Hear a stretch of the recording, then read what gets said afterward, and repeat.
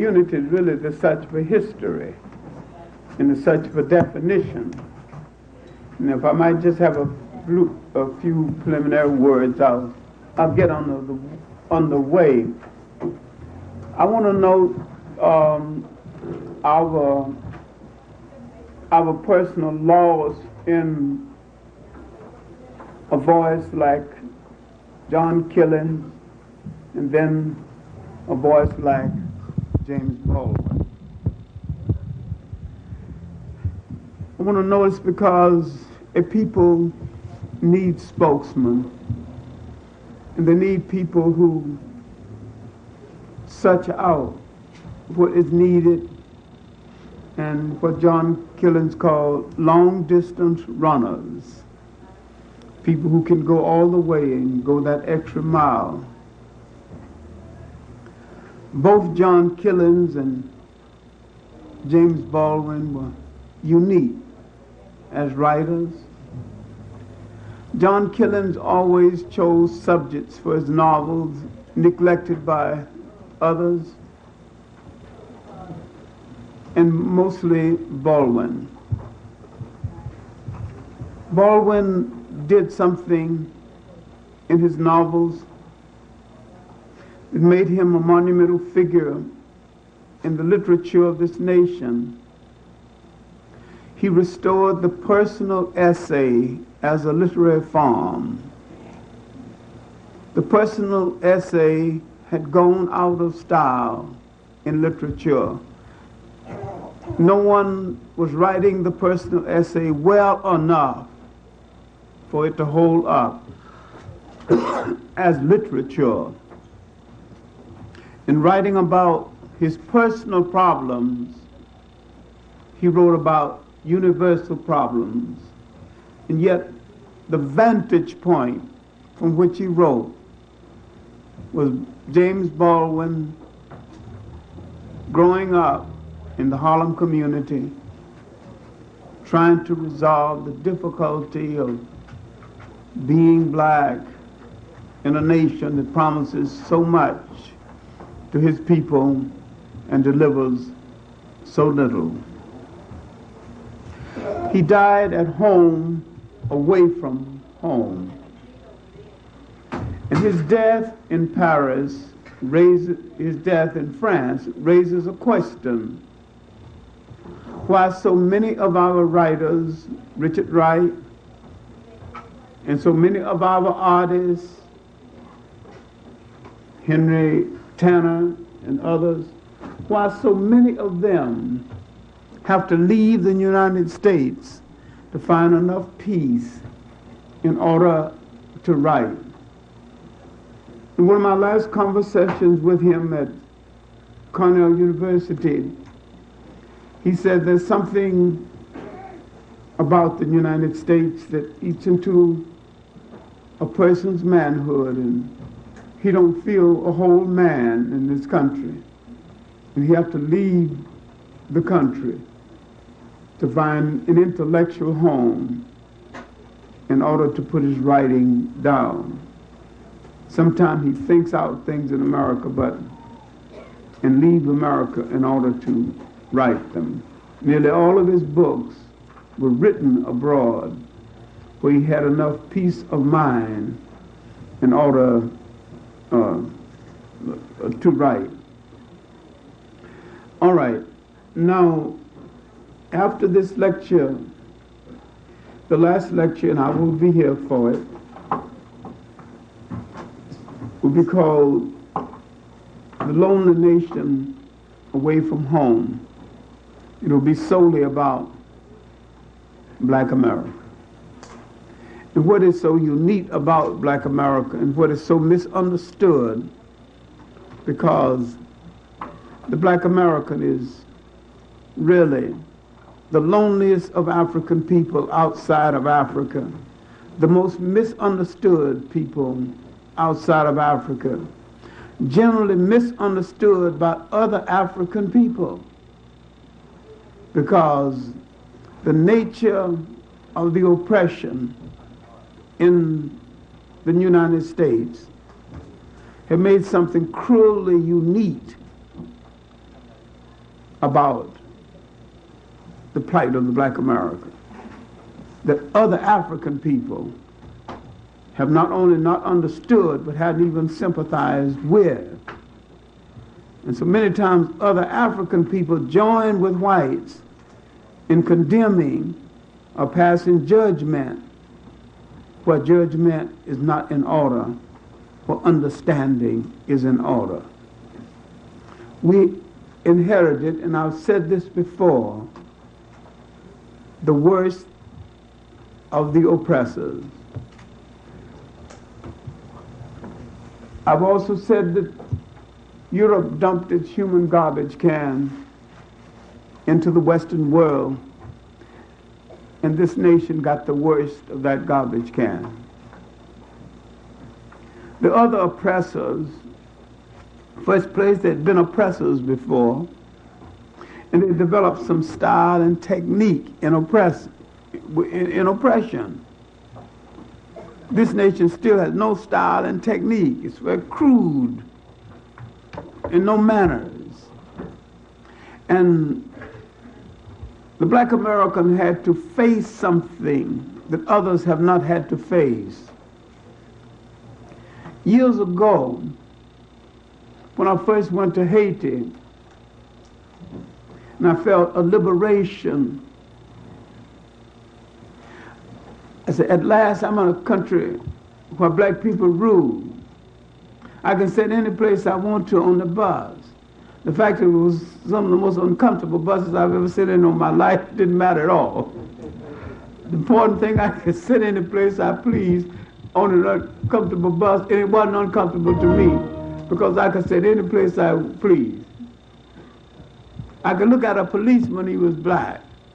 The fact that they were some of the most corrupt, head-beating policemen in the world, I didn't know, and I didn't take into consideration they were just as brutal as any other police in the world.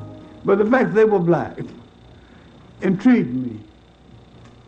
When I came out of the South, every white person was a policeman. Any white person can beat your head. Now, this is not generally true in the Caribbean islands, not generally true in Africa. I'm not saying that there's no oppression there. There is oppression there. It's of a different nature, but it's still oppression. Slavery in the Western world, African slavery, started in the Caribbean. In fact, the slaves were taken to the Caribbean to be broken before they were sent to the United States for well over 100 years, before America began to develop the kind of shipping that would go directly to Africa and pick up slaves other than to buy them from that market. All right, now, indirectly into the subject, I have been preparing all week a short history of Pan-Africanism, which is a history of unity. And I have been examining a lot of interesting phenomena that I have been looking at through the years and talking to the creators of it through the years. Fortunately, of the three great Pan-Africanists who came from Trinidad, I knew two of them personally, and one's still alive. And I talked to him, I argued with him no later than last year, C.L.R. James. I knew Padmore in Ghana when he was advisor to Nkrumah. In examining the trends of Pan-Africanism that actually started in the Caribbean, and yet, though it started in the Caribbean, Pan-Africanism had unified one island in the Caribbean. Although the theory starts there, principally because the greatest theoreticians the Caribbeans have ever produced are generally driven out of the Caribbeans, and they generally function away from home. Now, at the conference on Marcus Garvey in Jamaica a few weeks ago, I delivered a paper on state formation in the 20th century as advocated by Marcus Garvey. I was pointing to his finest gift and why he became popular and other men advocating approximately the same thing did not inject that one ingredient, the control of a state or the state. And he introduced the concept of state formation. And introducing the concept of state formation, he also dealt with how we lost the nation state. This is where I began to talk about tonight's lecture. The nation state and how we lost it.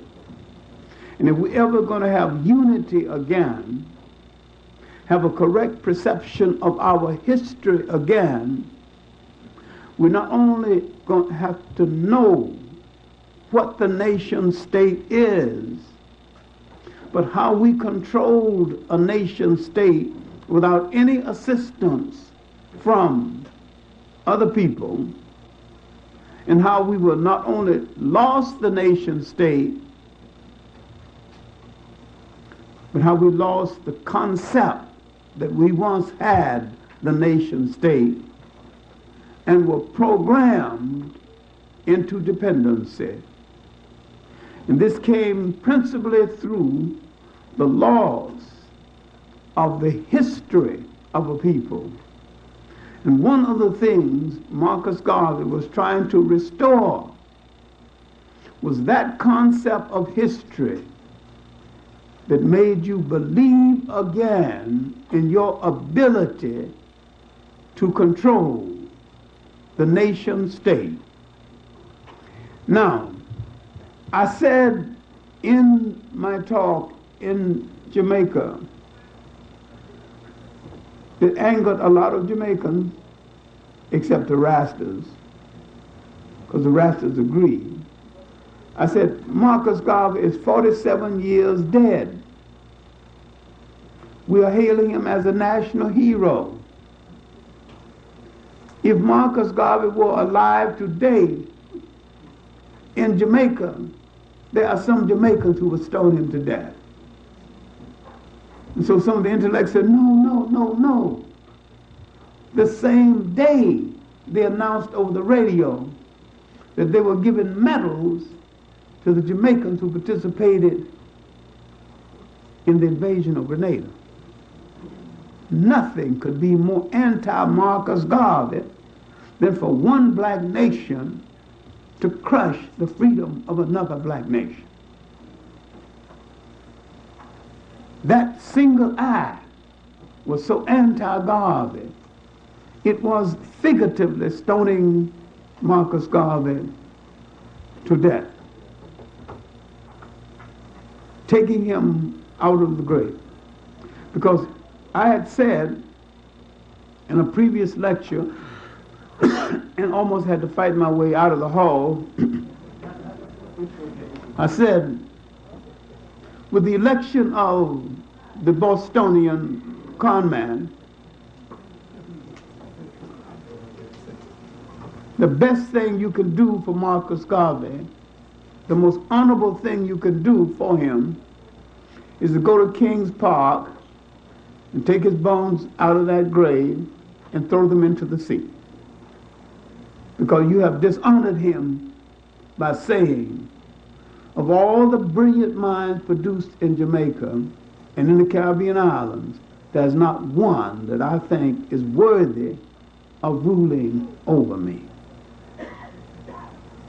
And then, soon after, some of the followers of the Bostonian called and said, we know who you are, and if you ever come to Jamaica again,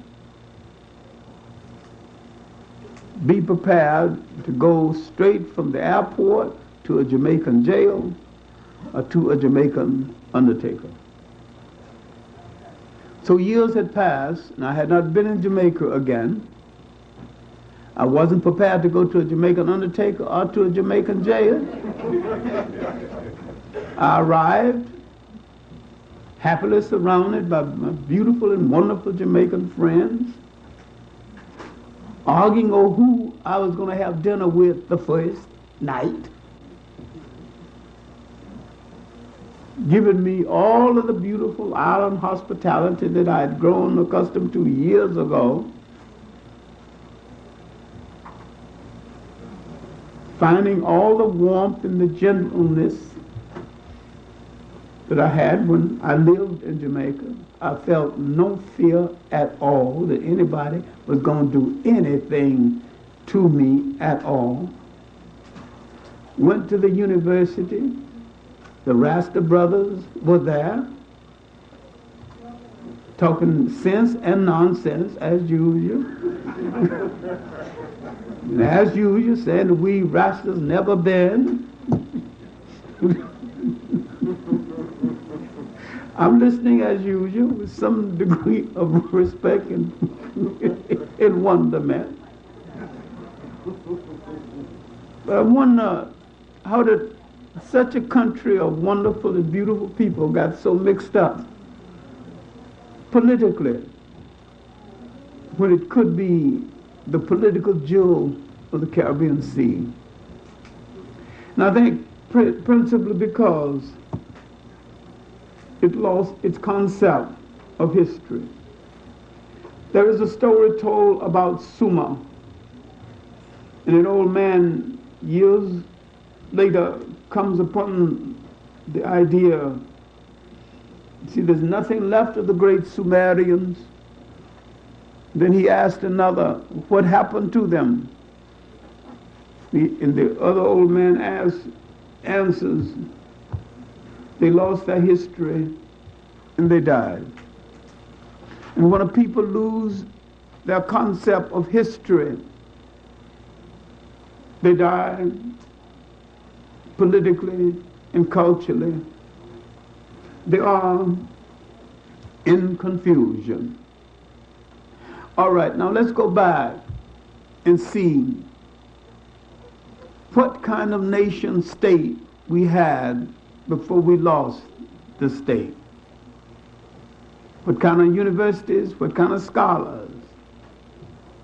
It is hard for you to conceive with all the anti-African propaganda that you were once the masters of a nation state, not only the equal to Europe, but had a university system better than the Europe of that day. Let's go back now to the 1400s, when Europe is coming out of its bind after the Crusades. It was a drain on European talent, drain on European money, drain on their treasures. Although they were rapers and robbers and brought a whole lot of wealth back into Europe, but the cost of the Crusades was so high, the net loss was far in excess of what they had gained. Now, this period is over. Famines, plagues have taken 1/3 of the population of Europe. Europeans had not discovered or developed the regular use of soap and water. You think he is antiseptically clean, always been that way. You should study a book called Dirt, which deals with the history of sanitation, or the lack of it, in Europe.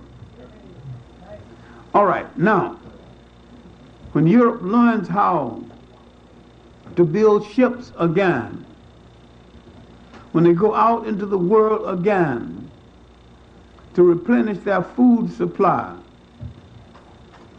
their energy supply, they have to take it from other people. The other people, being unsuspecting, are surprised and are defeated. Now they have to create a rationale, a reason for having done so. Because you cannot successfully oppress a historical people. So you got to take most of the world out of history. So you have to forget what they did for you.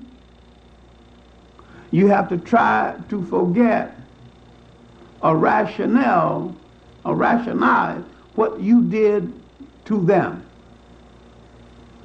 And so the great states in inner West Africa, called the Western Sudan, are going. They have to forget Timbuktu. They have to forget the great educational centers, especially Sankore, one of the great universities of the world of that day. Two universities, Sankore, Salamanca in Spain.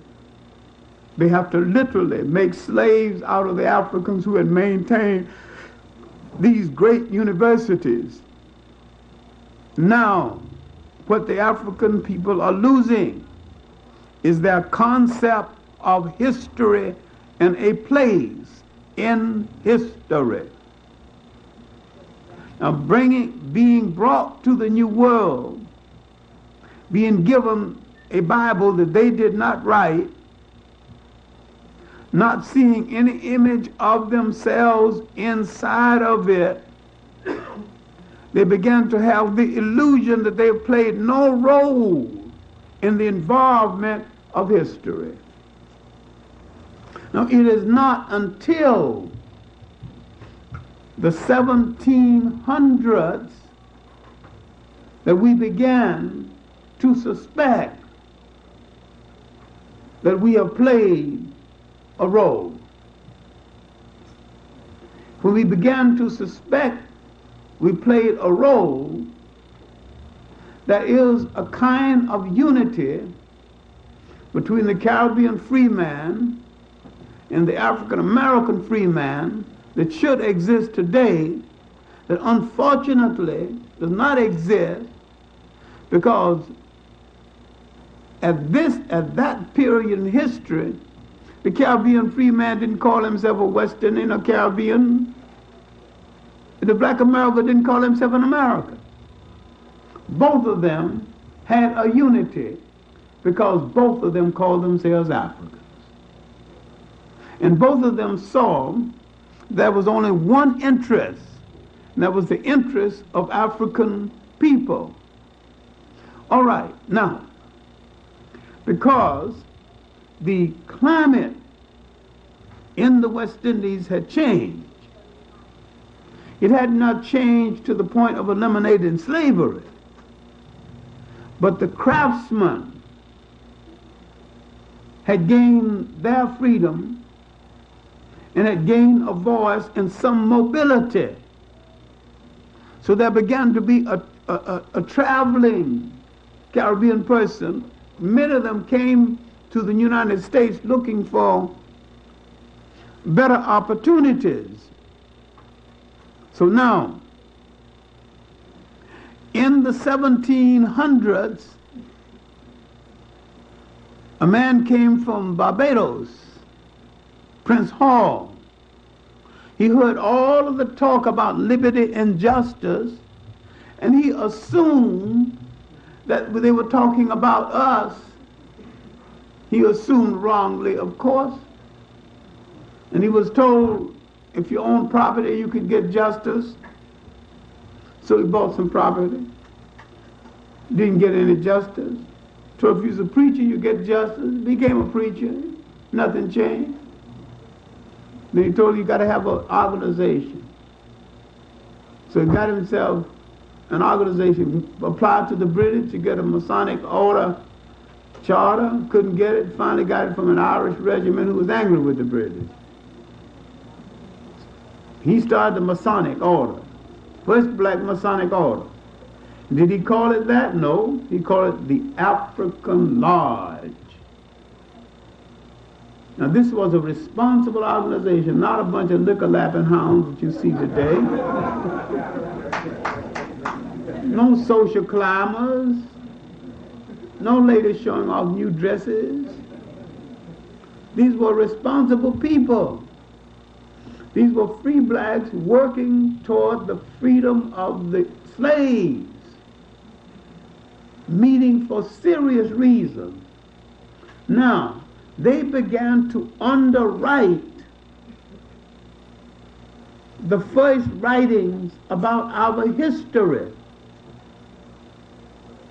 In other words, the first writings about our history had to be subsidized.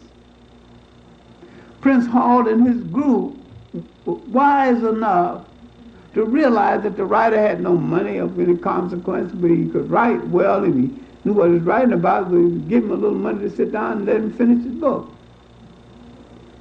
So many of the escaped slaves sit down in the lodge and finish their narrative about their life in slavery. Then they began to have newspapers much later. Peter Ogden from Antigua had found the Odd Fellows. Now, why am I emphasizing the Caribbean input into the early Afro-American freedom struggle? Because they had a little more freedom at this juncture, freedom of movement, than the black American. And they did not use it as proud, arrogant prowess, came over beating breasts, I got more freedom than you, my slave master is better than you. They didn't use it that nonsense. They said, well, let me go over and see if I can give you a hand. And that's what they did. These were able men. So, this continued until the slave narrative became a part of the record of the mistreatment of slaves and a part of early American literature. And the rough-hewed slave narratives existed until a better written slave narrative would emerge under Douglass. All of this is a part of the writing of history. There was a slave who had been a slave in the Caribbean islands and been in England because his master traveled and took him because he was a good valet and he read what he read, and he was a very intelligent man, Equiano.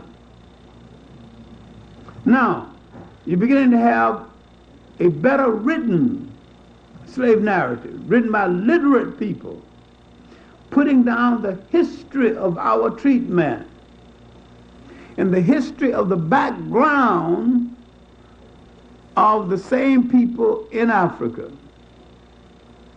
Equiano's diary, worth reading today. Frederick Douglass's Life and Time, worth reading today.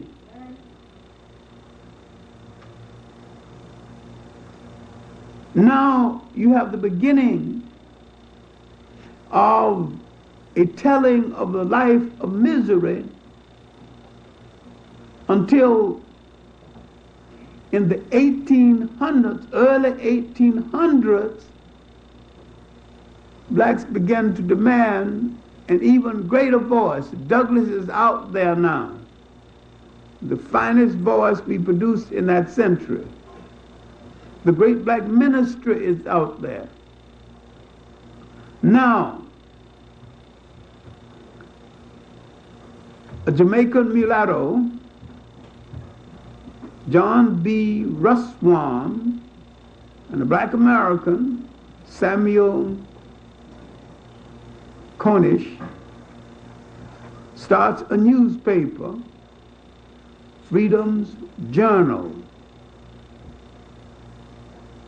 Now, Freedom's Journal becomes the first newspaper, and the editorials in that newspaper are better than some of the editorials in newspapers today. Sounder, clearer, more biting. After Russ Wam had served for a number of years on the newspaper, he went to Liberia with the settlement movement, set up a newspaper called the Liberia Herald. Still exists. All the papers still existed. All the papers continue to exist. New papers came on the scene, the Anglo-American newspaper and magazine. New personalities came on the scene. The first black American novelist appeared, William Wells Brown. He wrote history in his novels, then later wrote general speculative history using the Bible and such history books as he could understand, speculating on the history of Ethiopia. His famous novel, Clotel, the President's Daughter, deals with the numerous offsprings of Thomas Jefferson. Now, Thomas Jefferson's taste for chocolate is too well documented for me to have to get into tonight. He just loved those black women. Good taste too, I guess. One, Sally Hamas, had 7 children by her. Yet all the time he was speaking about democracy and morality and also saying he didn't believe in social equality. All kind of contradictions. Lincoln said he didn't believe in it either. All right, he signed emancipation for another reason, but we don't have time to get into that. He wanted to weaken the South in the Civil War. So now, as we approach the 1850s, another recorder was on the scene. He came to America briefly, couldn't get into schools, and he left. His name was Edmund Wilmot Blyden. Went to Liberia College, went to Togo and discovered the circumstances of his own family's enslavement. Would later write a book, in spite of its age, over 100 years old now, and it's still worth reading, Christianity, Islam, and the Negro Race. Wrote an early book on Palestine, one of the early blacks to deal with the Jewish situation. His travels in Egypt, still worth reading. But a little book that is almost as up to date today as it was when he wrote it, on African customs, pointing out the values in African society that we need to use. Edmund Wilmot Blyden. There are several books about him. These are books by him.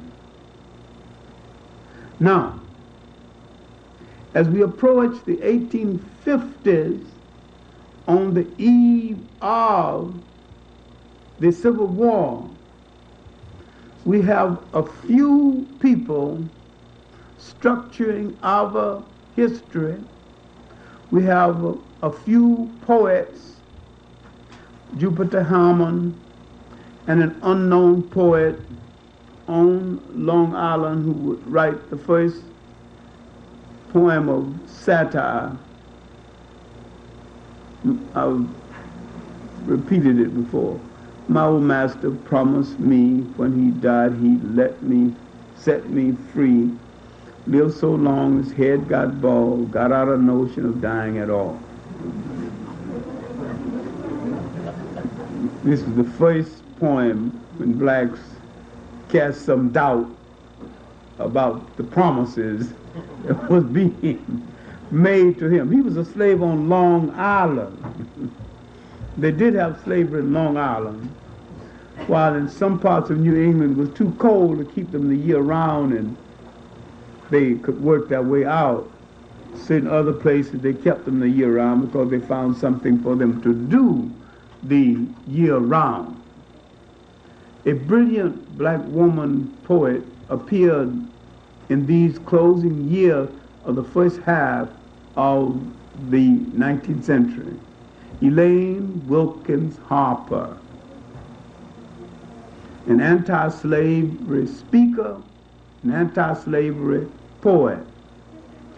She wrote poetry depicting the horrors of slavery.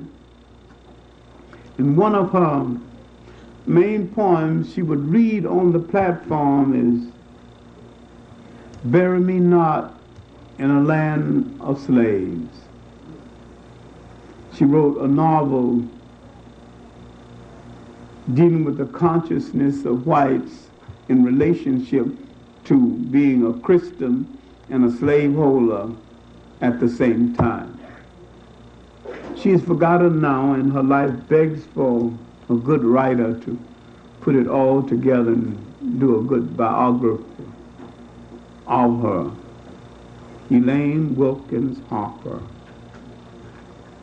one of the forgotten greats. I have not dealt with Phyllis Whitley. I've not dealt with Phyllis Whitley because I have a little prejudice here, and I don't want to get into it tonight. I think she was too mild with her poem to George Washington and to Lord Willingham. Just turned me off to the point where but what turned me off was the poem when she said that she thanks God for taking her from her pagan land and teaching her Christian heart to understand. Teaching her pagan heart to understand. She don't know she came out of an area that had just as much Christianity or more than she came into. Well, that's enough about poor Phyllis Whitley at the time. Now, on the eve of the Civil War, we had growing newspapers, we had men recording, we had the colonization society well recorded, we had well recorded travels, we had a brilliant black novelist and protagonist, Martin Delaney. We had a Jamaican, Robert Campbell, who joined him to go out to Nigeria to search for a place. They both wrote books about their respective travels. And if you want the books in the University of Michigan paperbacks, Ann Arbor paperbacks, there's a book called Search for a Place. Martin Delaney's report. Martin was a Harvard man, so it's a Harvard man's report. I mean, all the I's are dotted, all the T's are crossed. Robert Campbell, a man with limited education, wrote one of the most moving reports ever. Pilgrimage to my motherland. Spiritual feeling, visiting Africa again. Being an ex-slave, now a free man, free with limitations, of course, visiting the continent of his birth. Robert Campbell was Jamaican. I'm talking about a period of intellectual collaboration when Caribbean people didn't think of themselves as West Indians or Caribbean people, when black Americans didn't think of themselves as Americans, thought of themselves as African people. I'm talking about a period before someone invented a word called Negro and color. Even someone used the word color, it wasn't widely used. But 1829, another great document, a second-hand store owner, pawn shop owner, David Walker began to write his famous appeal. And because people pawned their clothes and left them there during the summer, he would put some of the appeals in the coat pocket. And sometimes to sail his way out to sea before he noticed them. This is how the appeal got to England and got published in England. This was David Walker's appeal to the colored people of the world. He was the forerunner of a Malcolm X. He was God's angry man.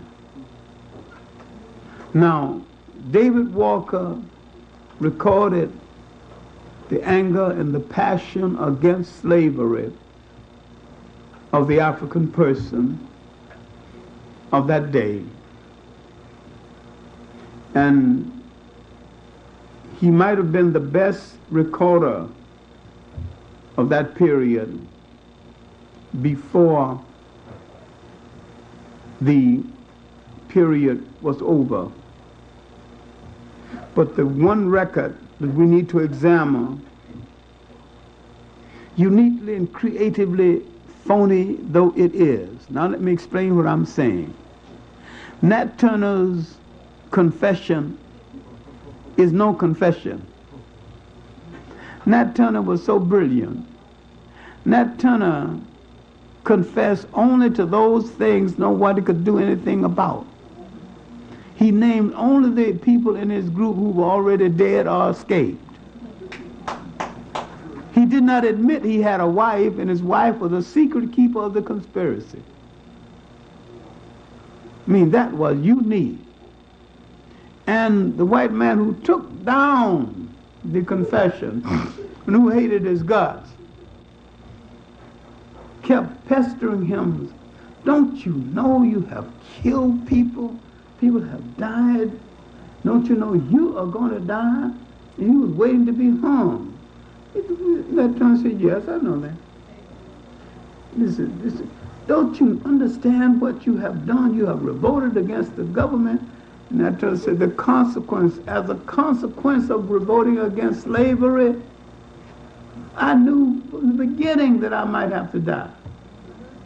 So aren't you sad about it? Aren't you weeping? But I don't see a tear in your eyes, and you've done this horrible thing. He wanted him to crawl, and he said, I'm so sorry, I had to kill him. You feel your wife. He ain't crawling, he ain't crying. So this man is still pursuing him.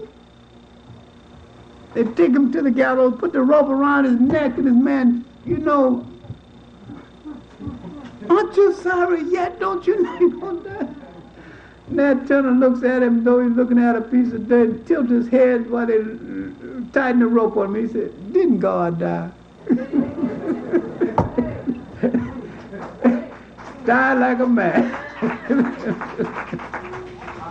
And all this man got from Nat Turner is a phony confession.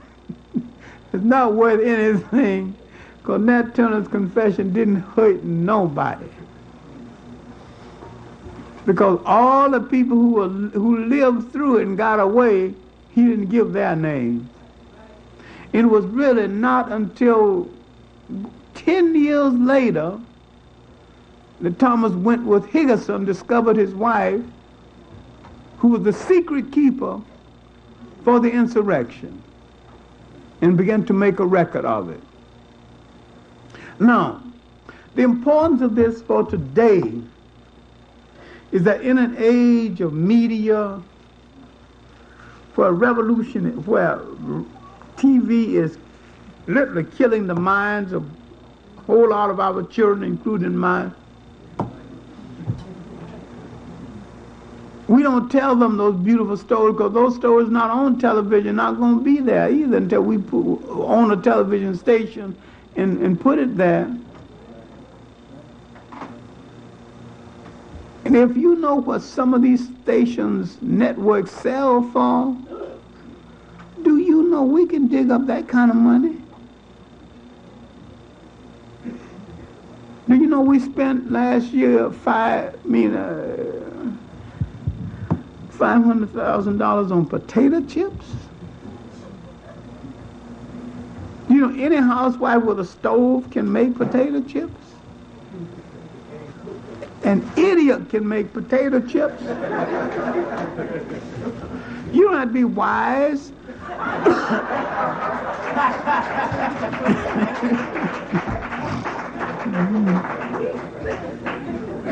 If we start doing the simple things for ourselves that other people are doing for us, we could make money catering to each other. There's no law against sending 10 trucks down to Florida, picking up some oranges and bringing them back and selling them to ourselves wholesale. And nothing wrong with it. We got truck drivers. We got the money for the trucks. We're not doing it. All right, now, back to this history. Because I'm only going halfway and I've got a lot to do. After the Civil War, after a period called Reconstruction, the beginning of the land grant colleges, the beginning of higher education, we began to put down in our own way the history of our churches, the history of our societies, most of these things privately written,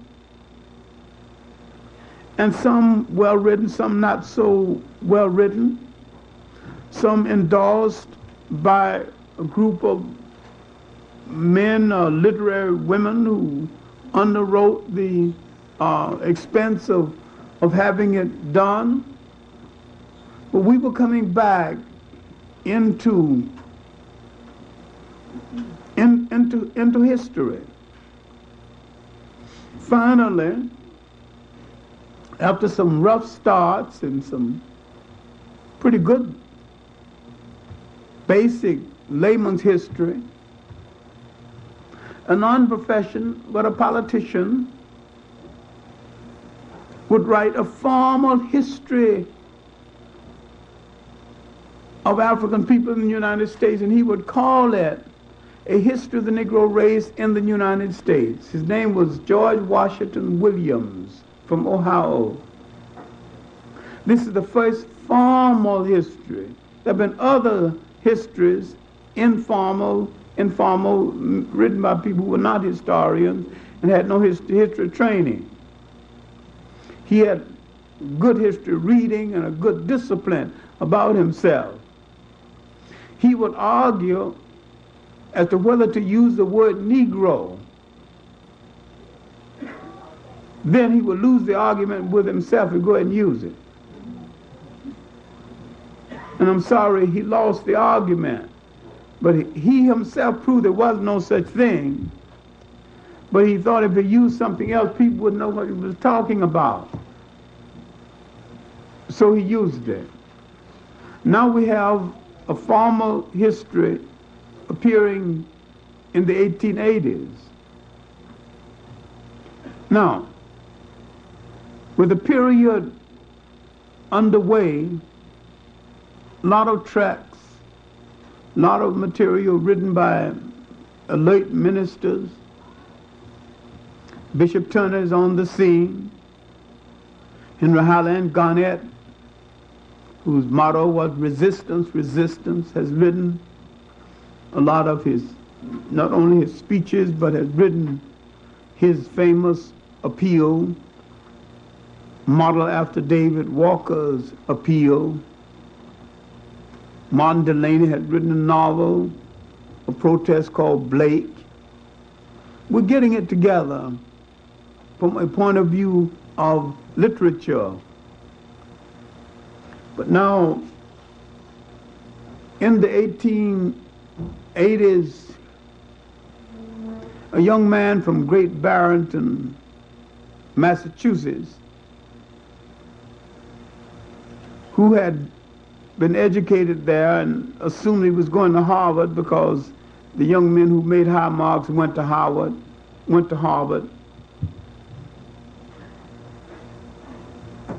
They sent the white kids to Harvard and sent him to Fisk. He began to feel color prejudice for the first time in his life. He became conscious of it for the first time. It was there all along.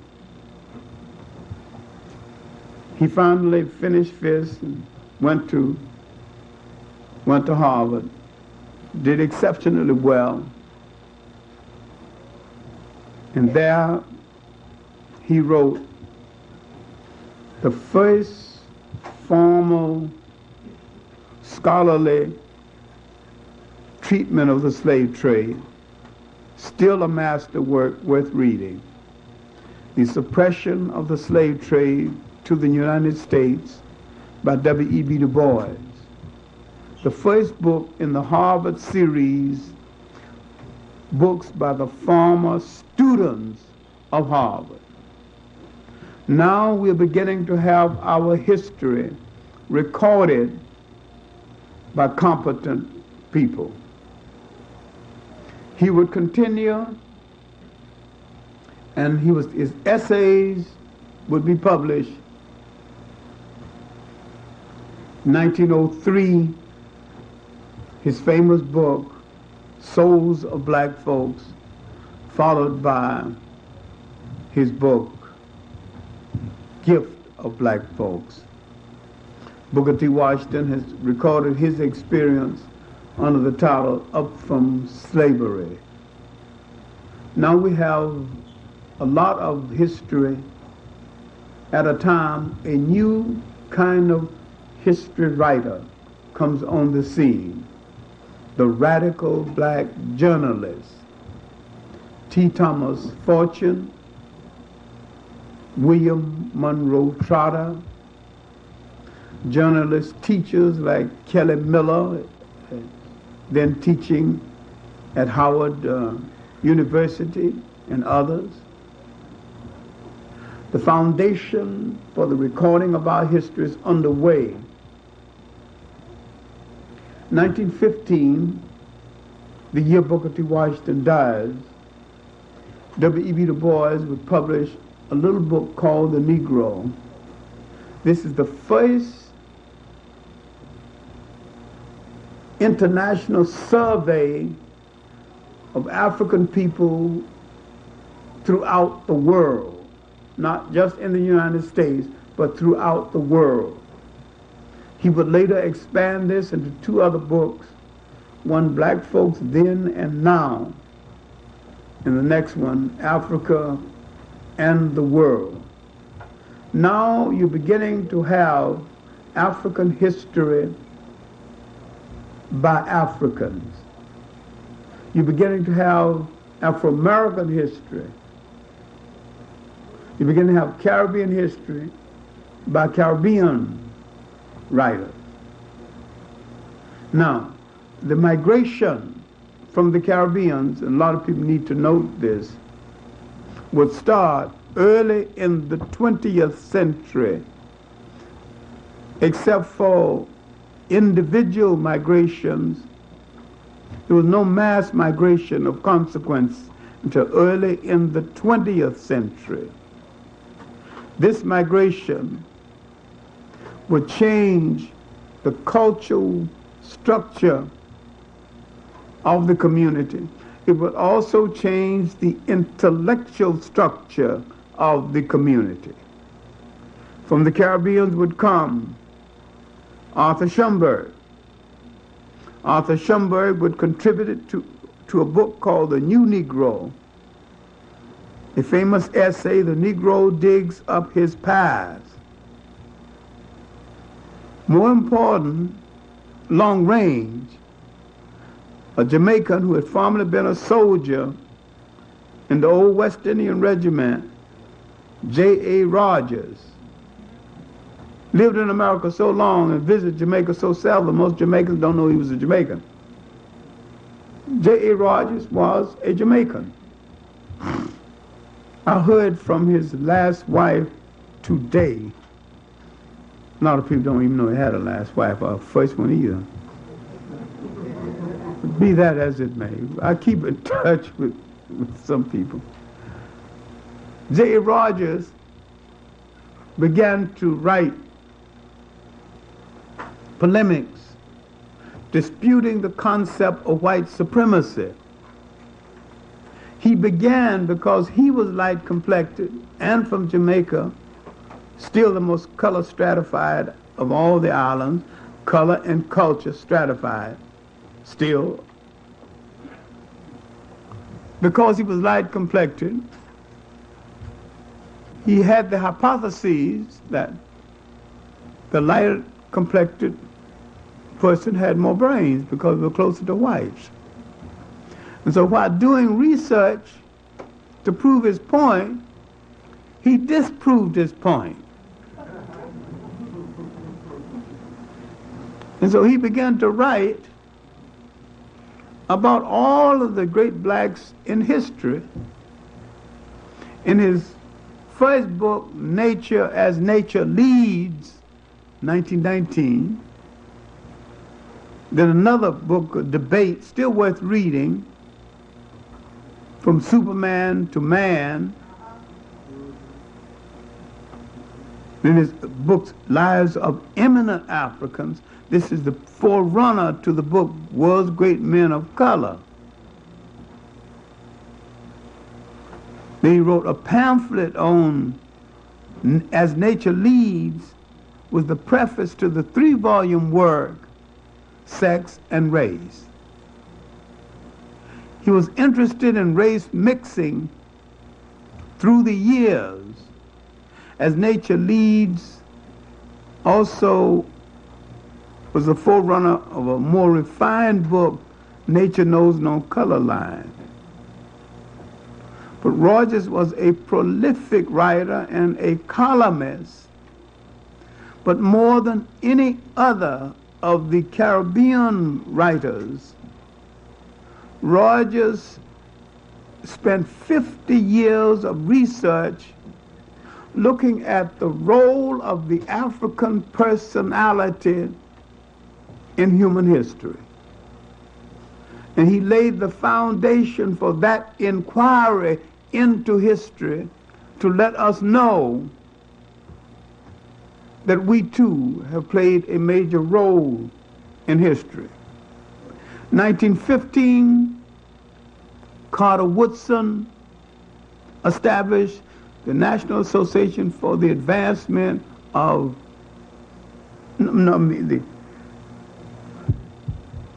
not that, but the National Negro History Group.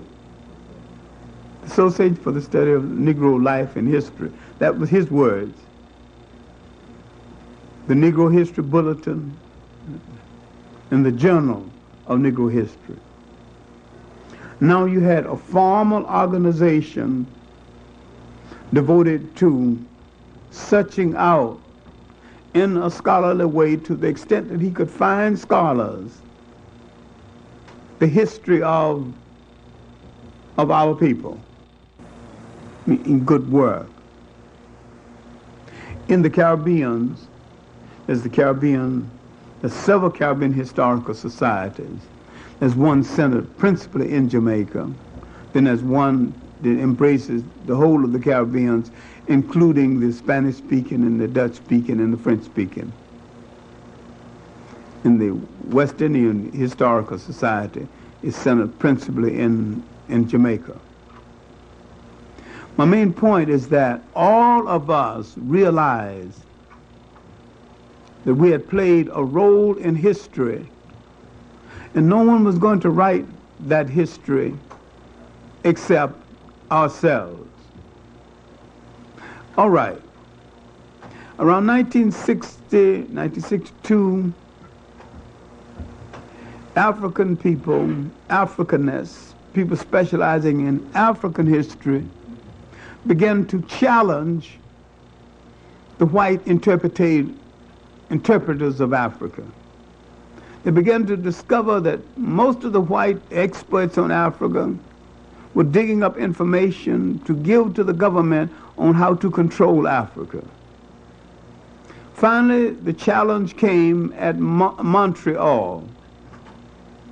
an organization that had been threatening to come into being for a long time.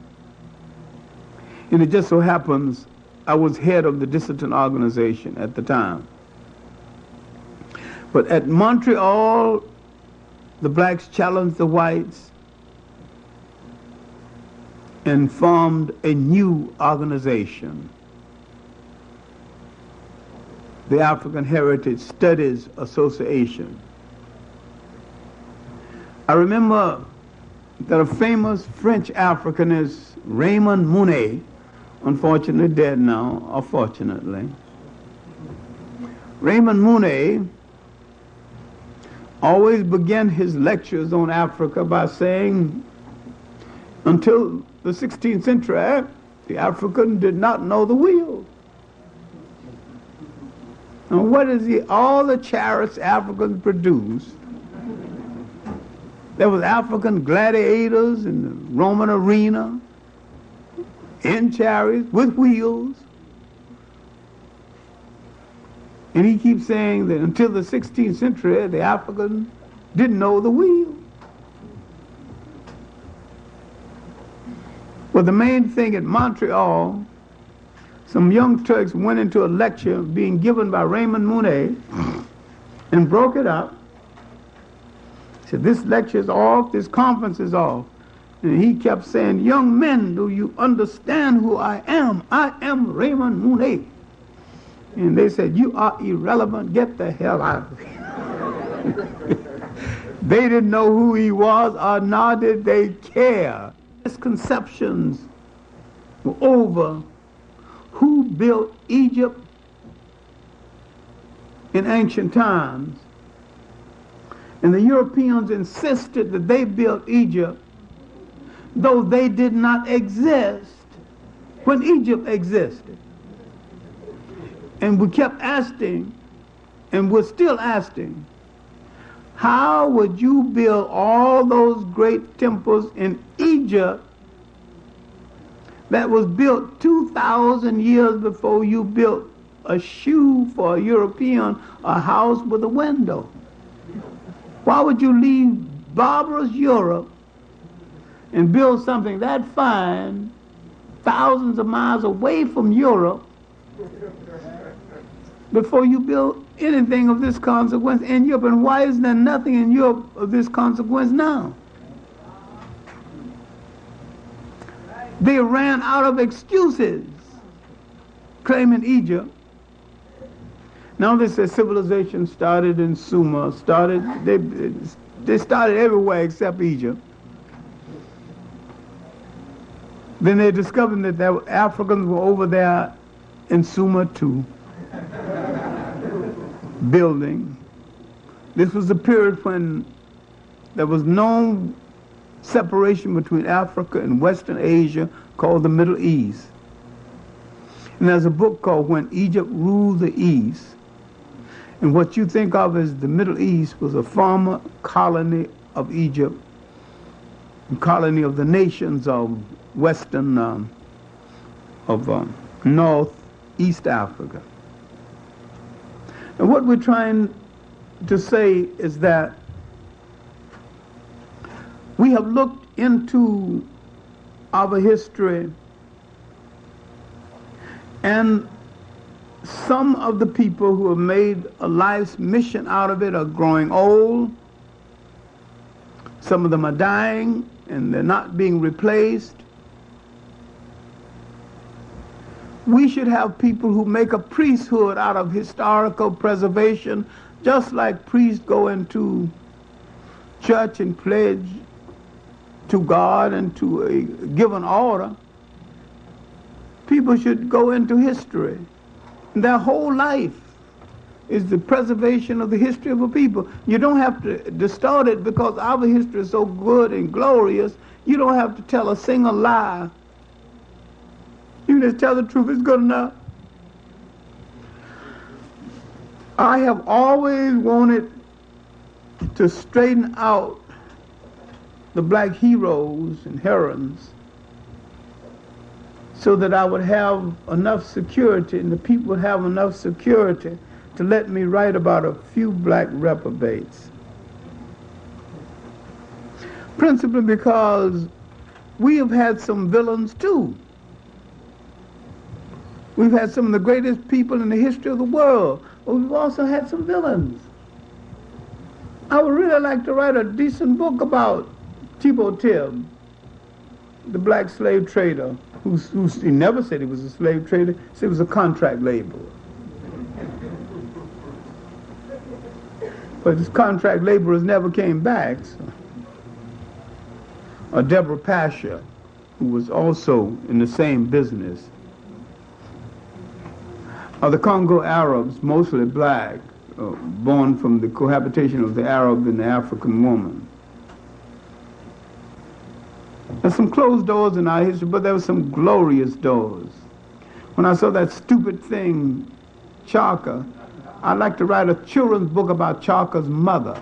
If you write a book about Chaka's mother, you get a good picture of Chaka. You get a good book of African culture. On the mother in African history, the female in African history, you know a lot about African culture. Because you might be insecure in the presence of strong women in this country, but you were never insecure in the presence of strong women in Africa. In Africa, you never debated whether a woman is superior or inferior, because that's almost like saying your mother is inferior to you. And what fool would do that? Can you be pregnant? What are you talking about? She got you here. And you're going to debate about whether she's good enough to walk beside you? The African had too much logic to do anything as stupid as this. So what we need to do, in addition to recording our history, we need to study what has already been recorded. We need to really study the judicial system of African people. I mean, customary systems, their system. I remember, and I think I've told you this before, but it's worth retelling.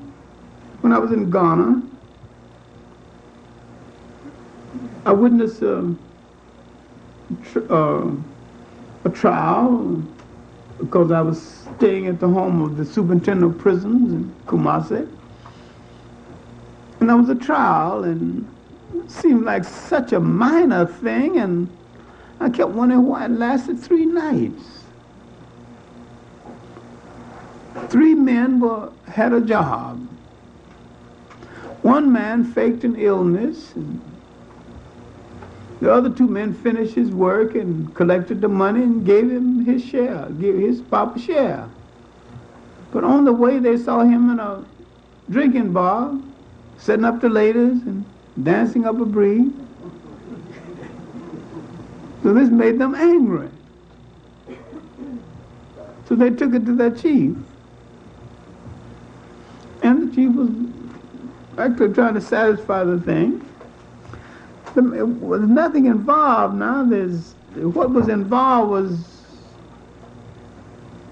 the total sum was $9. So we said, man, they're willing to give the money back. All right, you did wrong. He said, no, they wouldn't take it.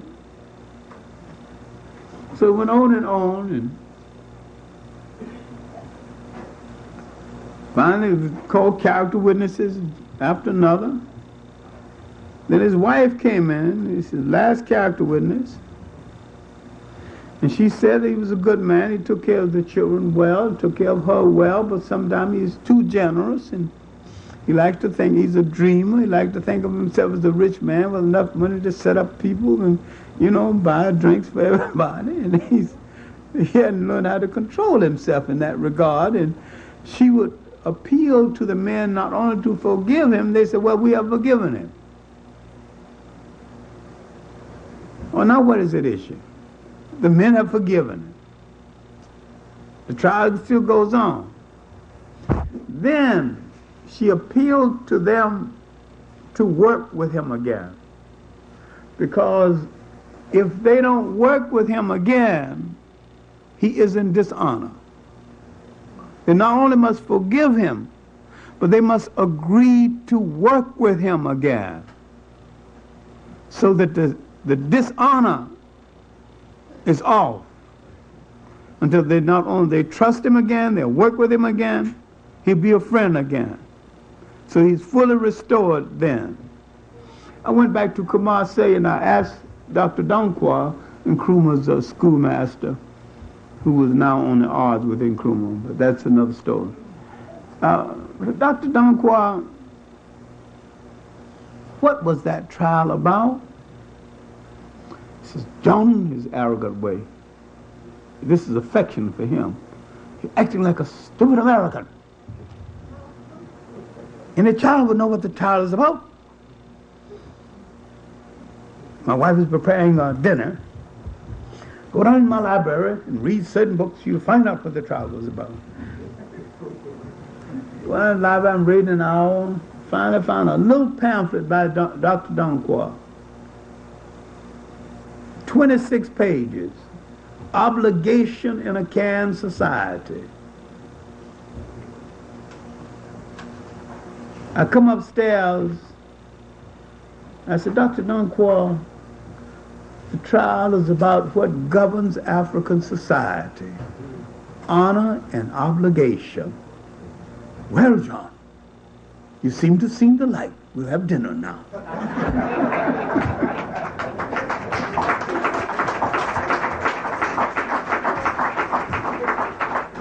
And when you study a society, you have to study more than its history. You must study the moral rules that govern it. This is why in African societies, when the European came, there was no word for jail. These are societies held together by honor and obligation.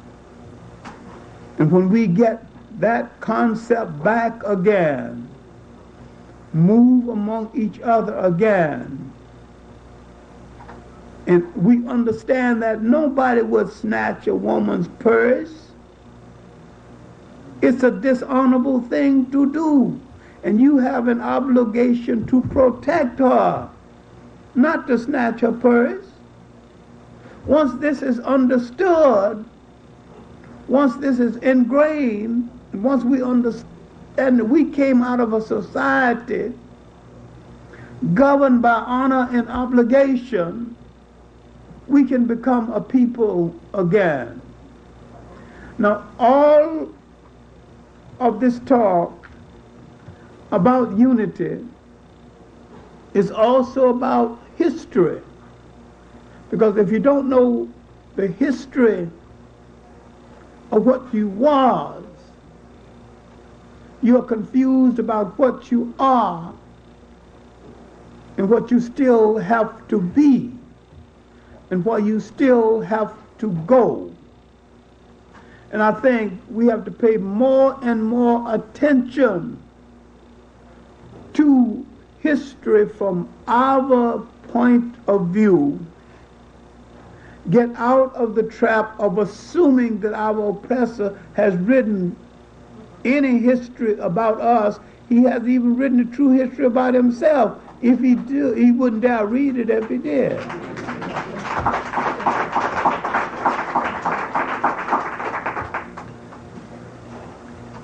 The repeopling of a people, the giving back a people their spirit, the unification of a people is giving them back values that make them appreciate themselves and respect themselves and walk the earth as kings without reducing anyone else to anything else, commanding respect and giving respect.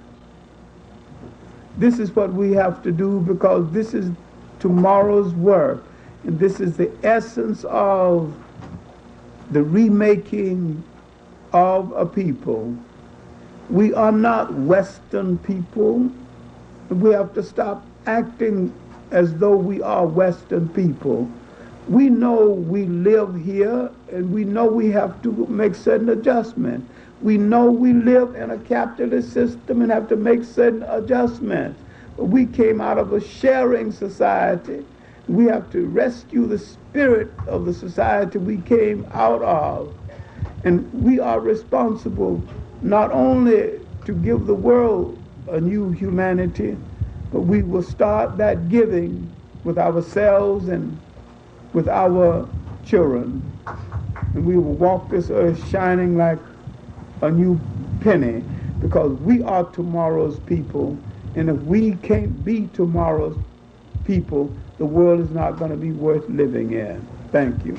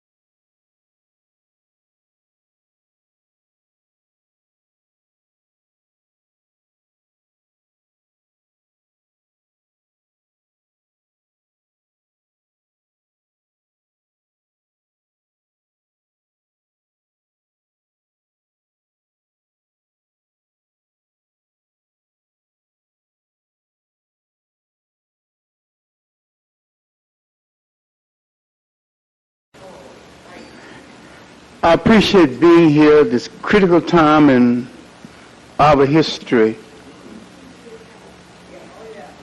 And each time I sit and think, meditate, and think I've got the subject in focus, another subject comes in focus that makes me want to stand again and speak still again. And you wonder, where will it end? I am a person consistently at war. And when you are consistently at war, you need an abode of peace. You need something to retreat within that will give you the peace to go back to the battlefield. And sometimes, thinking over how I've spent my life and the fact that I could have done it otherwise, my peace within the wall came when I recognized I will never know peace, because I will never get out of the wall.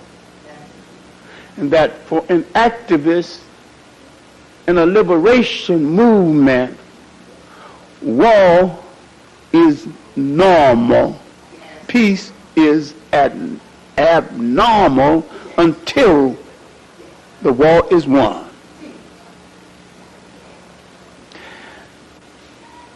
My mental notes for this morning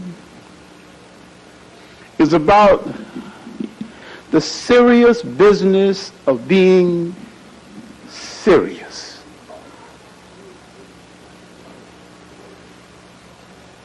And oppressed people, realizing the nature of their oppression and not being able to face it frontally,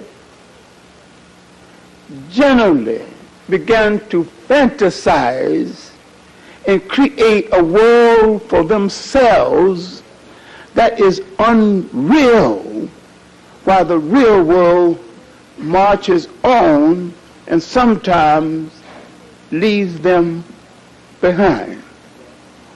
People, like objects, sometimes become obsolete because they didn't keep up with the age in which they live. At this critical time in my personal history, trying to hold what's left of my family together, trying to communicate with my extended family that sometimes is just as dependable as what's left of my natural family. In the midst of all of this, and looking at the world marching forward and being a teacher of history, I know that we are psychologically, culturally, financially, and politically out of step with history because we are out of step with reality. We cannot continue to live fantasy. Now, I'm going to look at certain things, recent things, and explain the nature of the fantasy and the desired reality. I have many faults that I'm perfectly willing to admit, and one is a low toleration for people who do not read books. Thank you, thank you, thank you. Books have been my salvation, my rescue, my spiritual abode, to the extent that it's inconceivable to me that there are people who don't read those objectives called books. Now, I began with the Harlem event of last Tuesday. Then I'm going to work back and forth across history to show you how we are continually missing the point. Last Tuesday, there was an event in Harlem publicized as being for Winnie Mandela. It wasn't about Winnie Mandela at all. It was a charade and a local con game pulled in the name of Winnie Mandela to get an audience. And in every true sense, it was an offense to Winnie Mandela. And yet the place was packed. The people were there. And when she finally arrived, we were told that it wasn't about Winnie Mandela. It was about Queen Mother Moore passing her lifeline over to Winnie Mandela, as though that's possible. Now, to say something against Queen Mother Moore is like saying something against an icon. Now, I'm wondering why other people have lived through the same period as I have lived through, know some of the same fakeries that I know. Why do I always bell the cat, takes a bunt, and identify the fakery? But others know the same fakery and kept quiet.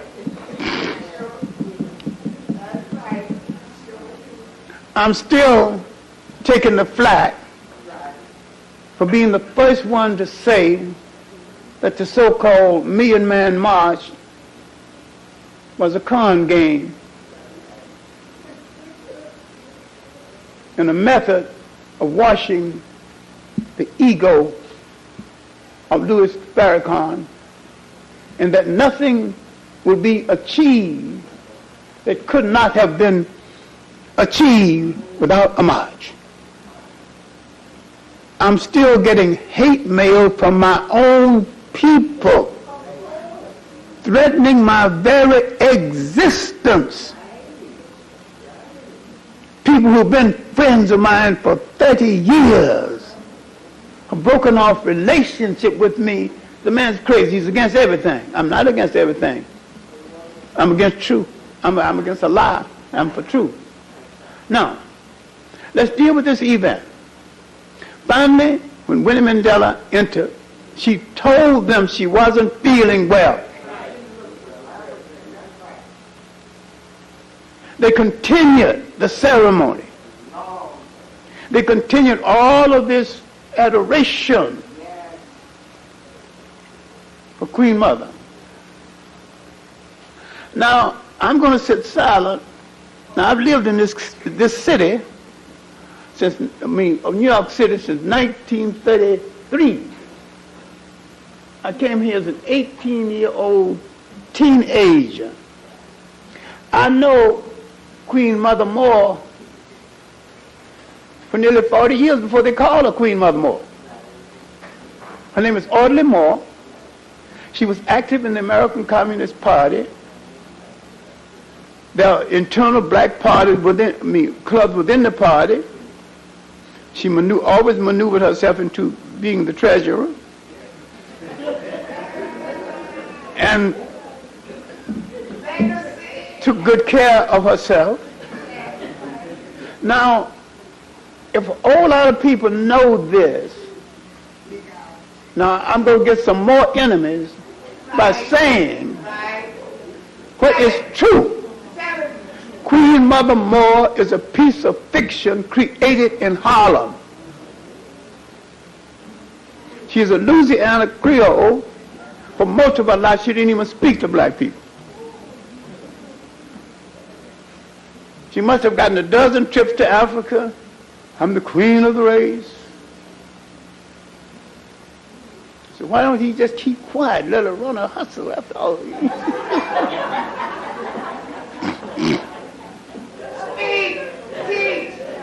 But the truth about the matter, right now, she's not running the hustle. Somebody else is running it and making a living off of her running the hustle. Taking up funds, well, the Queen Mother want to make still another trip to Africa. African nations give money, other sympathizers give money.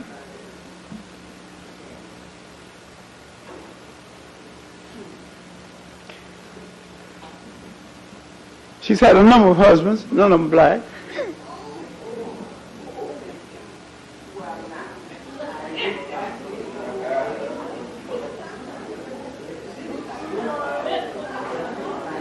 Now look, if you are to get serious about our freedom movement, you've got to know the players in the game.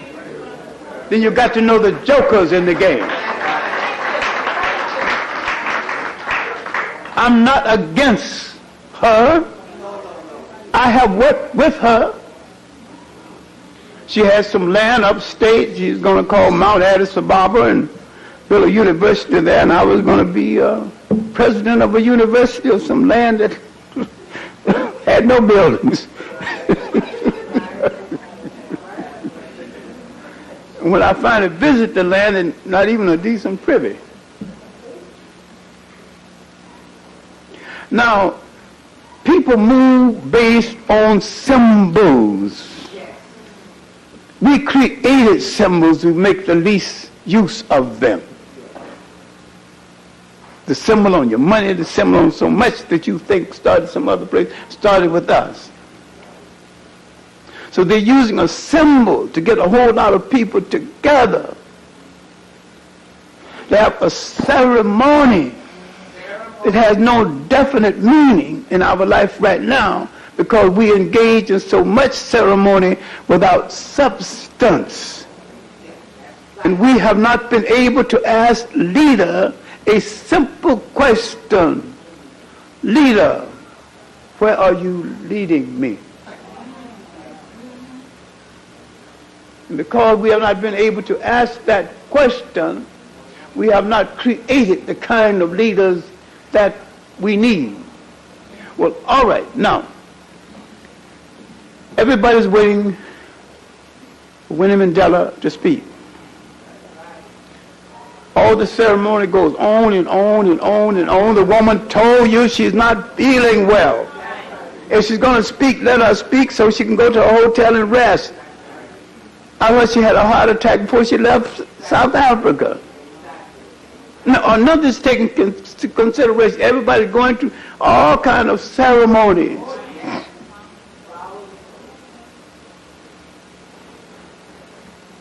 Then finally they let her say a few words, and on her way to the door, somebody got to pray again for her. Somebody got to give her flowers they could have given her all the time she was sitting there waiting to speak.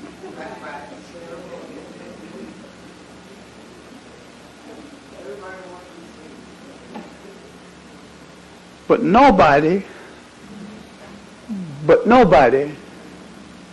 have examined South Africa in its struggle, in her relationship to that struggle. In all the years her husband was in jail, they have not examined the tragedy of the recent separation, and they have not understood that when people play a role in our liberation similar to Winnie Mandela and Nelson Mandela, they should not, even when they separate, have any public display of it.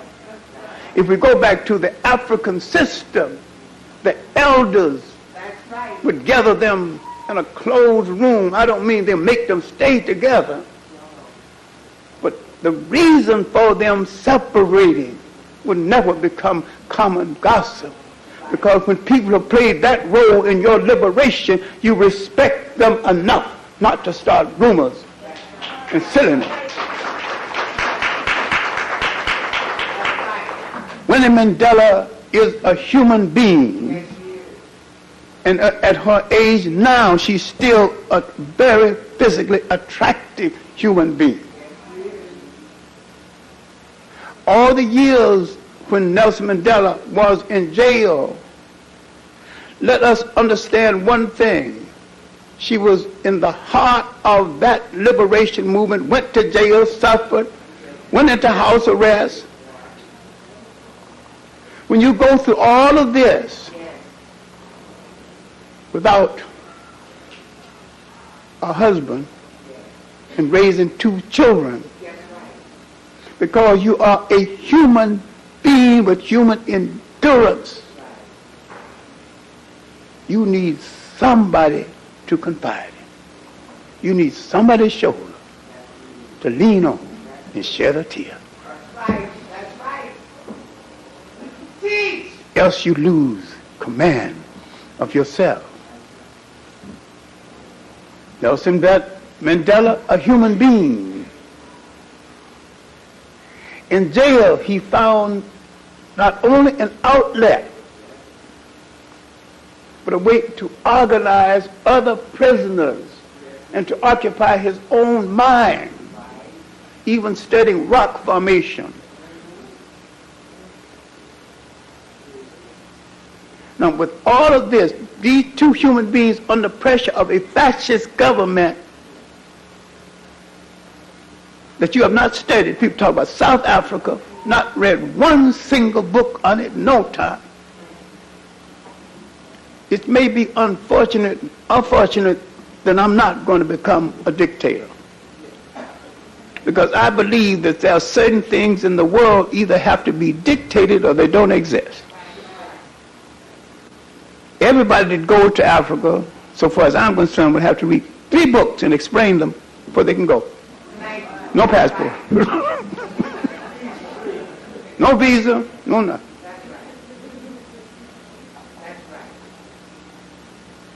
And people who cop out on that blackness, people like Roy Innes,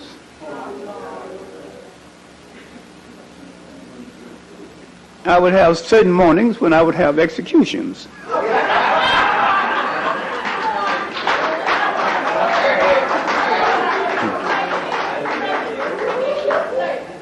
They will be executed before they have their breakfast while watching me eat my breakfast.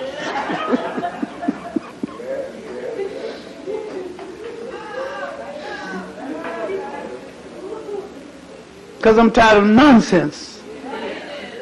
And I'm tired of ceremony without substance. Now let's hang into this, what we're talking about. We're talking about two people in South Africa in the midst of a struggle. Now, in the midst of this struggle, when you're paying attention to this struggle, you have to remember that people who've been associated with over 50 years. And when the McCarthy period was driving black writers and so-called leftists and activists to cry and to weep and to confess on their friends, I wouldn't let it happen to me. But what did I do? I took a minor job at NBC at night.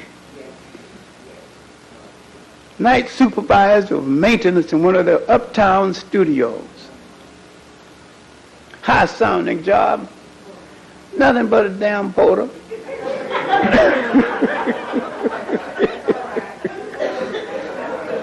Supervising some other porters. And because I supervised them so well, and they got all the offices cleaned and there was no complaints, they were paid for 7 hours. They finished in 4 and went home and held down a job in the day and together family, sent their kids, paid a little mortgage, everything. So long, no complaints. You know, so I'm all right. And I have to be there, whether they're there or not. And what did I do? I mean, after they're gone, I'm got all the NBC telephones available to me. I can call all over the world. I got a stationery. I called my friend Eastern Utah in Nigeria in the middle of the night. John, what the hell is wrong with you? Crazy enough. So I got a free phone. So I use it. Now, but I'm trying to focus in on the situation that produced a Nelson Mandela and the situation that produced a Winnie Mandela. I said long before, even as much as 2 years before he was released, if there was a betting contest about who would be run for president of South Africa, my bet is on Winnie Mandela. Now why? Why did I say Winnie Mandela instead of Nelson Mandela?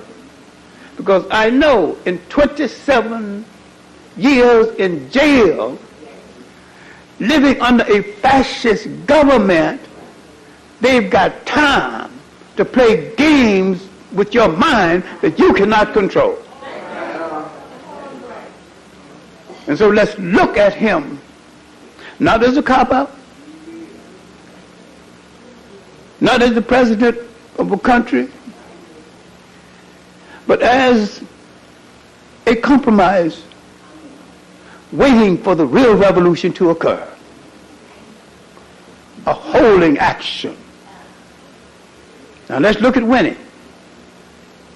A nationalist who realized the one thing that you're going to have to realize if you bring off a revolution, you've got to have the land back.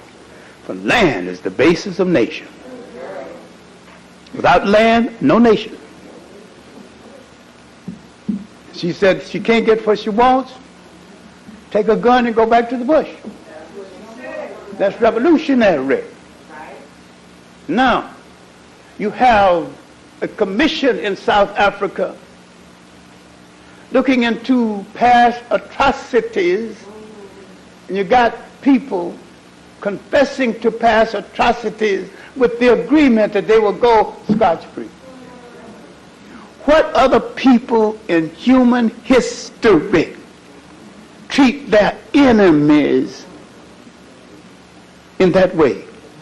When they catch them, they kill them or drive them out or bury them. And yet we of all people where the greatest atrocity has been committed, were asked to forgive. You take one of the great moral leaders of the 20th century, Bishop Tutu, to head the commission.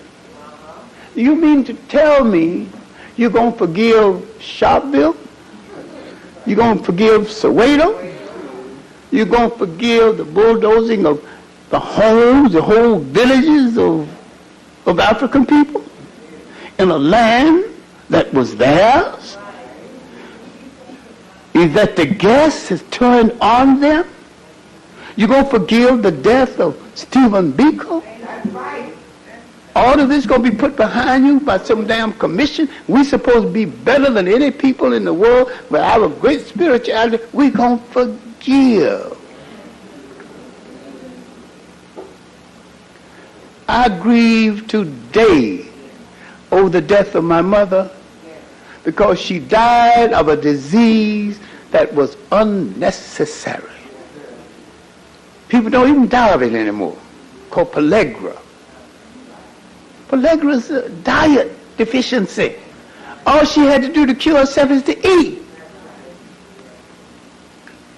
Now, as a kid, 7 and 8, or less than that, I noticed my mother serving everybody, making sure everybody got it. You got a little more, you got a little more.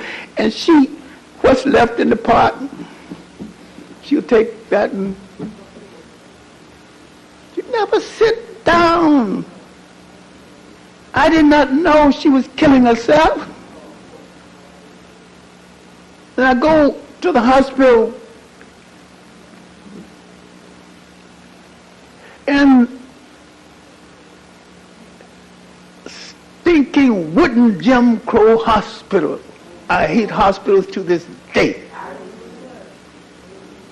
She asked for a drink of water. I tried to get it for her.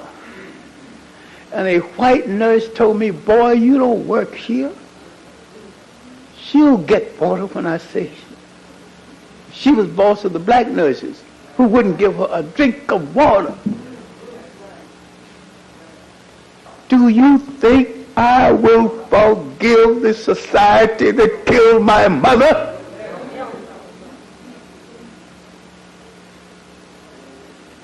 Then how can I be asked to give, and how can I expect South Africans who suffered more to forgive? Let's be real. All of this talk about African liberation, all the libations and the ceremony, it don't mean nothing unless you are willing to work for the liberation of African people. That to work for the liberation of African people, you've got to be serious. You've got to be able to face the truth. And how can you help South Africa when you don't even know what you are helping? You don't know the whites there. You don't know the blacks there. Or during this McCarthy period, I'm working at NBC at night. I'm reading South African history in the day. I'm writing a book on resistance movements in Africa, especially South African resistance movements. I'm reading all the books of competence written on South Africa, how the Boers got there. And you're not going to understand South Africa until you understand the Boers. You got to understand the Boers are Calvinists. You got to understand the Calvinist branch of Christianity. Because the Calvinists said that they are ordained by God to rule over lesser breeds.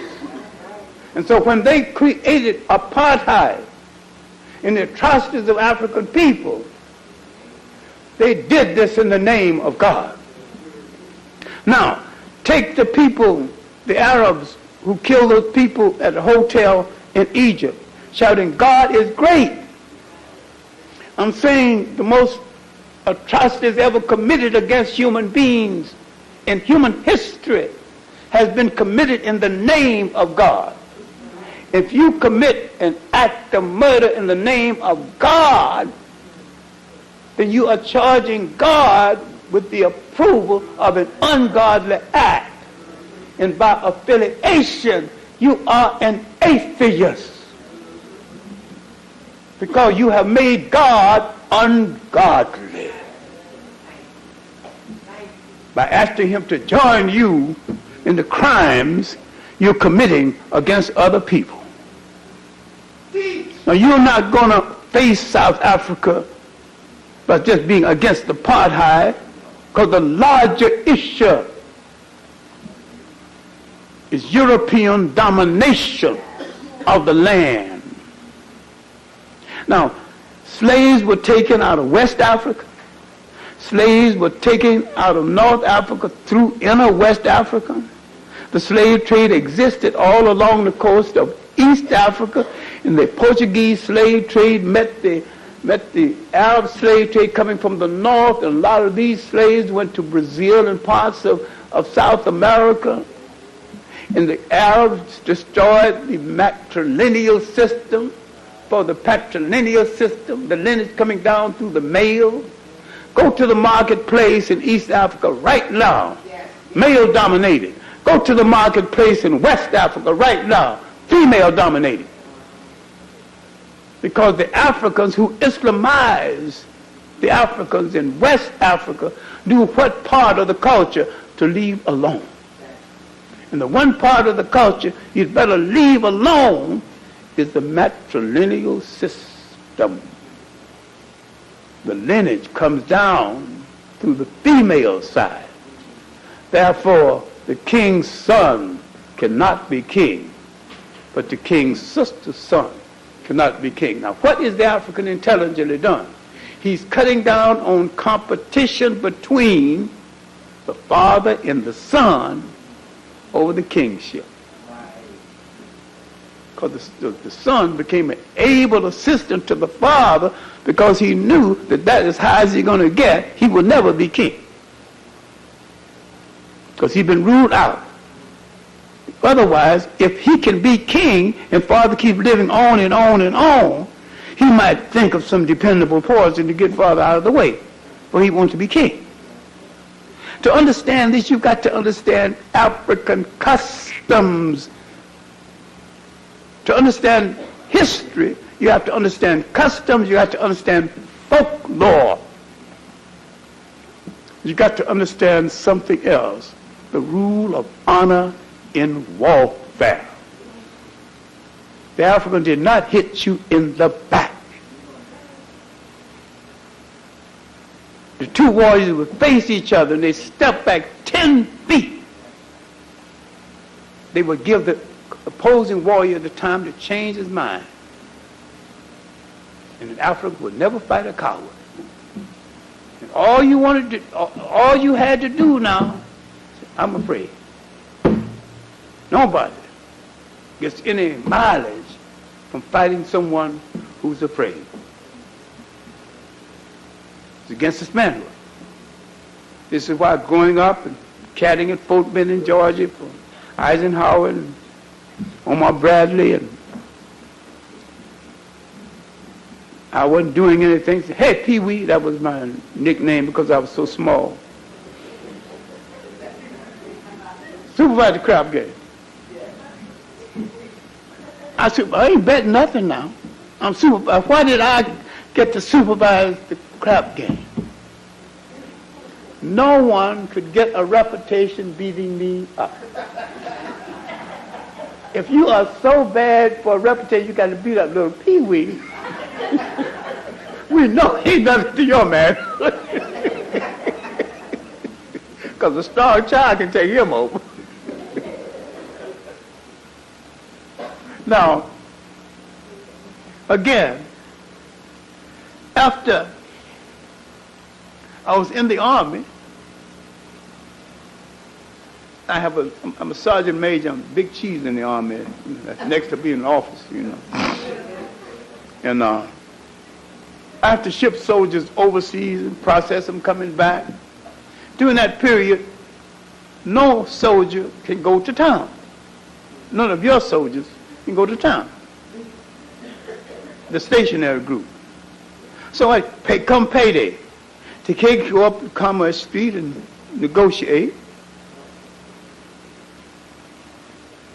I said, well, Sergeant, you can't let us do nothing. But we start shooting crap. You tell us we're making too much noise. You supervise the game. Oh, so I supervise the game. End of the day, I got more money than anybody else. I ain't bet nothing.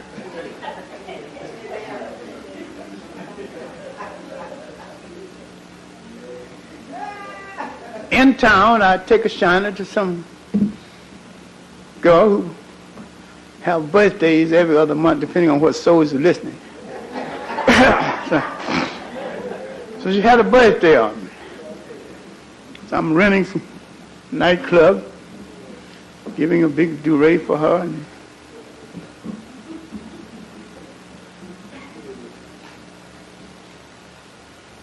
came time to tip the waiter. I tipped him and almost began to cry. My father, sharecropper, mill hand, part-time farmer. 1 week with all of this, he made $18. And I counted the $18, and he lectured me, persevere. If you work hard in this country, boy, you see what you can do? $18 in 1 week. Giving a party for this girl who wasn't her birthday anyway, but falling for that jive. I tipped the maitre d' more money than my father makes in 3 months. And where did I get all that excess money? Not persevering, not working hard, not being honest. I'd learned to be a little crook for the first time in my life. I got it cut in the crab game. Now that's real. See, too many times you get into fantasies and don't deal with real. Now let's deal with what's real in South Africa. The Boers came into South Africa to rule blacks. I am not here to give you equality. I am here to rule you. I am ordained by my God to rule over the lesser breeds. And I have declared that you are a lesser breed. Now this is the South Africa that Winnie Mandela and Nelson Mandela has to deal with. Now deal with the human pressure on both of them. Deal with the political pressure on both of them. And deal with the mentality of both of them under these different pressures. Deal with people, appealing to people for human consideration who have not accepted the humanity of African people before they arrived. They arrived at the conclusion that they were going to rule over lesser breeds. And in studying the longest, the most consistent resistance movements in Africa, period, at night I'm studying these movements after the fellows have cleaned all the offices and go home. I'm sitting there on NBC time studying the struggle in South Africa and writing a whole book on it. Book after book on resistance movements. Now, Winnie Mandela come out of this 27 years without a husband, still in the struggle. Don't you think we should pay enough respect for her not to get her involved in a Harlem con game?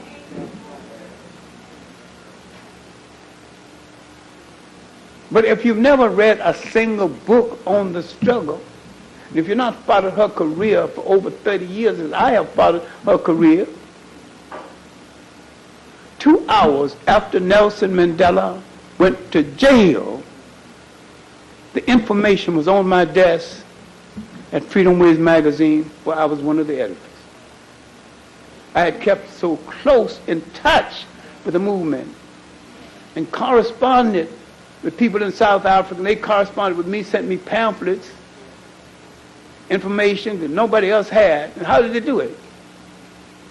They would take a conservative South African paper, take out the guts, put the pamphlets and the information in the middle, then wrap the paper. When the South African post clerks see the paper, well, ain't no harm in sending that paper out of there.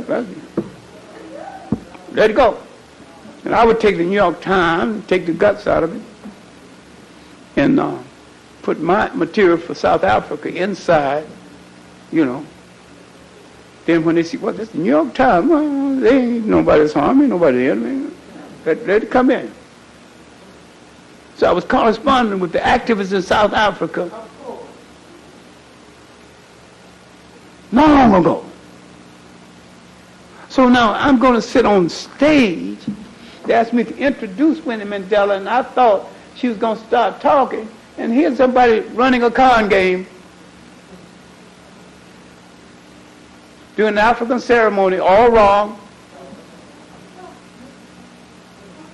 And she sit there, told the people, I'm sick, I want to speak, go home. She heading up the aisle, more delay. I'm saying that we have to be real. But what we have to do in the world, there's a book called The Tribes.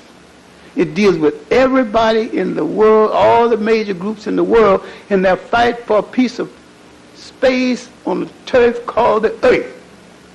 Everybody's fight except ours. Asians willing to join the Europeans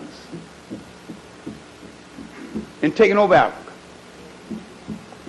Everybody wants a piece of Africa, and the Africans are running from Africa.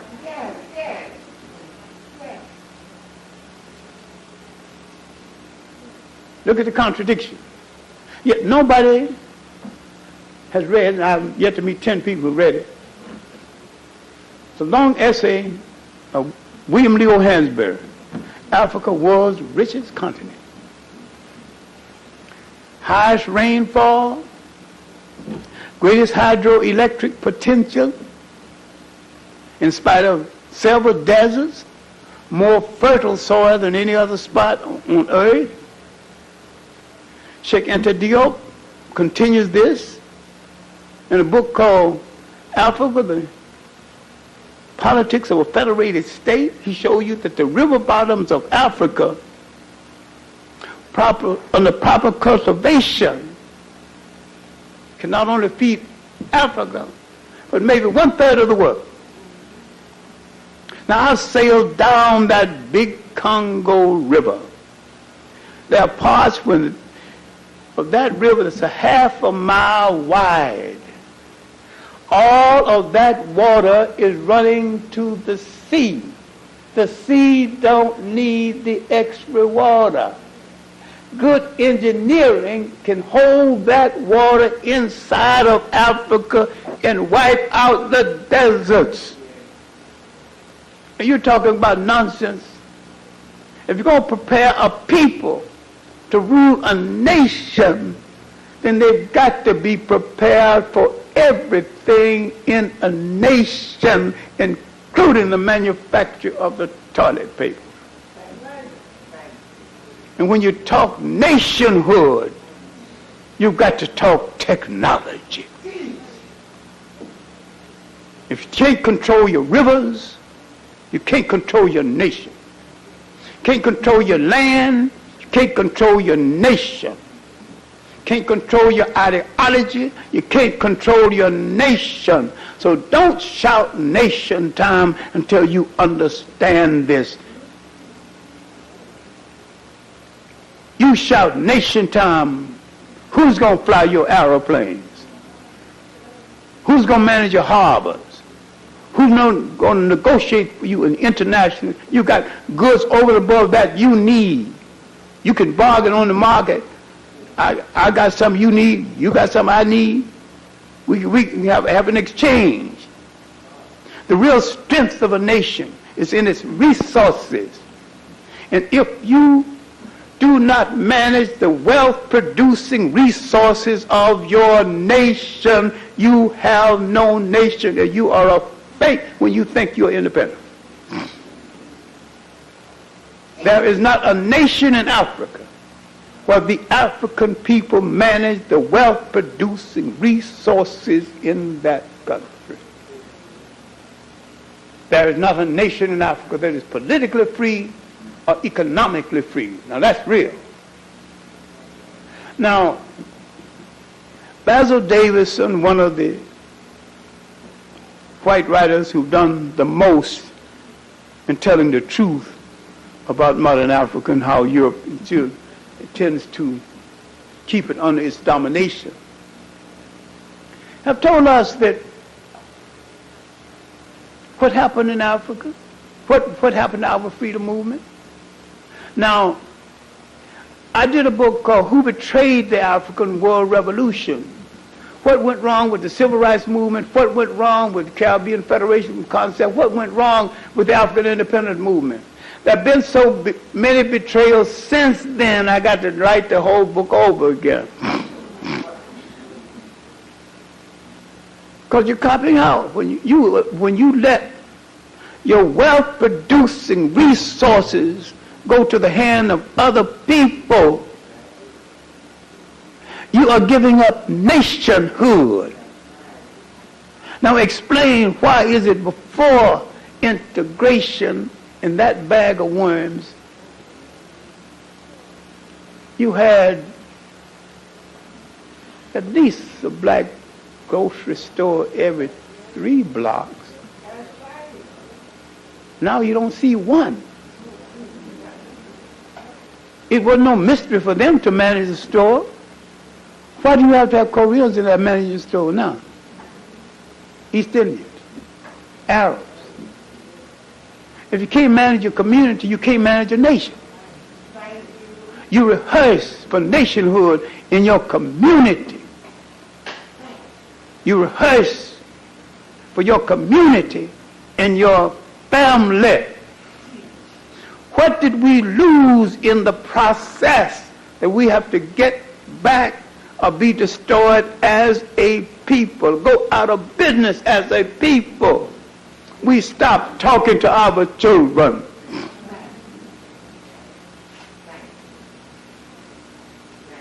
There's a such thing called good manners.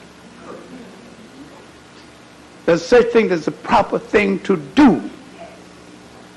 There are certain things in the family that is not negotiable.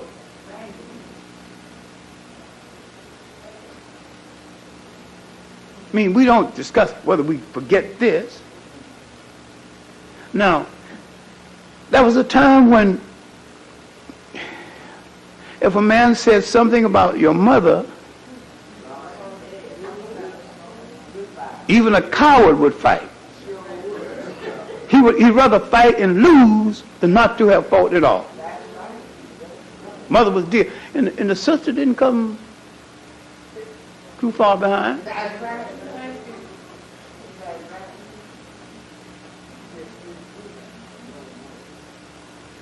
We've forgotten all of this.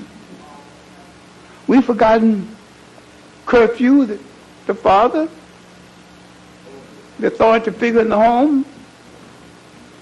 He said, 11 o'clock, I want you in this house. He didn't say 11:30. 11 o'clock, I want you here. You don't negotiate with him. Master the situation. What we've lost is reality. In that if a family has a structure, you can give a community a structure, and subsequently a nation a structure. We are an unstructured people following other people who don't know where they are going. And if we ask the question, leader, where are you leading me? You better get a good answer or replace the leader. Now, haven't we bothered enough people feathering their own lip, lining their own pockets? We haven't asked any questions. And when I began to ask some questions, I became a villain. They took up over $3 million in collection in the Million Man March. Why is it? 90% of those people were Christians. Why did the Muslims take up the collection and didn't account to anyone afterwards? And why did you let them get away with it? Because you dared not ask, leader, where are you leading me? Now, if over 1 million men march on Washington, if each one spend an average of $100,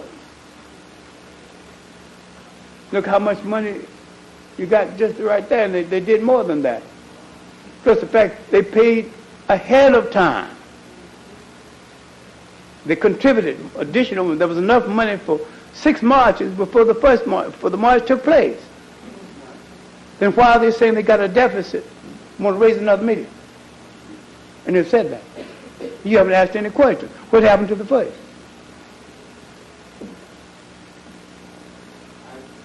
I'm a villain in my own community because people said, if you get can you get 1 million people to Washington? I'm not right or wrong whether I can get 10. That don't make me wrong. Wanted to know what did you do with the 1 million you took to Washington? And what is the aftermath? What you have not examined is the aftermath. What came after? When you go on a worldwide trip, an entourage of 30,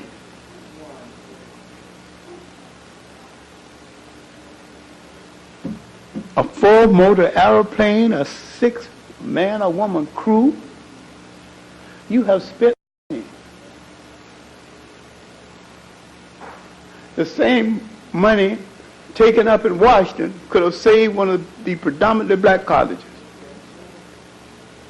The same money for the trip could have built a chain of supermarkets throughout black America.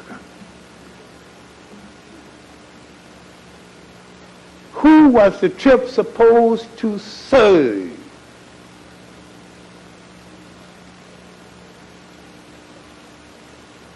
The closest person to a radical that he met in Africa was Winnie Mandela. Most of the others were cop-outs, compromises. Some were thugs with an army of thugs.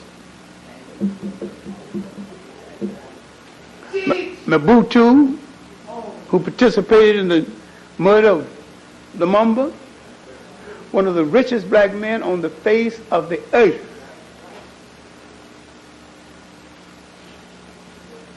Some people in his country are starving.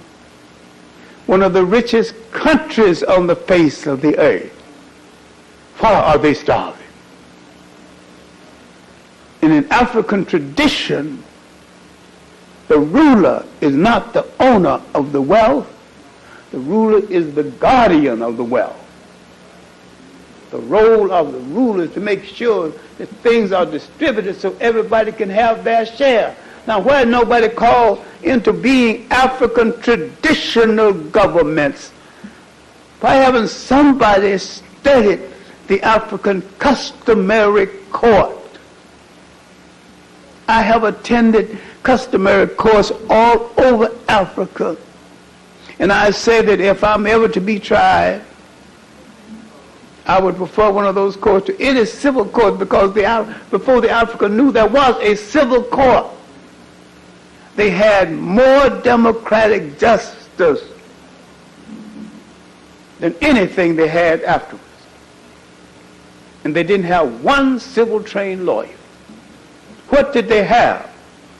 Respect for the idea that the elders had lived longer than they had lived and knew more, and their uncle could be in charge of that Supreme Court. We didn't lose all of this coming to America against our will, because I can remember when there's serious problems in Georgia and Alabama, the first thing you try to do is to keep white folks out of it. And we would gather,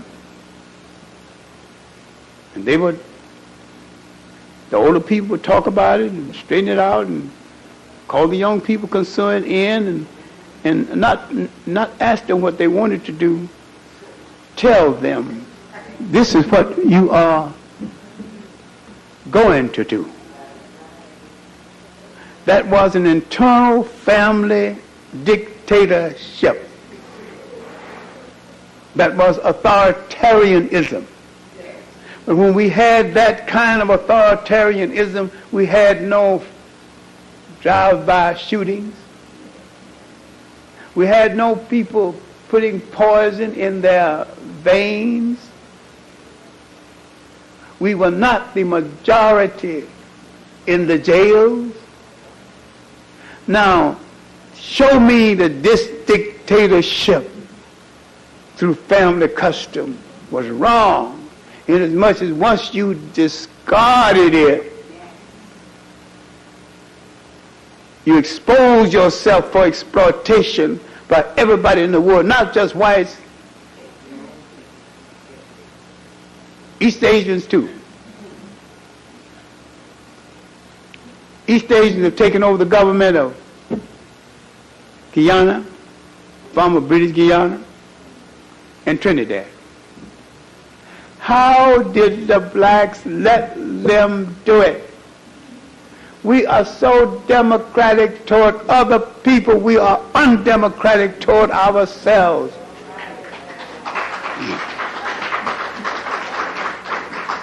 We should preserve these governments for our children still to come. East Indians came in as farm laborers, literally coolies, being given privileges by the British, and carefully waited their turn and took over the government because blacks were too kind to them. Now if you look at this catastrophe, look at the catastrophe in Trinidad, now look at the irony of it. Trinidad produced the three major Pan-Africanist theoreticians: H. Sylvester Williams, C.L.R. James, and George Padmore. The same island that produced the whole concept of African reclamation and African unity couldn't find it in their will to unite the very island that produced the concept. There's something else even more tragic and terribly personal, and maybe shouldn't be mentioned at all. Of the three major Pan-Africanists,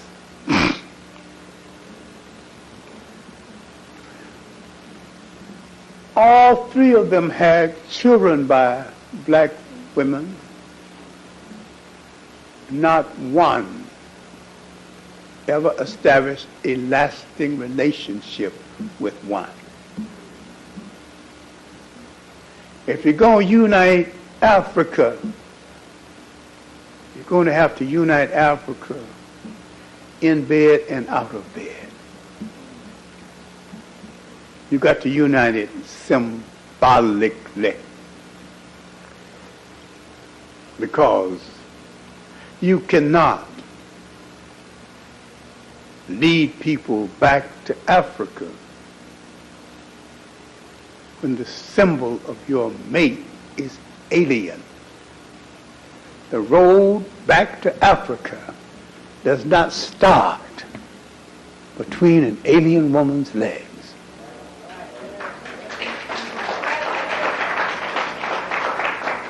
What I'm saying is that in this regard, both of us have some responsibility.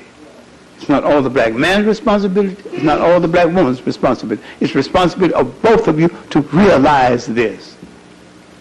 And because white sociologists are saying that there's a war between the black man and the black woman, because white women live saying it, you feel called on to act out a war they created in their sick mind because they said it. Most of the time, you don't know what the hell are we arguing about. We got along before we heard the story. But my point is that we have not faced reality and read enough to know the background to what is happening. When Farrakhan goes to Iran, do you think Farrakhan knows enough of African history to know that for 2,000 years before the first Europeans set foot in Africa, for 2,000 years the enemies of Africa came from Western Asia, and the last invasion of Africa came from Iran, 550 BC. They were so brutal to Africans. The Africans cried out, "Oh God, if you cannot send me a liberator, send me a conqueror who will show me mercy."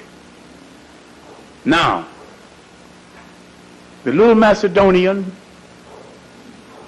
sometimes referred to as a Greek, called Alexander,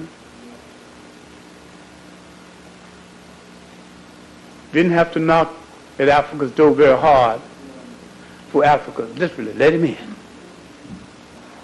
to show mercy. It's the first European occupation of Africa. This is 332 AD.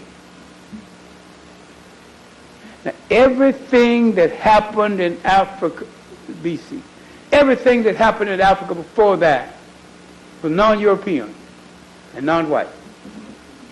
How can they build the pyramids in Africa when they had not built a shoe for themselves in Europe or a house for the window?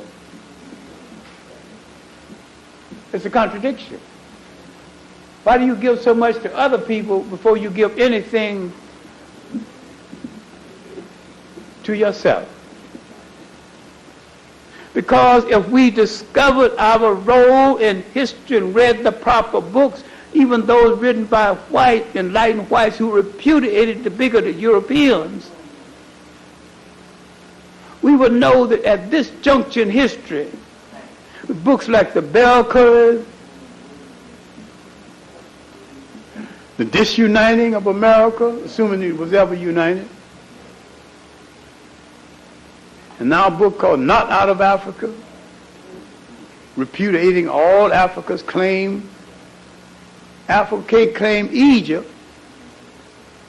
and Egypt is part of the Nile Valley that stretches 4,000 miles within the body of Africa. I can show you without any difficulty that Rome and Greece were not European creations. There was no Europe. Opposition to Rome and Greece created Europe. When they got together to protect themselves from Rome and Greece, the Franks became the French, the Huns became the Germans.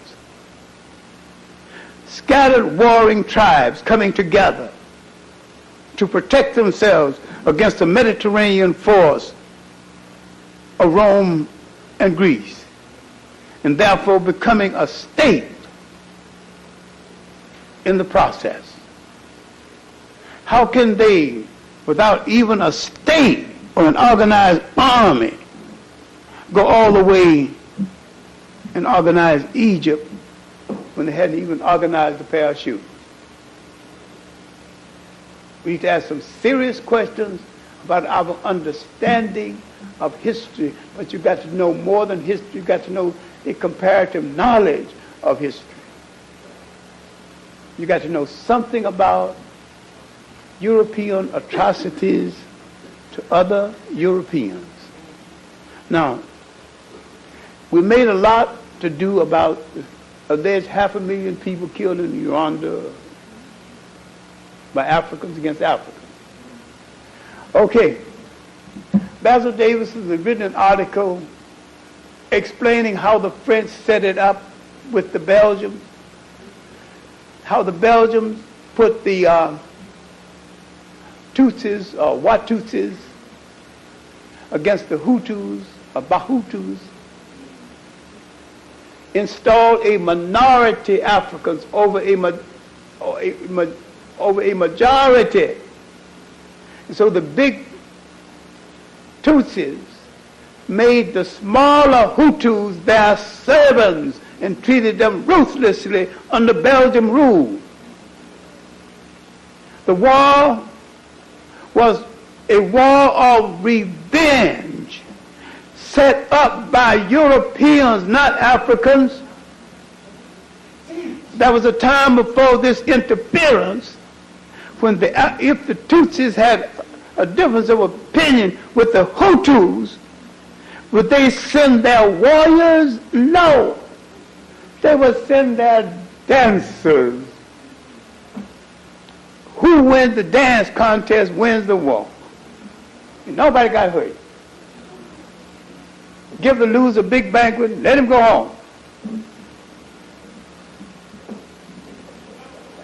We didn't lose that in the United States. I remember in Gethsemane Baptist, and when I was growing up, there was only two denominations, Baptist and Methodist. The rest of the people were strange people. We didn't pay much attention to them. Anyway, thought the Catholic was some kind of gypsies because of the long rope. So, the Baptists and the Methodists were the only denomination to be considered.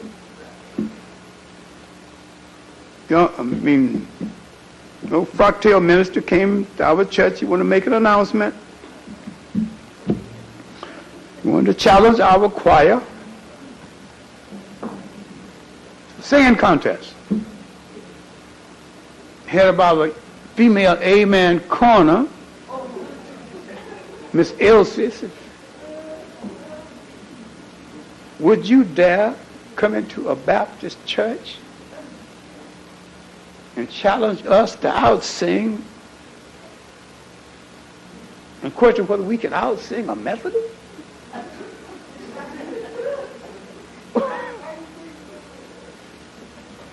And so he issued the challenge again. Save our pride and our honor.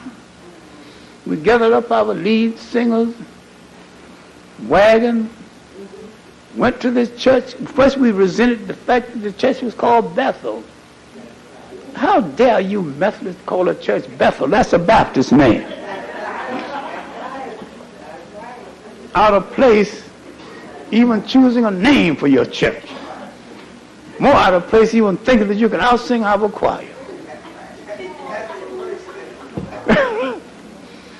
So we go to Bethel to discover that the same little minister had challenged about 12 other churches and 12 other choirs. And we sang and we sang and we sang. And we won, of course. But he took up enough money to burn his mortgage. And that was the reason in the first place. Then, because we had suspicious of Methodists, because they got sprinkled, so they couldn't possibly end up in beyond the pearly gates. But we had some toleration for them. They were at least human beings. So after this singing contest, the Methodists began to bring out more than a slight repast. The Romans didn't eat that well or cook that well. And we ate until we could almost fall. Sister Elsie said, in thanking them, "You Methodists sure can cook even if you can't sing." And so when we pass Methodist church and hear the bad singing, we bow and said, well, at least they can cook.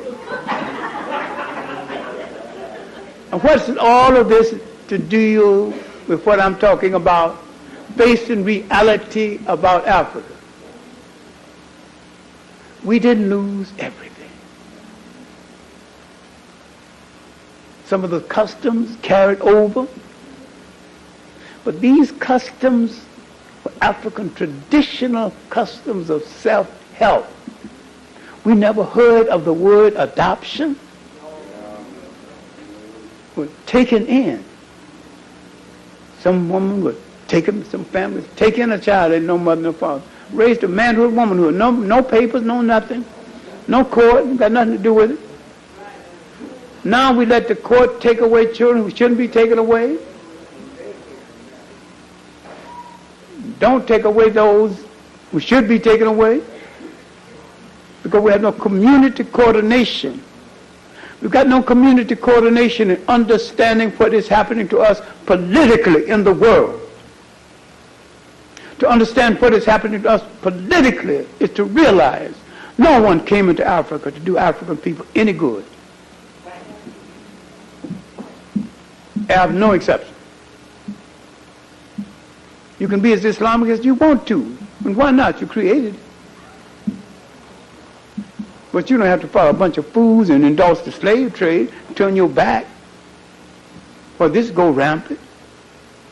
You have to prove everything. I'm saying once you look at what is happening and what has to happen, you've got to understand that there's a point where we missed the boat. We missed the boat because we did not become serious about serious things. So we had the civil rights movement and civil rights pimps, the anti-poverty movement, anti-poverty pimps, the black studies movement, black studies pimps.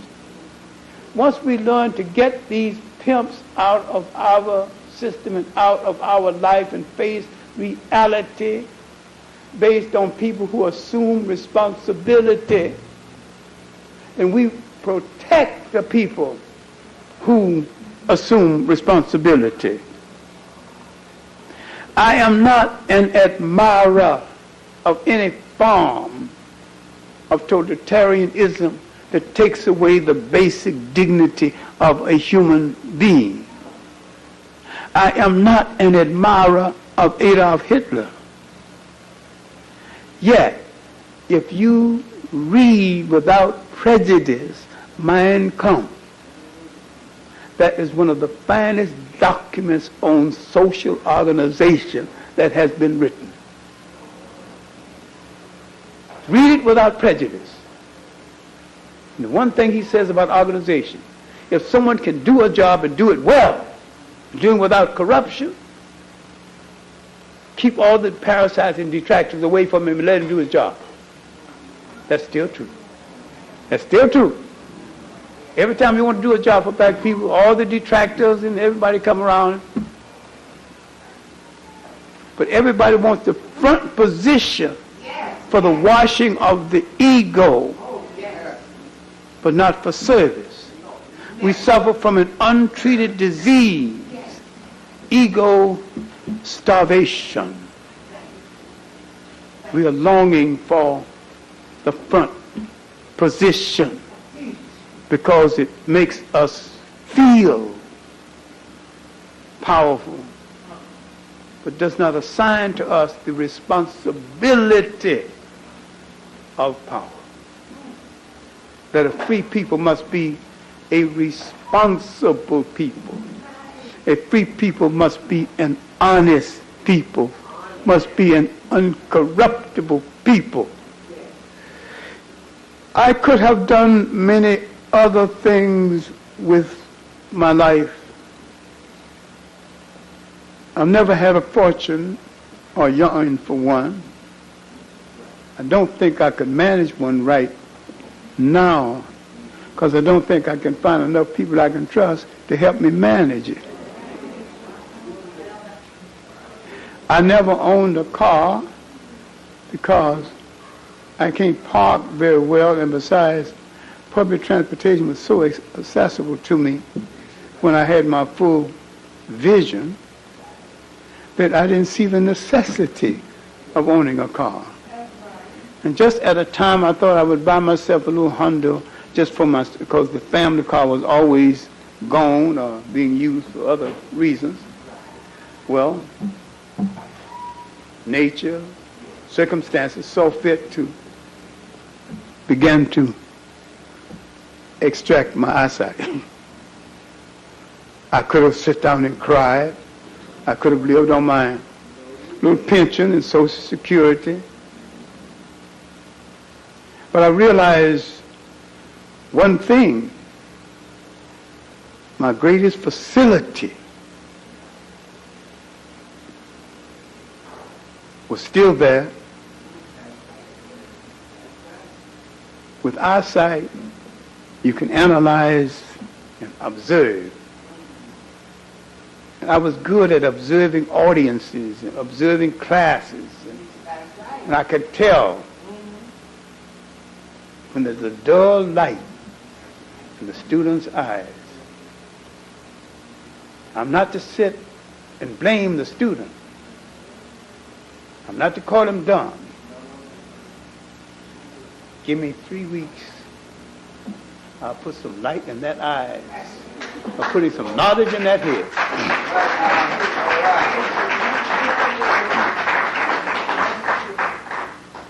I can't time a motor.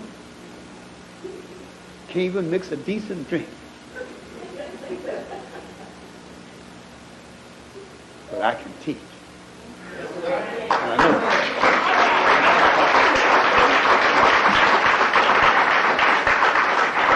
So let me do what I am most able to do. Let each one in our struggle do what he's best suited to do.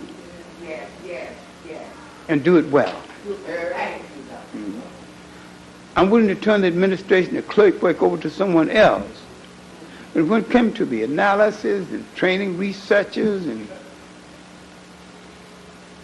that's something I've done well. I never strive for any great degree. I taught 50 years. I reckon one semester in finishing grammar school.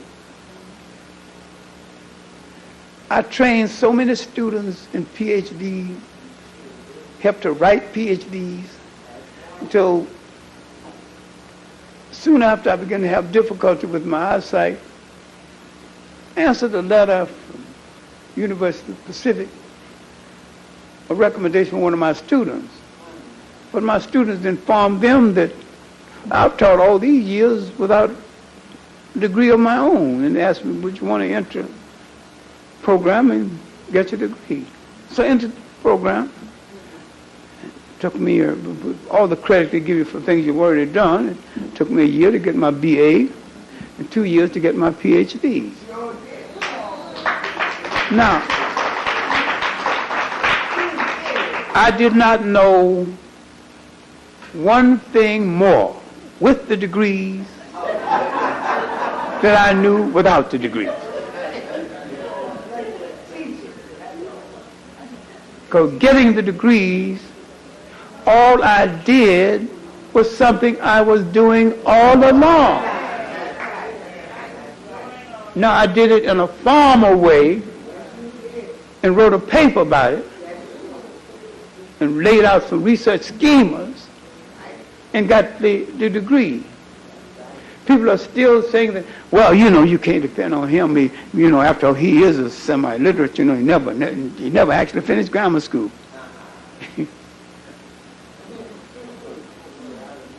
I don't even tell them any difference.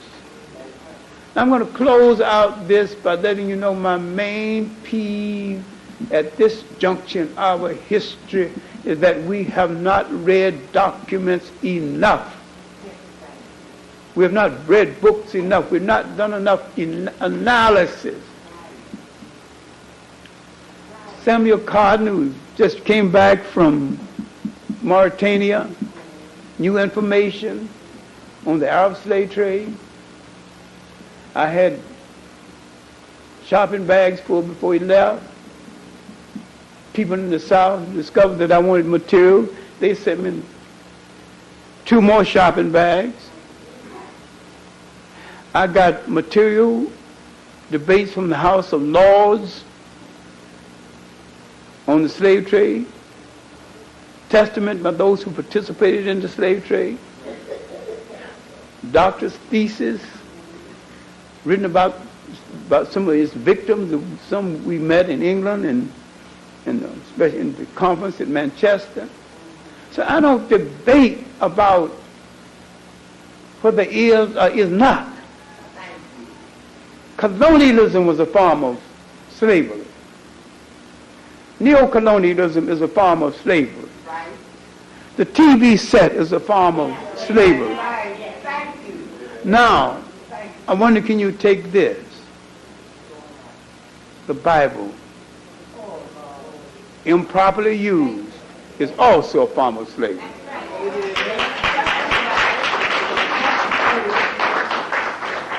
Now that means that I'm against the Bible? No.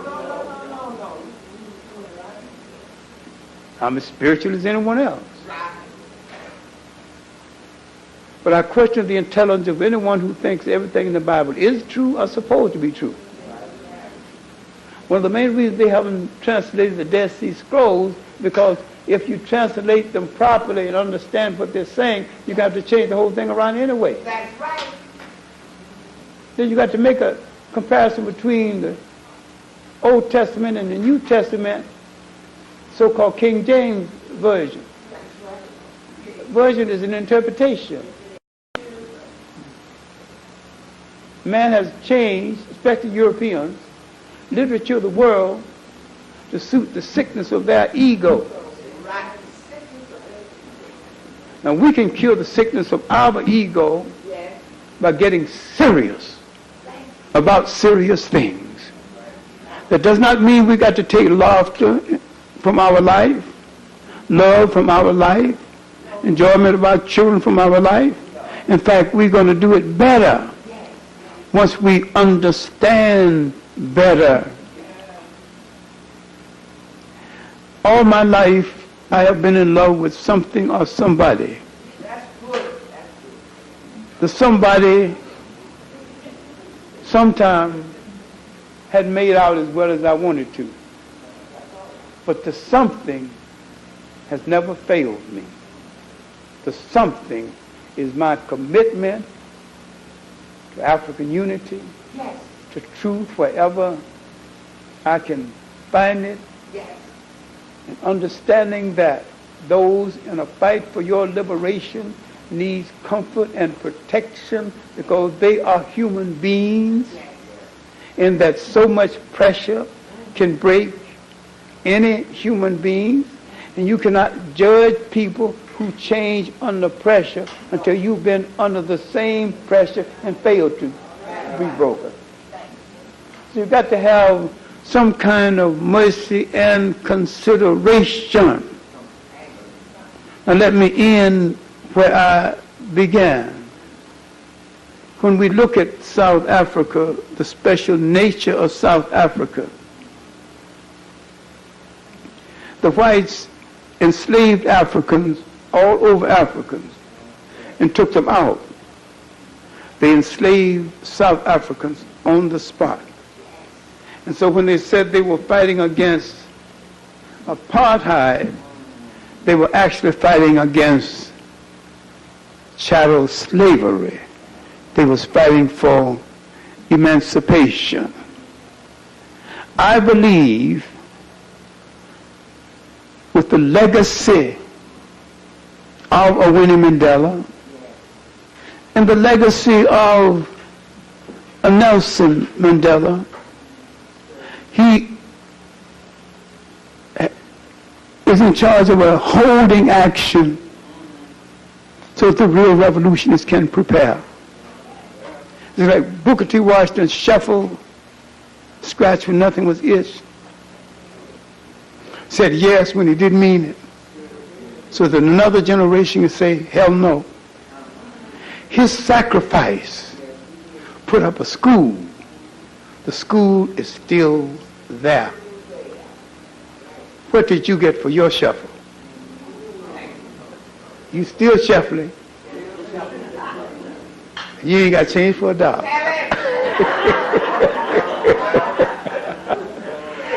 And he shuffled so you would not have to shuffle. When we understand the messengers, just the basic 20th century messengers, Booker T. Washington, Du Bois, Marcus Garvey, Malcolm X, Elijah Muhammad. I don't rule out Elijah Muhammad. He was a semi-illiterate who created a kind of Islam that resembled real Islam less the mist resembles rain. And yet, his Islam communicated and created a Malcolm X who took it to a higher level, out of which came a Farrakhan who could have taken it to a higher level instead of creating a con game around it.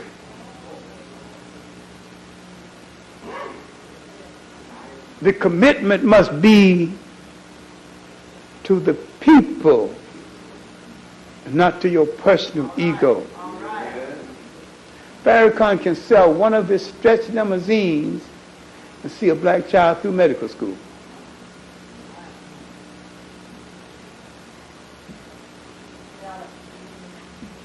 Did he have a right to accept $1 billion from Gaddafi, or a promise of it? People give that money to nations, not individuals. Do he understand a religious state and that the worst crime that's ever happened to people has happened in a religious state in the name of a religion? Do you understand that Adolf Hitler was a Christian socialist? You got to understand history to get out of the way of the dangers of history and to guide your people through the obstacle course of history. But you can't go washing your ego at that expense. A true freedom fighter is a sacrificial human being. And the serious nature of being serious is commitment. It is like a relay race. You carry the baton around the field and pass it to the next runner, hoping that the next runner will do better than you, and the next runner after that runner will do better than that, until finally we find our way back home And once you discover that you are a child of Africa, once you discover how to reclaim the land, then the African state of mind can follow you wherever you are on the face of the earth. It is like a sun that never goes down. But you have to learn how to face the truth about yourself and the whole world and work toward making that truth into an instrument of your liberation. This, in essence, is what I mean about the serious business of being.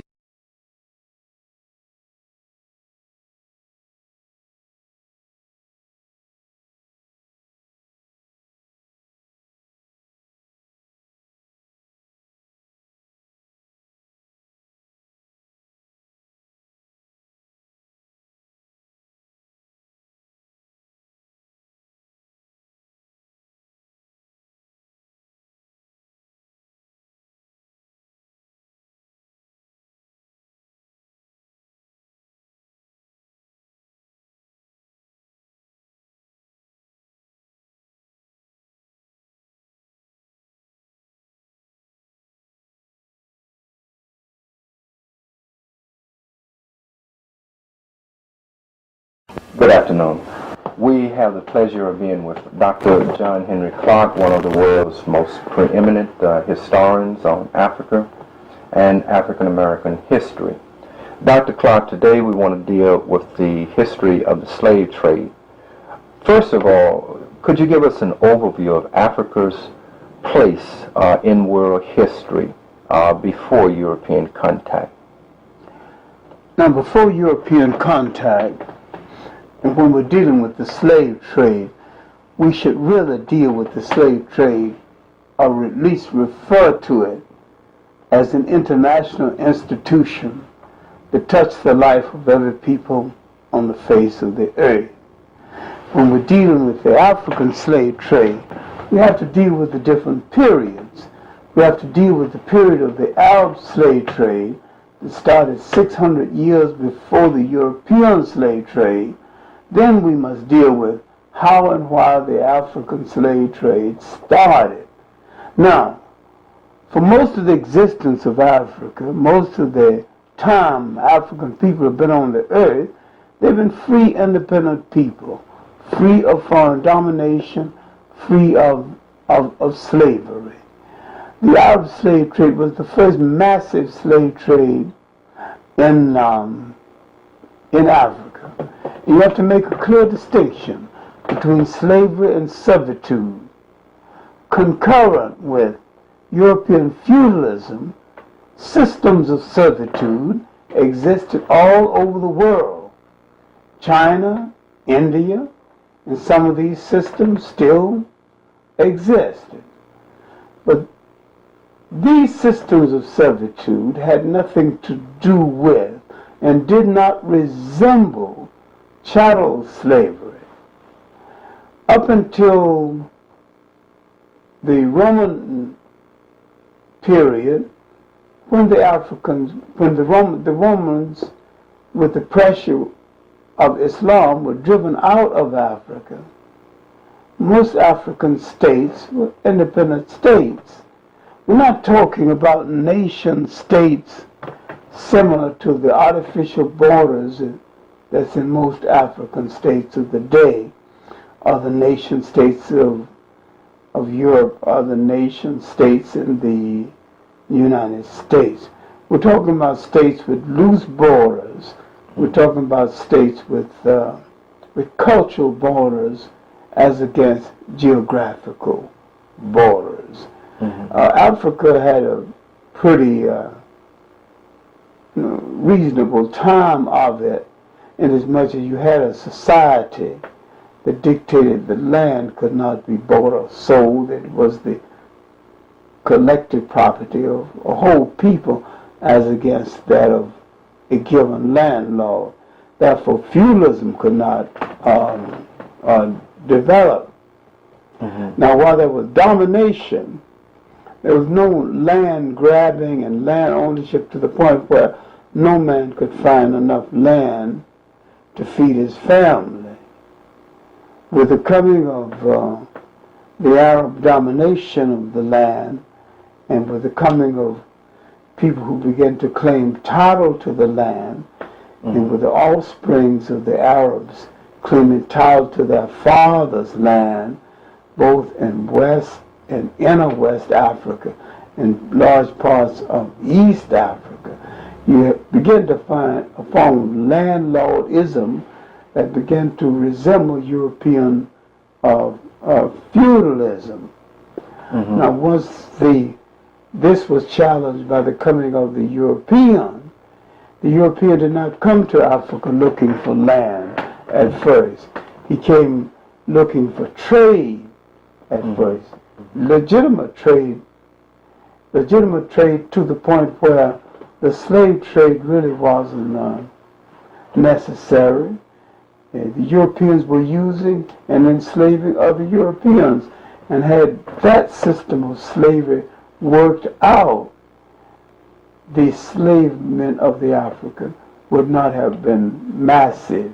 Dr. Clarke, let me ask you, I wanted to clarify Africans' role in world events at that time. No, Africans had played a major role. See, it is hard for a lot of people to imagine, but Africa, up until the Greek and Roman invasion, Africa was the center of the world.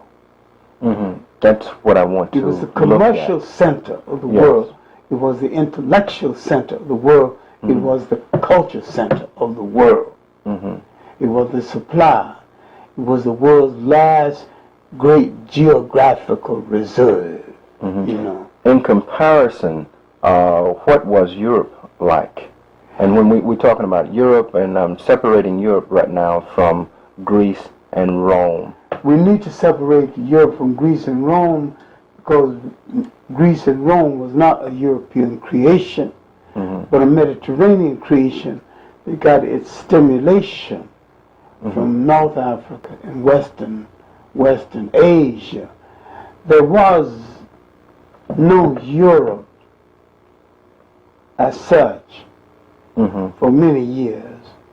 The Germans had united. England had barely united. When they finally united, they united over after a series of wars.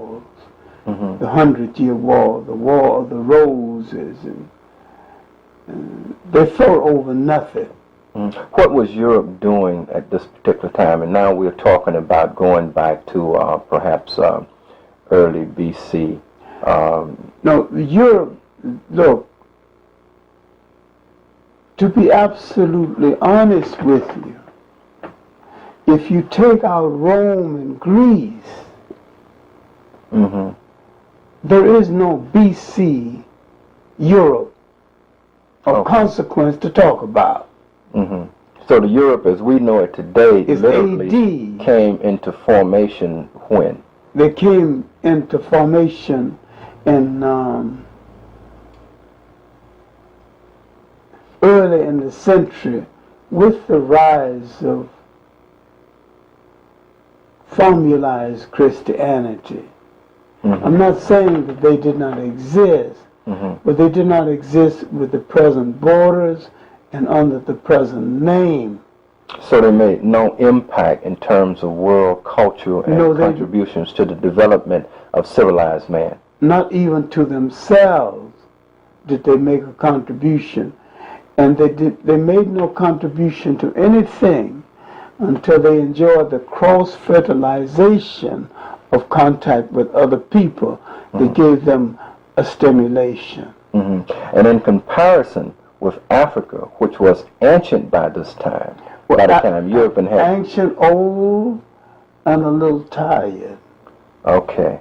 And a little tired because Africa had carried the freedom burden and the civilization burden on its shoulders for over 5,000 years now. And its institutions were some of them were getting a little threadbare. And a lot of people were getting a little tired of the maintenance. So they got careless. And that let the foreigner in. So the first foreigners were Greeks and Romans? Were Greeks and Romans, the first foreigners of any consequence. But the first foreigners to do damage was from Western Asia, mistakenly called the Middle East. And who were these Western Asians? What kind of people were they? Were they also African people, black people? Or? If you look at Western Asia and look at how the geography impinges on Africa, you can walk from one to the other without crossing water. And if you read a book called When Egypt Ruled the East, you will know that geography was what's ruled by Africa. All right, so we're talking about literally the same people. I've read that there was two Ethiopias. Not only the Ethiopia landmass that we call Ethiopia today, but historically Ethiopia stretched all the way to what we today call the Middle East. It is stretched into Arabia and into Yemen and what we now call Kuwait. And an Ethiopian emperor named Abraha, with two Abrahas, conquered Yemen. Another Ethiopian emperor by the same name, 800 A.D., pulled the Ethiopian Coptic Church out from under the tutelage of the northern Egyptian Coptic Church, therefore making Ethiopia a strong, independent Christian church. Ethiopia having been converted in about the 3rd century, A.D. See, these states began to function independent. But once foreign influence began to hit North Africa, the nations to the south, who had cooperation with Egypt, began to resent that foreign influence and began to pull away from Egypt. So if we take a look at Africa, prior to European entry into Africa, we only have contact with two non-African entities, and that is Greece and Rome. And what period are we talking about now that Greece and Rome began to make their first impact on world government? Greece became aware of Africa in its early folk literature about 1250 B.C. in the book called The Odyssey and the Iliad, written by someone called Homer. We're not too clear whether Homer was man or woman, or whether he existed at all, or whether someone just picked something up and slapped the name Homer on it. But they became aware of the mysterious Africans, and they painted the Africans up, depicted the Africans as mysterious people with a big eye in the middle of the face, one big eye in the middle of the face. They had the whole mythology wrong. But the strange thing about this kind of mythology, it was respectful. They respected the fact that a black people existed someplace who was awesome. Then what role did Africa play in the formation of Greek philosophy and Greek thinking? And of course this would be later when with Africa became really the training school for a lot of these Greek thinkers. And this is what's so well recorded in George M. James' little book, Stolen Legacy. And in the religious aspects is enjoyed is in Dr. Ben Yakinen's work, African Origins of Major Western Religions, and in John Jackson's book, Christianity Before Christ. Well, what was Greece like in comparison to Africa during the period that we are talking about around 1200 BC? 1200 BC, Greece was getting it together, but they had not formed a pure state. It was small city-states. Some of them came together at time of war, and some of them didn't. And Greece didn't get it together until she could warm her hands figuratively and literally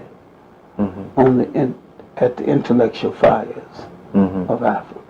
And so Greece then came into Africa as students to learn at the great university. And of course, Africa was ancient at that time. All the pyramids Africa was already ancient. And I think we really need to go over Herodotus again, because he tells us about the connection between the Greeks and the Africans. And one time an African scholar lost patience and said, "You Greeks are children. You're always forgetting what we learn, what we teach you." So Africans were actually the teachers. The teachers. Of the Greeks. And the last one that the African would teach would be Aristotle. See, Alexander, called Alexander the Great, was a student of Aristotle. And he collected a lot of the books in Africa and sent it to Aristotle, who edited it and plagiarized and put his name on a lot of books. He didn't write. Dr. Clarke, looking at Africa's role, predominance in world history at this time, and Greece being a smaller and younger nation, how did Africa lose her world dominance? See, Africa lost her world dominance because of something that happened then that is still happening. Africa has always suffered from a political naivete. Africa has always been hospitable to strangers without examining the intention of the stranger. And very often the stranger is in the house before the African asks, "Are you loyal to this house?" So she allowed everybody to come in and treated them. The open-mindedness of the African in this regard. Africa allowed that many strangers, foreigners, into her land that it could literally build a base to effect an overthrow of the country. The Hitzoks, later called Shepherd Kings, they came into Africa, at least North and Northeast Africa. They came in as friends and colonizers. They were there for 2 generations. They had no loyalty to the Africans, so they went back and told their friends back home where the weak spots were, how to invade. And they had married African women by now, and they had not changed national loyalty. I had read that Dr. Ben had done some work that established the Hyksos as being a black people. He's done, this is some of his new research and some of the research he went there for. And it proved that Keith Seeley and his group could have been right, and what Keith Seeley wasn't too happy about black people ruling anything, he had to admit that the same people who were ruling Egypt also ruled Western Asia. Whether he admitted that they were black or not is irrelevant. They were African in culture, and subsequently there had to be some variety of African in appearance. Yes. So Africa begins to wane in its power and in its glory, and it is conquered and dominated, at least North Africa, by Greece, which was the beginning of the real civilization. You see, Africa has had what I call 3 golden ages, and it could have a 4th one. The first golden age was from the rise of Imhotep and King and Pharaoh Zusa, and the 3rd dynasty, 2800 BC. Hold on, Dr. Clarke, let's take a break. And that Africa had 3 golden ages and could have a 4th. I said the first golden age was from the 3rd dynasty, with the rise of the Pharaoh Zusa and the great commoner Imhotep, the father of medicine, the great master builder, the multi-genius, to the invasion of Africa by the Hittites in 1675. What were some of the accomplishments during that time, if I can ask you? Was the accomplishment during the time is that from the 3rd dynasty through the 6th dynasty was the great pyramid building age. And from the 6th through the 12th was the great temple building age. So we would then, when we say it was a great pyramid building age, we would know then that the Africans would have had to have mastered mathematics, science. They would have to have mastered all of the sciences, otherwise the pyramids wouldn't be there. They would have to measure weights and measures. They'd also have to master something else, which I assume, without being able to prove, they would have to have mastered hydraulics. Yes, I agree with you. Because there's a new book out now which establishes the pyramids as being a device to control, or to purify and control the actual flow of the Nile River. Not the flow of the Nile River, but it purified the water and enabled internal dikes to open and to control the underground water which came up at Elephant Head. I'm just getting into it, but it does... Well, I haven't read the book, but the author has called me. He's going to deliver a copy here, and I'm going to go over it. But the pyramid served a lot of purposes other than the burial place. Yes. For the king. Right, and symbolizes the highest,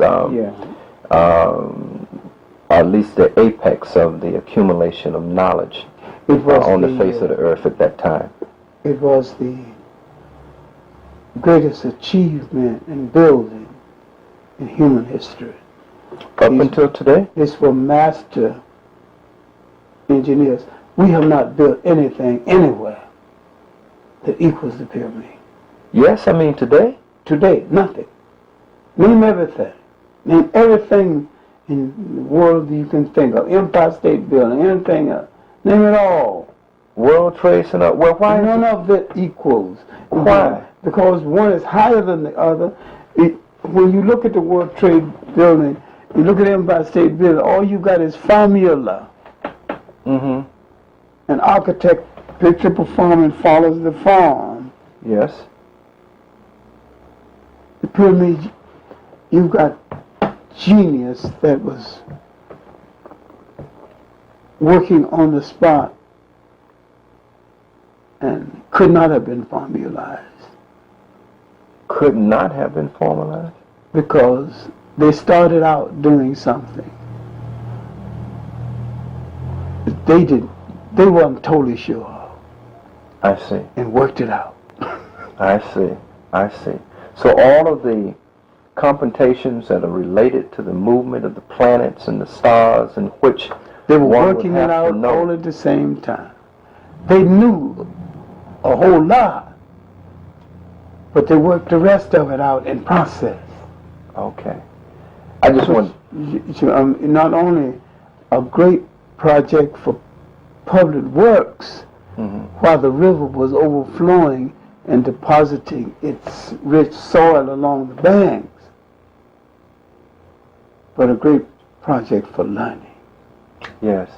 I was just trying to get a view of African people and African governmental processes to establish what Africa was like before European contact. So in looking at all we pyramids as have a symbol, dealt was the extreme ancient period. And all we've dealt with the first phase of the first golden age. Now after the coming of the Hittite and the recovery, Africa has 1,000 years of peace. after the invasion of the Hyksos. After the expelled. Yes. 1,000 years undisturbed. Where they start building again. And this is the period they built the great temples of Luxor and Karnak and great schools. Although all of these things were started, if there's one set of buildings in Egypt that was probably built from the genius of the Sudan, it's Karnak. Yes, I've been there. It's Karnak. And what does that symbolize as Karnak Temple for people who may not know? See, at Karnak, it was one of the the African has built many holy lands. Yes. It was an early place of worship. See, the African built many holy lands before Jerusalem. Now, blacks understood that they would never call Jerusalem Holy Land. But the oldest city in Africa that the Africans built solely for worship is Abydos. Yes. And Abydos has never been torn down, never been rebuilt, and it's still there. Still standing. And that is where many of the religious concepts, both in Christianity, in Islam, in Judaism, that they were formed, so forth, were formulated before the religious concepts that went into the making of Judaism, Christianity, and Islam. So not only did Africa give to the world math and science, but religion, which was formalized and it gave to the world the spirituality that was formalized and codified as Judaism, Christianity, and Islam. All right. And dogmatized. Okay. Let's talk about the second great glorious age. No, this Africa. was... we are talking about we're the second talking, glory. we're into it now. Yes. Because we're talking about the age of recovery. And what did they do with that recovery? From the 17th dynasty through the mighty 18th, into the mighty 9th. The 18th, which I call the greatest dynasty ever to sit on any throne at any time in history. Why? At the top of this dynasty stood the great, the Thutmose family. Coming immediately after, was part of that same family, was the first great female ruler of history, where we have a record, Hatshepsut. After her, her great brother, who she stayed his hand in power, but told him what power was. Mm-hmm. She kept him out of power for 21 years, but for 21 years he got nothing but training and how to handle power. When he came to power, he was one of the greatest pharaohs ever happened. Was Africa... And after him, Mm-hmm. the great religious reformer, Imhotep the fourth, known to the world as Akhenaten. Mm-hmm. And near the end of that dynasty came the teenage king that I often refer to as a minor king who had a major funeral, King Tut. Now, up until this time, we're talking about a strictly black Africa. No, we should not bear down too hard on the word black, Mm-hmm. because there were varieties of colors in Africa. And the main point is all of these colors was molded by African culture. Mm-hmm. Are they indigenous? Were they indigenous African people? Indigenous Africans molded by African culture. They didn't come from Asia, Mm-hmm. and they were not mixed bloods. Mm-hmm. Mm-hmm. They were mixed with other Africans, Mm-hmm. but they weren't mixed with any foreigners. Mm-hmm. So Africa has produced on its own soil, out of its own belly, all colors. All Are colors. we saying that? Yes. You got light-skinned Zulus who are not mixed with Arabs Mm-hmm. and not mixed with whites. You got jet black Zulus. Mm-hmm. The light-skinned Zulu is not less of a Zulu Mm-hmm. than the jet black Zulu. Mm-hmm. We're so taken with color in this country, we make something to do with it. They don't make anything to do with one way or the other. Mm-hmm. You got light-skinned Yorubas, light-skinned Igbos. So color. You don't have a whole lot of them. You might find in all Nigeria, you might find 1,000. In all of Nigeria. You might find 1,000, you know. And they're indigenous to. They're indigenous. Speak the same language, same custom. Mm-hmm. Mm-hmm. Then you might find, I have seen in Nigeria a sprinkling of Albano. Yes. I don't know how that came about, but their lip formation, the facial formation is identical with that of Africa. Africa.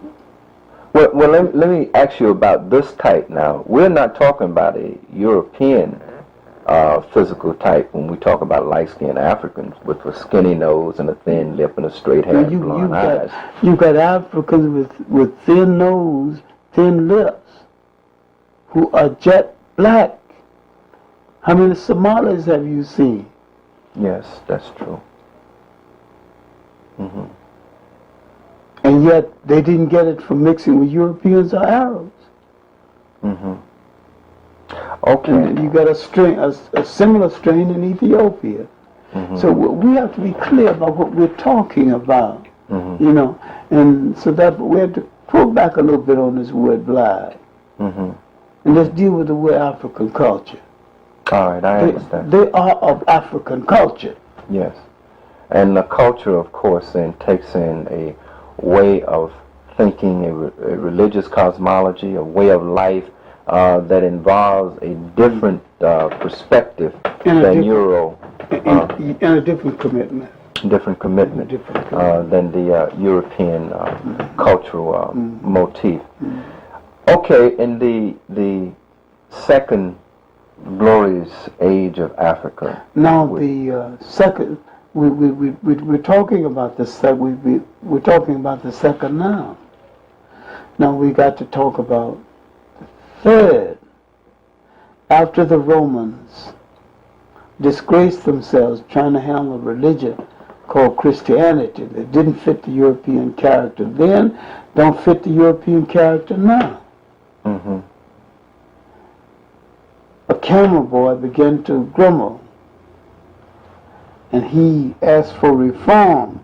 Failing to get reform, he asked for a new religion. Mm-hmm. That religion was Islam, a military religion. They drove the Romans back into Europe. Now Europe had to feed on itself. But this is the third glorious age of Africa? I'm how it began.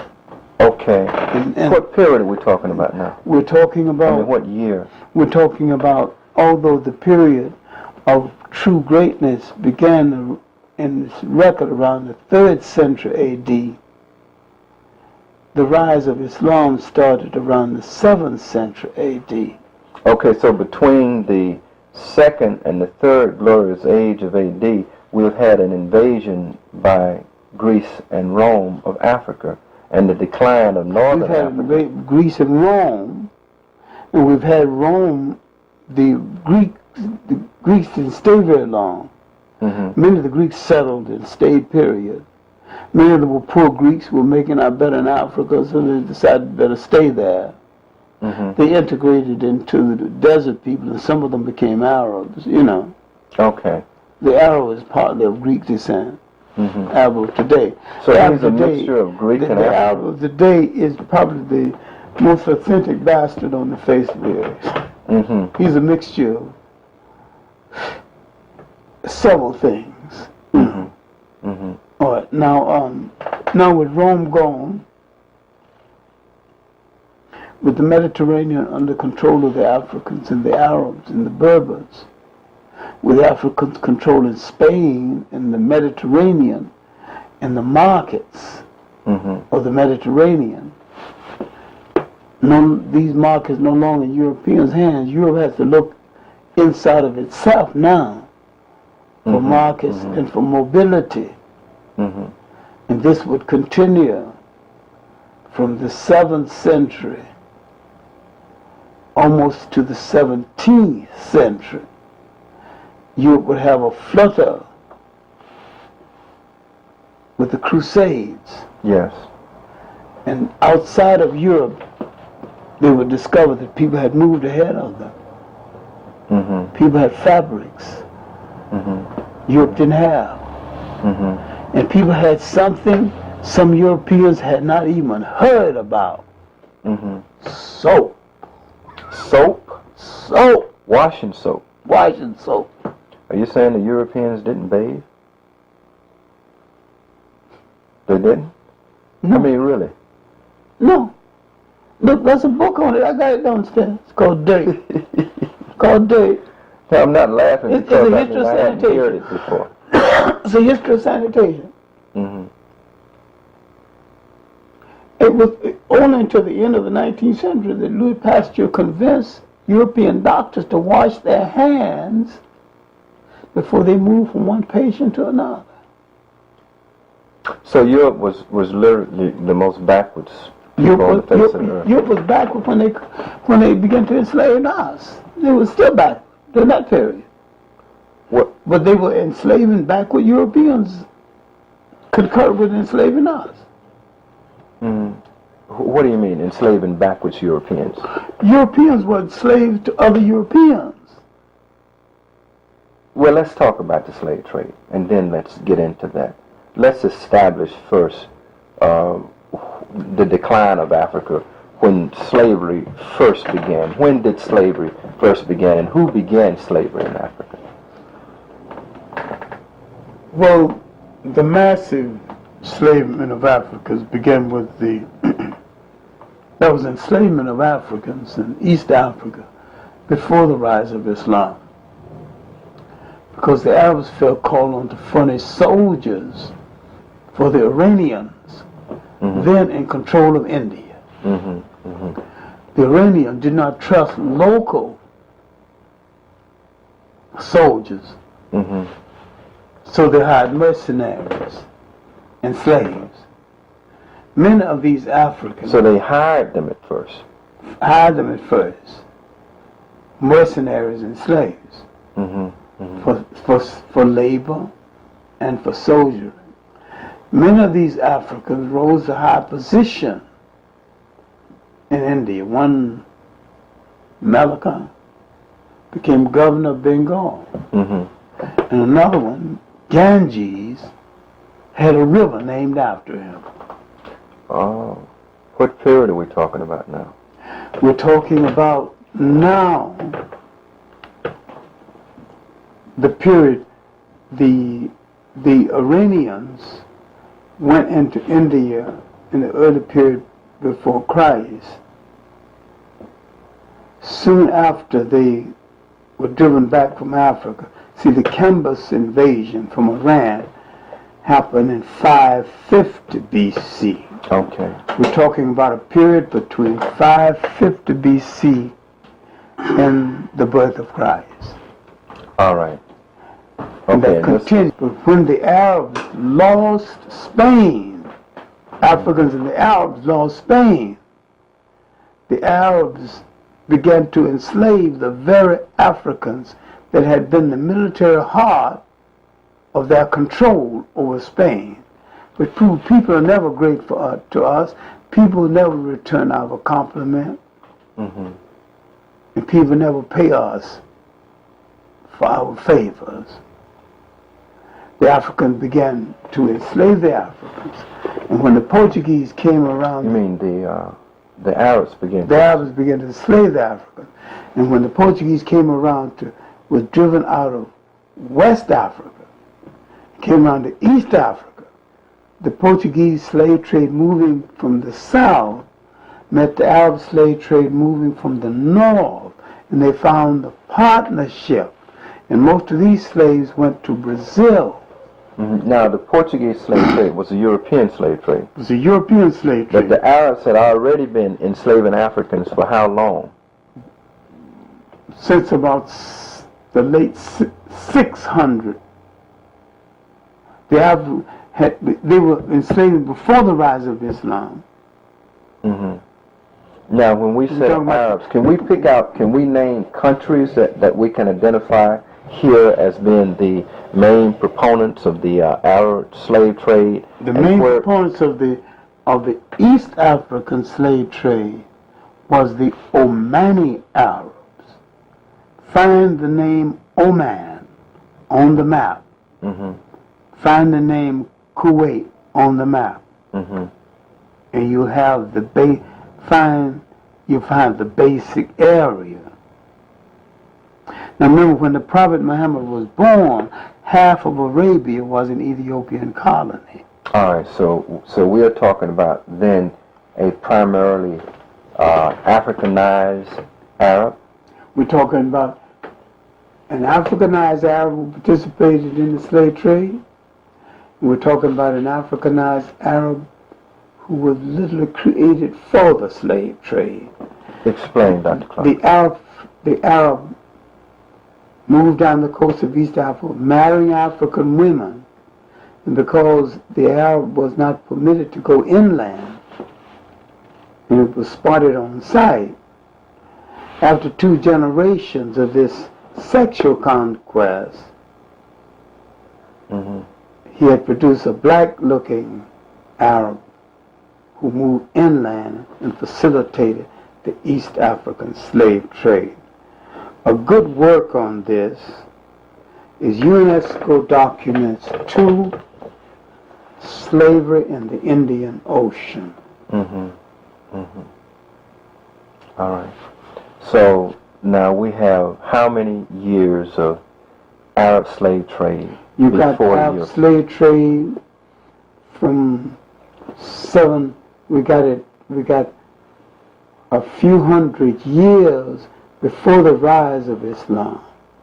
And after the rise of Islam, in the 7th century, you have the Arab slave trade right straight up into the 15th and the 16th century, when they lost Spain and rekindled the slave trade. Now the slave trade is coming into inner West Africa through North Africa. Mm-hmm. The best authority on this is an English scholar now at Northwestern. His name is John O. Hunwick.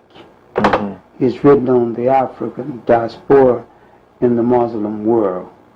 I have his article in there, in my library downstairs, rather. Because I made a special point of, see, as a professional teacher, you simply cannot afford to say what you cannot document. So you have documented all that we talk about. I have to go out of the business. Because these are things people don't want to believe, don't believe, and don't want to believe. And to stay a professional teacher, I have to legitimatize the public statements that I make. So, Dr. Clarke, now that we've had several hundred years of the Arab slave trade, what impact did that have on weakening Africa in lieu of the European slave trade? The Arab slave trade drained Africa of the energy and the organization that it needed to stop the European slave trade. Literally, the Arab slave trade prepared Africa for the European slave trade, referred to as the Atlantic slave trade. The Arab slave trade from North Africa into inner West Africa was devastating. The Arab slave trade did not function along the coast of West Africa.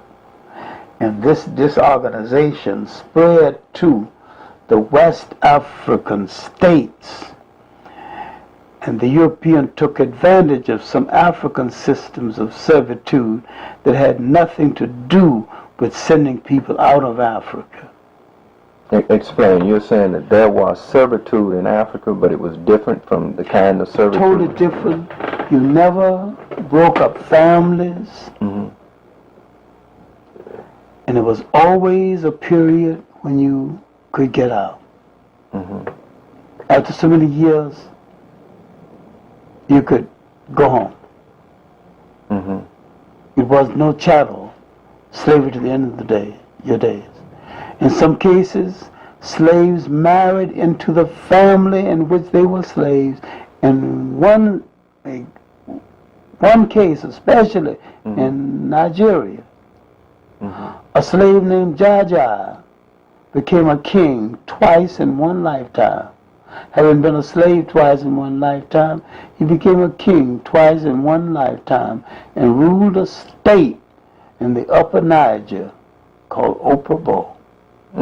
So we're talking about major differences between so don't be European telling me, servitude and African servitude. So don't even be talking about the same, both of them in the same breath. And Jaja became so powerful, he bankrupted the British palm oil business in the 18th century. And he was an African slave, a slave He was of a one slave African to one another African one. house. Yeah. And this house wanted to play a trick on a rival house because he was so unruly. They said, let me give him over. And kings always give each other presents. I'm going to give him a present to that king. Let him drive him crazy.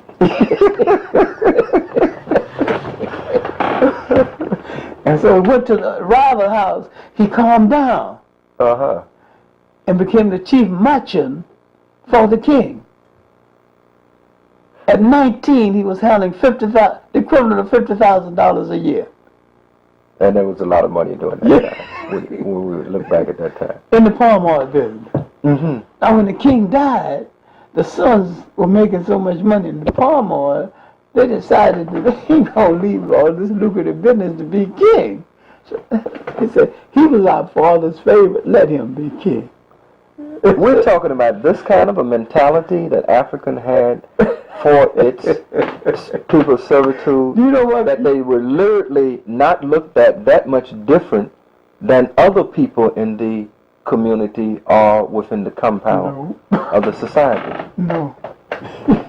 So we are really, then man didn't lose his dignity, he didn't lose his humanity. He didn't lose his family connection. And he didn't lose his family connections. Some Africans are clannish, like the Musi. who boasted they are homogeneous. This is, we not only don't integrate other Africans in tribal blood, we don't even integrate their cows. You mean they kept their cows from Kept their cows separate. Don't mix your blood with my cow. If you want a wife, go home, get your wife, and bring her back. Is this still a custom of the Mooses?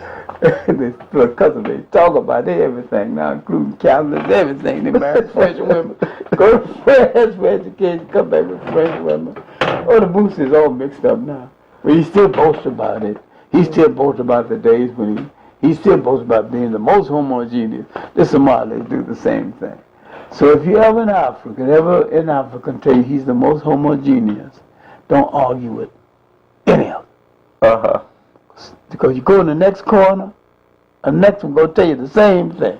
But this is important, Dr. Clarke, because now we get to see that Africa is not homogeneous and that the different cultures of Africa had their own prejudice against other groups in Africa. No, let us not call it prejudice, because they didn't hate them.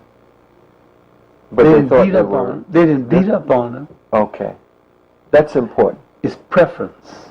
Yeah, their own preference, but they were not engaged in intertribal wars. They weren't engaged in fighting the one. They were not, because that's the picture we've gotten. They fought each other all the time, and so no, they didn't fight each other all the time.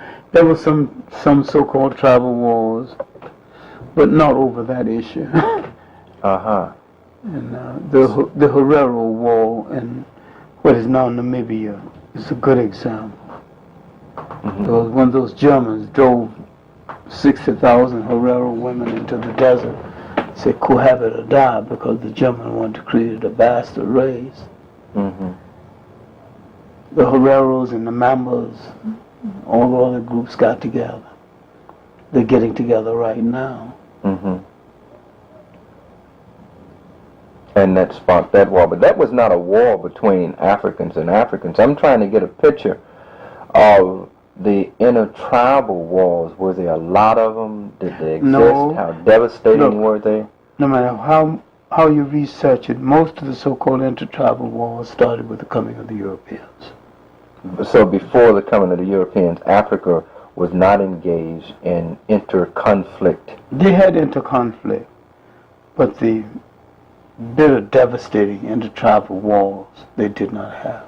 I had heard that before Chaka, most of the intertribal conflicts, and I don't know why we call them intertribal, because Africans did not consider themselves tribes. Africans don't consider themselves tribes. Everybody came out of a tribe.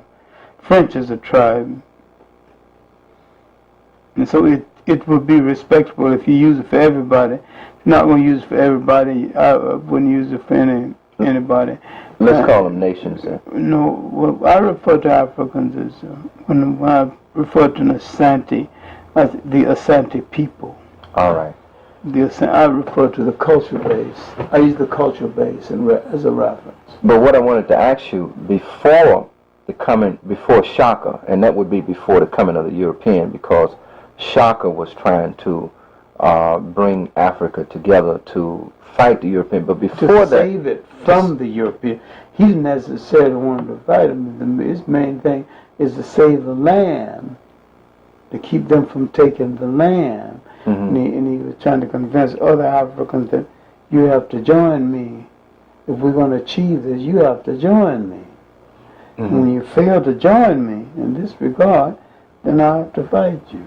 But before that, in the wars between Africans and Africans, very few men were ever killed in those wars. As my research said. Sometime if the casualties were as high as 12, that was a big battle.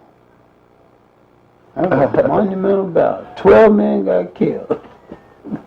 So how can they have a war and the casualties are so low? But 12 was a big casualty. So then they had wars in which no one was killed. It was a contest. If you look at the role of magic in the development of religion, if you're one kind of priest, I'm another kind of priest, we have a difference of opinion. I bring my magician, you bring your magician. Mm-hmm. We see who can outfox the other.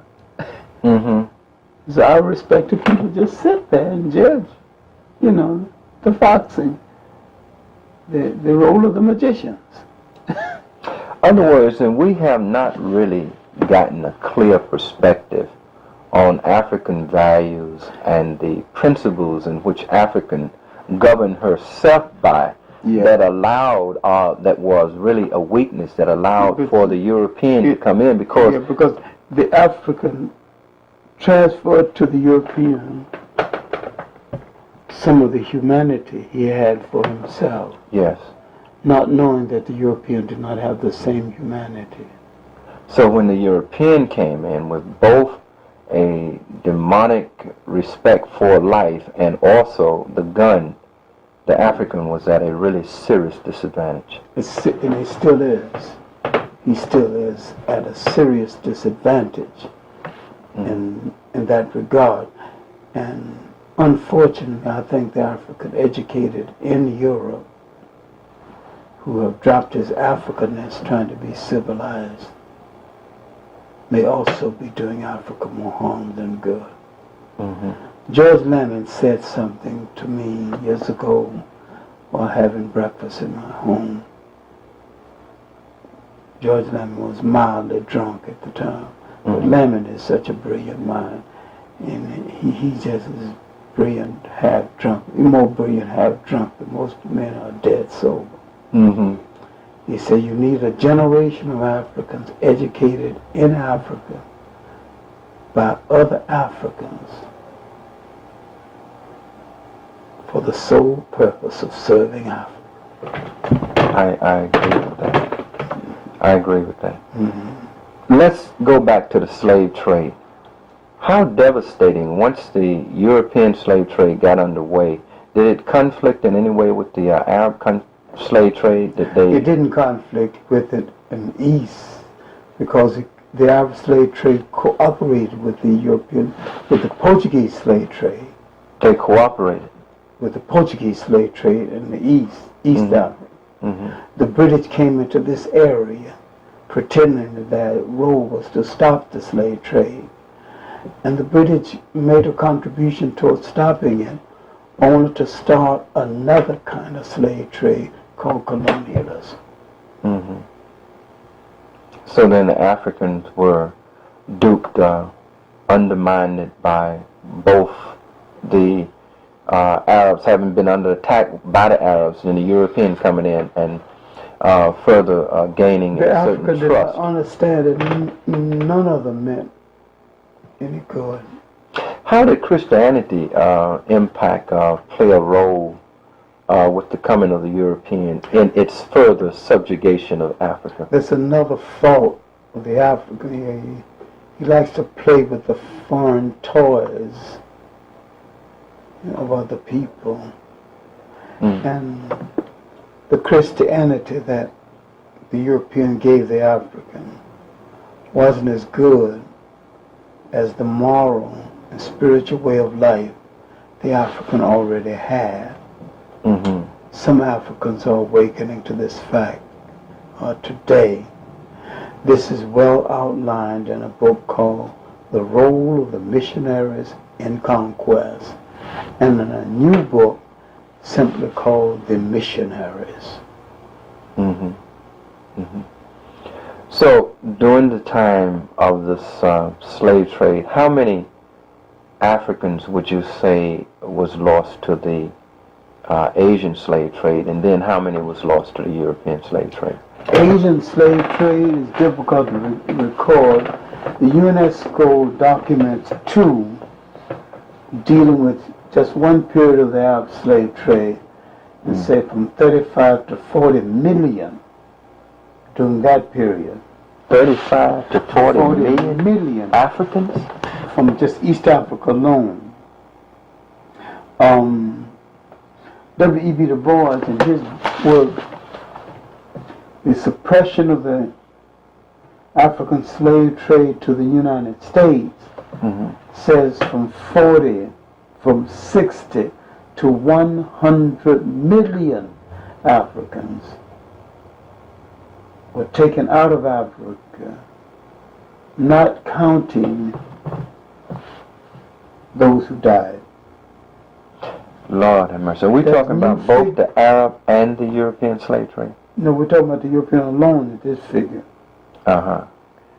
There's some new figures by an African, a Nigerian, who's checked the logs of the slave ships, the entry, how many they loaded on, and how many they sold. This new man is called Nkora, like E.A. Nkora. His work is in a magazine in Nigeria called Tariq.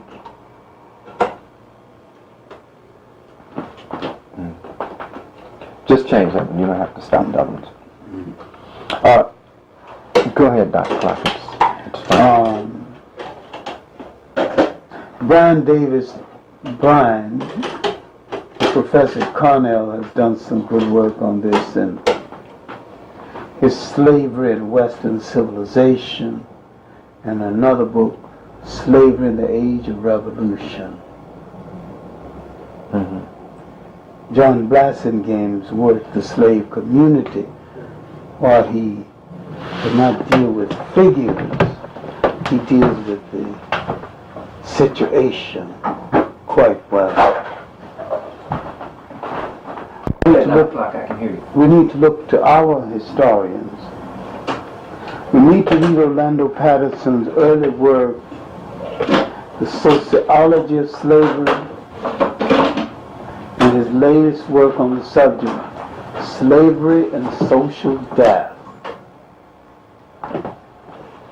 Slavery and Social Death. Both Harvard University Press. Orlando is a Jamaican.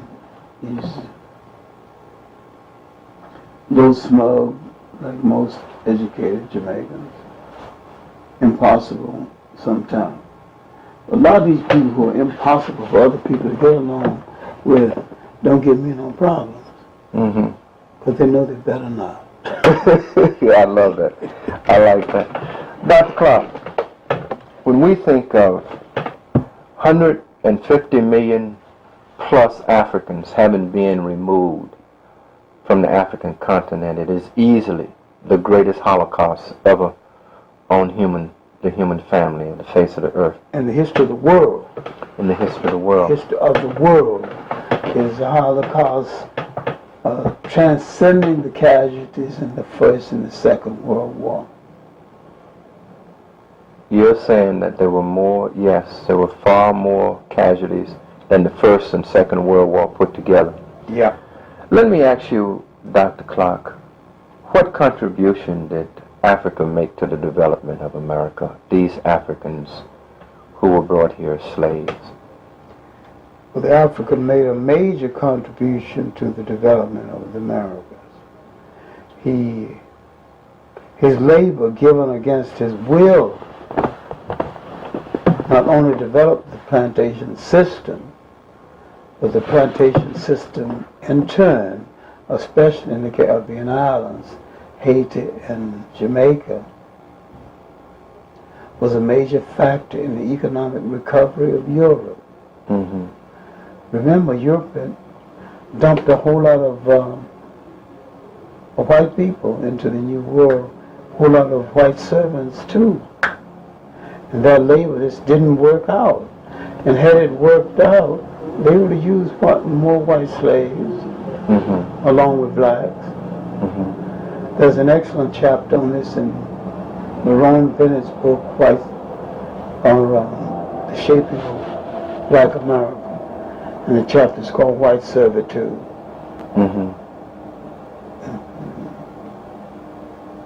He points out that the blacks could have been the third people in chain, because at first it was the Indians, second it was the indentured whites. So you're saying then that the African, literally, its contribution is the establishment, the building, the clearing of land that was a clearing of swamp. land, When the making an of- acre of land then becomes tremendously important. And the railroad systems. And Blacks built the railroad to system. build in the South especially. Mhm. And the Irish and other immigrant groups built most of those in the West. Mhm. The blacks built and maintained those in the South and still do. Mhm. What other kind of contributions could one look to that Africans made in terms of their presence in here in America as slaves? Very obvious is in the field of inventions. And inventions of labor-saving devices. Mhm. For an example. Latimer's contribution to the filament that went into the making of the electric light. Mhm. And black invention of basic things like the lawnmower, the hat rack, the spittoon. When you are rich and smoking a cigar and spitting all over the floor and say, boy, wipe that out, boy, do this. Mhm. It stands to reason you will invent a spittoon. That's true. You ain't coming in, boy, hang up my coat. It stands to reason you would invent a hat rack. Yeah. And the cotton gin, the same. Yeah, it stands to reason. So, Some of our greatest contribution was the invention of labor-saving devices and our early contribution to the electrical industry and communication. Wasn't for Granville Woods, there'd be no Westinghouse of today and no General Electric. mhm. Wouldn't be there. And except for Latimer also, I don't think Graham Bell would have brought off the telephone. The principle for the telephone was brought off. But the one thing Graham Bell had to do, he had to draw and explain every functioning part. Mhm. He was no draftsman. Mhm. Mhm. That was Latimer's job, Mhm. and that got the phone on the way. I see. Although he was really trying to invent a hearing aid for his wife. Really? Dr. Clarke, in terms of the economy of the country, what impact did Africa via slavery make on the tremendous wealth of America? Cotton, for example. It made, beyond cotton, made an impact on the economy and timber and hides. If you got the labor of an entire people for 300 years, you can't get your economic show on the road, you have to be backward. How many Africans were brought here, made it here in terms of not those that left Africa, but those that went through the Middle Passage and actually became slaves in America? At the end of this Civil War, there was about 4 to 6 million in the southern states. And there was close to 1 million in the northern states. Mm-hmm. We tried to avoid admitting that really the proving ground, the breaking ground for slavery was the Caribbean islands. Oh, so... And the holding station, the Caribbean islands. They would take them there and brutalize them and break them in. It's like you're breaking in a horse. Before they were shipped to the United States. So there were more slaves in the Caribbean islands? No, but the slaves in the Caribbean islands were forever in transit. Uh-huh. Once they're processed, they were taken to markets in South America and in the United States and in Central America. So they wasn't, there was always a stationary group of slaves. There was always adding to that stationary group. So at any given point point, there were probably at least a few million slaves given labor for over a period of 300 years in America. Yeah. And so the economy of this country, up until the day, benefits from the slave labor, unpaid Africans. It still benefits from it because early in the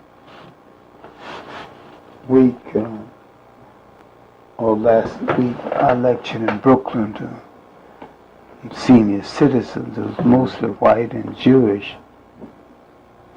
And they kept crying out, we had nothing to do with the slave trade. Why should we, be worried about it?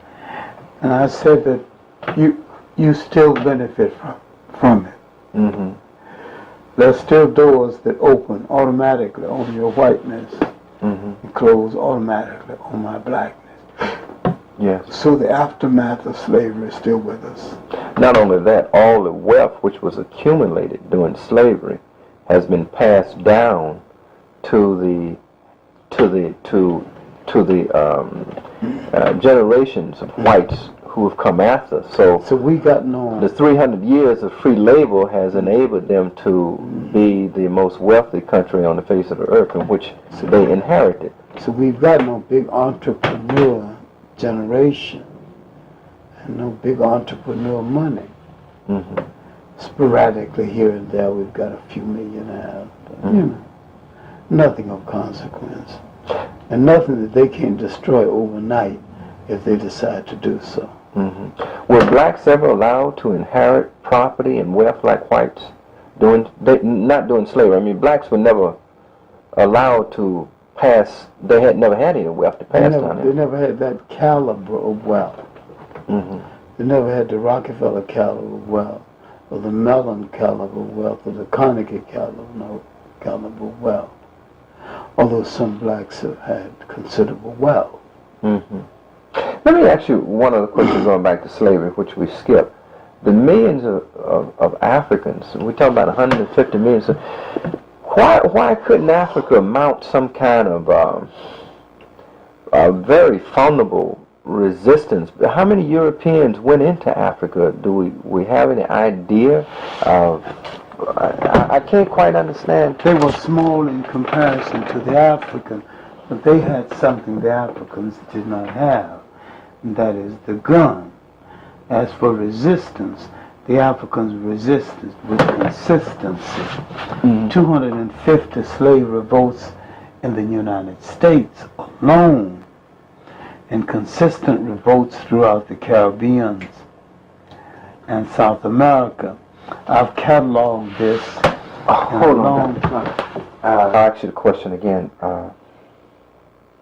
Dr. Clarke, in terms of the number of Africans that were 150 million and up, and the number of Africans that were on the continent, why couldn't they have mounted a united offensive and repelled the Europeans, since I am sure there were far less Europeans on the African continent fighting Africans than there were Africans? What made the difference?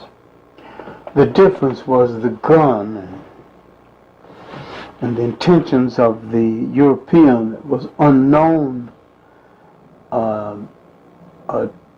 to the Africans, and the African was already in the bind, and yet he still resisted.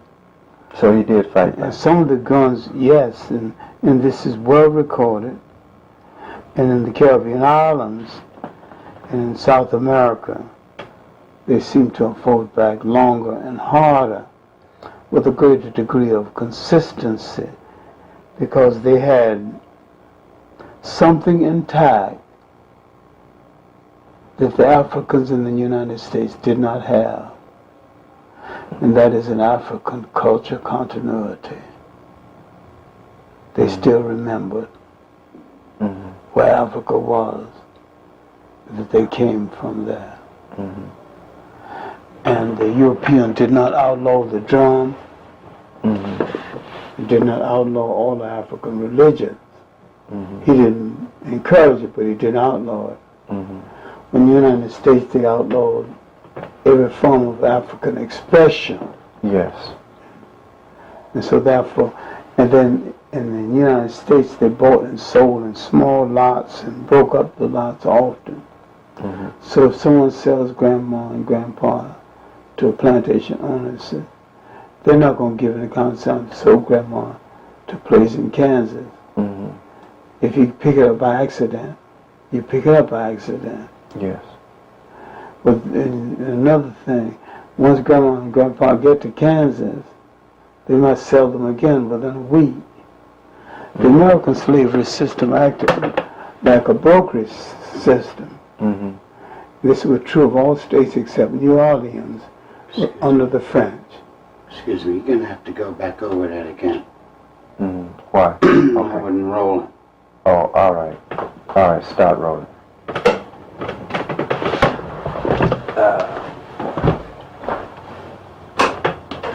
Okay. I'm sorry, Dr. Clarke.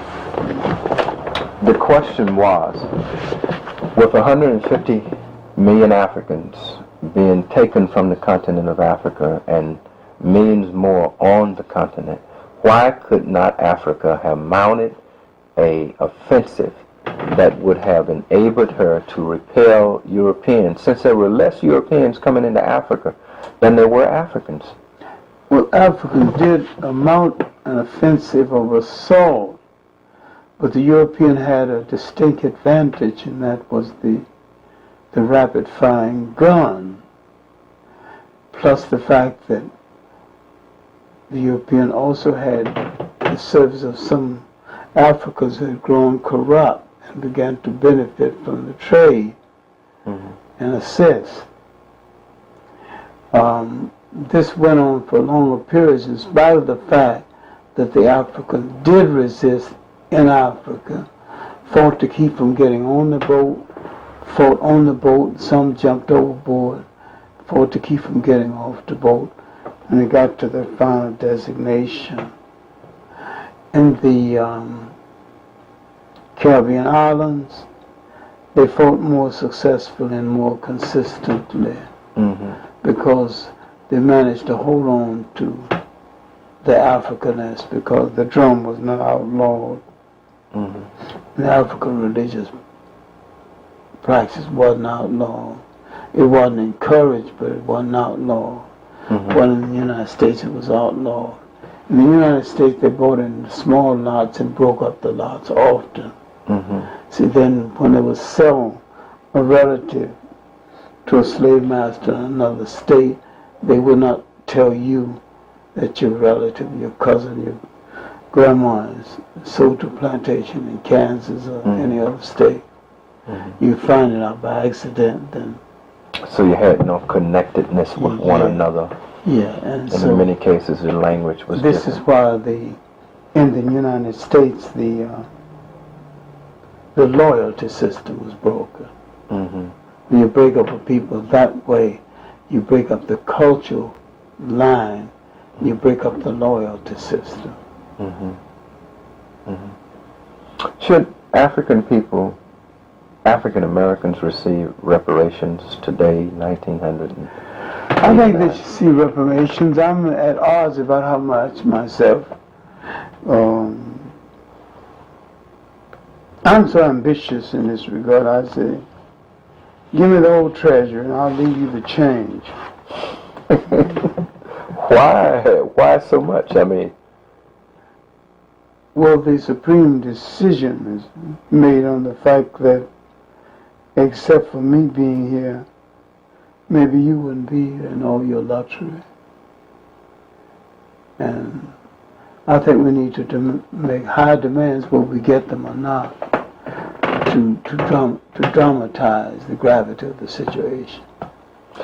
Dr. Clarke, I want to thank you, and I want you to know that I agree with you, that at this point, the only people who probably can save humanity is the African race.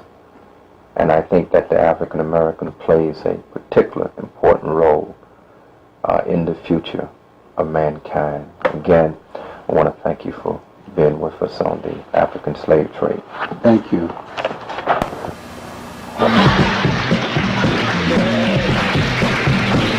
capitalism will confuse these people, have them totally confused. They will try every way to identify.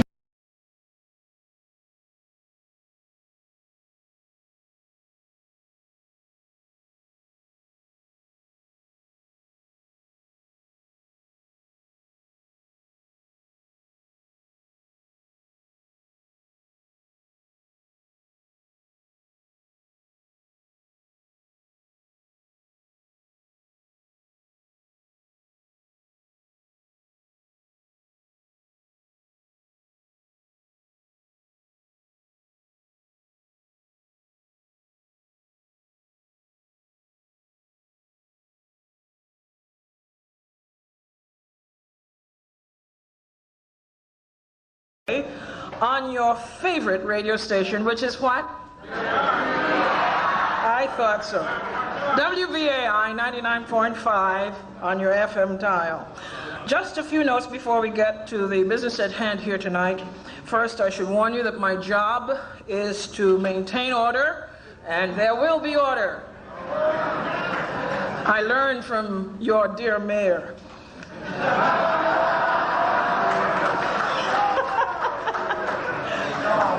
A little humor. And order we shall have. Yes, your enthusiasm is strongly encouraged. But please, don't attempt to throw chairs. We want every last word from our participants to be heard, so I ask that you be quiet to allow them the opportunity to present their views.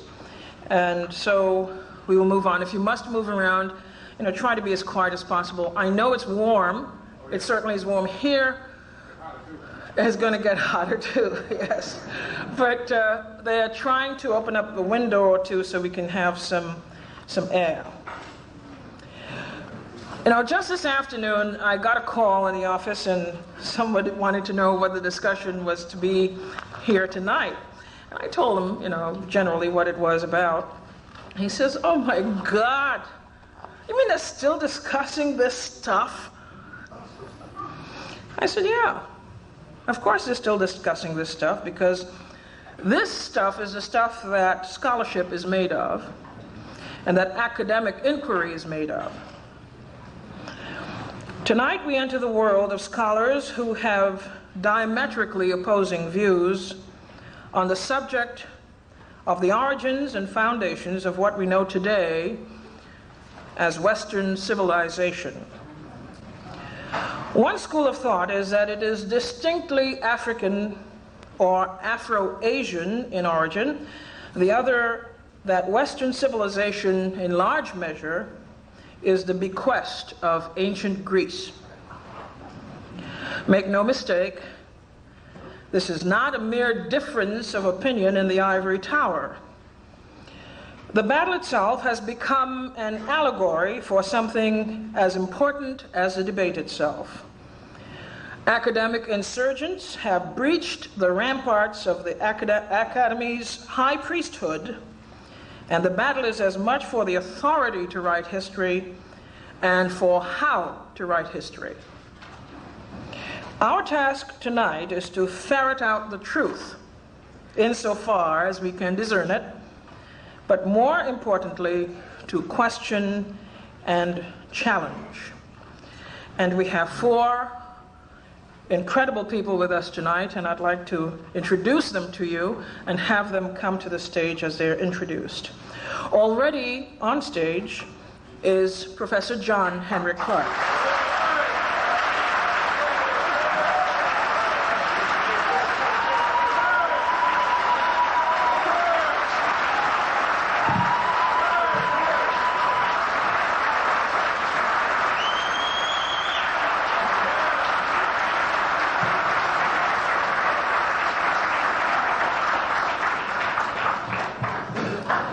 They were standing for you, Dr. Clarke.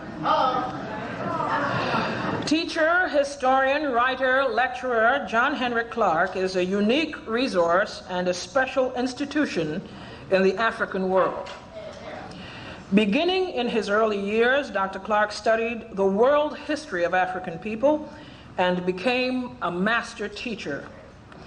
He has authored and/or edited more than 30 books, short stories, and pamphlets on African and African American history, and is Distinguished Professor Emeritus of African World History in the Department of Africana and Puerto Rican Studies at Hunter College.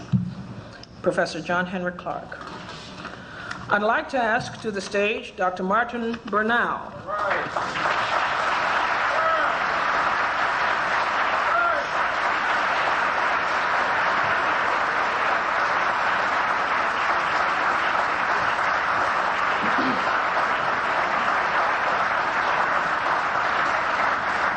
Dr. Martin Bernal has been a professor of government at Cornell University since 1972 and an adjunct professor of Near Eastern Studies also at Cornell since 1986.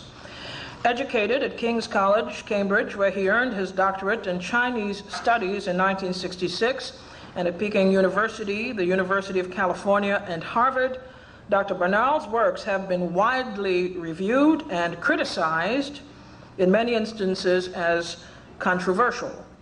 His chief publications are the two-set volume Black Athena, The Afro-Asiatic Roots of Classical Civilization, and Cadmean Letters, The Westward Diffusion of the Semitic Alphabet Before 1400 BC. Dr. Martin Bernal.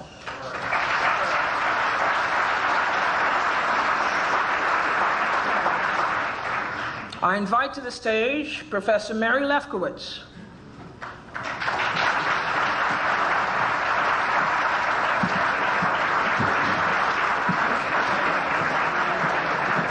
Thank you. Nice to meet you. Thank you. You can sit right here. Mary Lefkowitz is Andrew Mellon Professor in the Humanities at Wellesley College. She is the author of Not Out of Africa, How Afrocentrism Became an Excuse to Teach Myth as History, and is co-editor of Women's Life in Greece and Rome.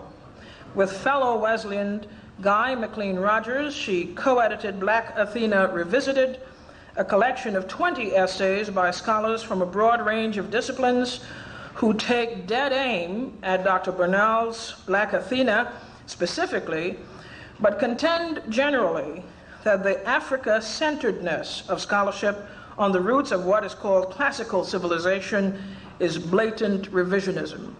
Dr. Mary Lefkowitz.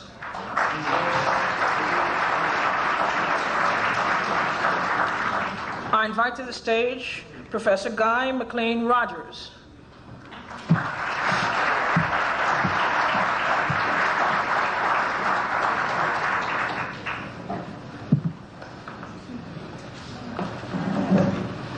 Professor Rogers, as I said, is also at Wellesley College, where he is an associate professor of Greek and history.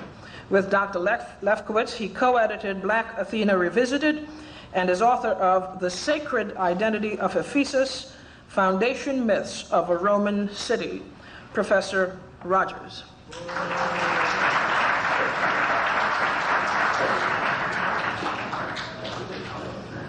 So here we have a rather distinguished panel, and I would like them first to begin with their conclusions.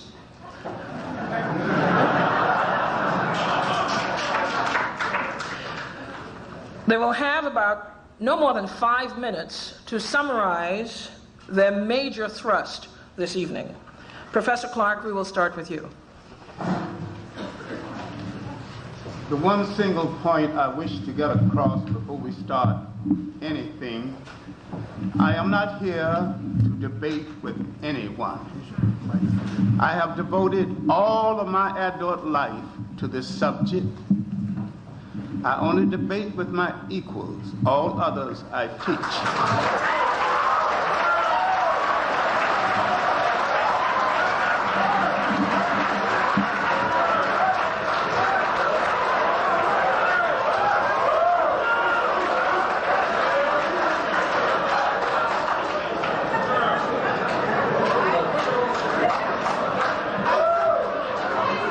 Order. Thank you.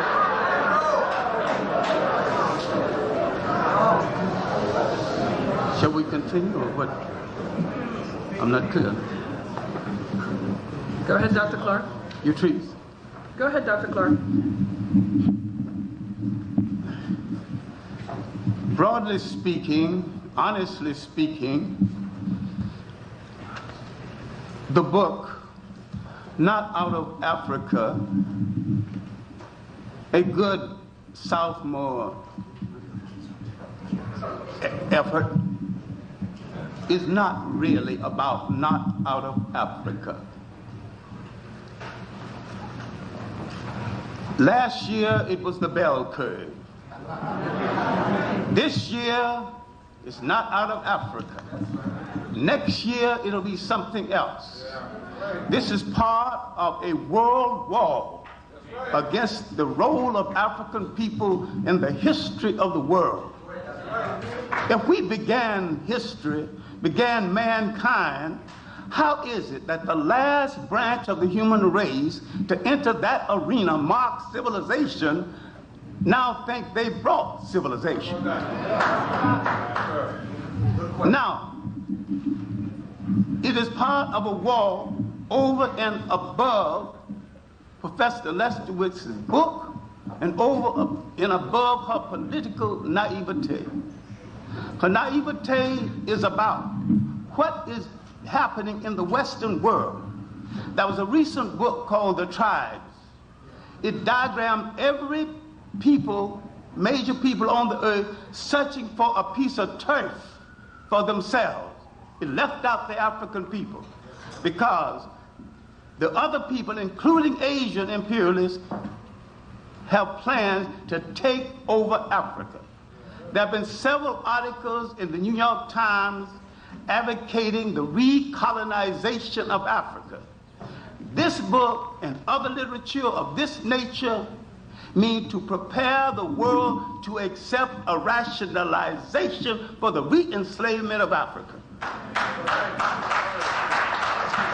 Now, and when you deal with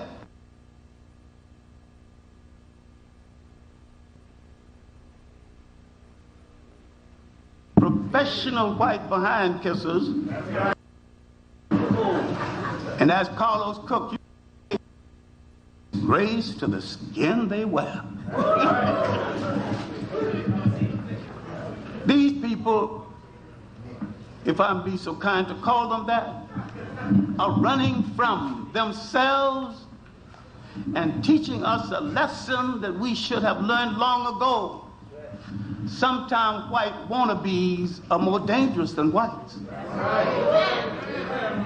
And sometimes they'll fight you harder to be accepted by whites. They are running from their own people. 2 minutes. And running from definition. Now, what we need to look at now is how Professor Lesterwitz neglected the white writers through history, the radical European writers who wrote positively of Africa and who identified the relationship of Africa to the ancient Greeks. Now, if given time, and I probably won't be given it this evening, I can prove to you with your satisfaction, if you are listening, that Rome and Greece was not European creations. These were Mediterranean-inspired nations and couldn't be created by Europe because at the time there was no Europe.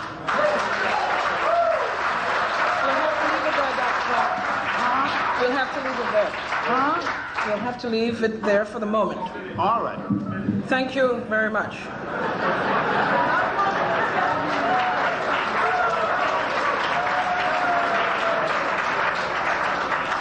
I now ask Professor Lefkowitz to present her 5-minute conclusion. Can you hear me? Maybe you don't want to hear me. But let me just begin by saying what my book, Not Out of Africa, isn't about. It's not an attack on Afrocentrism. If Afrocentrism means recognition of African achievements in the world, it doesn't seek to deprive Africans of their rightful heritage.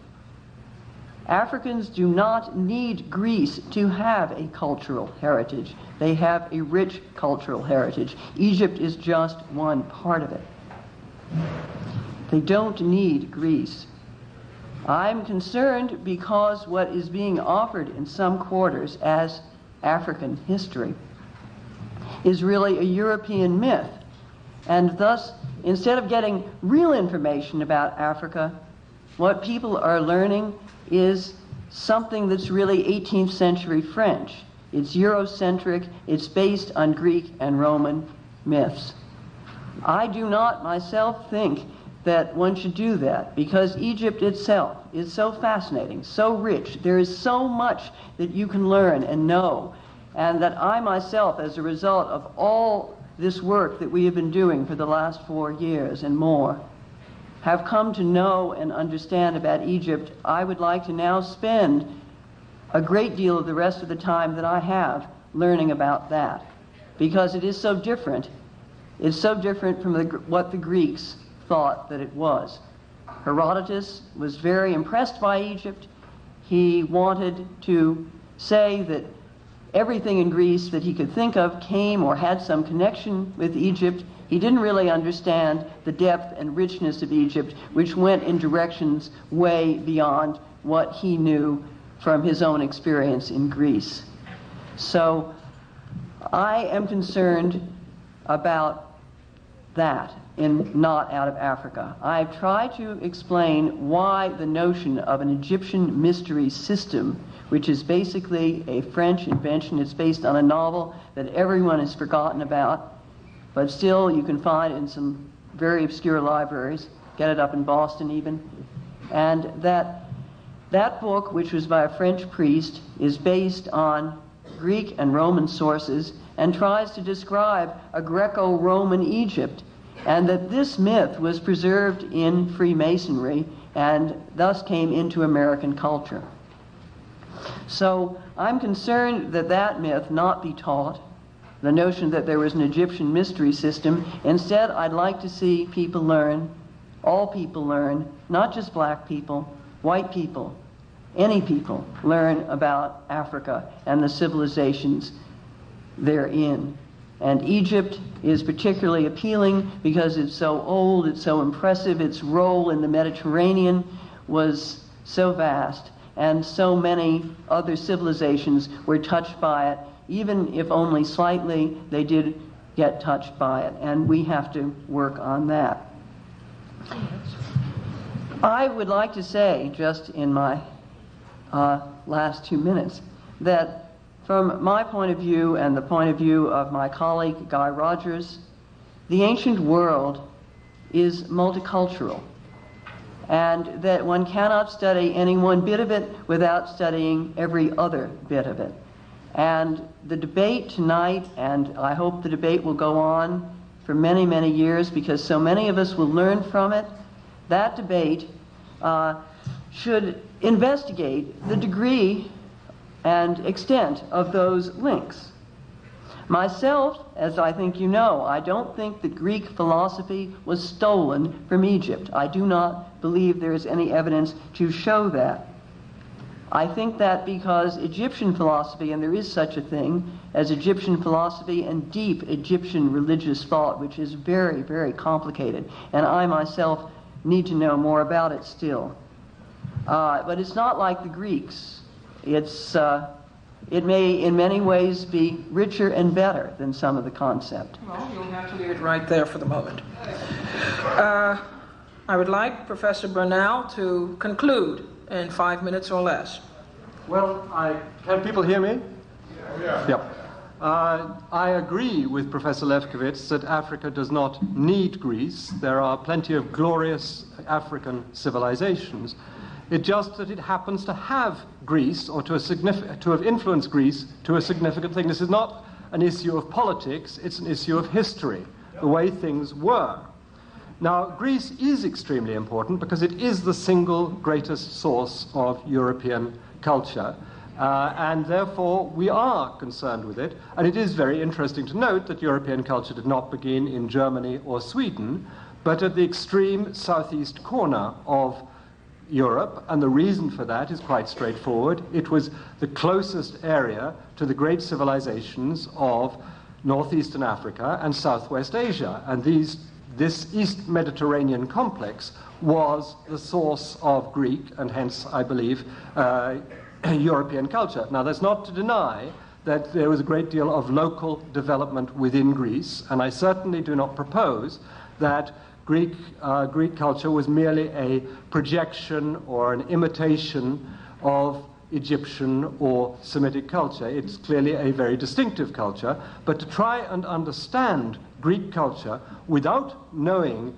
the background of the ancient cultures behind it would be as absurd as it would be to study Japanese culture without knowing the Chinese and Korean roots behind it, and no East Asian specialist would dream of doing that.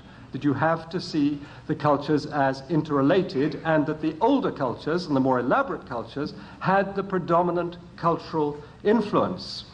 One of our basic disagreements is that Mary Lefkowitz, sitting in the 20th century, feels that she knows better than the Greek historians of the 5th and 4th, 3rd century, when they said that there were significant influences. Yes, he was very impressed. Yes, he was very Greek. But what struck him were specific similarities. And Herodotus, rather a plodding historian, he said, well, what's the reason for these similarities? I think they're too close for coincidence. I don't think the Egyptians could have borrowed them from the Greeks because they've had them so long. Therefore, the most likely explanation is that the Greeks took them from the Egyptians. And this is what I call the ancient model. And this model was not overthrown until the early 19th century. Now, Mary Lefkowitz mentions the 18th century novels, and at times, despite the attention she's devoted to dismissing my book, I sometimes feel she hasn't read it, because I do devote quite a few pages to the novel Setos, which she talks, and I too have read it. It had to be sent by interlibrary loan to me, and I do think it is important in the formation of Masonic thought. But what she does not bring forward is the fact that this was perfectly orthodox history as understood in the 18th century, and going back beyond the 18th century to the view that the Greeks and Romans had of the Egyptian sources of their own culture. Now, I think that the Greeks were, on the whole, a very intelligent people, and I respect their philosophy, their art, their democracy, their science, but I also respect their history, and this is a great anomaly in Mary Lefkowitz's approach, in that she says they're very good in these other respects, but they cannot be trusted with their own history. So that I want to bring that out, that one has... Now, she says that modern classics has dismissed all this, and it's true that the predominant view of modern classicists is that the debts to Egypt and Phoenicia, and I don't want to underestimate the importance of Levantine or Southwest Asian influences on Greece, that these influences were exaggerated by the Greeks, and I think that they clearly were I think they were properly developed, and to some extent the Greeks may even have played down because they were very conscious of being Greek and proud as being Greeks, and they were affected by two forces. On the one hand, they wanted to plug in to the ancient civilizations and give themselves cultural depth. On the other hand, they were very conscious of being Greeks and wanted not to be surpassed culturally by the Egyptians and Phoenicians, who were still very much around. So they had two forces working on them. Modern scholars working in an intensely racist 19th and 20th century had no double force. They had the single force wanting to make Greece pure, white, and European, and the ideological pressure that put on the scholars led to what I see as the recent dismissal of Egyptian and Phoenician influences on ancient Greece. Thank you. Professor Rogers, please do present your conclusion in 5 minutes or less. Thank you. I'd just like to say from the beginning that Professor Lefkowitz and I are here precisely because we're open to debate about these issues. 3.5 years ago, the University of North Carolina Press asked Professor Lefkowitz and me to put together a volume of responses to some of the questions which were either implicitly or explicitly raised by Professor Bernal in his work, Black Athena. And what I would like to do for just a couple of minutes here, and perhaps expand upon this a little bit later, is to set out some of those questions and to give you some sort of sense of what the preliminary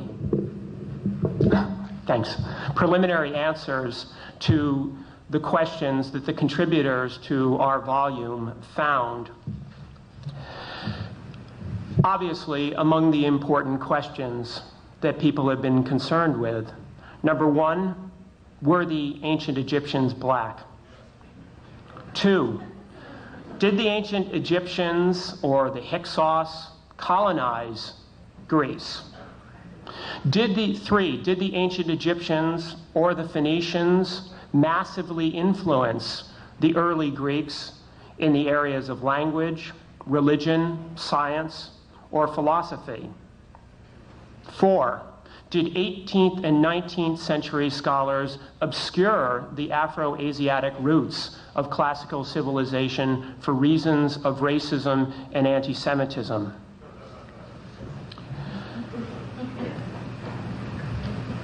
Let me give you some sense of our conclusions. Number one, the scholars who have looked carefully at the first question have concluded that the attempt to fit the ancient Egyptians into a modernizing category of either black or white do so from a perspective which lacks both historical and biological justification.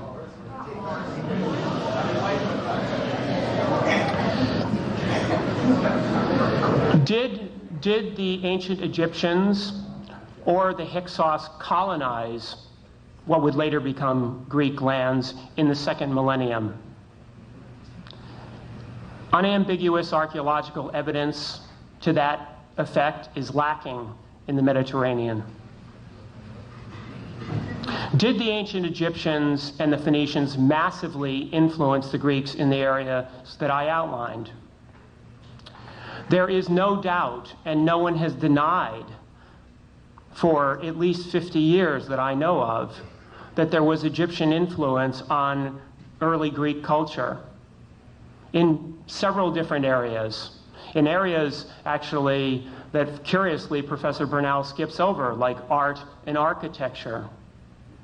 The real scholarly question is, can that influence be described as massive in the sense that Professor Bernal means? And the conclusion, which scholars from many different subdisciplines, and not just classicists, but Egyptologists, Semiticists, and African historians have reached, is that the case cannot be made for a massive influence. Furthermore, students of the ancient world propose a very different model of interaction among the cultures of the ancient world in the time period that we're discussing. Instead of seeing a one-way street leading from Egypt to Greece, scholars now are shaping a model which includes many two-lane highways going from Egypt to Greece, going from Egypt to the Near East to West Asia, and back in the other direction as well.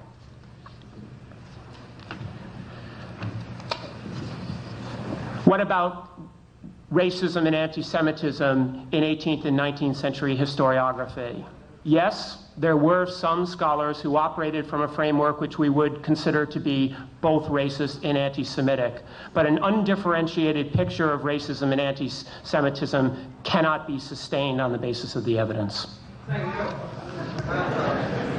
Well, you've heard their conclusions, and we'll get to the amplification of their conclusions as we go on in the evening. But I wanted first to ask each of the discussants tonight how they came to this particular area of study, and how scholastically have they undertaken comparative analysis in this particular area of study. How, in effect, are you preparing, or have you prepared yourself? We'll start at this end of the table and go straight down. Yes. I'm not sure I quite understand what you're asking. Are you asking how we became interested or what our scholarly preparation was? Both. And Both. I'm asking Okay. particularly, in as much as you exert influence by virtue of your scholarship in this area, I'm asking, how do you defend your scholarship in this area? How did you acquire your scholarship in this area? Okay. In a way, I am, I think, an example of the kind of training that Professor Bernal has been calling for, because I have the advantage of not having an undergraduate degree in classics, but an undergraduate degree in ancient history, which included, where I was taught, not only Greece and Rome, but also Egypt and Persia and Phoenicia and Palestine. So that's my preparation. How do I defend my scholarship? I don't have to defend all of the different areas which are raised by Black Athena or issues that we're talking about. The whole point of putting together a collected volume with scholarly views by different people is to offer different perspectives on these questions. My own particular expertise happens to be in the eastern part of the Mediterranean from about 1200 BCE to 300 CE. So are you saying that you were a facilitator of a frontal assault? A frontal assault on what? As opposed to, in this book, Black Athena Revisited. If you're saying that you're not yourself prepared to defend the scholarship in this book. No, I'm not saying that at all. I'm certainly prepared to defend the scholarship in this book, but I don't claim, and I don't think that anyone else would claim to be an expert in the 27 different fields which Professor Bernal raises. In that sense, we're all students of the... If you pardon me, Professor Bernal will defend his own work. I'm saying that you, as a co-editor of this book, I would have assumed, perhaps it's naivety on my part, that part of your role is also to inspect the scholarship of contributors to your book, as well as to exercise some kind of scholastic judgment as to their expertise on the subject. I think your question is now a little bit clearer, and my answer to it is that I stand completely behind our conclusions, and I take full responsibility for them. Is that clear enough? Well, I was under the impression I was saying what I had to say quite well. You evidently are having difficulty trying to understand, and that's an entirely different problem, one which I'm happy to say belongs almost singularly to you. Professor Lefkowitz, how did you come by your scholarship in this area, and how do you defend your scholarship in this area? Well, I come by my scholarship in this area as a classical scholar. I have an undergraduate degree in classics and a PhD in classics. My work has been widely through the whole field of Greece and Rome. I became particularly interested in a neglected field. It was neglected entirely when I came to it, which was the study of women in the ancient world. Half of the women in Greece and Rome, and I think elsewhere in the ancient world as well, were simply, half the people were ignored. So I became very interested in that and spent a lot of time on that, which involves many different periods of antiquity. I got interested in this subject because I was asked to write a review for the New Republic magazine of Martin Bernal's 2 volumes, and at the same time I was asked to consider such influential and important books as George G.M. James's Stolen Legacy. So that's how I got into this. My perspective is simply that of a person who seeks to understand history and who uses evidence. I defend myself by citing my sources and the materials. Anyone can check these references. My goal is not to stifle discussion or to do anything I do not seek to indoctrinate. I have no agenda, even though many may be imputed to me. I have none. You may say that, but how do you know what is in my mind? If I am a white person or a Jewish person, does that mean that someone has told me what to say or told me what to think? Professor Lefkowitz, have you been to Africa? No, I have not been to Africa. Have you? Have you studied in Africa? No, I have not studied in Africa. I never said I did. Can you tell me the African scholars to whom you have referred in your scholarship? I have referred to the writings that are in Black Athena Revisited by some distinguished Egyptologists, such as John Baines and David O'Connor and Frank Yurko. I can only refer to those in detail. I have read many other things, but I do not pretend at any time to be a scholar of Africa and Egypt. I must rely on others for that, including Martin Burnell, whose work in spite of his suggestion, I read, and I know I could find the pages very easily on Terrasson that he mentions. And it is an example of the comprehensiveness of his work that he knows this obscure source. In writing as prolifically as you have on ancient Greece, have you been to Greece? Yes, many times. I thought so. I would like to ask the same question of Professor Burnell. Well, my training was not in this area at all. It was in East Asia, Chinese, Japanese, and to some extent Vietnamese. And the one advantage of learning Chinese, in particular the Chinese writing system, is that it makes you somewhat less frightened of others. I had done a very little Greek at school, and I tried to teach myself more as I did Hebrew. But essentially, over the last 20 years, I have been an autodidact, that is, teaching myself, but in a very privileged situation, in that I was a teacher at university, so I could go to the experts, ask them naive questions about the new subject that I was looking at, and they were extraordinarily generous in responding to me. So that I did get information in this way.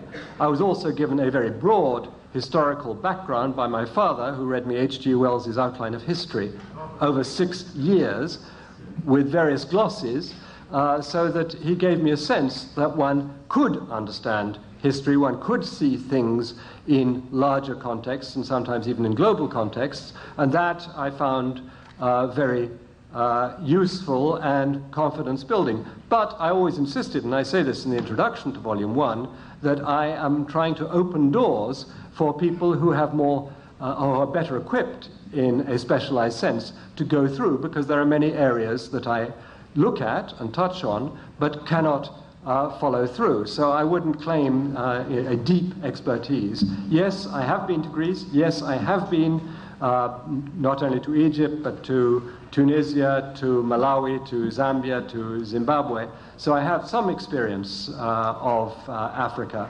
So I have that background, and I think that has helped me in my general approach. In your books, your 2 volumes, Professor Burnell, the Black Athena volumes, are you suggesting that you initiated much of this information, or are you picking up from where others have left off? Well, I mean, I start off looking at the ancient sources, the ancient Greek sources, their view of their own history, but I don't take them on face value. I then try to check, looking at archaeological, linguistic, cultic information from other sources. So I was using a multidisciplinary approach, and I am eclectic, and I've been accused of that. But I think in these areas where there's so little information that one cannot follow the rigor of pursuing one particular discipline, like linguistics or something like that, one has to look across the board. I was referring specifically to the scholarship of African scholars. Yes, I mean, although I must confess that I came to them rather late on in my study, and to some extent I found that I had reinvented the wheel.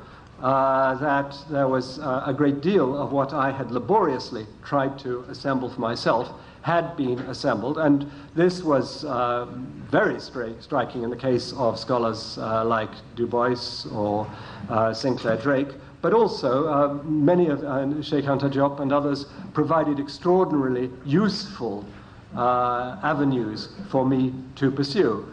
I wouldn't call myself an Afrocentrist, except to the extent that I believe that Africans and peoples of African descent have played many significant roles in world history, and that these have been systematically denied by European and North American scholars in the 19th and 20th century. I think that the degree of racism in our society can hardly be overestimated. We all have it, and it's very, very difficult to see past it. All right, thank you very much. Professor Clarke. I came to this subject before I was 10 as a Baptist Sunday school teacher. I wanted to teach junior class in Sunday school, so I learned to read very early. What baffled me from the beginning was the Bible itself. I could not find my people in a book that's supposed to be about all mankind. And what called my attention to the neglect of Africa was the Sunday school lessons with all those white angels.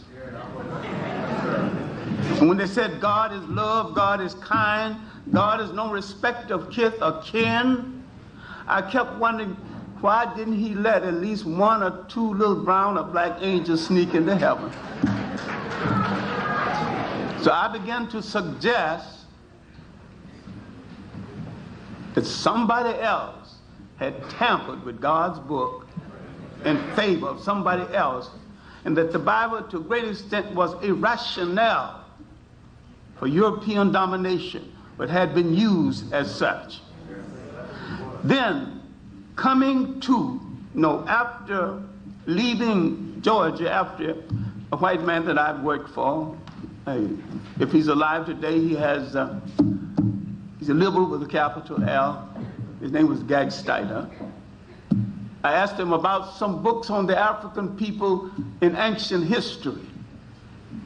And in the language of the South, he let me down slow. I mean, he spoke kindly. He said, John, I'm sorry that you came from a race that's made no history. But if you persevere, if you obey laws and study hard, you make history someday, and you personally might one day be a great Negro like Booker T. Washington. Booker T. Washington was the one thing whites approved of at that time. All right, while doing chores at a local high school, holding the coat and the books of a recitalist, I opened a book called The New Negro, and I found an essay by a Puerto Rican of African descent, Arthur Schomburg. The essay was called The Negro Digs Up His Past. Now I knew I was not only older than slavery, I was older than my oppressor. And my oppressor was the last branch of the human race to enter that arena. Mock civilization. Don't get mad, get smart, prove me wrong. Now, in the Old Harlem History Club, under Willis and Huggins, long since dead, John Jackson, who died only a few years ago, we had to take up a collection to bury him. Charles Seifert, J.E. Rogers, under all of these teachers pointing me to good material, and Arthur Schomburg telling me, go study the history of your masters. Study the people who took you out of history. Then you'll understand your history. I started on an old chestnut, recently mentioned. H.G. Wells' Outline of History, it is still worth reading. It is a good basic outline. His basic facts are in order. When he tells you about the Crusades, he's not off one iota. But his interpretation is basically Eurocentric to the point of being a prejudiced document. Now, I was reading these kinds of books. I was reading Spingarn's Decline of the West when I was 18 years old. So I began to read European masterpieces, and I began to read European curiosity about Africa.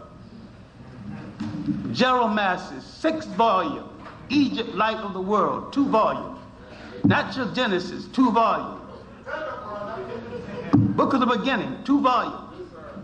And I began to read Gerald Massey's attitude on religion and his idea that nearly European concepts of religion were stolen from outside of Europe. He was not a historian. He was not an Egyptologist. He was an agnostic, fighting the arrogance of the European of that day. See, the History Club led me to not only reading masterpieces by white radical writers who set the black radical writers in motion. A whole lot of claims blacks did not make until they saw the documents and works written by Europeans. And these works written by Europeans, what black had the time and the money to sit down and do a 6-volume work? Well, Dr. Clarke, I would like you to hold it right there. Yes, thank you. Hold it right there. And sometimes you regret having to ask a question that is so obvious that it almost hurts. Okay, now let's get into the fray. We will have the scholars asking questions of each other. And I'd like to start with Professor Lefkowitz asking a question of Professor Bernal. I'd like to ask Professor Bernal if he could point to some specific instances which he could cite where Egyptian thought influenced Greek philosophy directly, and if he could discuss some of those for us. Well, the Greek philosophers were extremely respectful towards Egyptian philosophy, and particularly Plato in his later dialogues. The emphasis on geometry, which was the great strength of Egyptian mathematics and was the center of the Platonic educational system, I think is one example. I would also think that the system of ideas or forms which Parmenides and Plato pushed looks extremely Egyptian to me, but I can't prove it. I also think that the distinction between worlds of being and worlds of becoming, which fits Egyptian grammar extremely well and Egyptian cosmological notions extremely well, look very influential. I think that the Greek tradition, which was that Pythagoras and Plato had drawn from Egypt, seems altogether plausible.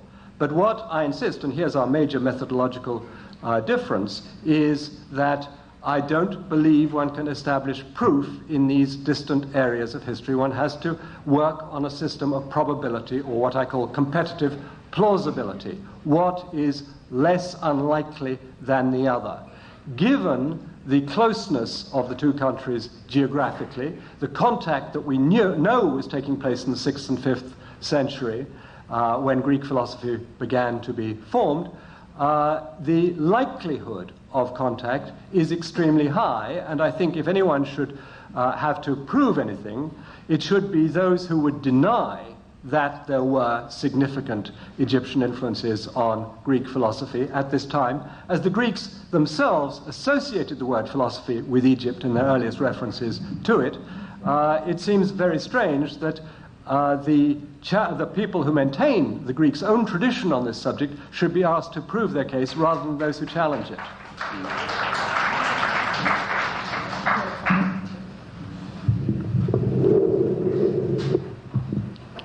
Well, I think those are some interesting ideas, and I would like to think very hard about them, but I think we must also think about the things that are very different and very, very confusing in the tradition, such as some of the things that are said about that Pythagoras learned in Egypt. He couldn't have learned there because they aren't Egyptian, particularly. There are some mistakes that are made in the Greek understanding of Egypt. And one problem is, in thinking about this contiguity, very few Greeks could get to Egypt over a long period of time, say from the 10th century to the 7th century. Then there was a window of opportunity, but then again the Persians moved in, kept the Greeks from getting there in any great number, and really until the conquest of Egypt by Alexander. I hate to interrupt you, Professor Lefkowitz, but the idea here is to not just explain the question that you yourself have asked, but to follow through based on the response you got. Well, I thought that's what I was doing, but... All right, well then, actually we differ there. Professor Lefkowitz, would you like to ask a question? Professor Bernal, would you like to ask a question of Professor Lefkowitz? Yes, as she and the predominant view of classicists at the moment concede that Egyptian art and architecture, and she's just written an article in the New Yorker showing a particular medical view was taken by the Greeks from Egypt, why is it so implausible to suppose that the Greeks took other aspects of their culture, particularly in this period, I believe also much earlier as well? What is the reason for denying the possibility, which was brought up by the Greeks themselves, of transmission of mathematical and philosophical ideas at the same time? There's no reason to deny it. It's just simply to try and find what these ideas were. Now, in the case of the medical thing that you mentioned, it happens to be a particularly wrong idea, and of course, wrong ideas can be transmitted as well as right ideas. And this is one thing that in tracing the history of the world, we tend to concentrate so much on the glorious achievements and the glories of Greece, the glories of Egypt. There are also some non-glories, and some of the medical ideas were one of them. I think we're all very lucky not to have been living at that time. But I would say there's nothing implausible about it at all. And there is a great Greek interest in Egypt, as you say, and that surfaces very clearly in the later dialogues of Plato. But I think that if you're going to talk about stealing ideas from Egypt, which I know you are not, but others have, then you really have to show some parallel text and show what is done. I think the idea of some influence is something that could fruitfully be discussed and pursued, and I would like to continue to do that and to continue to encourage others to work on that. You want to follow up on your question? No, I'll leave it for there, if we can have further talk. All right, Professor Rogers, you get to ask Professor Clarke a question. Yeah. I hardly know where to begin.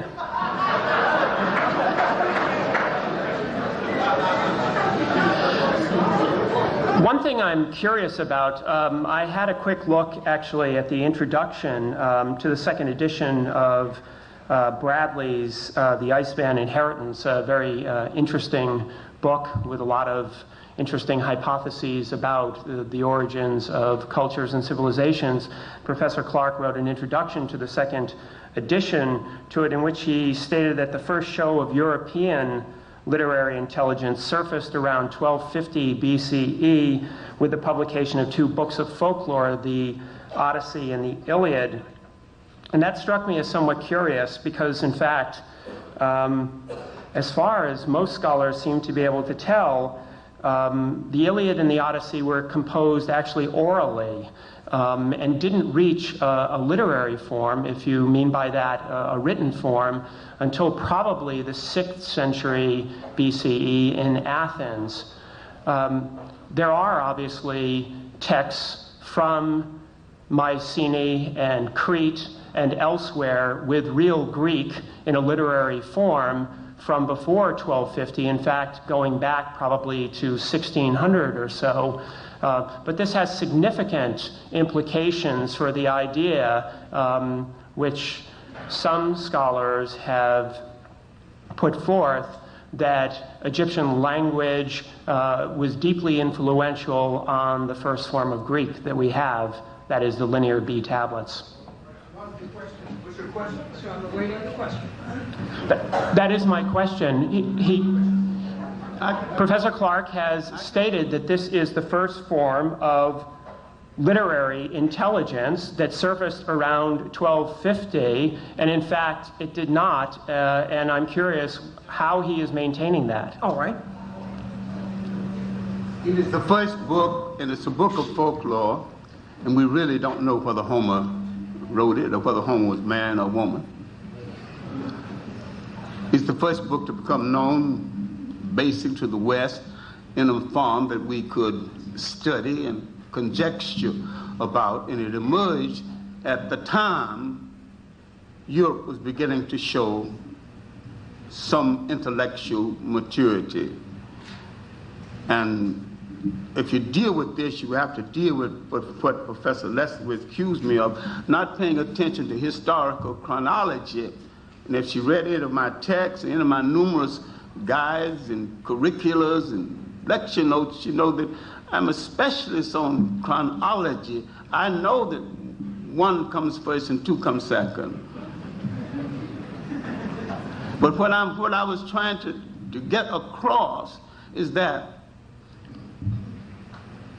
in the 8th century to the 12th century, so the intellectual emergence of Europe, at a time Egypt was in its 23rd dynasty and dying after nearly 10,000 years of some forms of organized society, Europe intellectually was just being born. That's right. That's right. And I further maintain that Europe in general had nothing to do with the creation of Rome and Greece, and yet the challenge of Rome and Greece created Europe, because they were scattered tribes, and the challenge of Rome and Greece brought them together, and they became a people strong enough to create a state. If anybody got any information to the contrary, state the information to the contrary.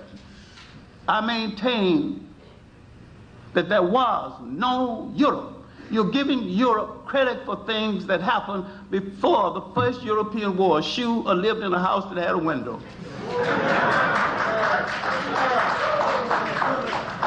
And I'm saying that you have not read, not just Massey, Joe Massey, and his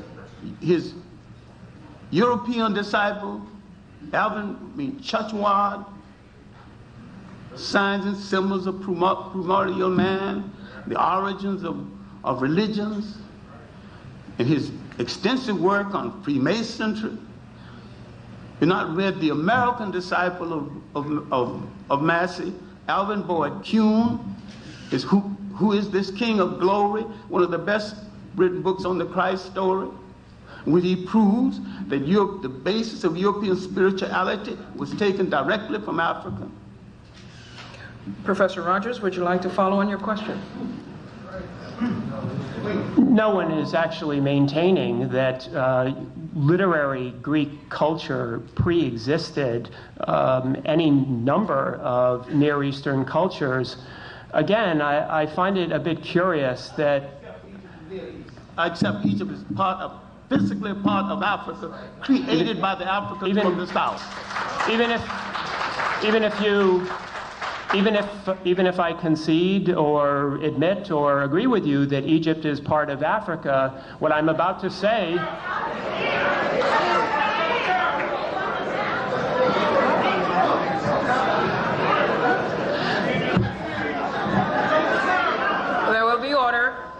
Thank you. There will be order.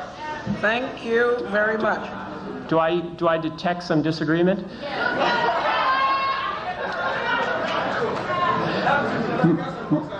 My point was going to be that the most recent scholarship about the genesis of those two oral epics, the Iliad and the Odyssey, points, in fact, in another direction to influence, and that is, in fact, the Hittite Empire, whose documents we can read very easily, and there may well be independent confirmation of the historicity of some form of a Trojan War in those documents. And so what I'm really asking is, why is it that we're just really looking in one direction when we're talking about the origins of Greek civilization?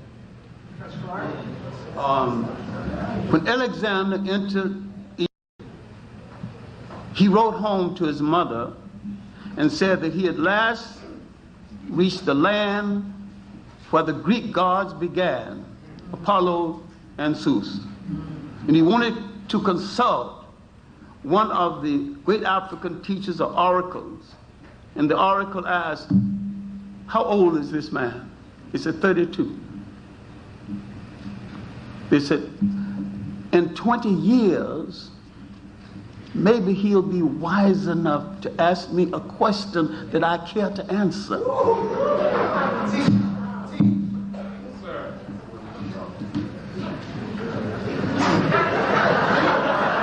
Professor Clarke, would you like to ask Professor Rogers a question?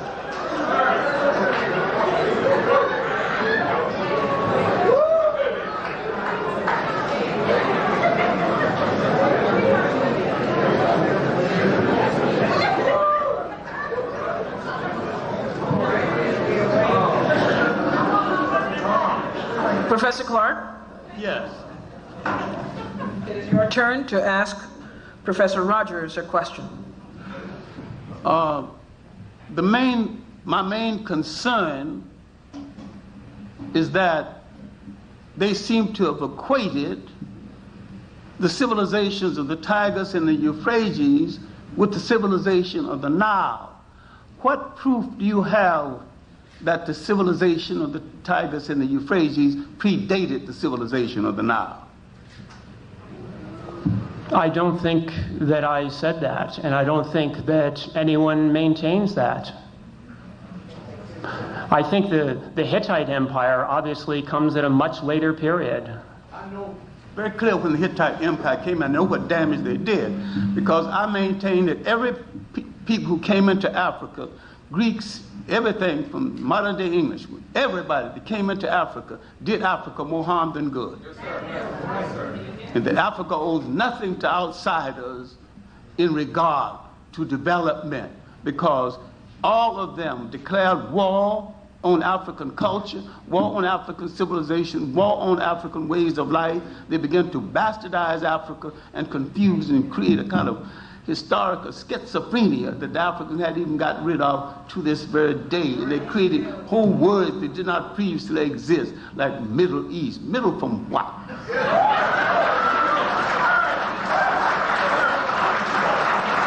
In round two, we will continue. Professor Clarke, you will ask the first question in round two of Professor Mary Lefkowitz. At your own admission, you encountered J.A. Rogers 4 or 5 years ago. J.A. Rogers didn't say he was a historian. He was a searcher trying to find the role of the African personality in world history.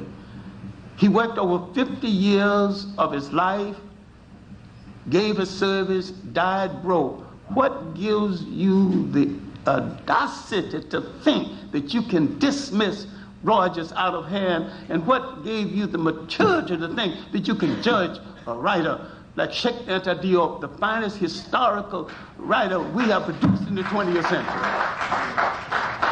Sir, what do you deal with that?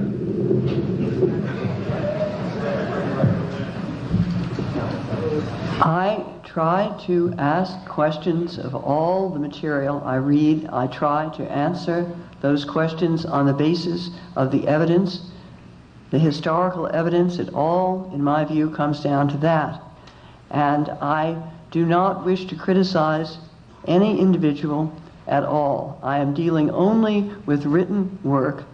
The people who write that, I do not always know, and I have no individual or personal criticism of them. This is the way scholars, I'm sure, as you know, proceed, and that is simply what I did. In my book, I will leave it to everyone who reads the book to judge what I did.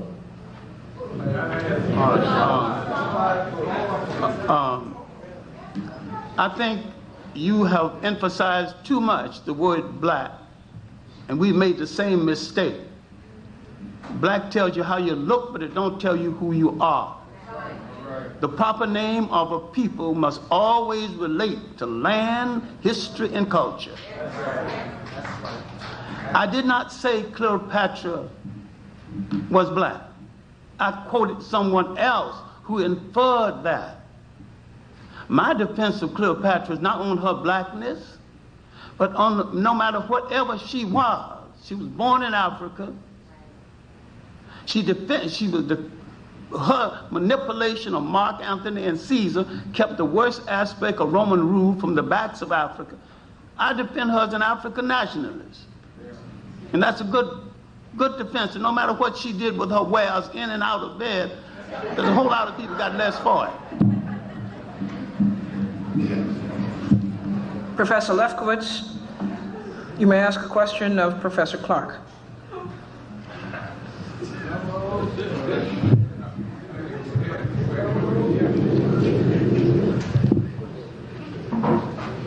Professor Clarke, do you think that we should always judge history in terms of race? Look, there was no such thing as race in the psyche of the world until the Europeans put it into the psyche of the world.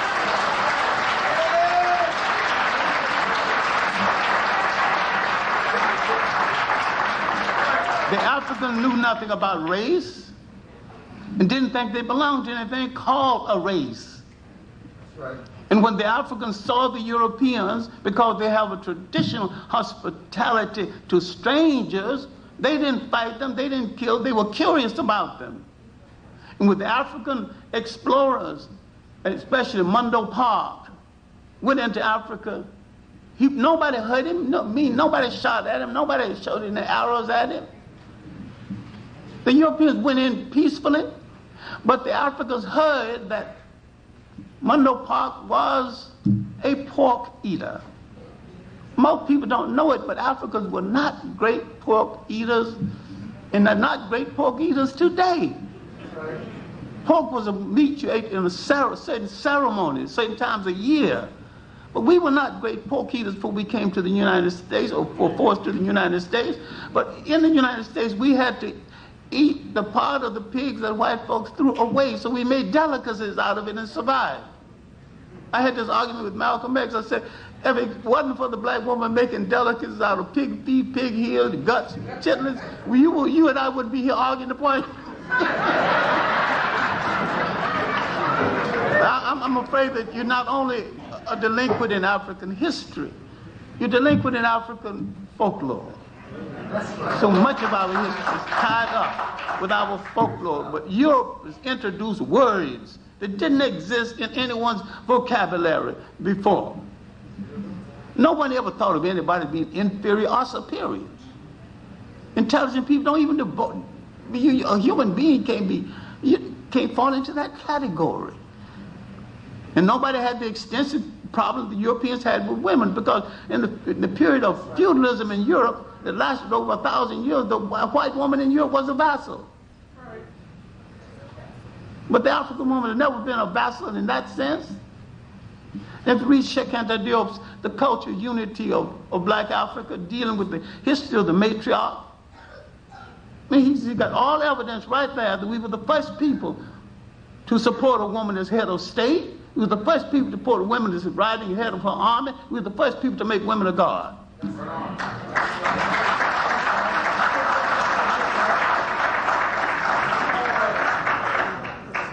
I'd like to ask Dr. Bernal to ask of Dr. Rogers a question. I agree. I haven't read Black Athena Revisited. I haven't yet received my copy. But I do know who the contributors are, and I have read the reviews they wrote, and these reviews, I'm told, are very similar to the ones that originally appeared. So the title Revisited is slightly misleading because these were immediate responses in the heat of polemic. Now, I have no doubt that the conclusions he summarized are the conclusions found in the book, but I'm not sure whether they're the result of an impartial selection, because having read most of the reviews, not all the reviews of my work, I find a pretty systematic selection for Black Athena Revisited from the hostile ones. And other ones which were more balanced or more friendly to me have been in fact, completely systematically not requested, or if requested, refused. And these include the three experts on Egyptian-Greek relations, not Egyptologists, not Hellenists, but specialists in the interrelations between the two cultures. And these three scholars' works were, in fact, excluded, and it seems, I wonder, if there's any other explanation for their exclusion than the fact that they would have appeared too friendly or to have taken my work too seriously, and serious is a word repeated in these reviews. Thank you. I'm afraid I have some rather bad news for you, Professor Bernal. Professor Lefkowitz and I actually didn't read just some of the reviews of your work. We read them all. We collected them all. There's 50 pages of bibliography at the back of our book with asterisks next to the current outstanding reviews of your work from 1987 until just a few months ago. As for the selection process of the essays that went into it, I have to say to you that we, in fact, do believe that we have given a representative sample, and here's where the really bad news is. We actually excluded the ones that attacked you personally or attacked your competence for this field. As far as the three experts on Greek-Egyptian relations are concerned, two of them that you're referring to must be Eric Klein and Stanley Burstein. Eric Klein has written several articles about those relations. We, in fact, did ask him if he wanted to contribute, but he couldn't meet our deadline. When he eventually did, I'm afraid to tell you that his essay did not actually agree completely with your conclusions, but the reason why it wasn't in the collection was that it came in too late. As far as Professor Burstein is concerned, I'm afraid that his essay was much more critical than you seem to believe. So that really is the explanation, I think, for those omissions. I might say that as far as our editorial posture was concerned, we realized that these are sensitive, difficult issues, and we fully expected that we would be in this room here tonight. We didn't know the date, but we knew we'd be here. And so what we tried to do, was we tried to have what we call full disclosure. It's the reason why the book turned out to be not just another 150-page book with some essays sort of thrown together, but a book which attempts to give summaries of comprehensive accounts of the questions that Bernal raises. And we give Bernal full credit for raising those questions. I think that Professor Clarke and others are quite correct. Professor Bernal is not the first person to raise those questions, but in fact, he raised them in a compelling and interesting way, and we feel that we are giving him and those of you who are interested in these problems, as we are, complete respect, both by answering them in full and by being here tonight to defend our views.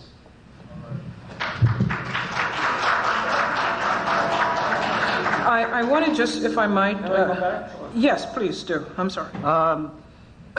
I don't expect any scholar to agree with me entirely, and what I found with the reviews he said is that they did not agree with all I said, but they took what I said seriously, and they did agree with some significant things. I don't want total praise, and I'm sure they're right that the predominant reaction from the disciplines which I am challenging is hostile. I don't question that for the moment. But the selection does include, I'm told, personal attacks on me as being a baby and various other things. So I don't think they've been quite so scrupulous as far as that is concerned.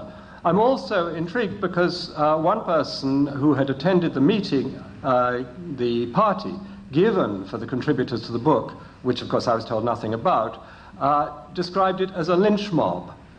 Another mutual friend of Mary's and mine refers to it regularly as the Shit on Bernal book.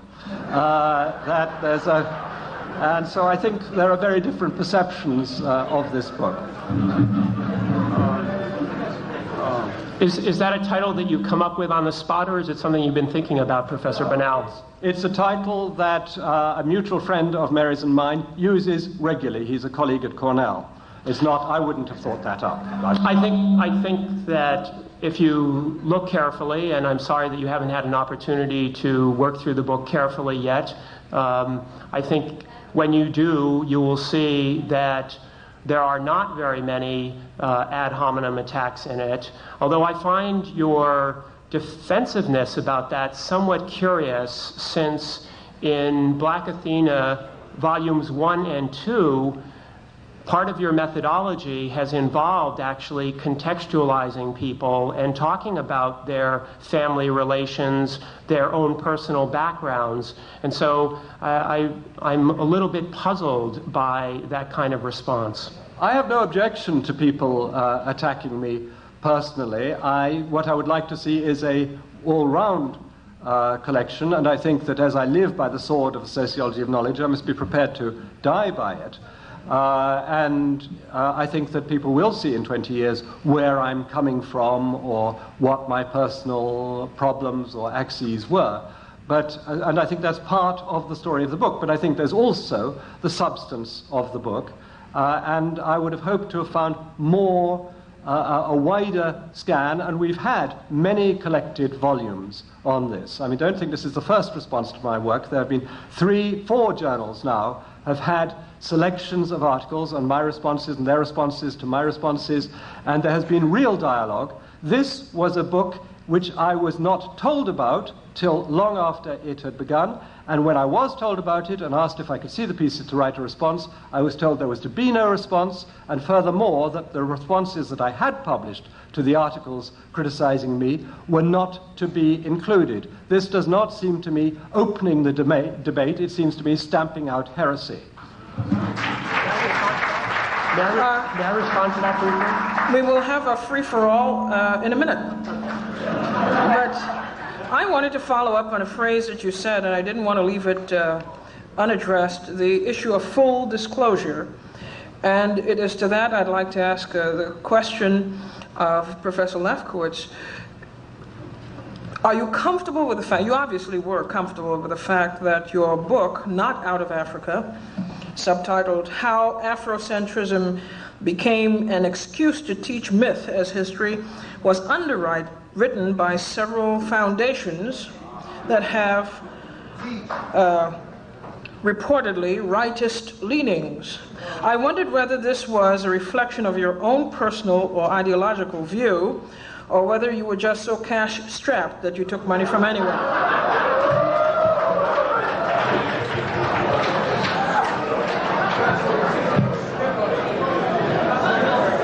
No one tells me what to think, and no one tells me what to say except me, and the main financing of this book was out of my own pocket. But surely you can appreciate the color of accepting funds from foundations that do not enjoy wide acclaim and receptivity.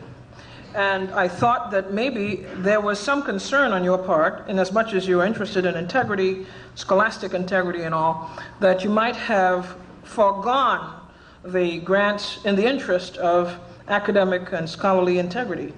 If they had asked of me to do anything, I would not have accepted these grants. They did not do that. Therefore, the grants did not go to me. They went to Wellesley College, which had no objection to taking the money. But still, the question remains. You have a duty, do you not, inasmuch as you are preparing work, the aim of which is to overturn the revisionism, you say, that is going on in black studies, particularly in African studies, this whole battle that you have been dealing with in terms of Afrocentricity. Do you not, regardless of where Wellesley chose to accept money from, do you not, as a scholar, have an obligation to discern where this money is coming from, to see whether the source is compatible with your own views as a scholar? I did not see anything in the conditions of the grant that inhibited what I did and what I meant to do or say or think. I believe that I acted with perfect integrity. Now, you may disagree with that, and you may disagree with the aims of those foundations and other foundations, and that is what we do in a free country. Until they are outlawed, I don't see what else can be done. Well, let me ask you the question perhaps more directly. Had there been, say, a foundation to wipe out scholarship of any sort, if such a foundation were to have given money to Wellesley College, would you have found it equally acceptable to take money from such a foundation to further your work? I don't know what foundation you're talking about. This seems to be a It was a hypothetical question. It's totally hypothetical. I don't know what you're trying to force me to say or to compel me into please do what understand. corner you're tending to put me. I'm not forcing you. Go ahead and attack me. I'm not That's forcing fine. you to say anything, Professor Lefkowitz. I'm just trying to elicit a cogent response from you. Well, you be the judge of my response. All right. Okay, in this last round, before we get to questions, and we will get to questions, but let me warn you, you ought to have questions that are questions, not lectures, and that are straight to the point. In this round, it will be a free-for-all in which all of the discussants are permitted to ask questions of each other and to chime in responses whether they are asked the question directly or not. Will we have time to sum up? Yes, we certainly will. Your treat. I think we should. All right. I just wanted Professor Lefkowitz to know some basic information about the concept of Afrocentricity. There's a lot of people who believe in the African awakening and discovering of their history and their culture who do not accept the word Afrocentricity because it's a compromise with the word Africa. It's either African centricity or it's nothing. That's right. And if she attacks Afrocentricity as the teacher of myth, have she attacked the nonsense about Columbus discovering America?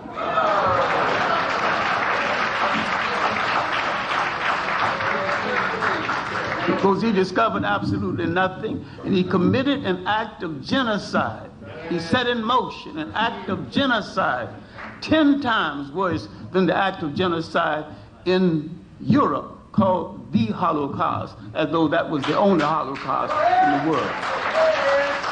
That event in Europe was wrong. And even if only 6 people were killed, it was wrong. But it was a matter started in Europe by Europeans that should have been solved in Europe by Europeans.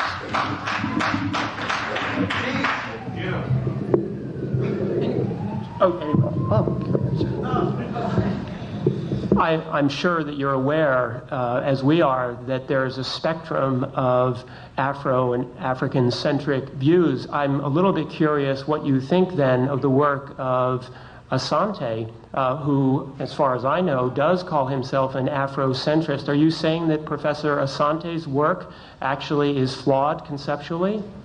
I'm saying that all work under the guise of Afrocentric is not perfect, but it is an earnest effort to restore Africa to a proper commentary in human history. I think Professor Sanchez's work is written too fast, and that some things he hadn't checked out as well as he need to, and I think too many times Afrocentricity becomes a personality cult, but that don't mean that I'm against African people discovering their history, their literature, their place in the political science of the world. That don't mean that I have not played a role in encouraging people to write about Africans in all the societies of the world. See, your talk keeps telling me what you have not read.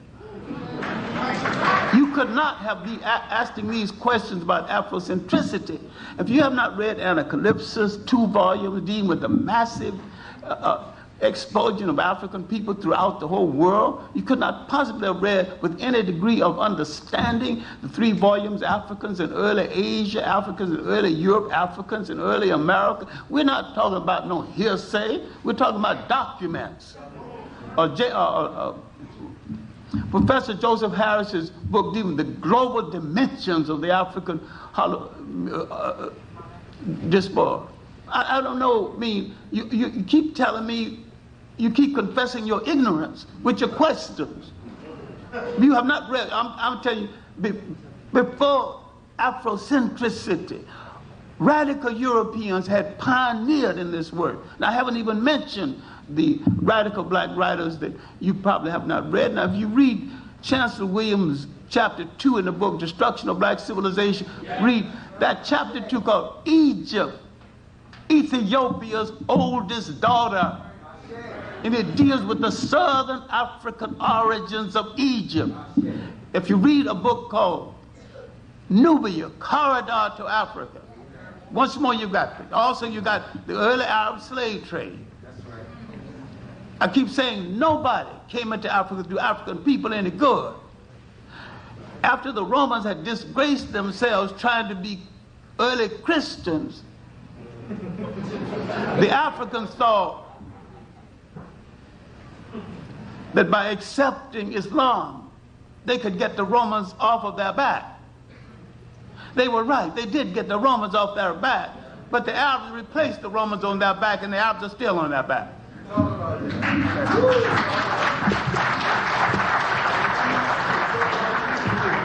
Speaking of book reading, I'm a little bit curious then.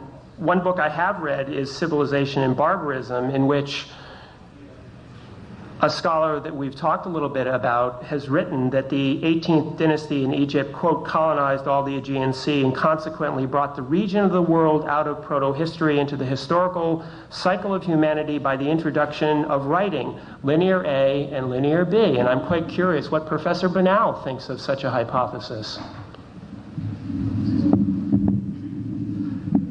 Clearly, linear A and linear B do not come from Egyptian hieroglyphics. It is an Aegean and an Anatolian script.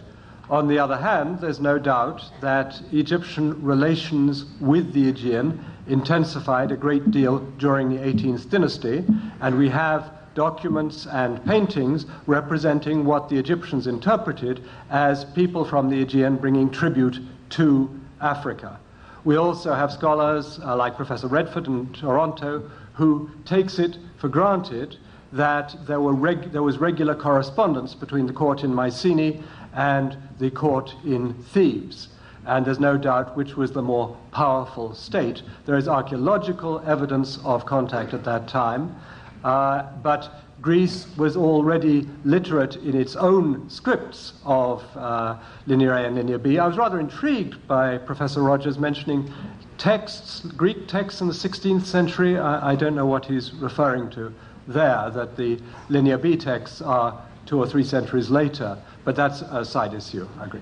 Actually, it's not a side issue. I'm afraid that Chadwick and others have now updated the earliest linear B tablets, but I would like to come back to you for a second now that we're talking about the 18th dynasty, because as I'm sure you know, the funeral stele of Amenhotep has been used actually to make some claims by some scholars about Egyptian dominion at that time over the Aegean.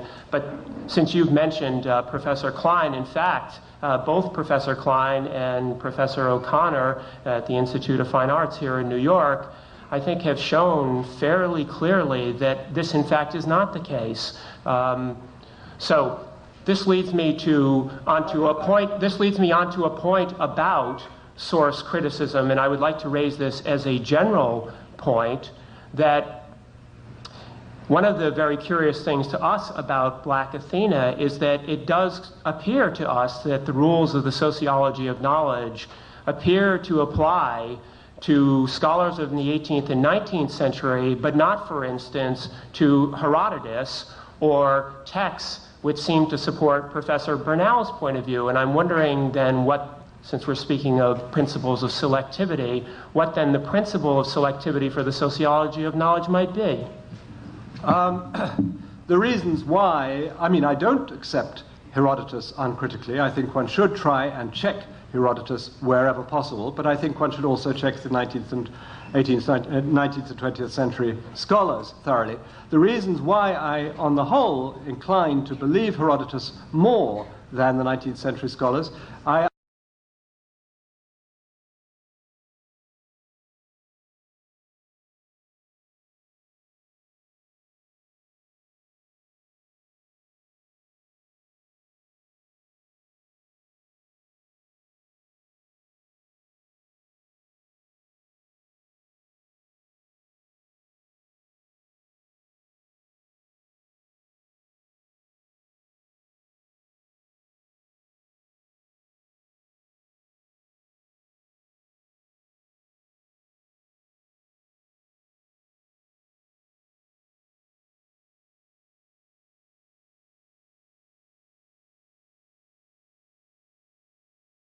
since last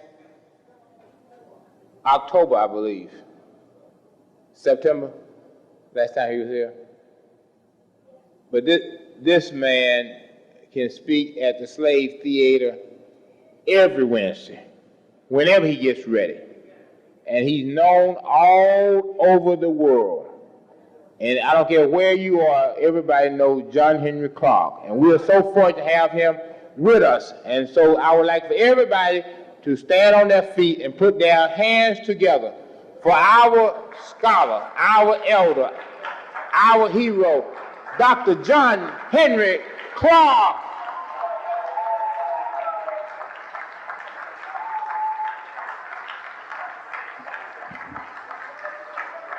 Dr. John Henrik Clarke.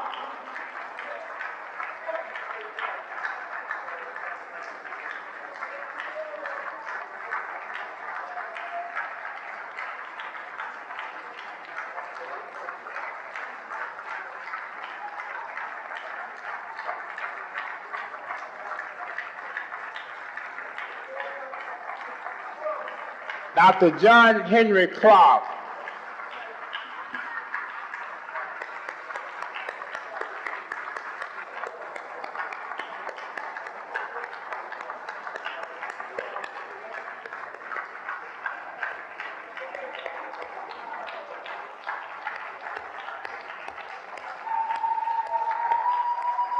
Dr. John Henrik Clarke.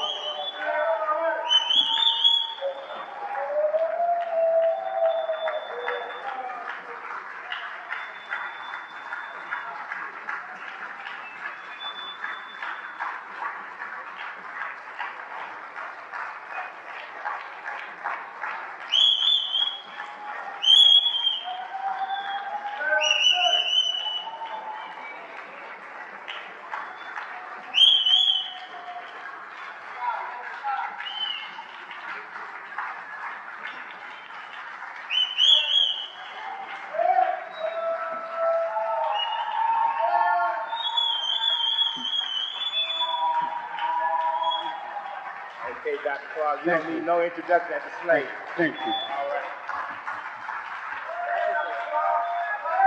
Thank you very much.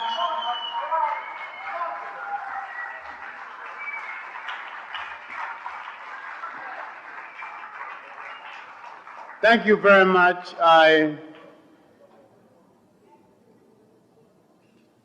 I'm going to be talking about a subject that has no end because the subject keeps coming back to us and we keep misunderstanding it.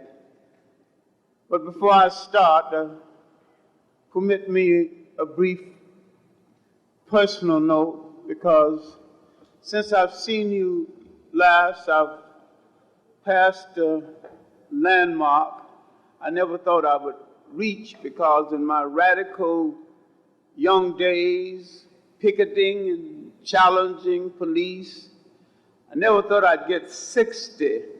All right. But I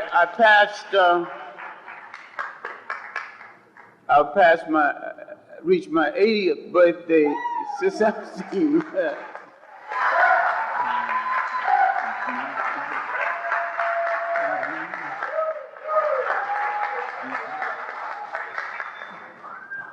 I went to Columbus, Georgia, where I grew up, and went to school up until the 7th grade. All right. Among my sisters, I have a sister who dearly loves me, got all of my books lined up on the shelf, and she boasts about her brother who writes books. Tell people, don't put your fingerprints on these books, and don't be bothering my brother's books. Right. I wish somebody would bother them long enough to read them. I wish somebody would wear one out so I could replace it.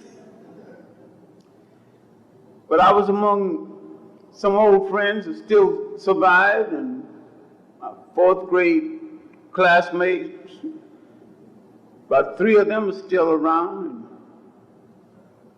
I came home to do some serious eating. You Northerners don't know a great deal about this good Southern cooking.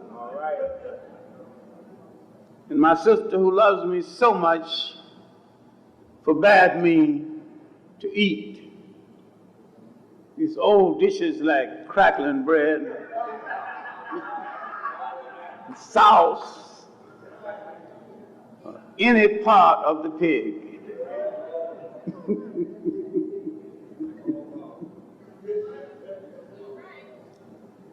Got plenty of food now. The pig is the cuisine of our survival. We were not a great pork-eating people in Africa. And we're not a great pork-eating people in Africa right now. But being enslaved, we had to eat what the white folks threw away. So they threw away the pig's feet. We made a delicacy out of that. Threw away the head. We made sauce and other things out of that. Sometimes they threw away the skin. We fried that and took some cornbread and mixed it with little onions and made crackling bread.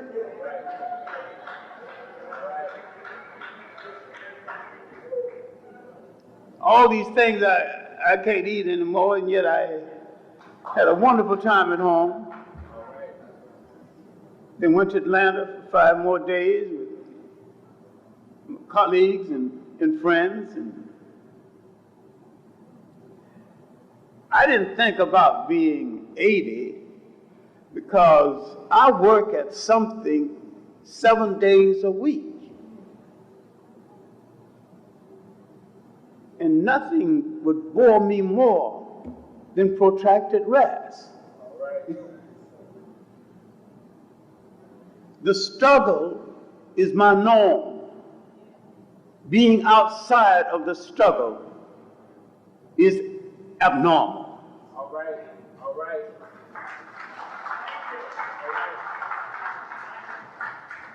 I am from that generation that has never known peace and never expect to know peace. We will struggle to the end of our life so that another generation will know peace. We are the sacrificial generation. This is why we do not understand Booker T. Washington. He scratched his head when nothing itched. He laughed when nothing was funny. He said yes when it didn't mean yes, so that another generation can say, hell no. Came your time to say, hell no. You didn't say it. All right, to the subject, the world war against African history. I'm saying you do not understand the issues of today because you do not understand the nature of that war that has been mounted against you to remove you from the commentary of history and to say you have no history and to remove you outside of humanity and to say God do not love you. No God loves you, so therefore when a crime is committed against you, no sin, because you're not the child of any God. And this is what is happening to you now. And this is why you do not understand. You keep protesting when people are acting rather normal according to their norm. And they will continue until you set your norm. And the only way you can set your norm, you have to understand how to handle power.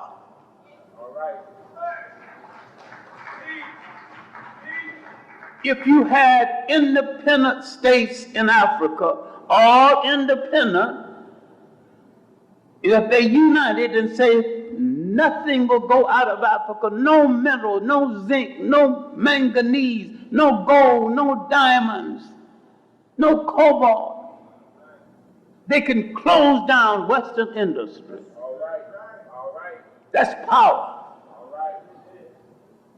But when those things that belong to you are in the hands of other people, when you do not know enough about your own history to seize your rich prerogatives, you pay for it by being reduced to servitude. Now I'm going to devote some time to the president of Rutgers and his remarks, and to 3 articles that just appeared in the City Sun on the Arab slave trade, the present-day Arab slave trade. Too many things have happened in the name of religion that has nothing to do with religion at all. These are customs drugged into religion by the foreigners and the fakers and the fools who gain control of the religion for power reasons. There is nothing in any religion that separates men from women. And yet every organized religion that you know of downgrades the role of women. Every organized religion you know of, a male chauvinist murder cause.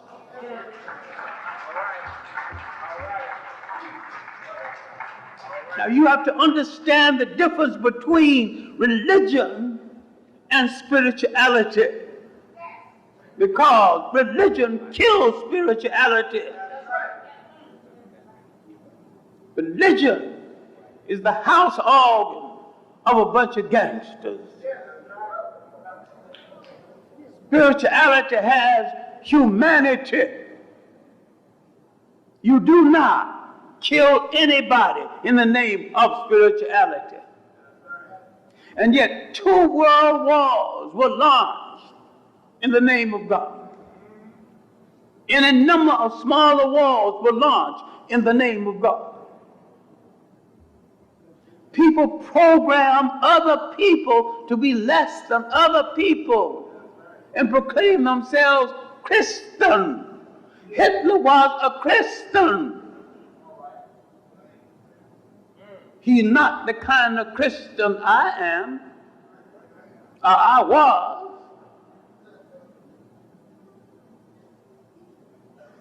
The Ku Klux Klan are Christians and proclaim themselves Christian. Now when he says he's a Christian, he prays to the same God you pray to, and he's not struck dead. Who is he lying to? Is it the same God you pray to? Or one his warped mind created? Now, you are shocked because of what the president of Rutgers had to say about IQs in minority groups passing an SAT.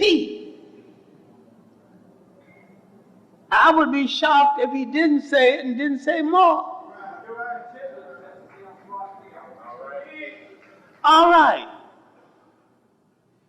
Some of our children did not pass a white test created by whites for whites, and white children get advanced schooling in the test so they can take the test and pass it, and some of them get their answers ahead of time. And if they pass it, not because they're smarter than our children, but because they had the answers ahead of time.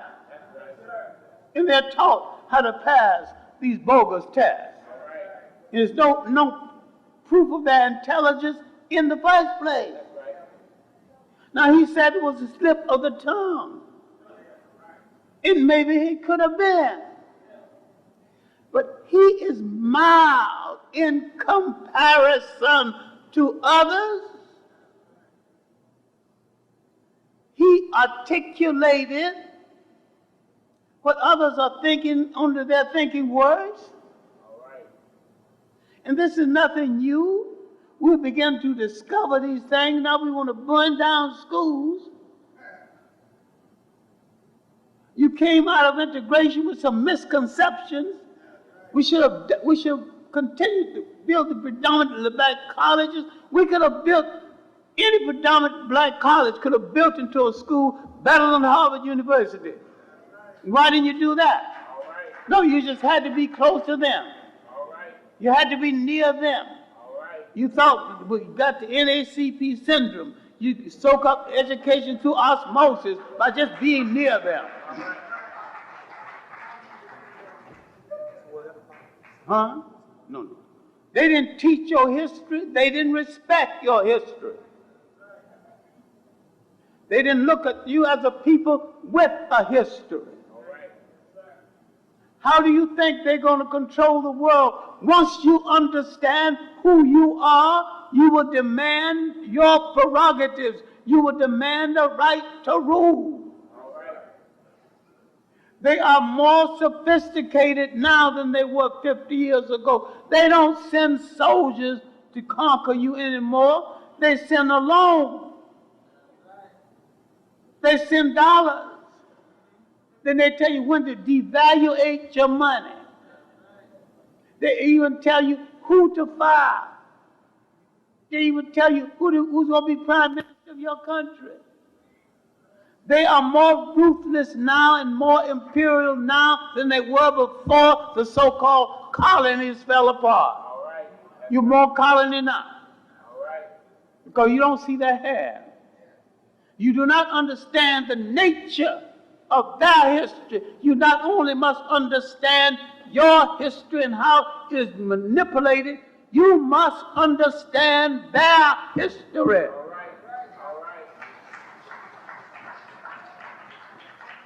When I came to New York, and after reading an essay by Arthur Schomburg called The Negro Digs Up His Past, and when I finally found Arthur Schomburg, and I wanted to know, I was a teenager then, so teenagers are this silly.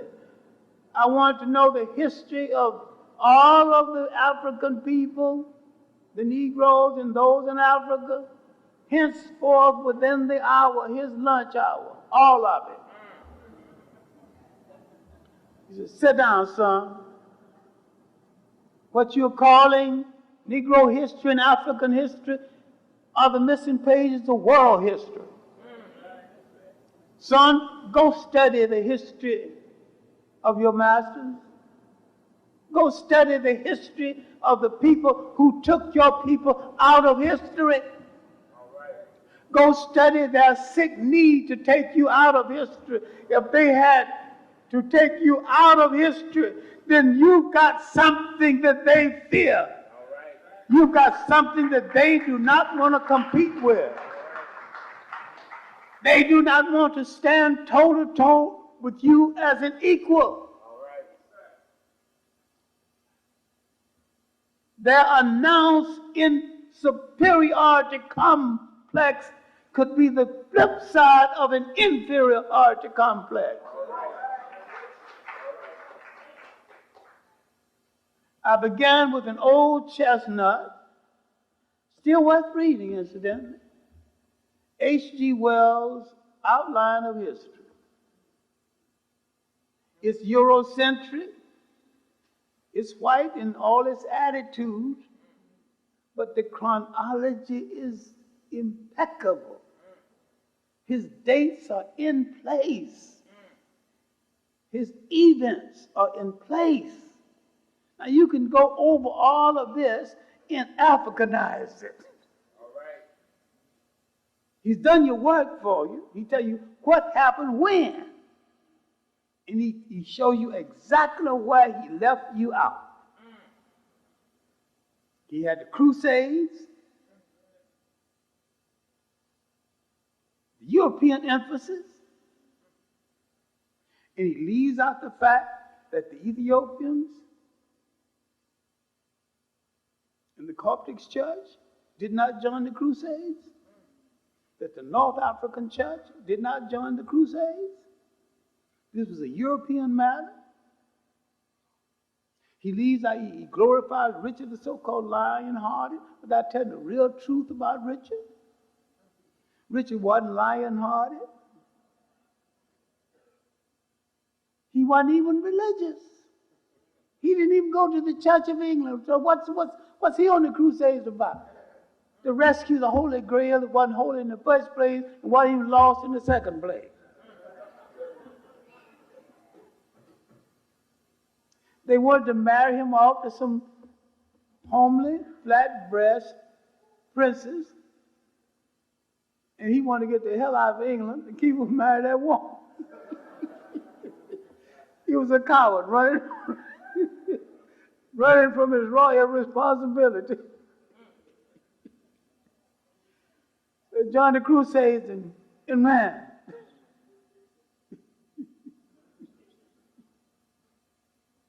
He don't tell you that part. You got to read some other books to get that part. Now back to this president of Rutgers and his apologies and all the fuss is over. I think the students should have made their point known, and once it's so well known, they should get off the picket line and go into the book and show him how well they can study and what good marks they can make, though they are going to a school ruled by whites. They can even take their books and on their terms and still beat them. And some will prove that.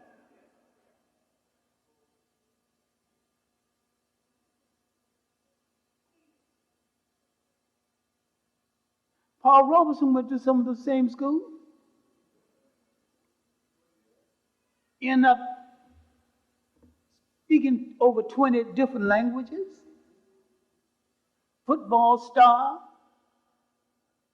And when they announced the great football team of that day, they had a 10-man team. They left Paul off of the team. He just now made the Hall of Fame. Yeah.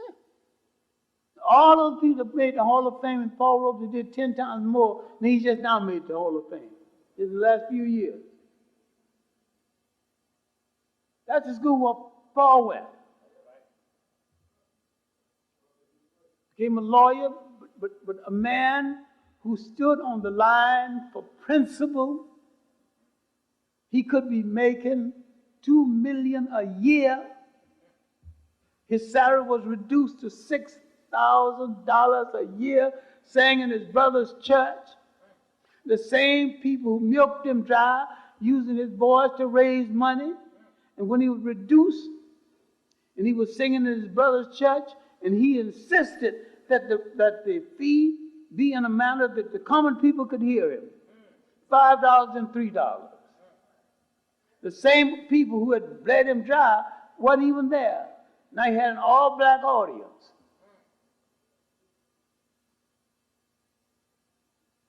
One of the most brilliant men we produced came out of the very school where that man is president.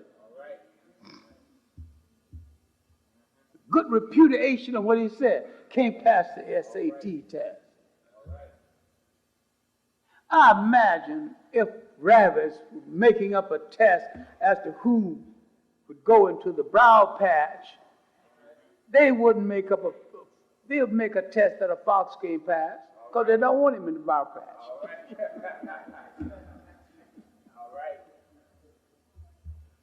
This is what you have to understand. This world war to deny your humanity by denying your history. Now let's look at the 3 articles on the Arab slave trade in the City Sun. This is delicate now, because the brothers think that by being Muslim, you got to endorse everything Arabic. If you want to know the difference between a religion and a religion, go into a white church one Sunday and go into a good black church the next Sunday. It's a different, not only different, it's a different religion. You don't necessarily have to approve of everything Arabs do in order to be a Muslim.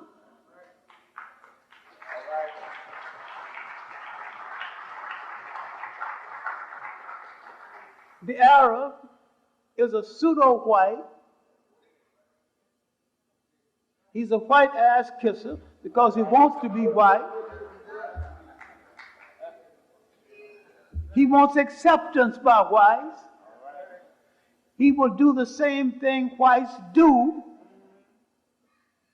downgrading you. He was in the slave trade before Islam, and he never got out of the slave trade. He's killing Africans in the Sudan because they are not Muslims. He's killing Africans in Mauritania who are Muslims but happen not to be Arabs.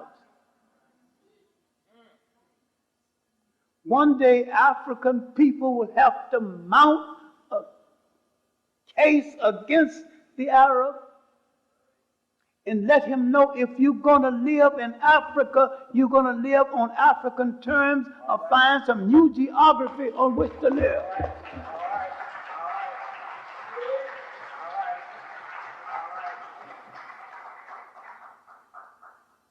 Mount a campaign, drive the slave trading, womanizing, raping dog into the sea and still be a Muslim on your terms.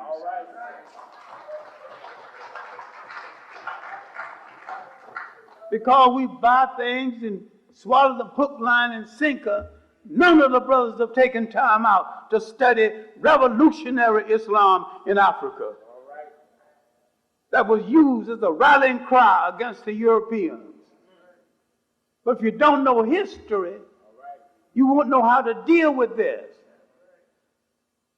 Islam in Somalia, under the leadership of Muhammad bin Abdullah Hassan, called the Mad Mullah of Somalia, was revolutionary, anti-imperialist Islam. The Islam under Muhammad Ahmed in the Sudan, that unified the Sudan and drove the British out of the Sudan, was revolutionary Islam. And when Arabs came down with the British from Egypt, he called them a bunch of dogs unworthy of the faith. And he was a devout Muslim. You think you got to agree with everything a damn Arab have to say in order to be a Muslim? The Arab is the most corrupt element within Islam and the lowest in morality.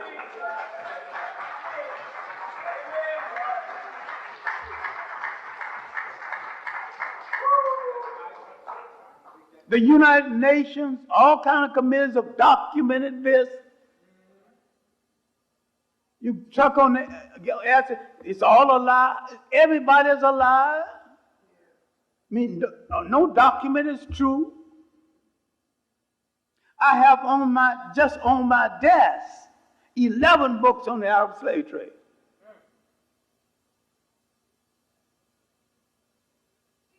And all I'm doing is a chapter,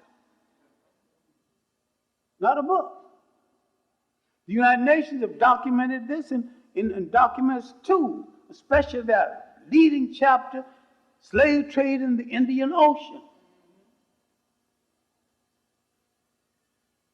When we deal with the relationship of the Arabs with the Africans, we should read a book called The Arab Conquest of Egypt. It's been reissued by A&B Press. You can get it in paperback.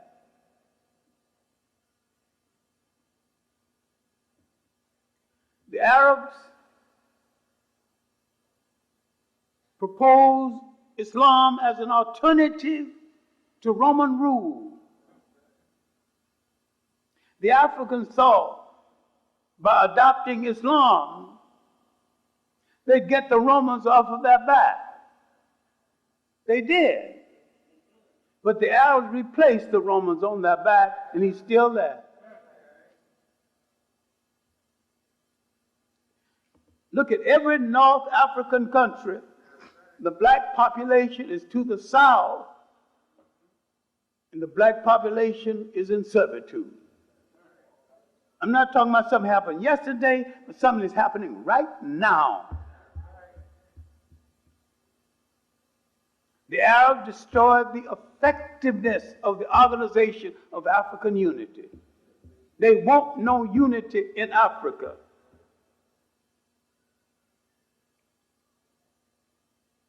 To speak against the Arabs is not to speak against Islam, except for Africans, there's been no Islam. How many times do I have to tell you Zayd bin Harith and Bilal, both assistants to the Prophet, helped to bring the religion into being. But the brothers are so sensitive, they think nobody taught the Prophet Muhammad. Well, his rich wife hired these two literate men for the purpose of teaching him.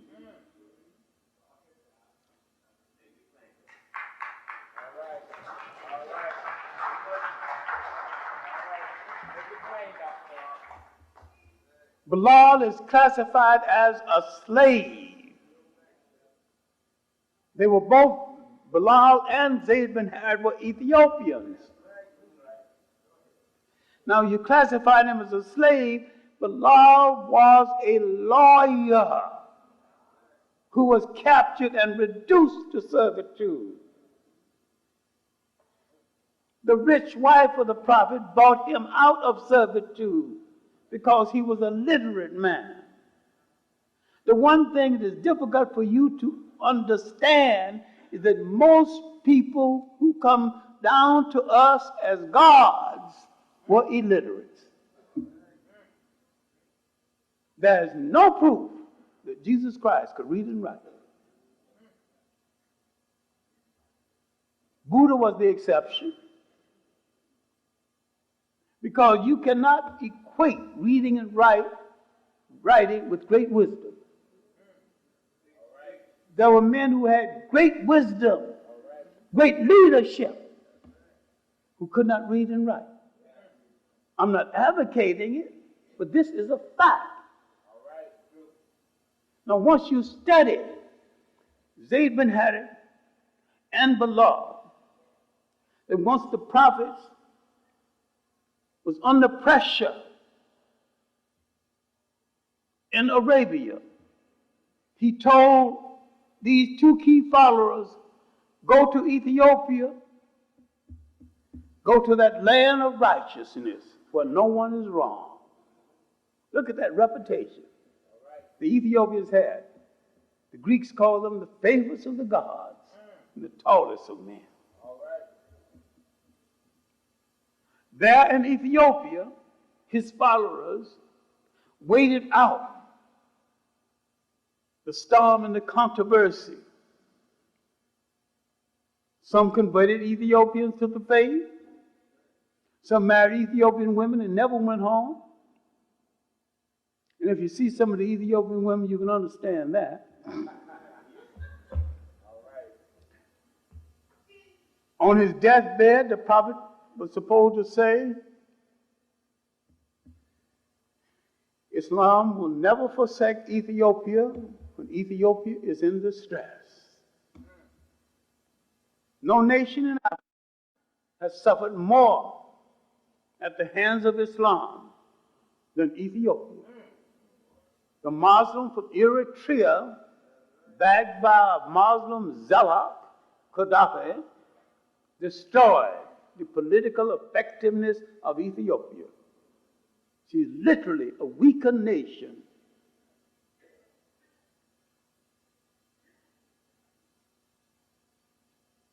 At what point in our history are we going to understand that powerful people cannot afford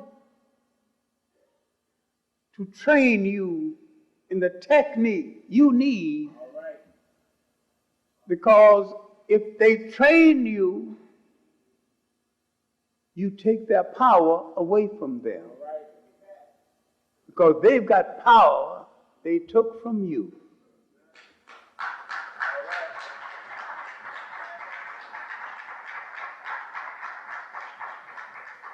If we were serious about South Africa, we would have no demonstrations, no loud noises. We would have started 50 years ago quietly smuggling young men and women out of South Africa, sending them to the best schools of administration, sending them to the schools of harbor management, airport design, sending them to the Colorado schools of mines. They would know every single thing they need to know in order to rule a nation, not only to electricity, but how to make the light bulb. And they won't go around boasting, we talk too much. Then they would gradually go to Africa on vacation, not go to South Africa. They would go to nations near South Africa and just wait. Then blacks who know military, blacks, former officers in the army, blacks who know landcraft, blacks who know how to take over forts, blacks who know how to take a bank and run it, blacks who know currency. All right. There you go. Won't ask for nothing in South Africa. Just move in there and take it all. All right. Take it all. All right.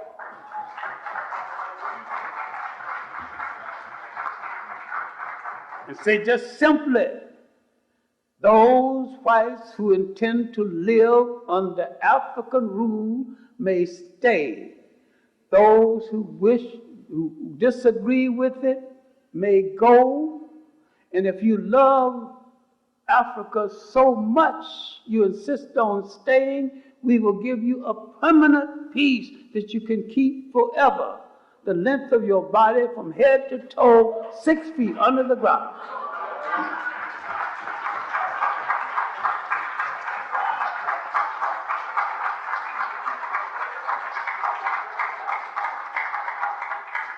Why don't we find out how white people treat their enemies?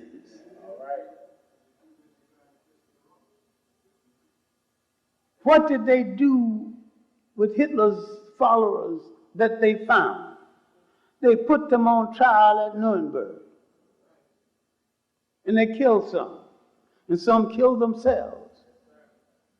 But none of them were permitted to stay in power.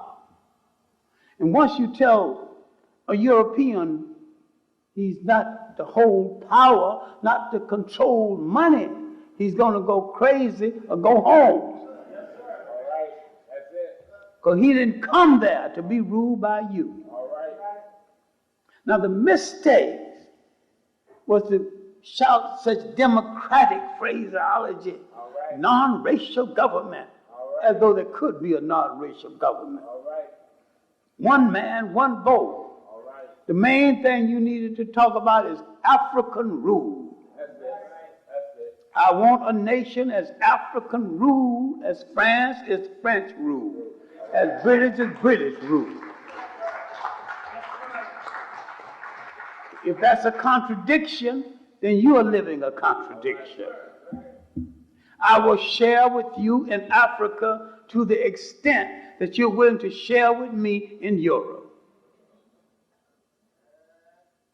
I will give you inch for inch as much land in Africa as you're willing to give me in Europe. And there's many rights that will sell that. No, but you want to integrate. You want to be a part. We stay and help and stay and share. They do not have the mentality to share. They didn't come there to share. They came there to take it all and to rule it all. And when you do not understand their history, you are in a trap. You thought that it was a fight between the capitalists and the communists. It was a fight between those who held power and those who wanted it.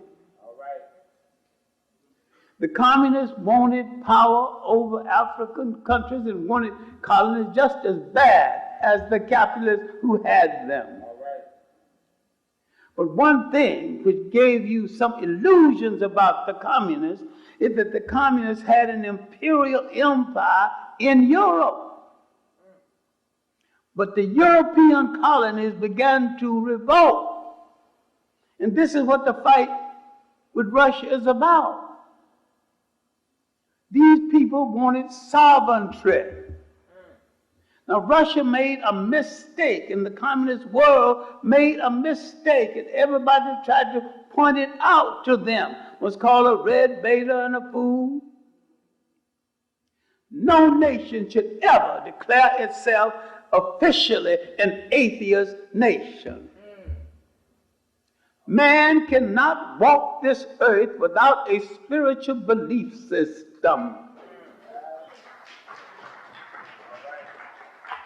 It is a belief system, a spirituality that lifts man higher than the dog, that gives man responsibility. But to declare a nation officially atheistic, I will let the churches stay that are there, but no more churches can be built.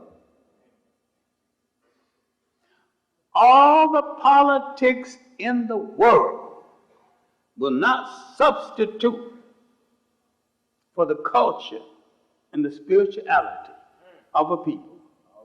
You can tamper with their politics. But once you tamper with their spirituality, their spiritual being, you got a problem. All right. All right. Now, no matter how communist the Poles become, they're still going to be Catholic. Now, I'm not arguing the rightness and the wrongness of the Catholic Church. The Poles going to be Catholic, right or wrong, even if they are communists. All right. That prevailing spirituality is going to be Catholic. Now you go to tell them, call them an official atheist nation. Part of that culture comes out of the understanding of Catholicism, or the interpretation of Catholicism. Now, because the European is not original, you think is original, that's part of the trap you're in. All right. You think the European has something to offer, he has nothing to offer himself. All right. Yes, sir. This fool has fought 2 world wars, killing in excess of 200 million people, his own, and still can unite against you.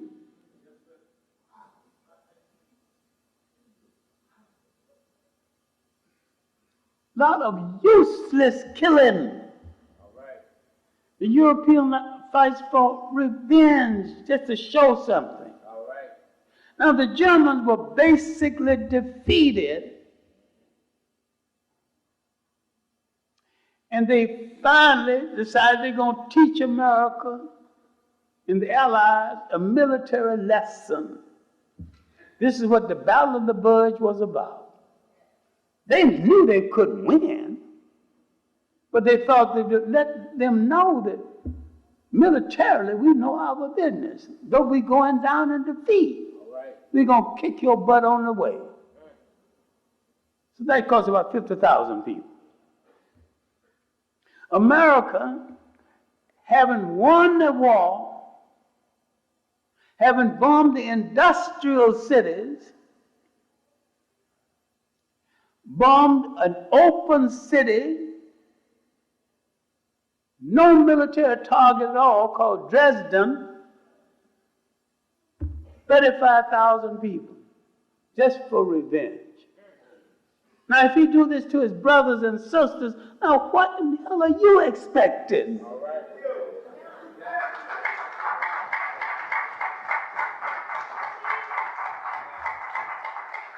Now you turn it to him for hope? All right.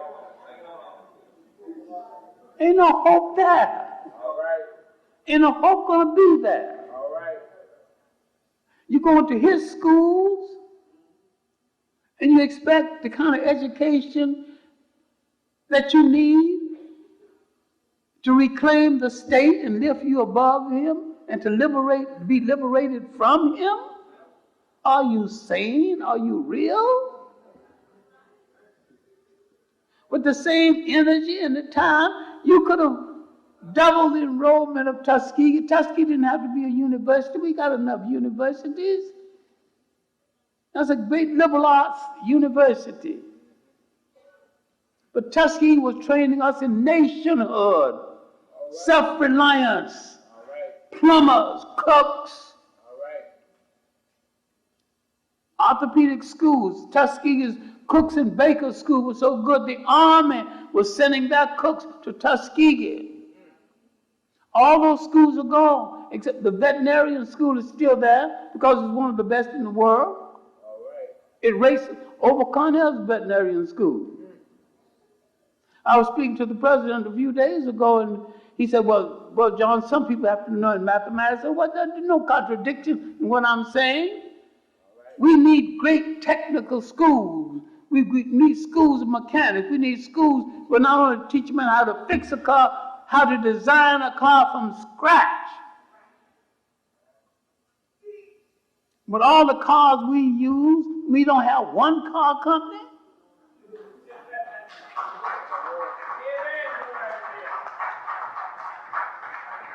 With all the leather that is available, all the cows we attend to, we can't tan leather and make shoes. We can flow shine if we put our mind to it. We're making them apologize for being in the business of the shoes. You make Floshine buy shoes from us. And as for sneakers, we let our idiots do that. The idiots make the sneakers, that's so easy. All right. We won't even cite our best technicians for the sneakers. All right. The guys who fail at other things, we let them make sneakers. Cause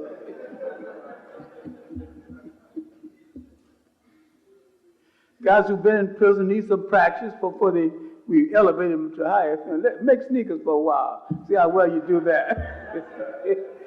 Then we'll let you make shoes. We can create a whole industry. Why don't we do it? We have lost the history of the time when we did everything for ourselves. We have lost history of the time when we ran nations all by ourselves. We have been delinquent in studying the society that we produced that had everything in it that Karl Marx advocated that Europe never practiced. Everything. There's nothing in socialism or communism that wasn't already lived out in African societies. We didn't dogmatize it. We just lived it out. We didn't dogmatize Christianity. We just lived it out. John Jackson has documented this beautifully in one of his last books called Christianity Before Christ. In another book, Pagan Origins of the Christ Myth. You think there's only one Christ story. Every civilization in the world of consequence has its own Christ story.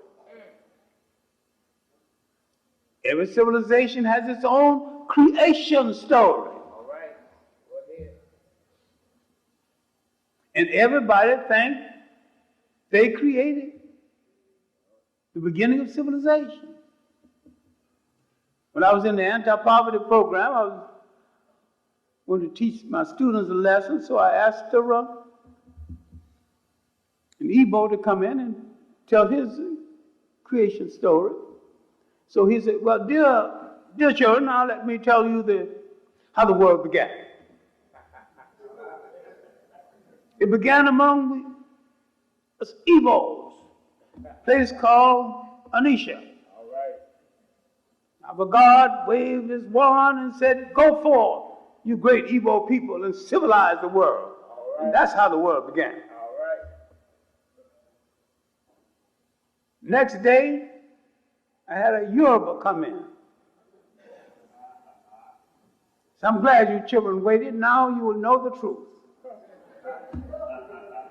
I will tell you how the world began.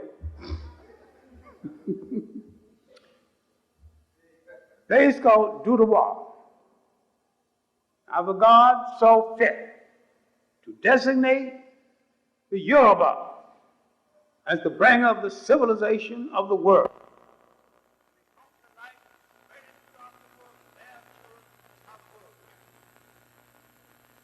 Thought I was crazy. Next day I brought in a can from Ghana. His story was more beautiful. One thing I like about his story, there's always some good eating in the Ghanaian creation story. He said that his God, Anan, waved his hand, go forth, you great Akan people, and civilize the world. And we started out to civilize the world, and God said, wait, gotta have a chop. Nothing before the meal. In Ghana, all meals are called chop. Because that's literally what it is, a chop. And so girls came out, beautifully dressed, plates of gold, serving this great food. And after everybody got their stomach full, Now go out and civilize the world. And that they did.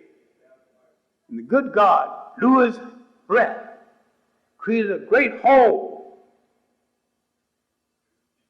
Out came great Akan people marching to civilize the world. Years later, I'm in Ghana. I'm with a professor, and he's taking me out to the hole where civilization started. Looked just like an old gravel pit to me, nothing exceptional. So we rode for about a half hour. I said, Professor, now, according to my research, the Akan people used to live in East Africa, and they always moved out of places where people try to impose religions on them against their will. So they moved from East Africa to the Niger River. And when Islam came down, they moved from the Niger River to the Volta River. Then they had some difficulty among them, and some moved to the coast. And then a priest called Akamfo Anochi brought the golden stool and reorganized them into the great nation that they are today. That's essentially the story of the Akan people, isn't it, Professor? He said, of course, Professor Clarke is, but are you going to spoil a good story with the truth? I said, no, Professor, no, they came out of the hole.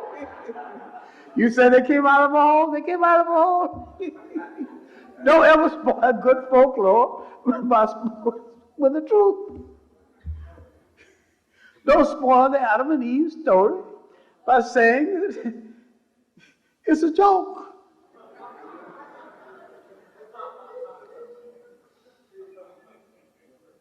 So if that story is true, then mankind is about 6,000 years old.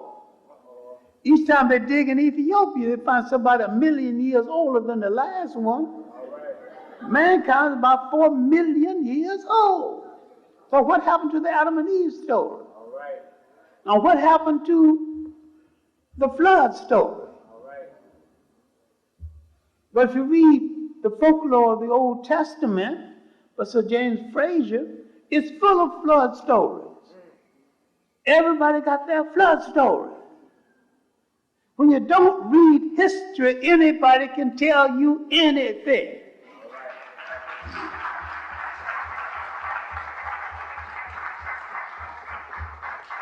I enjoy folklore. I read a lot of it. I know the Bible is full of great spiritual inspiring lessons based on folklore. It is not less because it is based on folklore. But don't start killing people if they tell you something is not true. There is absolutely no documentation that Moses ever lived. None whatsoever, no place. If you got any, please show it to me. There is no documentation in existence about an Exodus. None. No place. Now, it's an inspiring story, and we believe it more than the Jews. Because we, in slavery, wanted to attach ourselves to a people who escaped from something. And so they told this escape story, and we bought it. And right now, you can get blacks to weep over the 3 Hebrew boys in the fiery furnace. Right now, a piece of folklore. Nothing to prove any of it. And yet there are magnificently written books dealing with how spirituality emerged.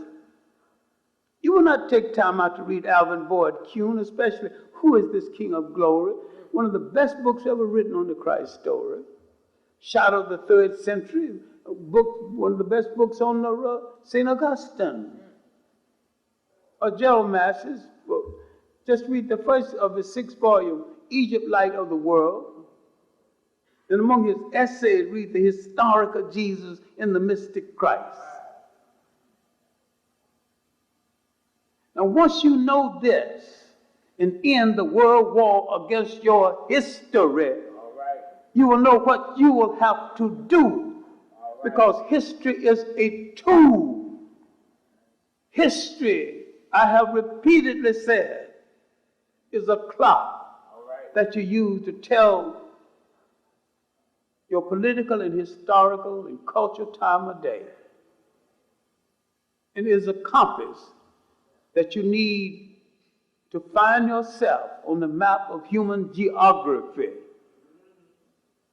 History tells the people where they have been and what they have been, where they are and what they are. Most important, history tells the people what they still must be and where they still must go. You cannot exist successfully and be full and whole and totally human and be absent from your history. There are certain very basic things about history. You don't have to read forever, but certain simplified approaches to your history that you haven't even read. I think Professor Joseph Harris's little book, The African People and Their History, it's in paperback, easy to get. A good introduction to our history. John Jackson's book, An Introduction to African Civilization. I've been told that my introduction to his book is one of the longest introductions ever written. You wrote a book introducing a book.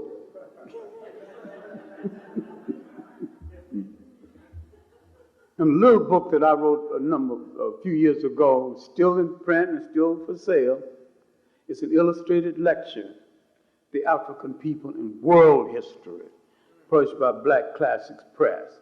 So I'm not telling you some monumental, expensive thing you can do. Now, all these things put together, it would probably cost you about $12 to $15. All right. So there's no excuse, really. Teacher scotch costs you more than that. You want to know where the money's going to come from? Leave off a 6-pack. You get it. All right. When I was teaching the students, I used to sign students paperbacks and $5, $6. Students say, but I don't have the money, Professor. How much did your sneakers cost? You're coming into my class with $150 sneakers. He can't spend $5.50 for a book that's required to reading in the class.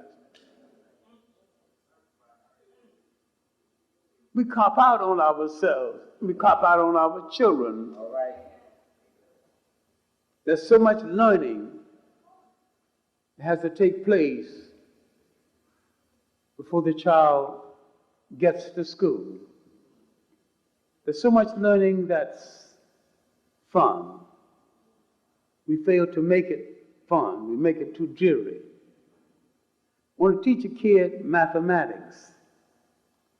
Tell me, Jimmy, how many steps it takes to get from the table to the door? None. Go to the left and tell me how many steps it takes. Go to the right, take me how many. Go straight, tell me how many. You're teaching mathematics and you're having fun with it.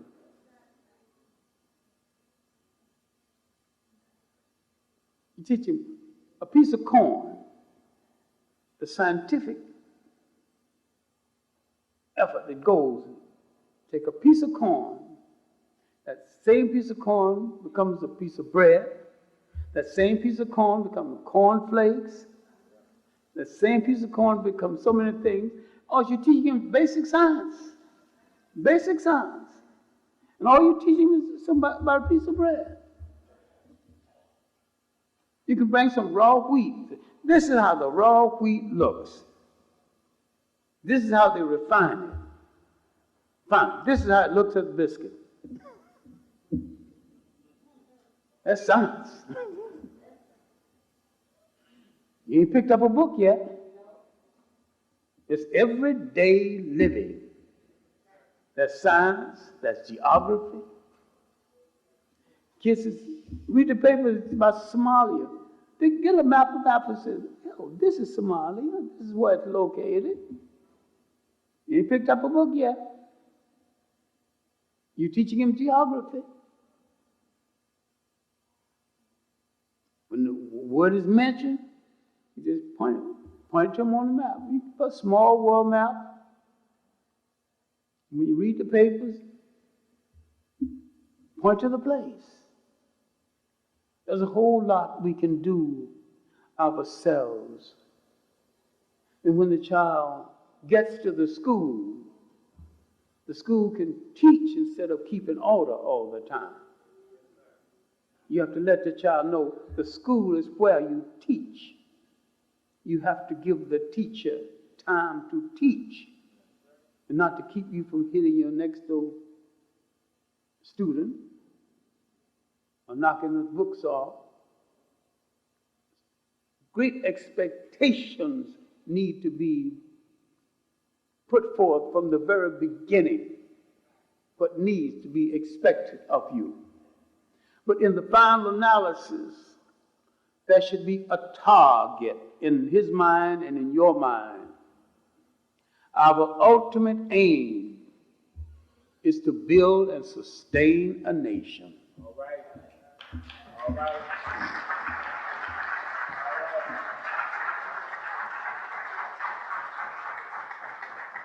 Therefore, do everything is necessary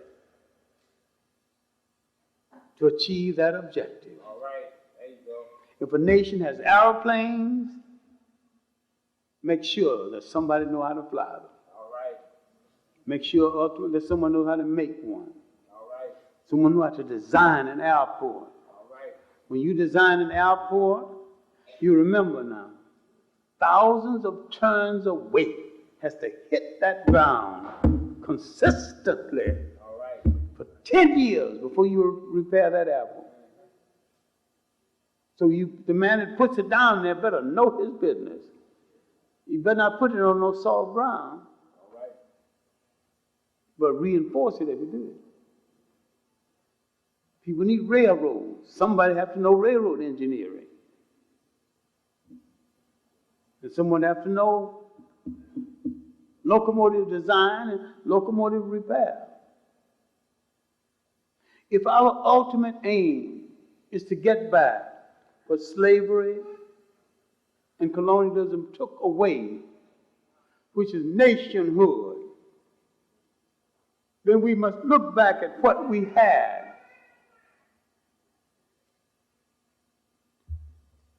They built the pyramids without an industrial complex. All right. All right. That's an achievement. You can't say it was done by Europe because Europe wasn't in existence. All right. Asia had no contact with Africa at the time. All right. All right. When the Europeans came, they found no jail system because no one had ever gone to one. No word for jail. All right. Did they bring civilization?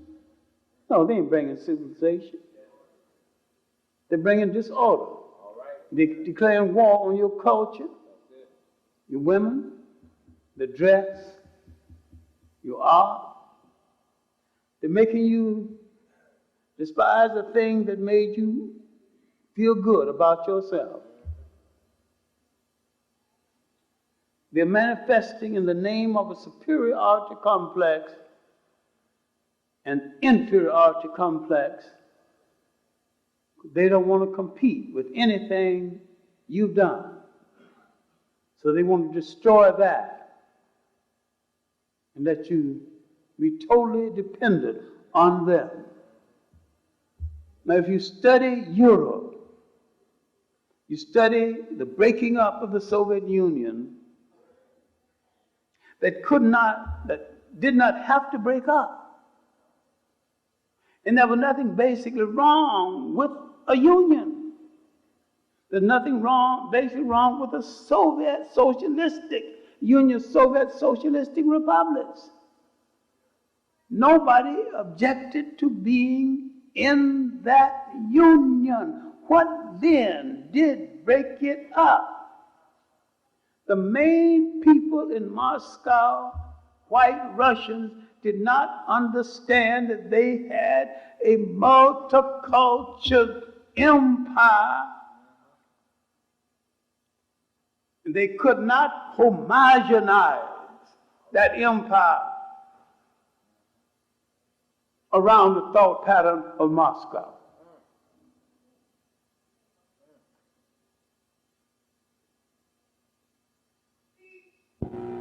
That had they agreed to respect the cultures of the colonized people,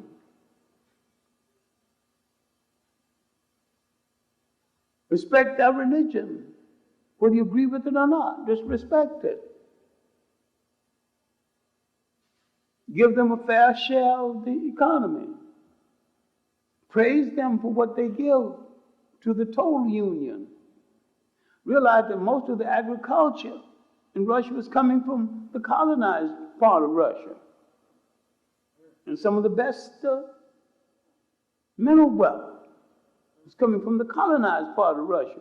Well, the colonized part said, "No, never mind. If you can't play straight, I'll take it for myself. I can market it myself." What's happening right now is an absolute disgrace. No use for those people being killed. Russia's not being run by a drunk. This man's not even sober half of the time. The low caliber, this other guy that they threw out, he at least had basic intelligence. And he was sober.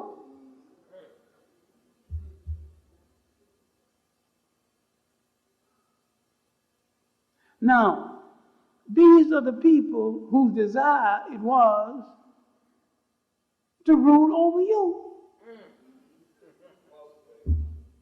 If they liberated you, they're going to liberate you so they can rule over you instead of the others. All right.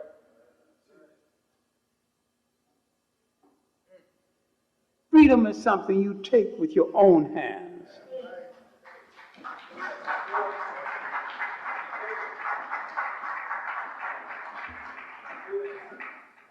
You do not inherit it from a will.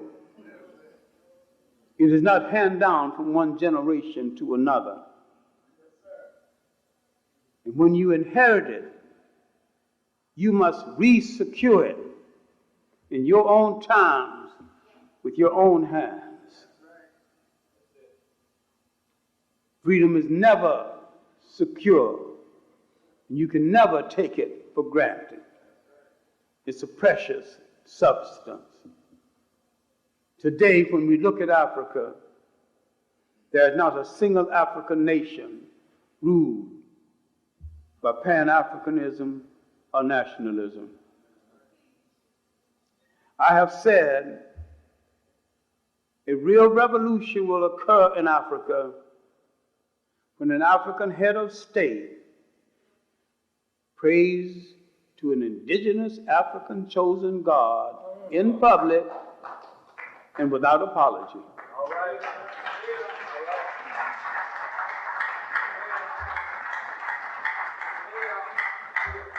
Until that day comes, Africa will revolve, but Africa will not move forward. You cannot use the breathing apparatus of the politics of your former master to build your state. This is something you're going to have to sit down and design for yourself and stop worrying about whether he lacks it or not. If he lacks it, chances are it is wrong.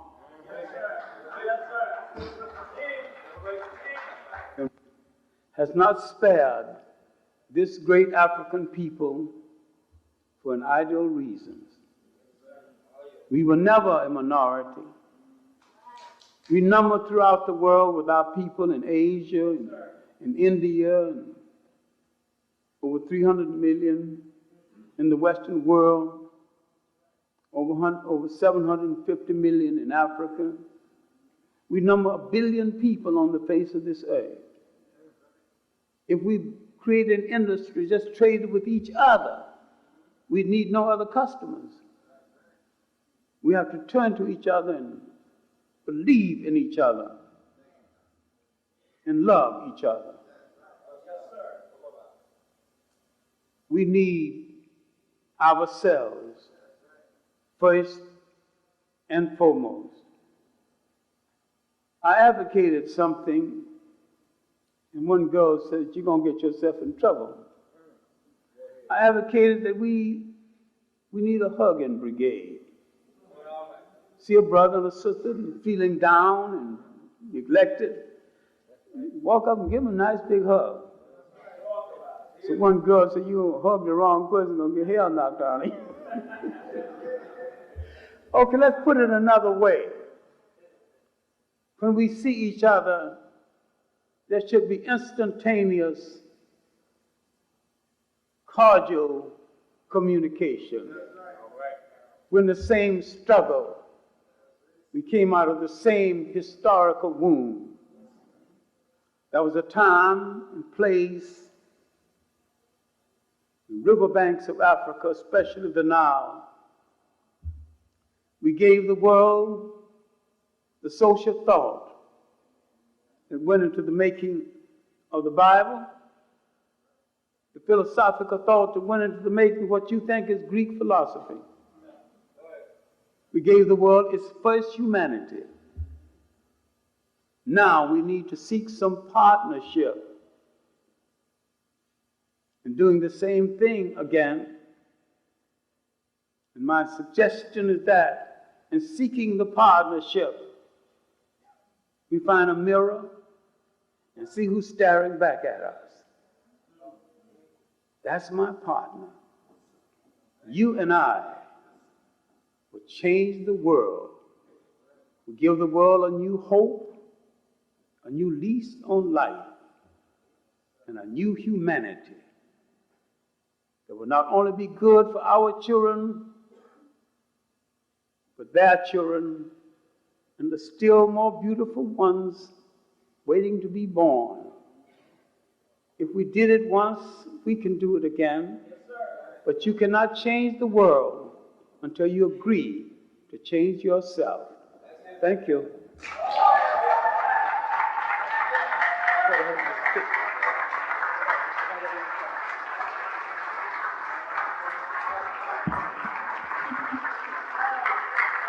A loud ovation for Dr. John Henrik Clarke.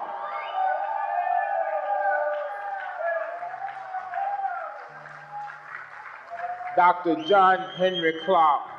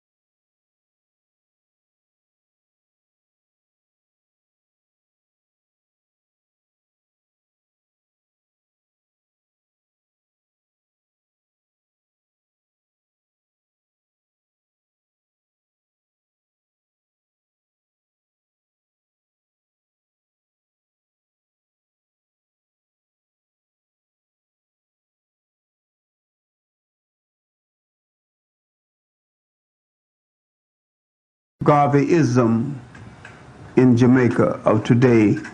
They can call him a national hero, but you go to the library, you don't find any books on Garvey. You don't find nothing in primary schools on Garvey.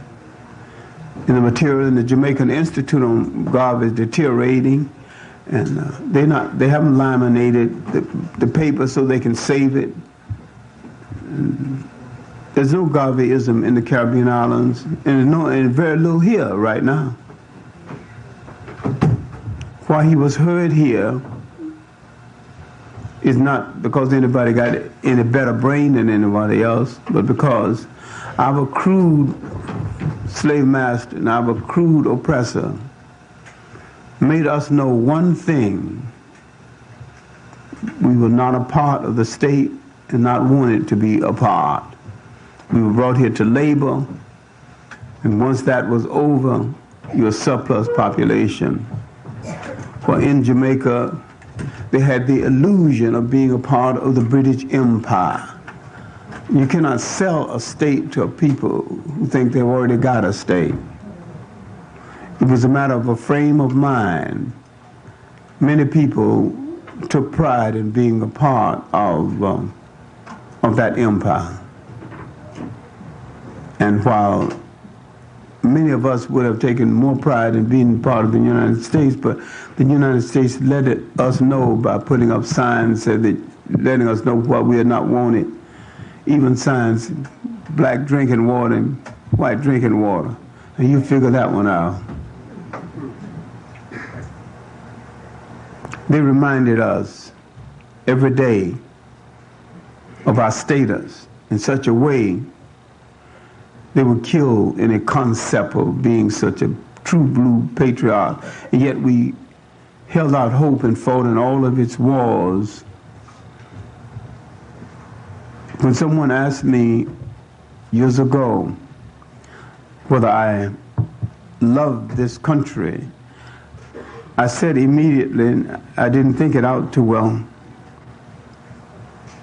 I hate what it is, I love what it promises to be. That was before I understood that the promise wasn't even made to me or my people.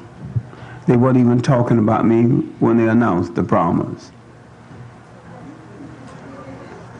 But what I should have said is that you brought me here against my will.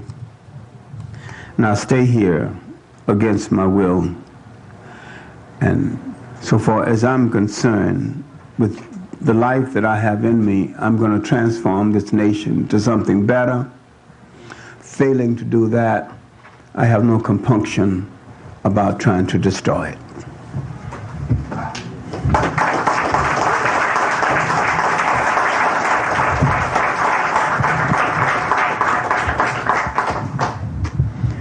The role of the writer, the teacher, the leader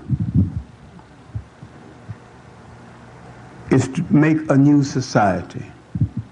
And where he cannot make a new society, he has the bounding responsibility to wage endless war on the society that harass him.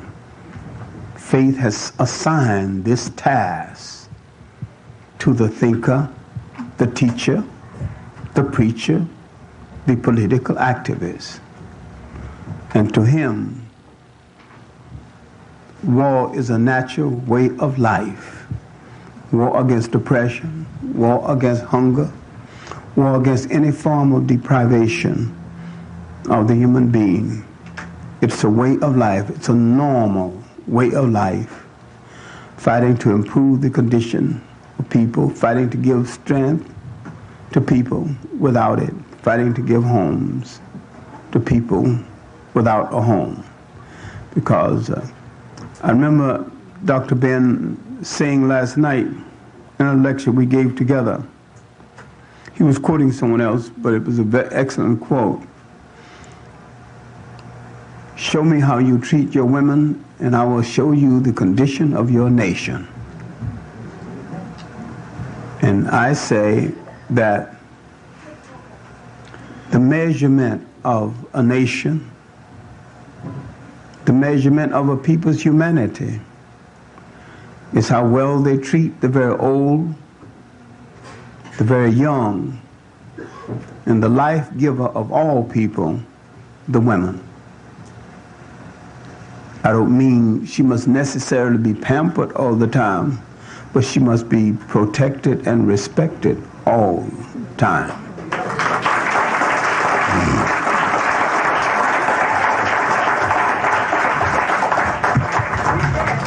Shall I start, Reverend? Yes, please. Okay.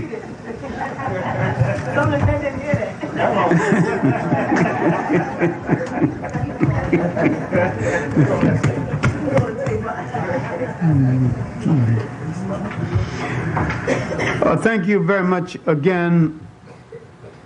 We're going to be talking about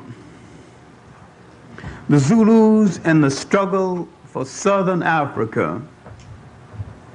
I did not use the word South Africa because I'm speaking about a broader dimension than just South Africa itself.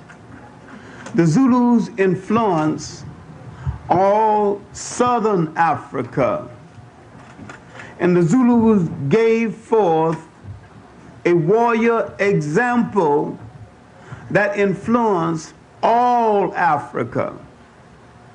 And the main target of those trying to downgrade African history is to downgrade that warrior group that gave to Africa and the world its greatest example of warfare, standing up and protecting those things that belong to them as against those things that the enemy was claiming. When we look at Africa picture, the picture of African manhood in the mass media, there is something wrong with the picture in general, more wrong with the television series, The Africans. If African people were alert, they would have assigned people to look at it and explain it, but they would not have assumed there was anything basically true in the film. Do you expect South Africa, who put up most of the money, to have anything true and complimentary about a people who fought to keep all Europeans out of Africa, especially the Boers, and whose war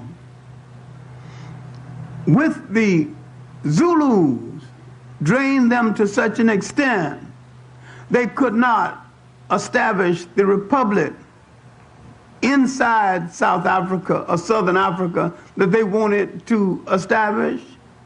Once you check out who's doing something and the motivation for doing, you will know what to expect.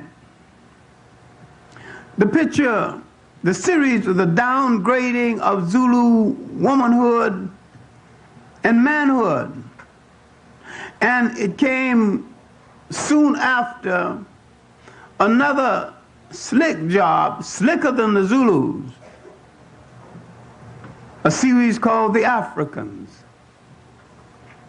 Now, if you knew African history, you could see the downgrading in The Africans. But The Africans was done by a master black hustler with great skill and one of the best informed Africans on the face of the earth, who know better, who never lie without knowing he's a liar, who never lie until he knows that most of the audience will not know that he's a liar.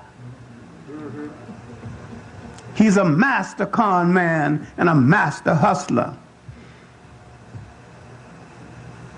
that has been in favor of the whites against the blacks for more than 25 years. He wrote the first anti-Nkrumah article called Kwame Nkrumah, the African Czar, Leninist Czar. I commissioned an African to answer him. In other words, as the African freedom explosion became a world issue, he was trying to water down the enthusiasm for it by writing an article saying that Nkrumah was a pawn of the Soviet Union. Now, this is the man that made the picture. Now, if you did your research work, you would understand the National Endowment endorsed the series at first, but in the interim, the administration changed and the National Endowment withdrew their name, but it couldn't withdraw the money because the money had been spent. Only $600,000 in the first place. It cost $7 million. He got Africans of note to be his consultant. I don't know what they consulted him about or what he consulted them about, because everything in the film did violence to everything they stood for. But there are some Africans who are hungry. One, I could understand his position. He's a marrying man and a divorcing man. He had 2 sets of alimonies to pay.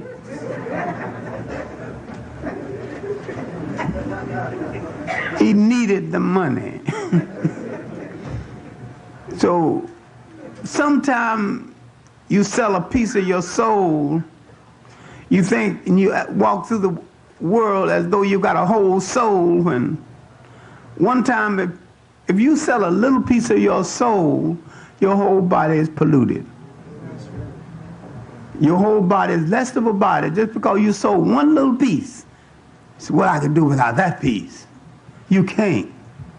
You can't do without any piece. You have to have a whole soul or none at all. Because you got to have a whole character or none at all. You're either honest man or you're a liar. One or the other, and there's nothing in between. So, all right.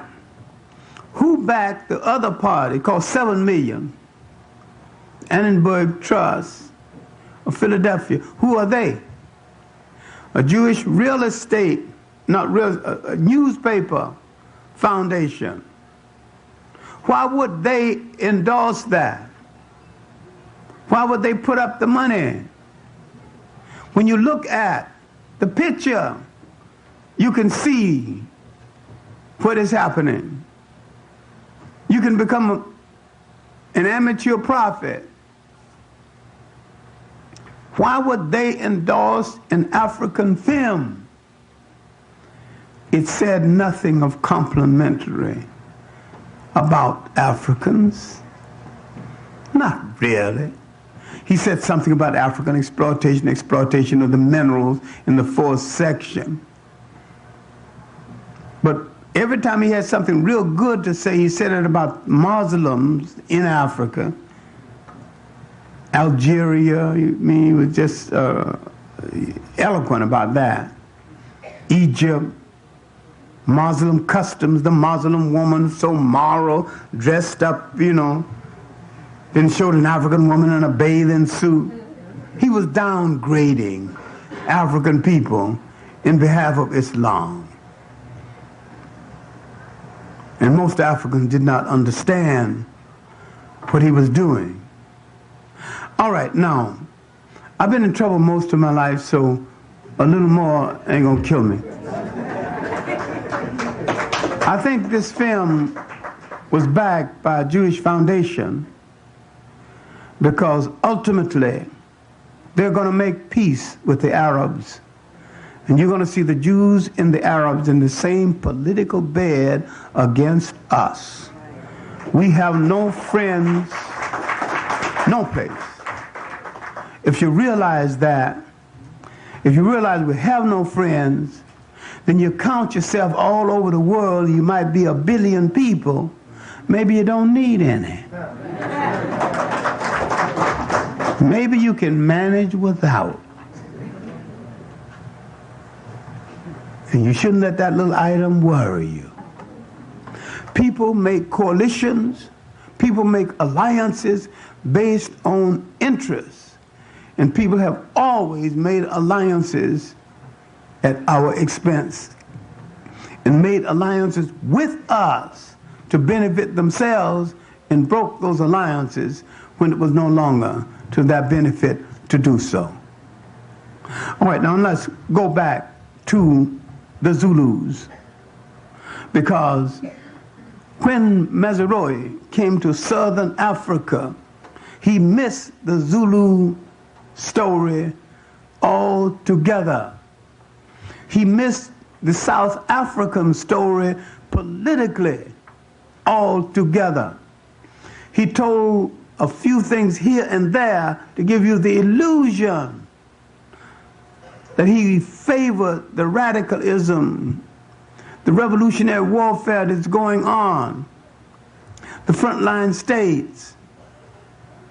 And yet, while he gave you the illusion, in other places he said applied what needed to be done, all he did there was just to infer here and there to show you what a pitiful lot they're in. And when he showed black kids in the hospital, he showed the sickest ones he could find, he could focus the cameras on. And he did not show anything because Muslim men, including black men right here, some in the audience and some all over this country, Muslim men are generally chauvinistic, believing in the separation, physical separation of woman, and assigning women to a lesser task as human beings. And blacks are forever joining things without examining them.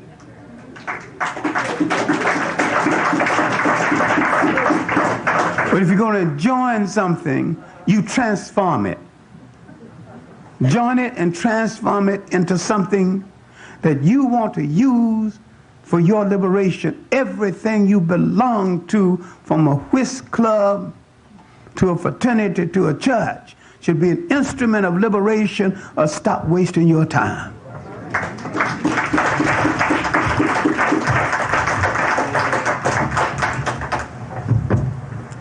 I have never been able to explain, even partly, why anybody should belong to Jehovah's Witnesses.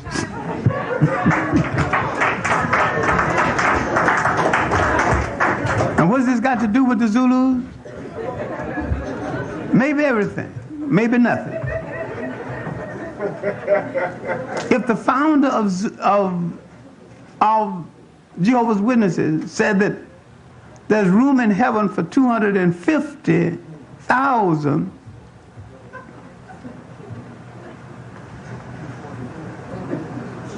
well, there ain't no room for us. Ain't enough room for the white members. You know they're going to take precedent. So what are you doing hanging out over there? We want a big heaven where all of us can fit. Because we have used our emotion in a wrong way.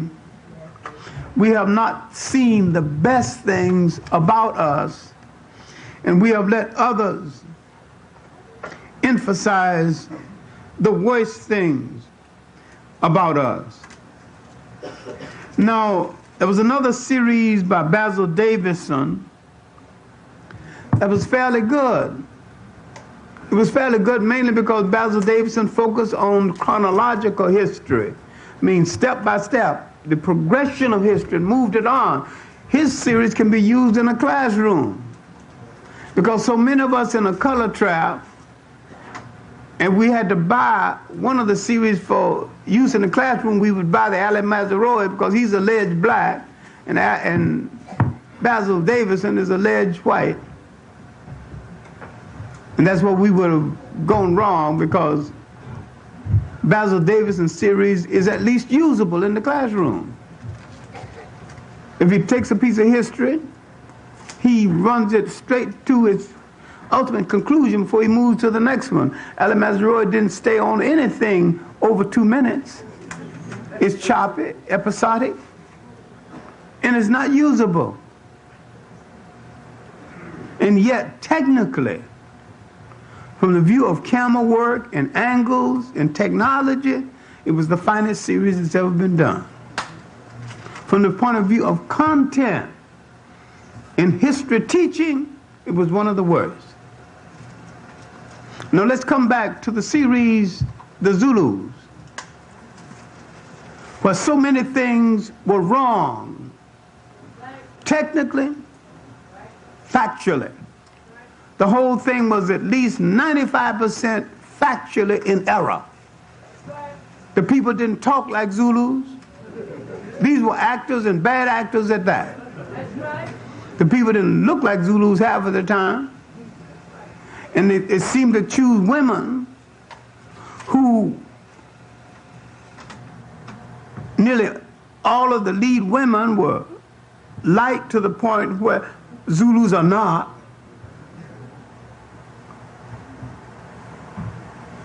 And they had words, they were saying words that Zulu women do not say.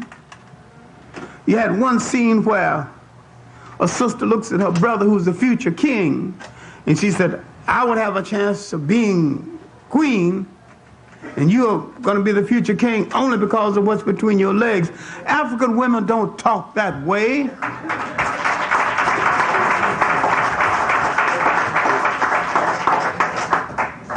Clinical descriptions of sex belong in a medical book. You just don't go around talking about clinical descriptions of sex. It's a highly personal, confidential thing between a man and a woman. Group sex is as bogus as group therapy.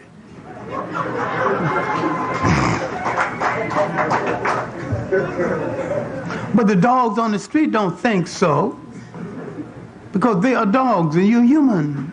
You're supposed to think so.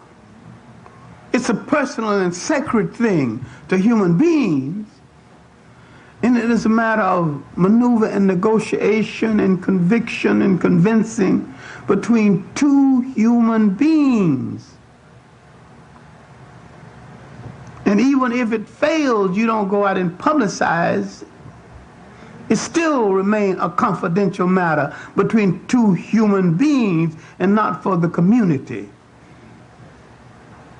You give it that dignity, and Africans gave it that dignity. And they didn't shout about it in this way. Now,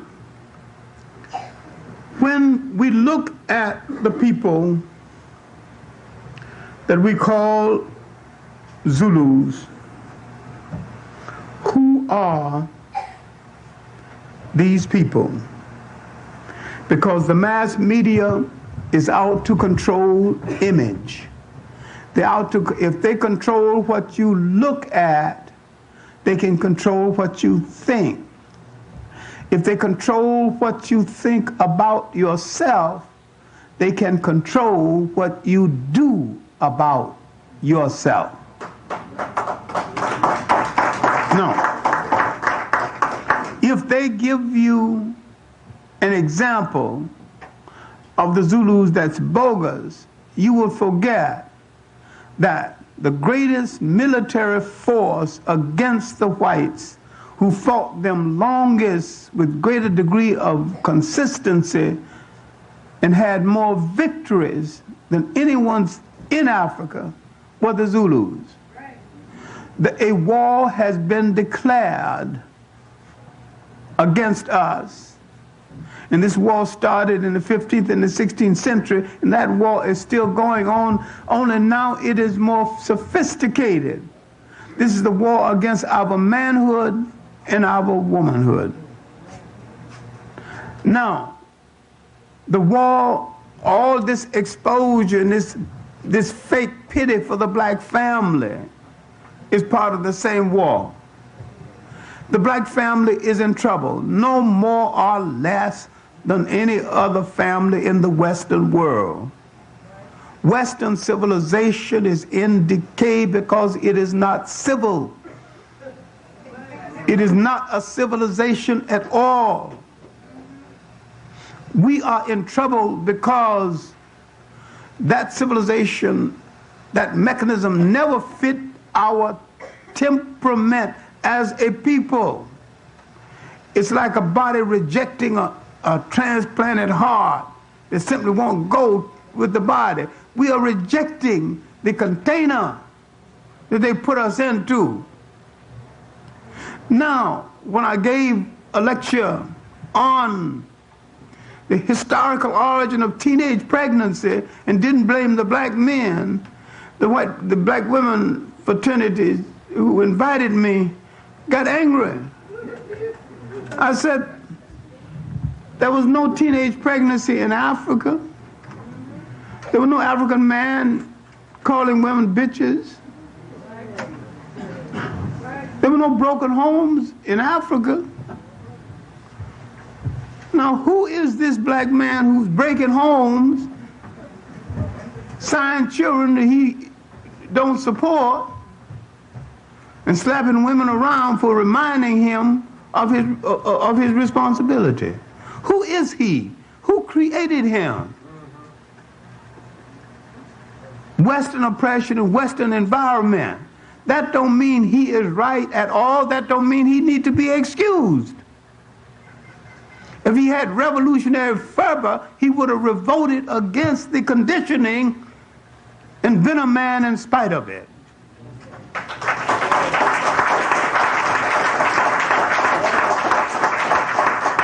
That I would be and do what a man's supposed to do, no matter what kind of oppression you place on me, because that is what I am. I am the shoulder of responsibility. When you touch a woman romantically and physically, when you have the privilege of sharing the sacredness of her personal favor, the two of you are about to change the world. That's no small thing to think about. That's a monumental thing. So both of you have to understand the consequences of doing it, or have the strength not to do it.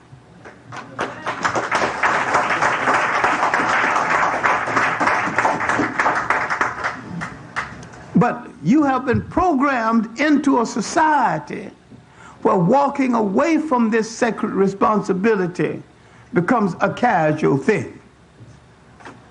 What the women did not like, that I pointed out that the rape of black teenagers along the shores of Africa, in the slave castles, on the boats, on the plantation, was the beginning of widespread black teenage pregnancy. I also pointed out that there are 3 million people in the world called Eurasians, half Asian, half white. There's not 10 marriages between whites and Eurasians. In South Africa, there's over 1 million people called coloreds. That means cohabitation between the African man, the white man, and the African woman. And then there's another, almost 1 million, called Cape coloreds, cohabitation between the Asian, Cape Malayans, and all these people who came in later, and the whites. There's not one marriage between them. Now, who is the greatest deserter of women in the whole world? Now, I'm not trying to justify a single black man who deserted any black woman. And I'm saying that every single one should be called to his responsibility and made to shoulder his responsibility. But look at the historical origins of how this thing started, with the remaking of his mind, with the remaking of the condition where he had no security, where he must rise each day and literally beg for the right to live to the end of the day, where he does not inherit a job normally, he doesn't get his bread normally. He literally engaged in a form of protracted begging. And your begging for one day don't carry over to the next day. The next day, another form of begging, form of asking for permission to live to the end of the next day. And the next day it starts all over again. Look at what it is doing to his spirit. Look what it is doing to his very soul, the very dignity. Then he goes on the weekend and worships a white god. And in the rest of the week, you expect the father, black father in the home, to have full respect. When you worship, you're worshiping the oppressor, the symbol of the oppressor.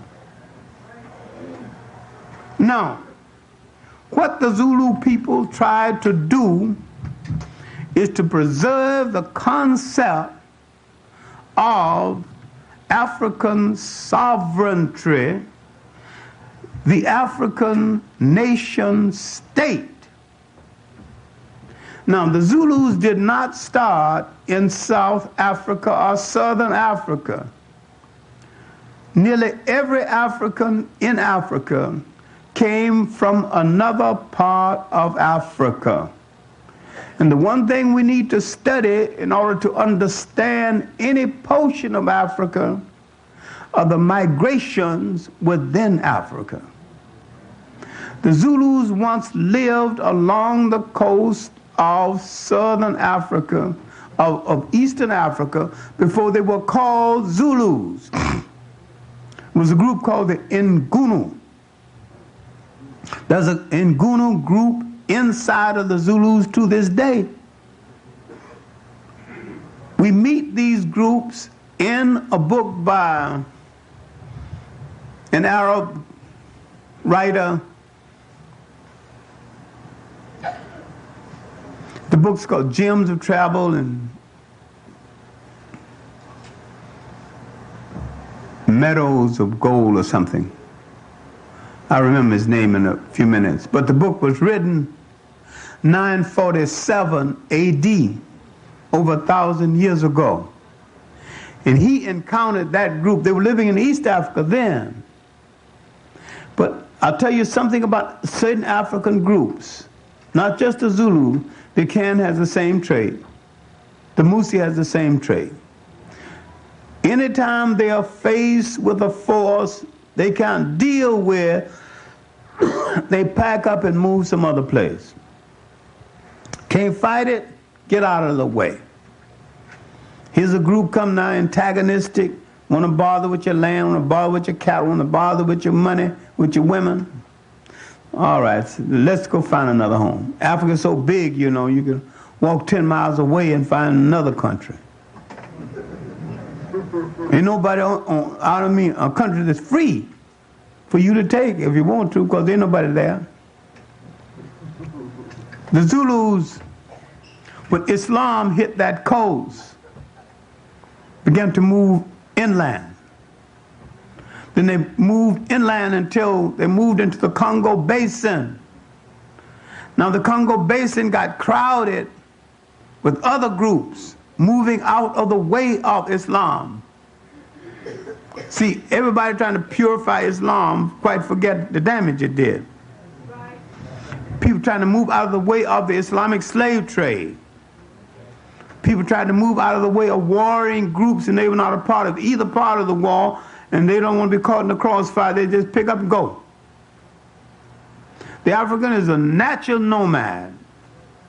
That don't mean he didn't build cities, but he'll move in a minute, and go build a city some other place. So now the Zulus moved inland, and when the inland became crowded with herds and people with their flocks and cattle and sheep and goats, not for war purposes, not for any disagreement with anybody, they were living with a magnificent people, the people of the Congo, the Bashongo people, one of the finest people in all of Congo, the Bashongo or the Kuba people. The Kuba people didn't say go. Nobody said go. They didn't see the space they needed. So they wanted more space, and they began to move. Not only the Zulus, but other groups began to move down into the open land mass further to the south. The group with the prefix Ama to their name moved closer to the coast. And then the Zulus were referred to as Amazulu, follower of Zulu. Their first great leader was named Zulu. They took his name. The other groups with the prefix Ba to their name, we can find these groups still there. The Bamangweta, Bamwakatsis, the Borolongs, they veered inland. Now the home of the great B group is now Botswana. There was a group called Botswanas, that's the third wave of the B group. The Borolongs went further into Central Africa. Later they would have a good relationship with they would join the Zulus, many of them as officers in the Zulu army. All right, now they settled. The Zulus settling along the coast around Natal, the coastal part of southern Africa. Further to the south, in the tip of South Africa, near the Cape, it's another people that had been there all along. They'd been there so long, no one could remember, and they're not too clear on it. These are people called the Koshon Sand people. If you meet them, you say, what's your name? He says, Koshon. If you talk about his language, he says, Koshon. If you're talking about the two of them, they say, Koshon Sen, S-E-N, Koshon Sen. If you're talking to a Sen, he says, Sen Koshon. Like two vaudevillians arguing over a building. Who gets the first name on the marquee? But if you talk to a Koshon, he said that they are the seniors, the Sen people are the juniors. Talk to Sen, he said that he's the senior, the Koshons are the juniors. Now this don't start any fight, but some of the best jokes you've ever heard between them is about who's the senior and who's the junior. See, good-natured kidding that white people make fights out of, the Africans make good jokes out of and good relationships out of. You even dance around and fall out with laughter, arguing over something. Nobody resolved anything. They don't intend to resolve it because that means the argument is over and there's no more fun. They want to come back the next day and argue some more. So arguing become a marathon thing that you do. It's like Dr. Ben and I arguing over dynasties. Or who paid the last dinner bill? I treated you the last time. It's my turn now. You treated me. My turn. It was nonsense. But we enjoy it. We ain't gonna ever settle it. We don't want to settle it. He knows that I know that the 18th dynasty was the greatest dynasty ever to sit on any throne in any time in the history of the world. And I know that he thinks that the 19th is the one. But I'm never going to concede to him. He's never going to concede to me. And we're not going to lose friends. We're not going to lose friendship over it. Because it's part of both of our culture. It's to choose a subject that has no end, because we won't let it end.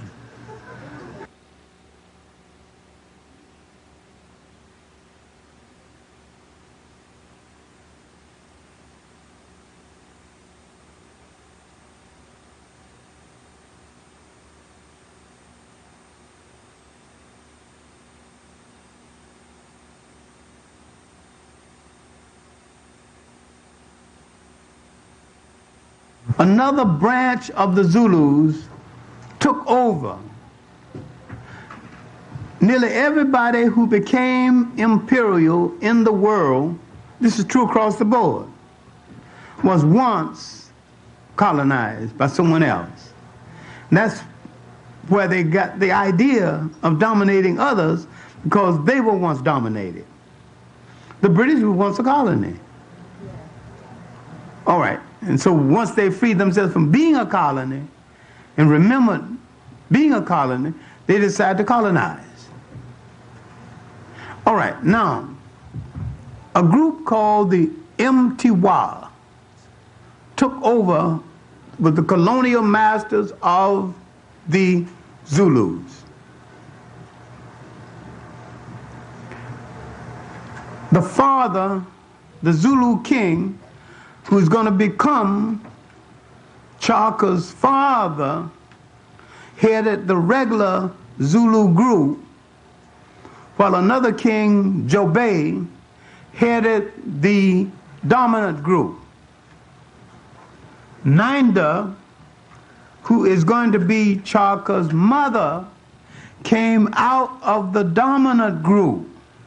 In other words, she had a higher royal status than the man she married. The dialogue between them was a disgrace.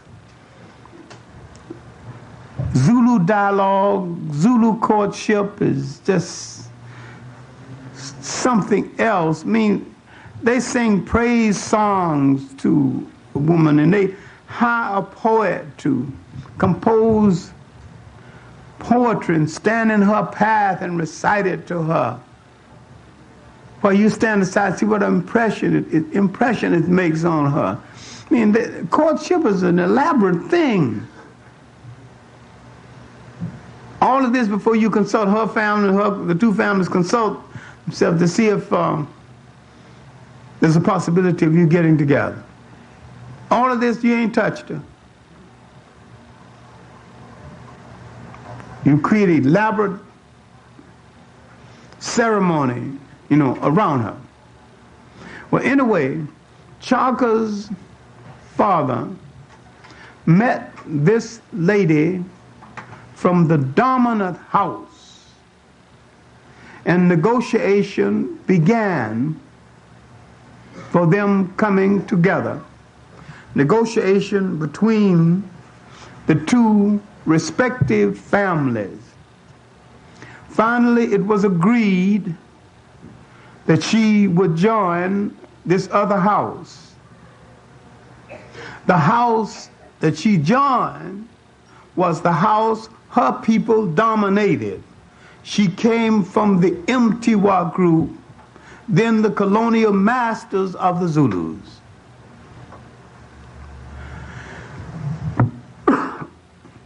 Everything went well until the marriage and months passed, and the other three wives had given birth to girls, and she gave birth to a son, Chaka, automatically making her the favorite wife. She had produced the warrior to carry on the tradition. The other wives grew jealous and began to tabulate the months between the marriage and the birth of the son. They assumed or said or proved or insinuated that the child had arrived too early, that there must have been some kind of relationship before the marriage, which is against custom, because the wives or future wives of Zulu kings supposed to be certified virgins. How you certify a thing like this, I don't know, but they're supposed to come to the king untouched in that regard. Now the gossipy wives started out on Nida, spreading rumors.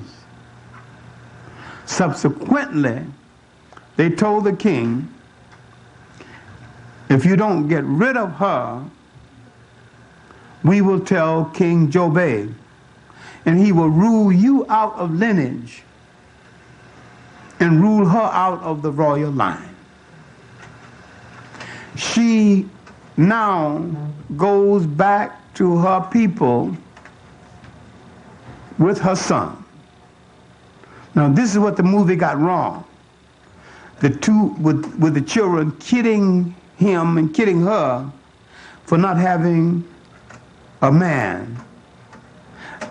Africans don't do this. Illegitimacy, first what his mother and father was married. What's illegitimate? How did that get in there any place? Here John Gunther in his book Inside Africa said he was in he was illegitimate. Illegitimate how? His mother and father were married. His father acknowledged that was his son. The mother acknowledged that was the father was the father. So what's illegitimate? On the main thing, Africans don't even use the word.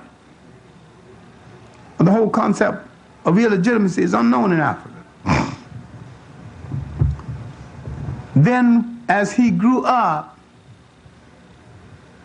when she came back to Zululand, one of the other wives, two of the other wives had given birth to sons.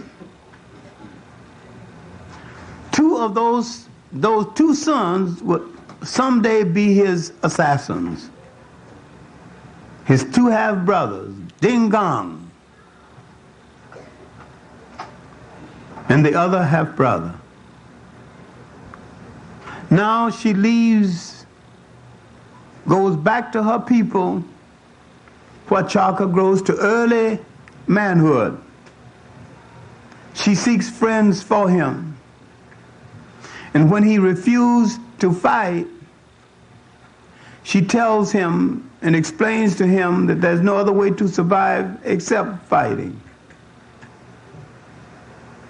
In the film, when the boys kid him and throw him in the water, then she tells him in the future he'll never leave his enemies behind. All the South Africans are trying to say is that if Africans come to power, they're going to kill all of us. That's all they're trying to say. Chaka left many enemies behind, so long as they realized that he was the boss of Southern Africa. All right, Chaka grew up. His mother sought friendships for him. His father did not see him again until he was 14 years old. Now all of this was left out of the film. This is a beautiful thing, ceremony. And when his father saw him, his father came to dress him for the ceremony of manhood. The ceremony of manhood is when the boy goes out into the bush, kills an animal, and brings back the mane. He has one spear, one shield. So that means he had nothing to practice on. He must find the heart of that animal the first shot, and he cannot afford to miss. And when he comes back, he is declared a man. He had to go to the hunting ground, was 3 days away. He came back in 6 days, so that means he must have found his animal the first day. Came back with the proof. Now he's growing up. His mother is seeking the friendship of the son of the king, Dube. This son is called Ding Iswayo, the wanderer. Ding Iswayo befriended Chaka, but after an argument with the father, he goes and lives among the coast and lives among the whites. He noticed something when the whites are fighting among themselves. They keep running at each other in a straight line, and they get killed quicker that way. Ding Iswayo comes back to Zulu land, revolutionized Zulu warfare, and introduced a concept of warfare that still exists, broken field running. If you're running a zigzag line and someone's shooting at you, that cuts down on their chances of hitting you. That doesn't mean you won't be hit, but you're reducing the odds. Now it's in the infantry of the world. If you're moving forward on a battlefield, don't move in a straight line. He introduced broken field running. He revolutionizes the Zulu weapon, the assegai. He saw that the Zulu throwing weapon was too unwieldy. He revolutionized the shield. He makes a shield with matted with wax. So if you would throw a spear dead at the shield, it would glide off instead of penetrate. Now Chaka and Ding Iswayo is revolutionizing warfare in southern Africa. Then Chaka tells the Zulus, take off your shoes, it's making too much noise. The Zulu would move on a city and a group, and so silently, you don't know they're there. Then they would stand up and begin to bang the weapon against the shield. And then you know that not only you were in war, you were surrounded. You ain't heard nothing. A movie called Zulu, who did everything wrong, show all of the regiments in one, all together. But the Zulu fought in a 3-regiment formation: white shield, brown shield, black shield. The white shield regiment made from the hide of white cows, the shield made from the hide of white cows. These were the trainees. Their job was just to hit the enemy and get out of the way, just to let the enemy know the battle had started. The brown shield regiment would come in and finish if they could. But the black shield regiment was the Zulu's elite guard. Once they entered the battlefield, they had to win or die. They never left the battlefield with victory or death, one or the other. They were specially trained, special beer was brewed for them, special women were trained to marry them. That was the only branch of the Zulu war group permitted to marry. So you can see now how men fought to get from one regiment to the other.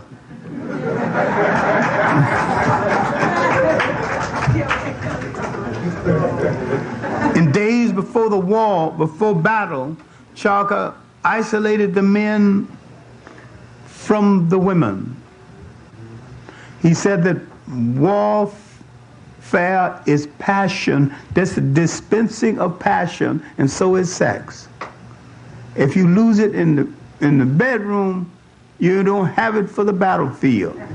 So hold it up for a little while. After the battle, your pleasure. But get the battle over first.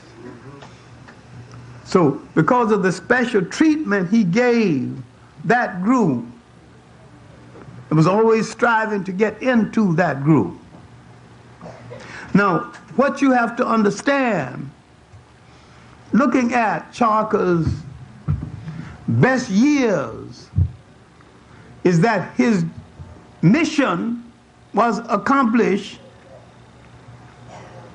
is that he was to hold the whites to the coast and not let them come inland. And he did that. And whites could not come inland without his permission. And when certain Zulu ceremonies took place, he did not give them permission at all. He was the master. And had he lived, there'd have been no South African situation, because there'd been no whites there that wasn't under control of blacks. All right, admittedly he was a dictator. Admittedly he was ruthless. But had he succeeded, even killed 50,000 more Africans, he could have saved 5 million. Now, if you're part of a statistic that might have to go, I'm sure you're not interested. But that is a fact. Whites were weak enough to be defeated then, and he had a chance. All he had to do is to unify Southern African blacks, and Chaka never fought the whites. Another fallacy a lot of people don't seem to be able to deal with. Chaka fought other blacks in order to bring them into a Zulu federation to save Southern Africa from European domination. His best years were the years, now, when Ding Isweyo came home from the course, and 2 of them revolutionized Zulu warfare, Chaka's father died. Ding Isweyo installed Chaka as king of the Zulus. When Ding Isweyo died and Dube died, Chaka combined the Mtiwas with the regular Zulus. In the next 9 years, he was the most powerful force in all Southern Africa. He built the Zulu Empire during that period.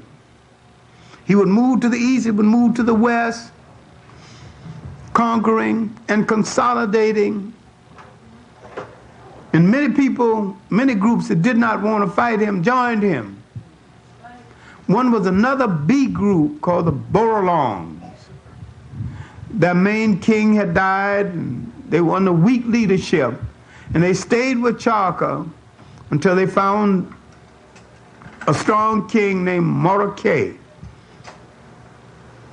Now, with the Borolongs working with him, with all the branches of the Zulus working with him, he would move further to the south and further to the west. 2/3 of South Africa under his control. Disciplined the absolute best. Many times the Zulu would trot 50 miles a day and back just to keep in shape. At his best, he was the supreme leader of Southern Africa. He faced the people still existing in South Africa. He was never physically defeated when he faced the people called the Swazis. The Swazis wouldn't fight him. The Swazis fought from ambush, didn't have shields of any consequence. Long, hard sticks. They would sneak up and hit the Zulu on their leg and move out of the way. That's aggravating. Just get on your nerve. Climb up in a tree and jump on your head. Until Chaka declared it a stalemate and spared the Swazis. That's about as close to defeat as he ever got. He said they're crazy. He said that they had a woman ruler, And the Swazis, he thought because a Swazi man rises each morning and goes to the door of his mother and prostrates himself, and he won't rise until she give him permission to rise and said, "Rise, precious fruit of my womb, and go forth for the day." He said, these men must be weaklings. He found different. But he eventually learned better. About 4 years before his death, that's be about 1824, one of his great warriors, known in history as, the British call him Moselekatsi, and the Africans who can speak with a click language call him Umzelgeza. You have to say it fast or you will say it wrong. Umzelgeza.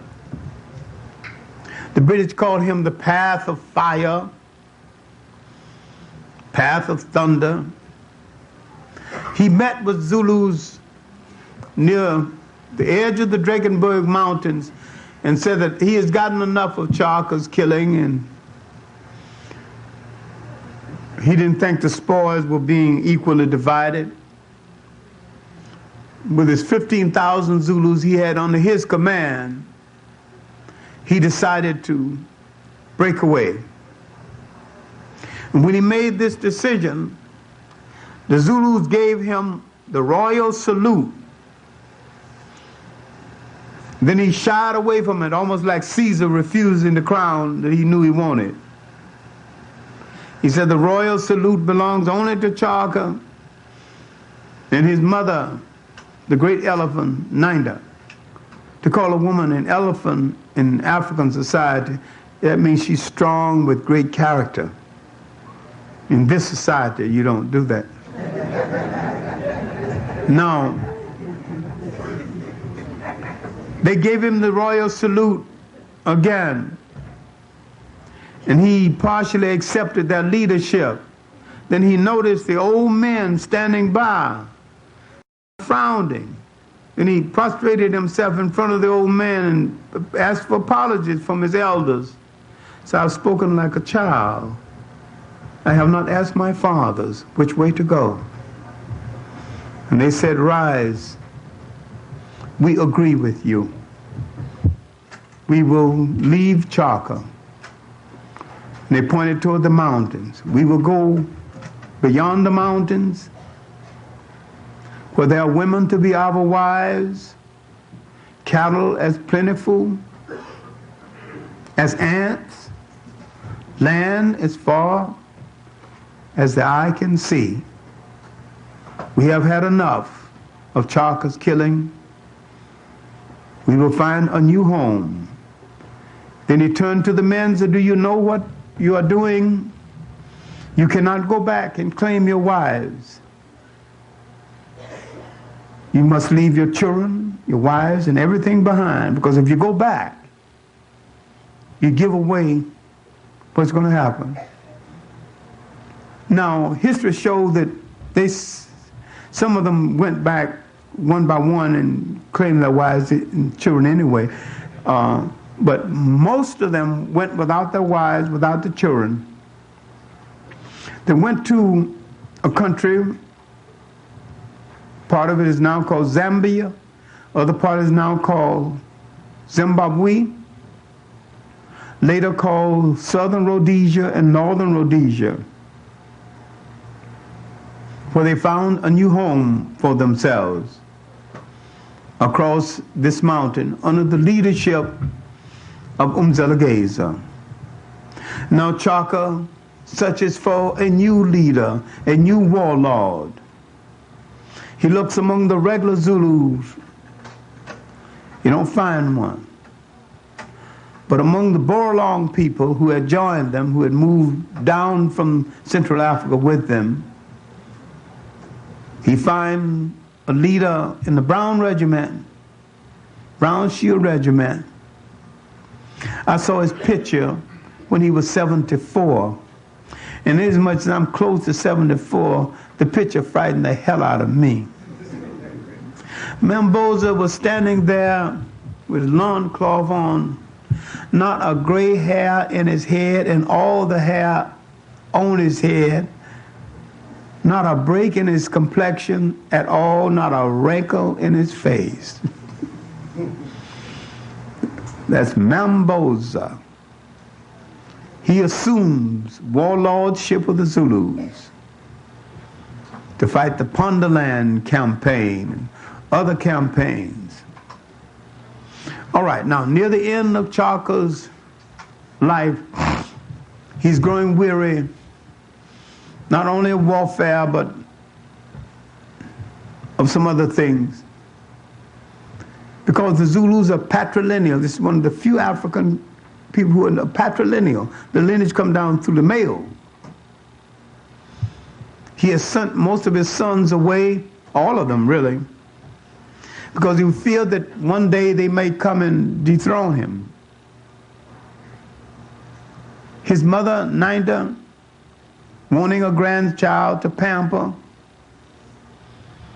takes this last son, has a little village built where she can go and pamper and dawdle over her grandchild like grandmothers want to do, or do the world over. Chaka discovers this and is angry with her. But contrary to all the literature, they say he struck his mother and she died. There's not one iota of proof in it, and I went all the way to Ireland to find the diary of the white man who was with Chaka during his death, during her death. Chaka began to lose interest in the dance because Chaka was a great culture figure and a great dancer. I'm going to see, you see, more and more you see what's left out of the film. He was a great dancer. He created a Zulu dance that is tantamount to close order drill. He created a dance that was so universal, we make a game out of it called statues, a frieze, that came from a form of Zulu warfare. Now, when he began to lose interest in the dance and people began to dance in front of him badly, just to see if he would push them out of the ring and show them how to do it, they knew that something was happening to his mind. And then there's an event, it's recorded in the history of the Jews of South Africa. My man named Herman something. I have the book and I have the treaty. So if anybody want to argue the point, I've got all the evidence. 2 months before his death, he signed a treaty granting a piece of land in Zulu land for the settlement of the Jews.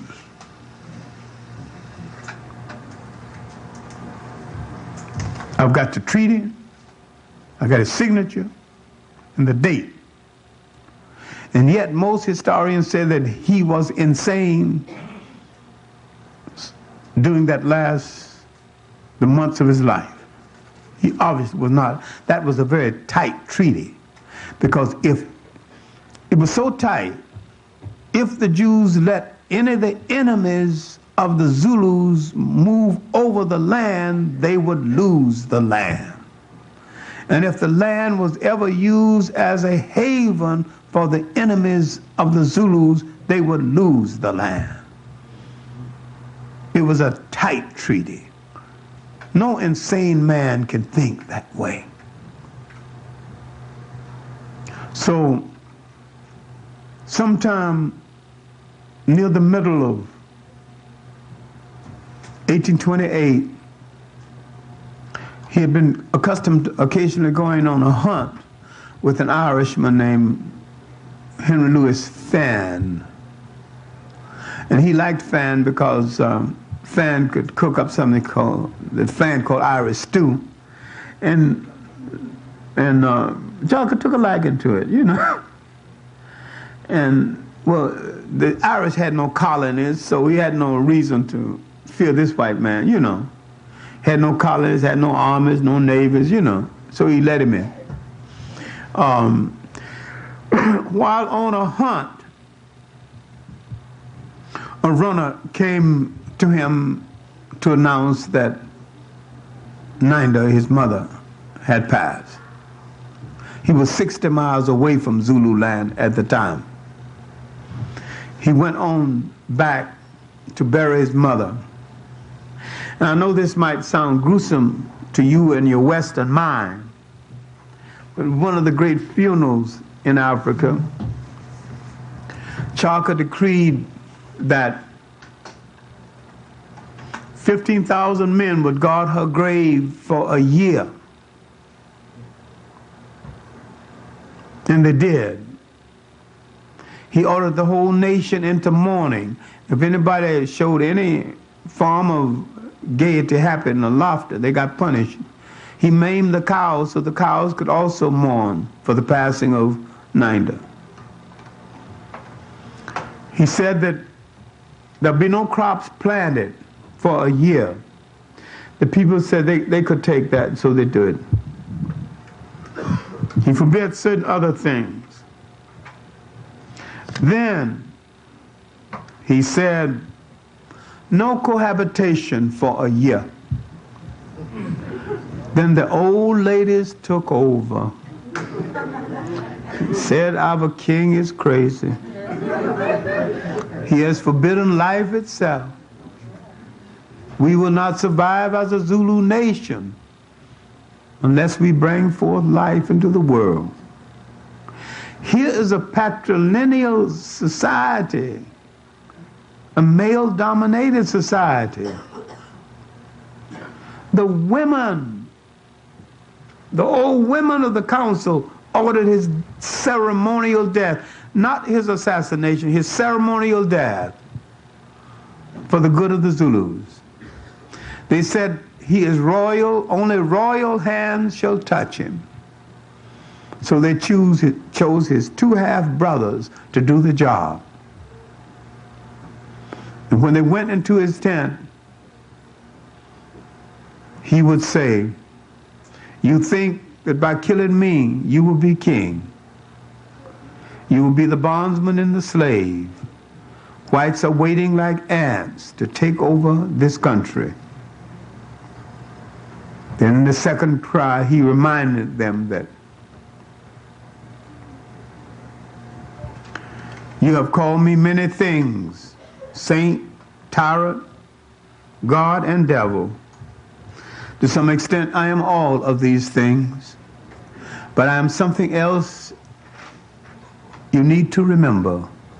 I'm the greatest hope you have for freedom from European rule in this century. In the last blow, he looked at them with pity and said, oh, what have I done to you, sons of my fathers? Now Chaka is gone. Zulu land is looking for a new king.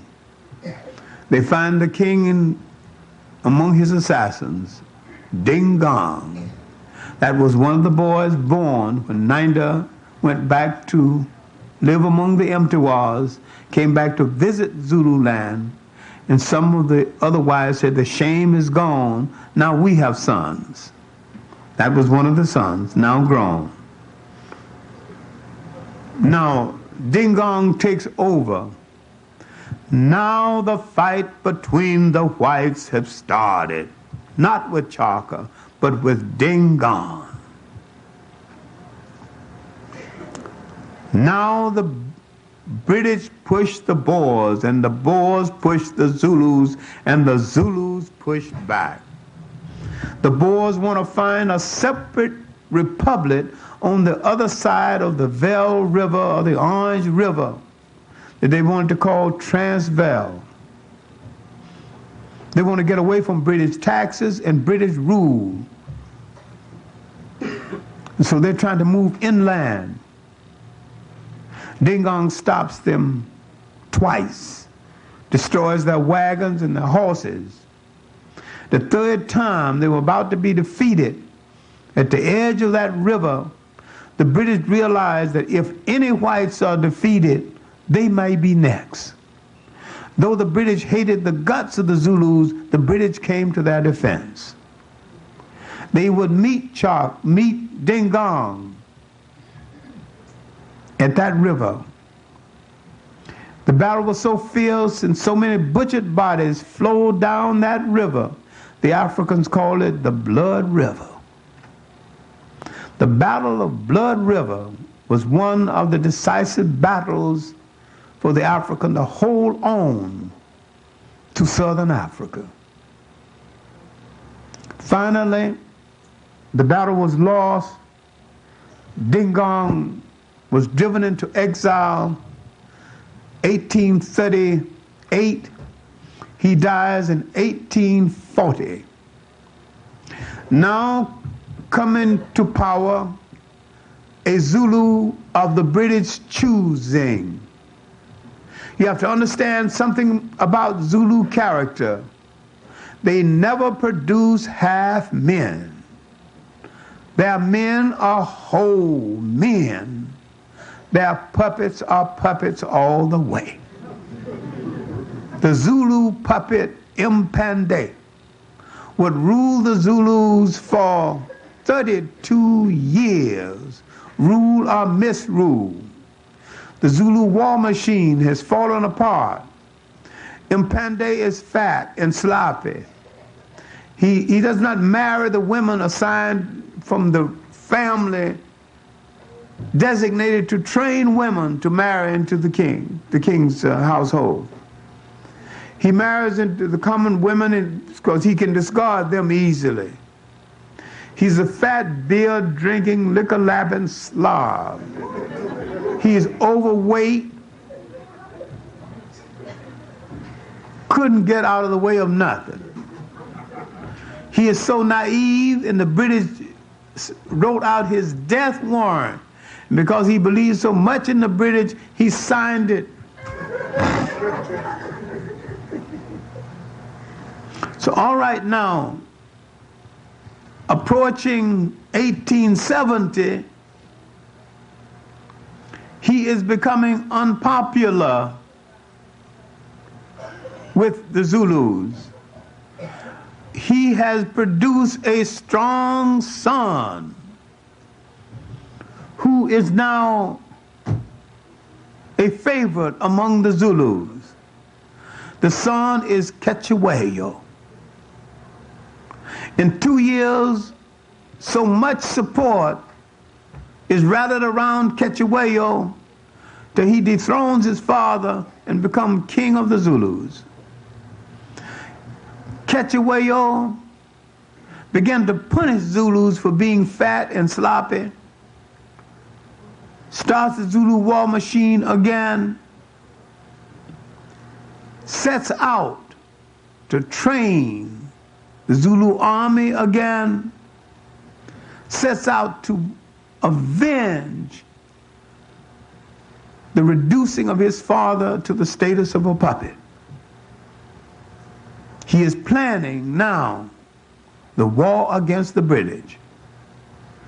It took him 4 years to get it all together.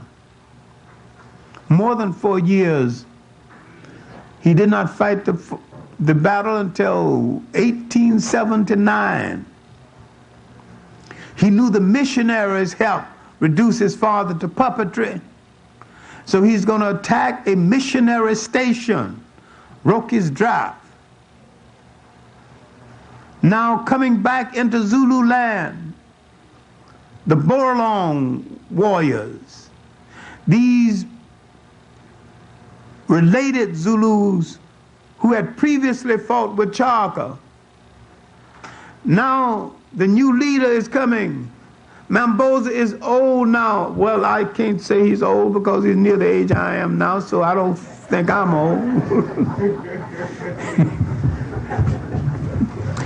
So the moderately young Mamboza, 74 years old, looking like a man of 30,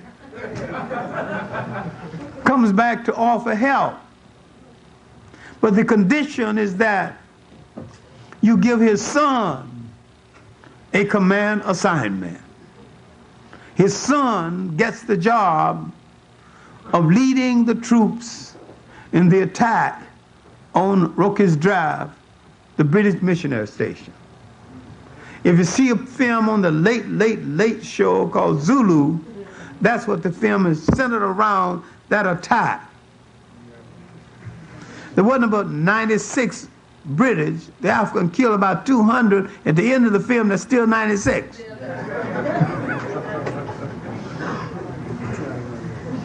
Mamboza goes to help Cachueyo plan the big battle. Because this battle is, one battle is a rehearsal for the other battle at San Helvina. This battle was so perfect. A few years ago, a publisher wanted to commission writers to write books about the greatest battles in history. The first book was written about at San Helvina, the Battle of San Helvina. Now, after the missionary fight, this would lure the British into the camp to face Cachueyo. And he pulled back and let them walk right into his trap.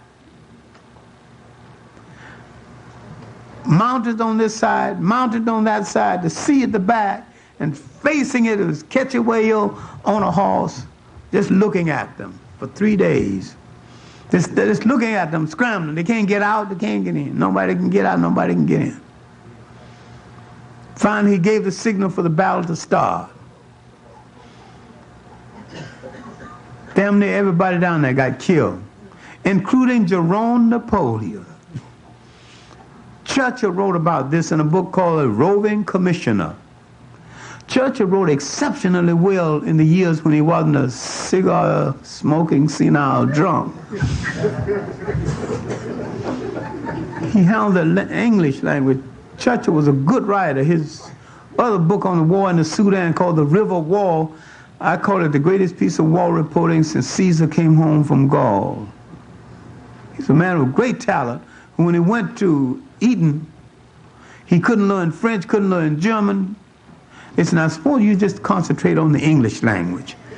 Just learn that and we'll be satisfied. He's a rich boy, so you don't tell them too much of what to do. He learned the English language well.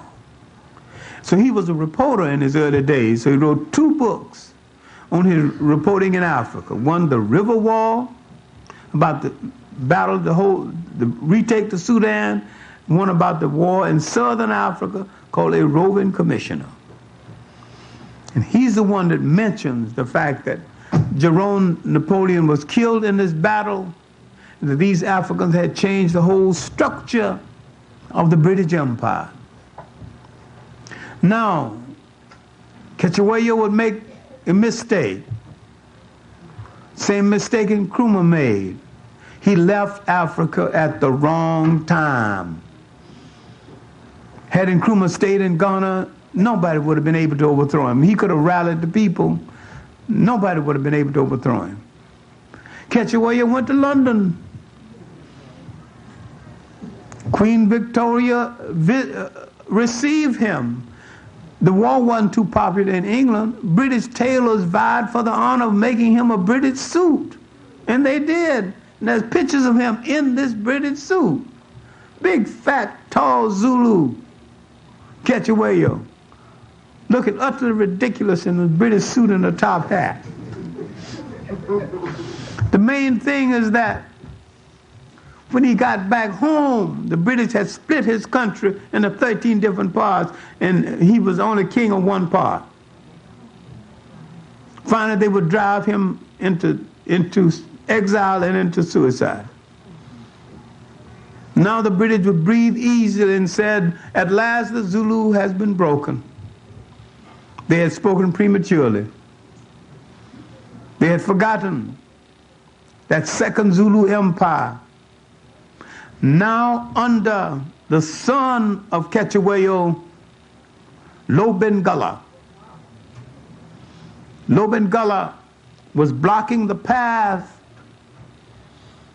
of the British trying to take over mining concessions in this area. An Englishman named Cecil John Rhodes, with consumption of TB, was told if you stayed in England, you might live 6 months. In Africa, you might live 2 years. Went to Africa, that good African climate cured him, and he lived for years, stole so much money, finagled so much money, betrayed so much people, they're still trying to count his money. If you understood that, no black man would ever accept a Rhodes Scholarship. All that's blood money. He wanted now to take over the area of the Second Zulu Empire, Mpande land and Shono land. The people in what is now Zimbabwe are Shonos mixed with Zulus. Remember the 15,000 Zulus who went there, mostly without wives? They married Shona women. So there's no great division between them. They're all relatives. But the main thing is that when Cecil Rhodes tried to take over this country, he tried to provoke a fight with Lobengula. Cecil Rhodes wanted to build a communication system from Cape to Cairo, a good idea for Africa's purpose, but he wanted to build it for colonial purpose. He accused one of the vassal states under the Borlong, under the Shona people, accused them of taking wire from the rail, from the communication system, and asked that they be punished. And when they were punished, he asked the British Empire to punish the king because he had punished the people too severely. He faked the war using British freebooters, and all that salary was what they could take from the Africans. When they saw the gold bracelets on the African women, they didn't ask to give them to me, they just cut off the arms and took them.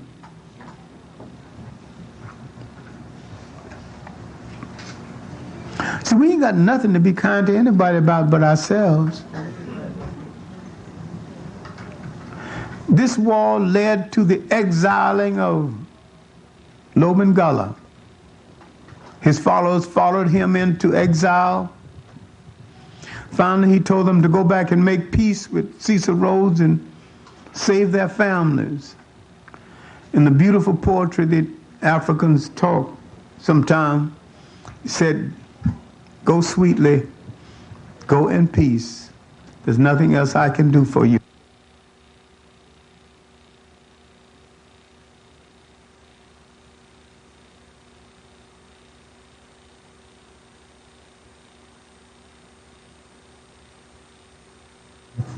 They've got another fight, but they've spoken prematurely one more time. After the Boer War, some Zulus served as wagon masters and quartermasters and supplies in the British Army. The British said that they would remit their taxes. Instead of remitting their taxes, the British doubled their taxes. Now this would start and provoke the last Zulu war in Natal and other places. This war was partly led by a young Zulu king, Bambata, and an old Zulu, Sigananda. When Bambata goes to Sigananda and asks for help, Sigananda is 95 years old now. Sigananda is the oral historian of the Zulus. He was body servant to Chaka. He was in the army that guarded the grave of Nanda. He went up, when the Zulus wasn't fighting, he went up in the Congo and fought with a dissident king called Tam Tam Anna. He came back and he saw the Zulus sitting around pitting themselves, and he cursed them out and said, there's no blood on your sword. The imperialists have violated your women, have taken your land. Are you sure you are Zulus or old women waiting to be buried? Then he started his own private war, then went to jail. Now he's back in Zulu land and out of jail again. He's head of a small group called the Kubes. He's known as Sigananda of the Kubes, or Sigananda Kube. Now, when Bambaataa goes to him and asks for help, based on the fact of what help Bambaataa's father had rendered to him, this angers the old man. He said, I helped your father because he was a Zulu and I'm a Zulu. I'm not going to pay this tax. The British want to charge $75 a month for having a dog. He lacks dogs and his sons. He ain't going to pay tax on either one of them. Bambaataa was called a horse thief because every time he wanted a horse, he'd take a horse from the British. Every time he wanted cattle, take cattle from the British. So you ain't bring no horses here, ain't bring no cattle here. They all belong to me. So when he wants one, he just takes one. So the British looking for him. He now goes to Dennis Zulu, the last son of Ketchewayo. Dennis Zulu said, I don't want any part of this war. I've had enough of the British jails, enough of war. Then he speaks in a loud, secretive, and yet loud enough to be heard across the room. He said that while I want no part of this war, I've had enough of fighting, enough of jails. If there's anyone in the sound of my voice who wants to help this young man, my eyes did not see his form disappear. My ears did not hear his footsteps as he departed. Standing by is the last of the great Zulu warlords and war planners, Sinjani. He goes now to help Bambaataa plan that last Zulu war. And when he go back to Natal, find out what the old man has done, the old man has started his war already. He ain't waiting for these young people to get back. He started the war already.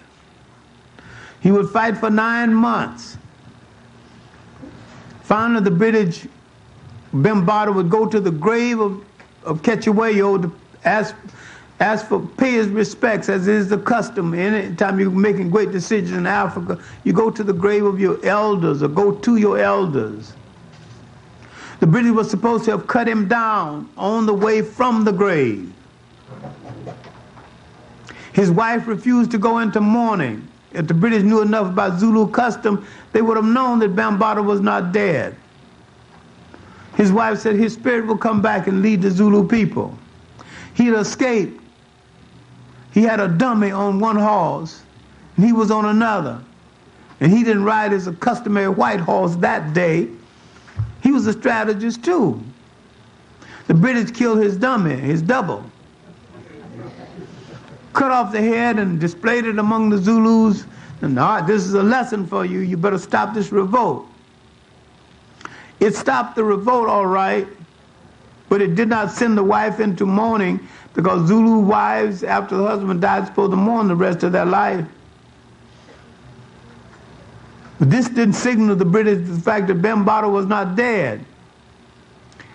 A man named Benny's doing some work on Dennis Zulu discovered that Bambaataa escaped and lived in an obscure village in South Africa until 1926, where he died of natural causes in old age. Now, in summation, Zulus have played a major role in the transformation of South Africa. That was the Zulus in the building of the ANC, a great Zulu in the building of the South African Communist Party. His name was Champion. And when someone asked him in the choice between the party and your people, what choice would you make? He said, I will choose my people every time. And when the party propagated the concept of separate states, the whole homeland concept is now practiced in South Africa, was taken originally from a plan laid out by the South African Communist Party. They may not have known what was going to happen to it, but they designed it first, the so-called separate states for different African groups.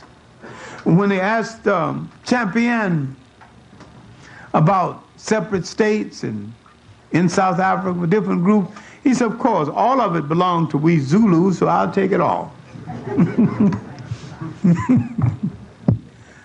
The party expelled him for being nationalist. And he did not. And when the white head of the party, A.E. Bunting, went to Russia with a delegate, all white, Stalin took him to task. Stalin wouldn't even shake his hand. How are we going to unify? How are we going to have a great party in South Africa? You haven't even got a single African delegate. The next time he went to Russia, he took Champion. Tall Zulu, 6'7", I mean, just a magnificent statue of a man. He only died about 7 years ago. He was 97.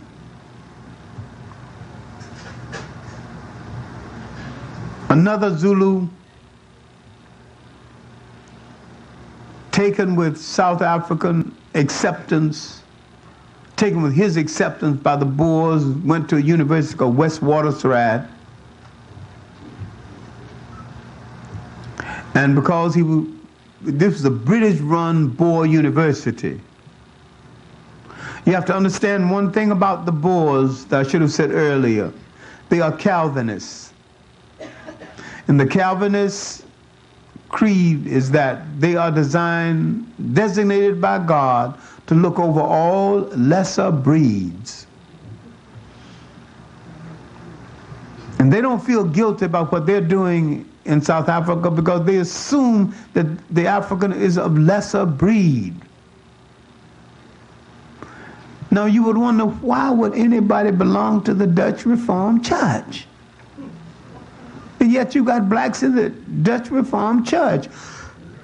You got blacks fighting to join the Mormon Church, and they say we don't have souls. We can't be priests. We can't be anything. Why do we have to belong to? Well, anyway, that's another lecture. Champion continued his course of nationalism. Many times when this course did not go well later on, some Zulus became conservative, and some of them are conservative to this day. But the Zulus continued their fight on a different plane. When Mahatma Gandhi was in South Africa, he started fight to unify everybody except the blacks. United Nations League, Natives League, United Colors League. If King understood Mahatma Gandhi, King would have never said he's a follower of Mahatma Gandhi. That's still another lecture. The Zulu War of 1906 was the last of the wars. This war, the war against the whites, had started with the Cochon San people, later called Hottentots and Bushmen. They fought 11 wars against the Boers, called Kaffa Wars. Gave a splendid account of themselves. One group was almost destroyed, but they did give a good account of themselves. It's before the Zulu Wars. The Zulu Wars of consolidation, then the Zulu Wars of resistance. Chaka was fighting the Zulu Wars of consolidation, trying to bring all Africans together to save them from the domination of the whites. Dingang started the Zulu Wars of resistance. You must be very clear on these wars. And as a result of the Zulu Wars of resistance, the British tightened things in South Africa. Or after 1906, the stringent laws, the beginning of past laws, were so hard on people in South Africa. The trade union movement, the white trade union movement in South Africa began to bar Africans, still do. Now the Africans had to take on a new organizational structure. A great Zulu, John L. Dube, the grand uncle of the Ernest Fred Dube, who's having the problem at Stony Brook. At Witwatersrand, this Dutch university, he now with frock tails on and coat and a bowler hat and in the summertime, looking like a fool. And he was so taken by this white acceptance, he wrote a scurrilous book called The Black Man is His Own Worst Enemy. Came and studied at Oberlin for a little while. Finally someone talked some sense in his head. And to his everlasting credit, he spent the rest of his natural life setting the record straight and building. It was John L. Dube, also of Zulu descent, that began to build the ANC and branches of the ANC in every part of South Africa. The foundation builder of the ANC was this Zulu, John L. Dube. And once that, after his passing, a great Bantu editor, John Tingo Jabevu, began to build, and a young man from Nyasaland came down into South Africa and began to build a great trade union movement. And this frightened the whites, especially the white laborers, to the point where they had to turn against him. He made a mistake, asked Ramsay MacDonald of London to send people from the British Labour Party to help him administer his union. Ramsay MacDonald used this as an excuse to dump all the sorehead communists out of the movement, fighting among themselves, to go in South Africa and fight among themselves and wrecking a black union. And they did. They wrecked the union and almost destroyed its founder, Clement Kadele. Clement Kadele turned to the World Trade Union movement, got some help, but got his best help from A. Philip Randolph. Got published in A. Philip Randolph's paper, The Old Messenger. And if you read the old files of the Messenger, read a long article by Clement Kadele on the growth of South African trade union movement. We have just begun to do our research. Now we have gone hurriedly over a large body of information and trying to set straight some misconceptions of one of the finest military people in all Southern Africa. The Zulus seem confused today and some seem conservative. And there's too much fighting between one in the other. But there was a time the Zulu projected the possibility of Africans being the military masters of Africa, being the masters of that destiny and controlling it to the point where there would be no debate about what white people come in or out, because those who came in would have to come under African rule, and those who could not take African rule would have to go. And what they were projecting is what Africa had before, the concept of the nation state. They were pointing the same kind of direction that Booker T. Washington pointed to, Du Bois pointed to, Marcus Garvey pointed to. The true container for a people's culture, the true container for a people's hopes, the true container for a people's growth and their dreams and their future is a nation state where they control everything. And other people can come in the state and can live in the state if they're willing to live on terms laid down by that people.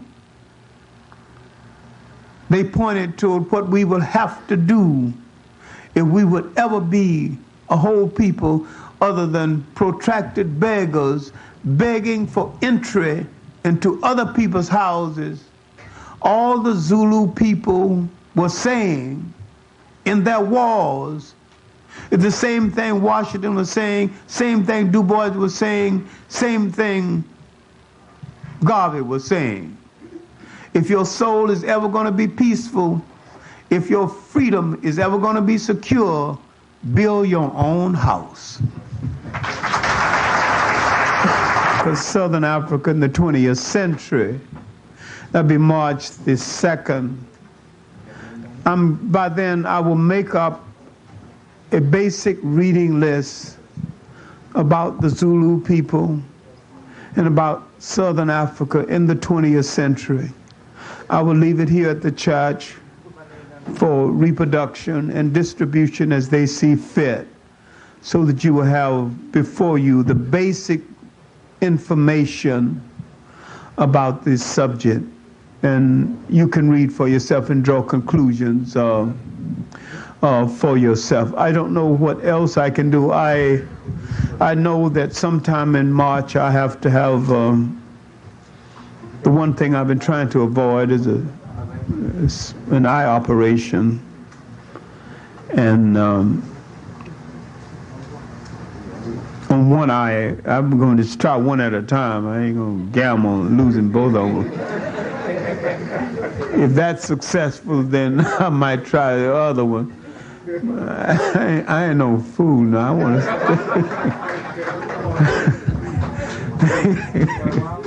want to see as long as I can. All right, you can start. Yes, sir. Yeah. I'd like your opinion of the latest Zulu chief. Now, Buthelezi started out to be a strategist. In fact, I met him earlier when he said that he was going to accept the homeland concept. He's going to accept it as face value, and he's going to see how much sovereignty they're going to permit him to have. And so he even said he's going to invite me to come over and help to set up the teaching, the educational system. He hadn't spoken to me about it since. I must have seen him 6 times since then. But I think he's now a rather conservative puppet. No appreciable value to African people anymore. He's a compromise, but an unnecessary compromise. He could rally and solidify the Zulu people if he would. But he is, I don't see why he contributes anything in a forward way. He's a container, and he caters to white conservatism and containment and Zulu conservatism. I don't see him as having anything remotely resembling a revolutionary fervor. I regret this because I happen to know Buthelezi personally, and I happen to talk to him nearly every time he comes to the United States. The last time I talked to him, it was in the Armory right here in Brooklyn. We had a long discussion. I came all the way over to make a special point of it, you know, of seeing if I could dialogue with him.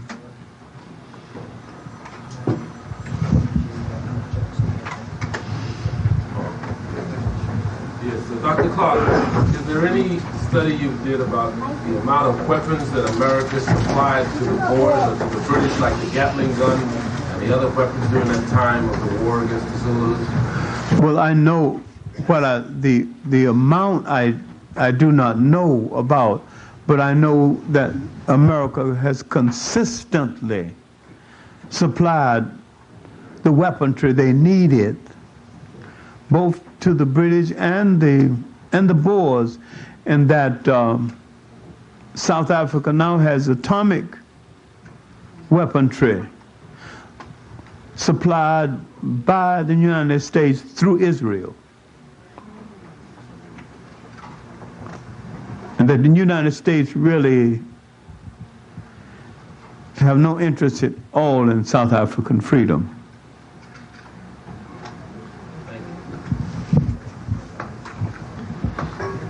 Clarke, the point that the film is making about Chaka being introducing killing into welfare work. Could you elaborate on that? Introducing killing? They said that prior to him that they would fight, they would kill each other. War games. Yeah. Well, Chaka had a different territory and a different weaponry. While this is basically true in certain areas, but you know, in big battles in African wars, sometimes if they had 12 casualties, that was a big battle and a big war. Africans had a way of spying, you know, and sometimes it's almost like a practice campaign, but it wasn't actual killing in some cases. He did not introduce killing. There was killing in African wars before Chaka, but it was not massive killing. Chaka's wars probably had the largest amount of casualties in any single African against African war in Africa. I have never tried to cover up this fact, but Chaka's mission is still a mission worthy of pursuit. And I think the whites who interpret this interpret it wrongly. Not the fact he introduced killing, but this is the first time killing on that proportion has been in an African wars. There have been wars between African and African, but then some wars between African and African starts at sunset, and when it gets dark, if you want to go home, you go home. Nobody didn't even notice you're going. Africans have been very humane in combat, but they have not tried to fight any people into total destruction. Never.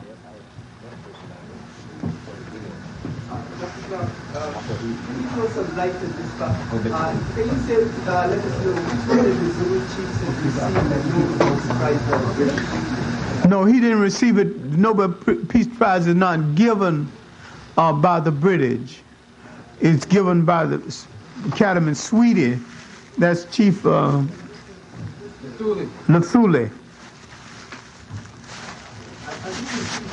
Huh?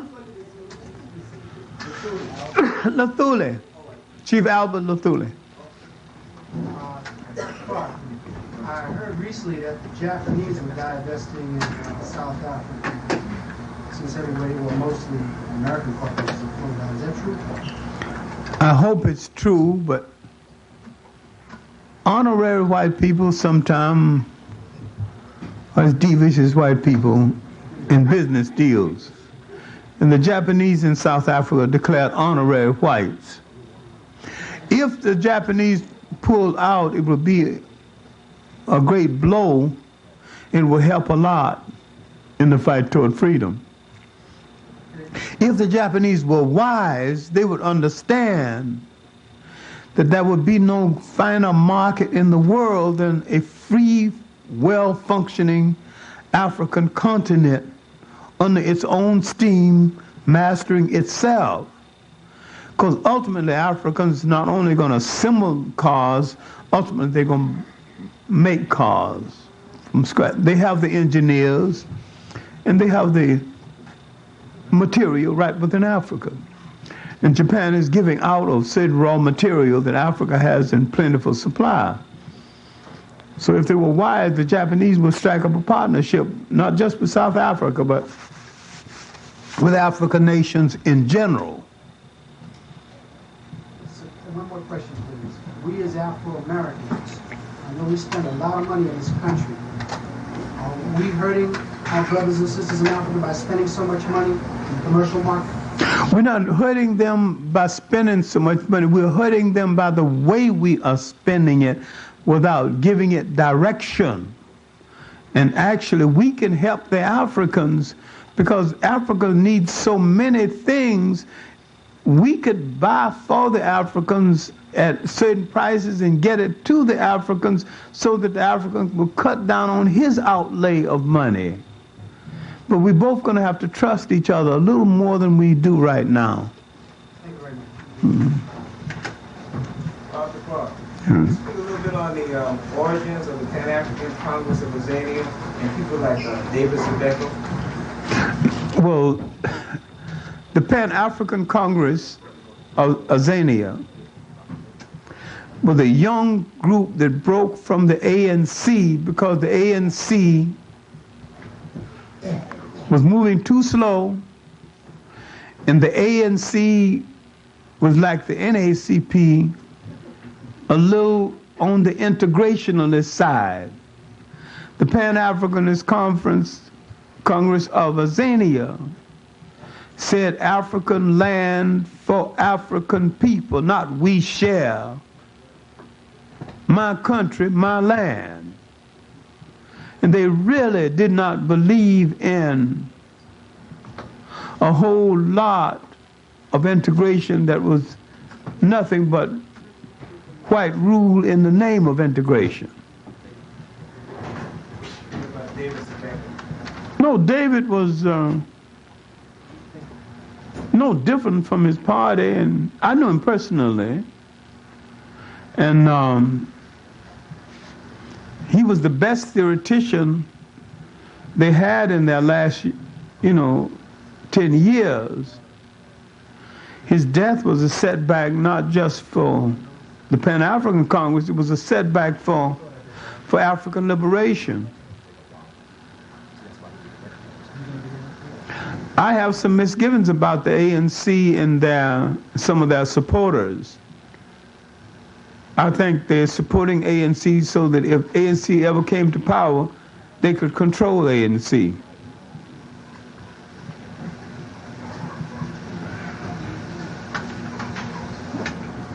One was more nationalist. Pan-African Congress was more nationalist. And ANC is more left universalist.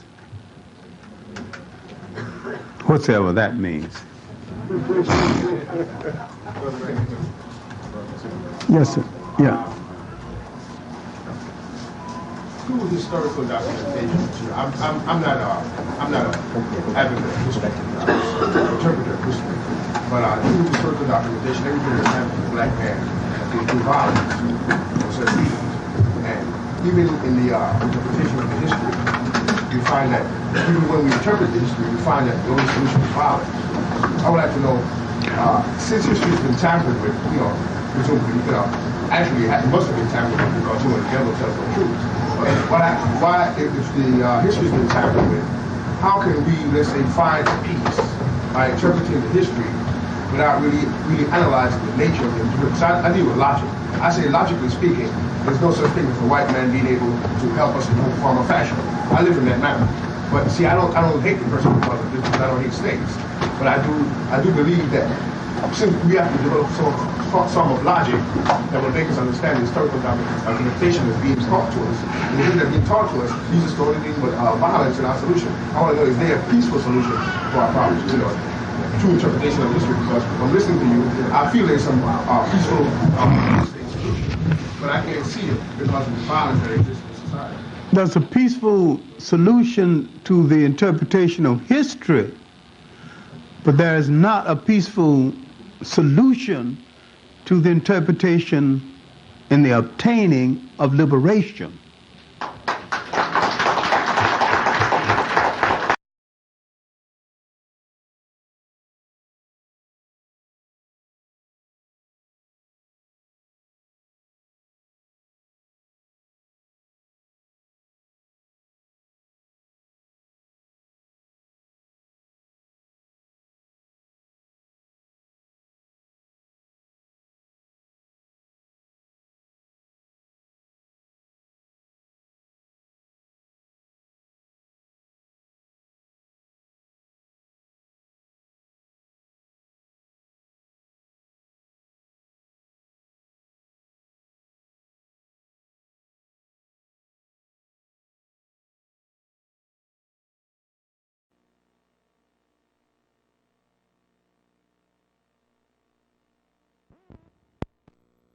Department will be joining us before the evening is over. I hope in his efforts to get here that he's all right, but he is not in fact here at the moment, and I'm going to extend to him because we've had continuing conversations about this effort and the ideas around this effort and the relationship between the community education effort and the formal education energies that are going on.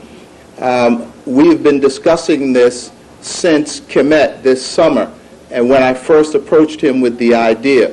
And Dr. Jeffries has been fully cooperative in this energy. I think he recognizes the value and the relationship of his position as an academician and the relationship of these kinds of lectures in the community. And so I know that Dr. Jeffries is fully in agreement with our energies and our efforts here, and I was hoping that he would be here to speak on that, but if he should arrive at some point, we would hope to have him do that for himself.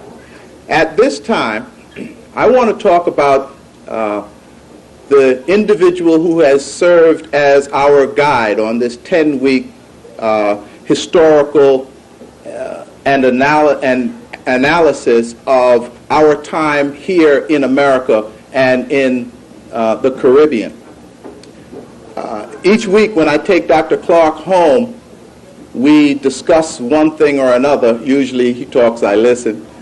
And in the course of our conversations, I actually ran across a book that this dear elder has not read.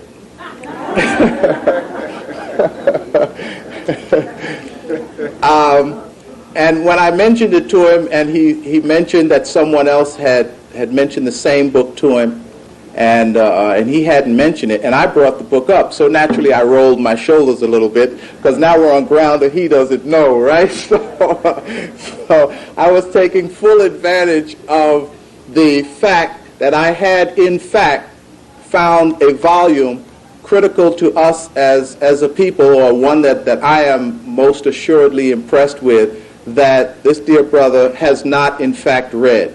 And so by way of recognizing that by his having this volume, this man may in fact have read every volume there is everywhere, it is with great pleasure that I present to our dear brother, Dr. Clarke, the volume Dry Long So, I know many of you know it, by John Henry Gwaltney.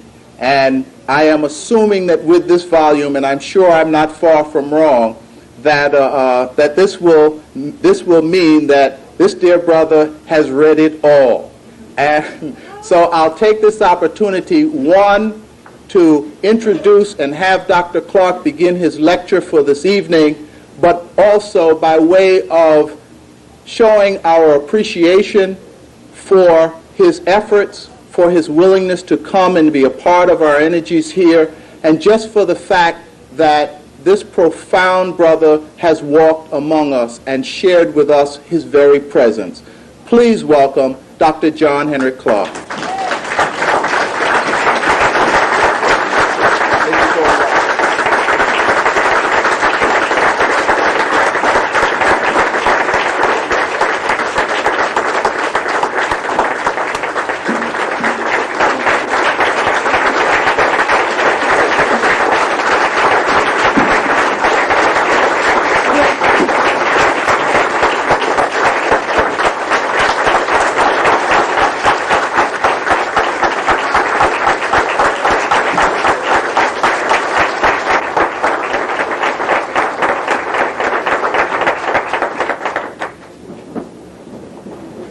Thank you very much. When I went home, I asked my children about the book. It had been sent to me. They had confiscated it before I could even open it. And there was no apology about it. They do that with a lot of my books. If they pick up the mail before I can get to it, if it's a good book that they want to read, they take it. And they give it back to me eventually when they finish with it. All right, just a few front things and we'll get underway. This is the last lecture in the two-part series, and we've become a kind of a family, and don't think you're getting rid of me, because I'll be coming back occasionally on Thursdays, depending on my teaching schedule, and I'm seriously thinking about just giving up teaching for a while for writing, so that means that I might be a Thursday or a Wednesday, depending on what is needed. I promise you an in-depth lecture on the Zulu people. I haven't forgotten it, and I won't forget it.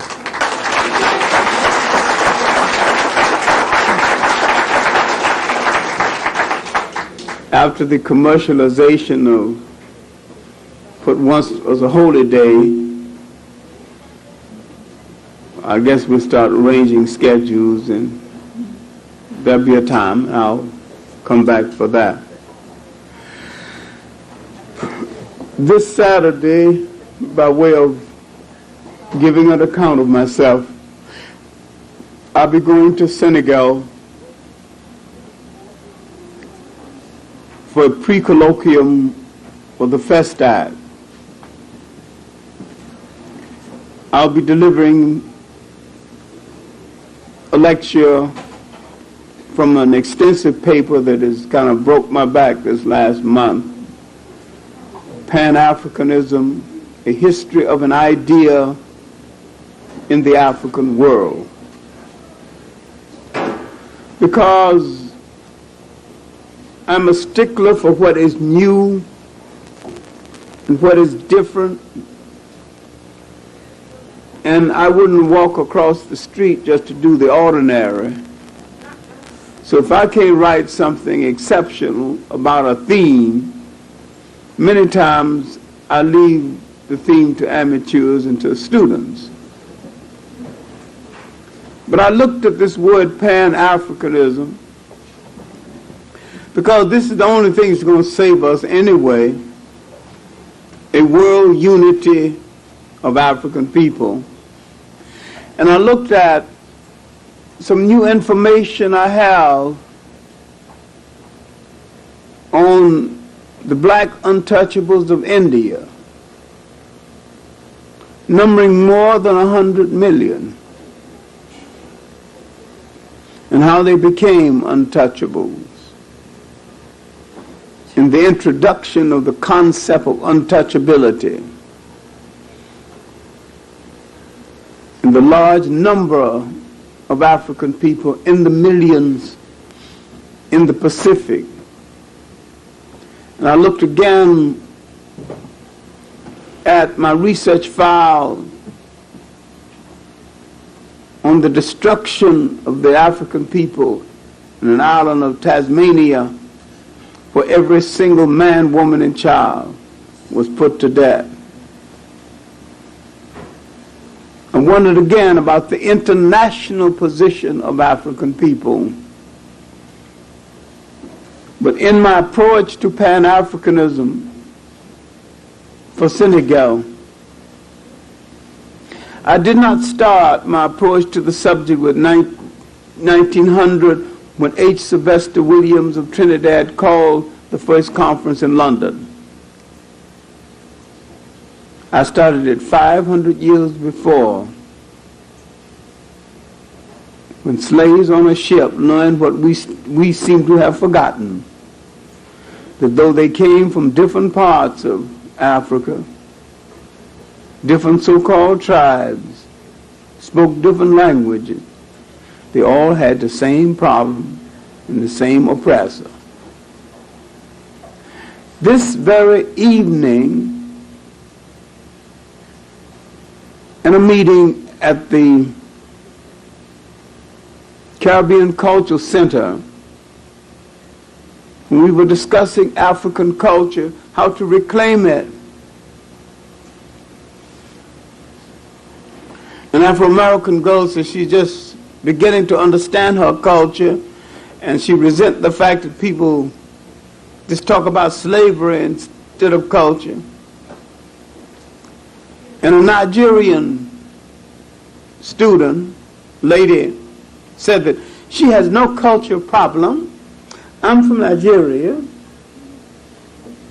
and I'm acquainted with my culture, and I've had no cultural disruption, which proves she's brainwashed by the West. A large number of the slaves who came to the West were Yorubas from Nigeria. Most of the revolts were set in motion by Yorubas, led by Akans from Ghana. Now let me illustrate this for a moment, then I'm going to go into the lesson, go into the lecture. Toussaint Louverture was a Akan, but he didn't set the Haitian Revolution in motion. The person that set it in motion was a Yoruba, Bokman, a priest. The revolt in Guyana, led by Kofi, well led by Kofi. But the man that set it in motion was Ankara, a Yoruba. The Yorubas and the Akans developed a partnership away from Africa that they never had in Africa. The same thing is true of the revolts in Brazil. It is the Yoruba culture that held it together. And they couldn't get to them until they broke through that strong Yoruba culture. The main staying power of the revolt in the Western world was Yoruba.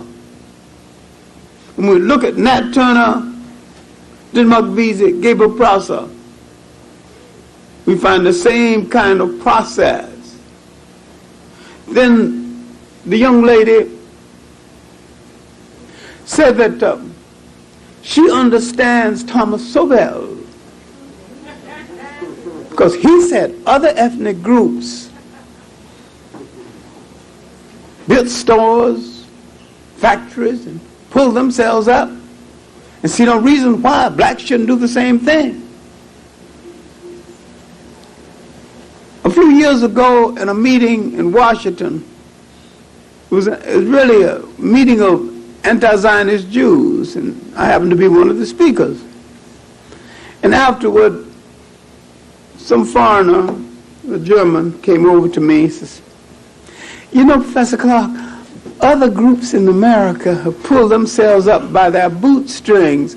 why haven't your people done the same thing?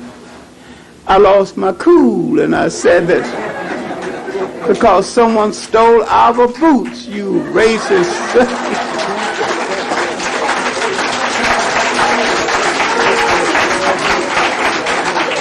People are expecting the impossible of us. Pull yourself up by your bootstring and you got no boots.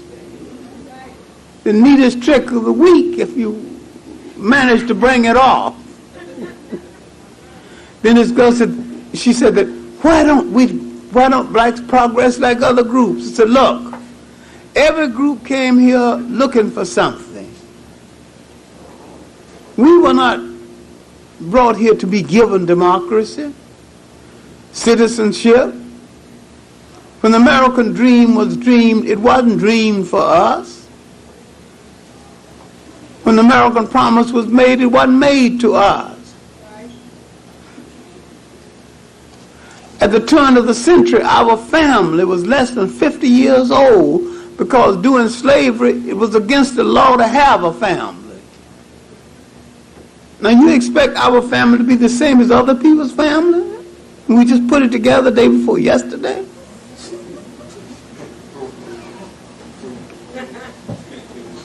Now the same man who's judging you and writing the textbooks about you is the man that broke up your family in the first place and made it a law against the law for someone to teach you to read. That's the same man that calling you dumb.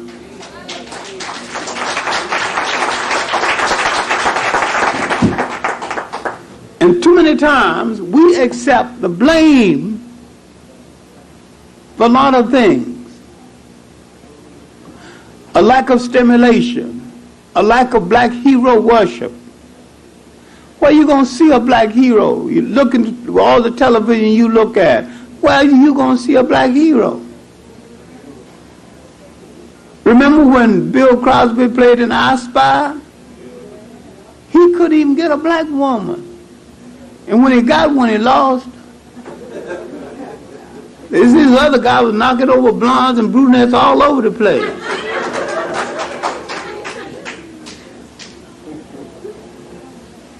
Oh no! Then they said a black man's a criminal if he have feelings the other way, but the mass media has given him feelings the other way. Because the mass media in 20 minutes can do more educating than other people can do in 20 hours.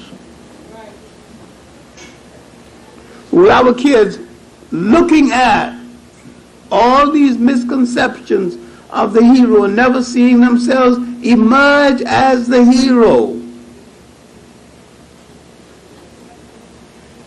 He has some misconceptions about himself and his ability to be a hero. In this evening's discussion, talking about culture, and how to infuse our culture into the curricula, everybody forgot to emphasize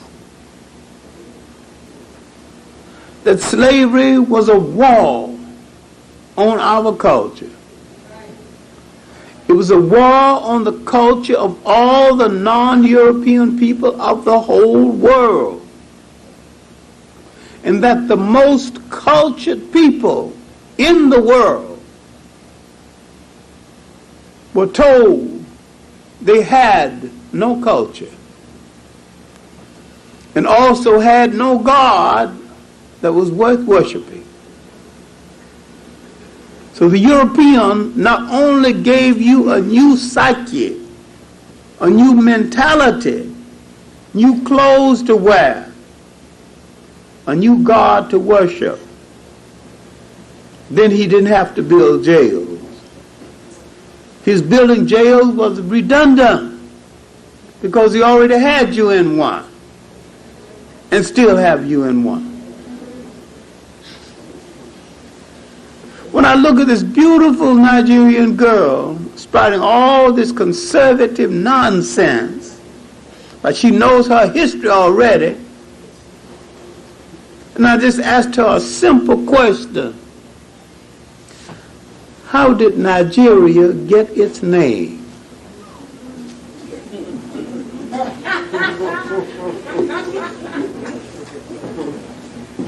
It wasn't always named Nigeria. How did it get its name? All right, very simple.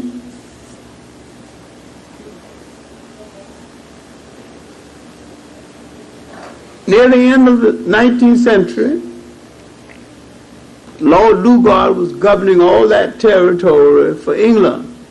And the chartered companies, these commercial companies, had their own armies governing each territory, all of them rapers, all of them gangsters. Same as the two gangsters in Washington now arguing over territory. You think you got a friend among them.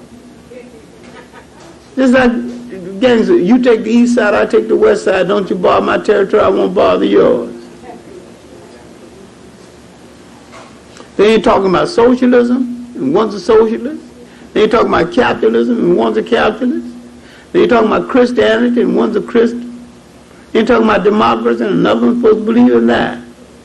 They're talking about territory, how to control it, and the fact that the white people of the world have dwindled to 1/5 of the world's population.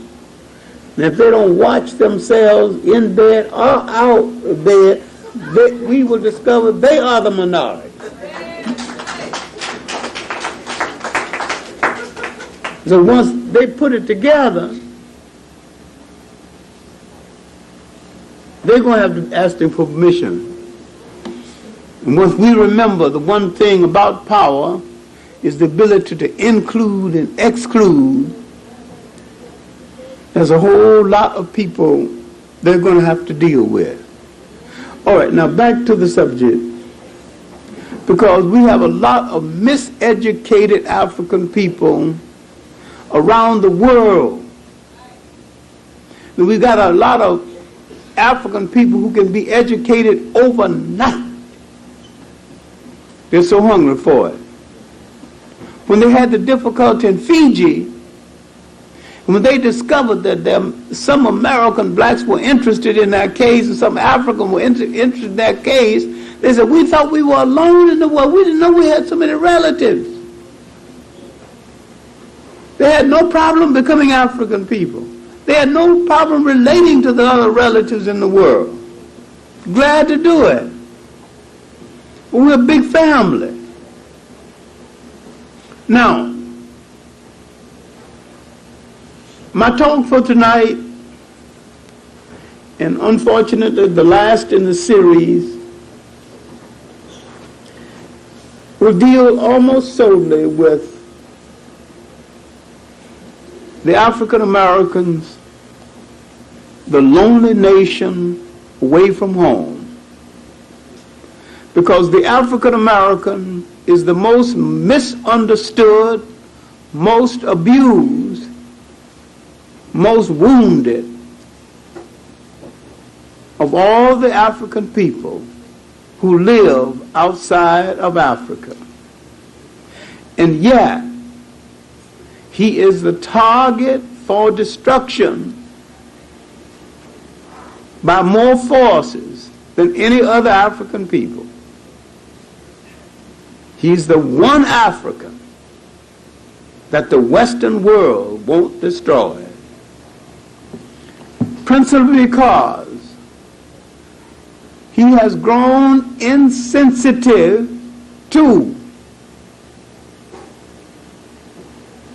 his oppressor,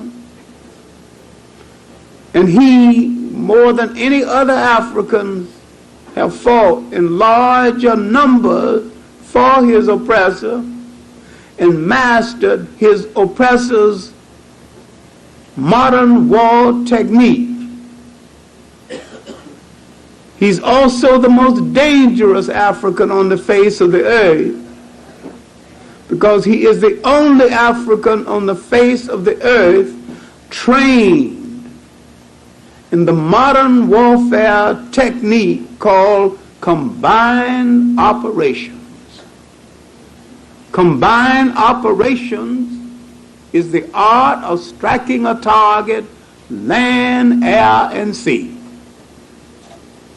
No other Africans on the face of the earth have enough training to move on a target with ships, aeroplanes, and infantry.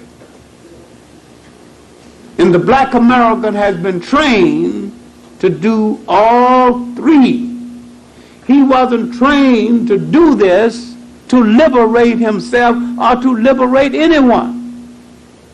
He was trained to do this for someone else.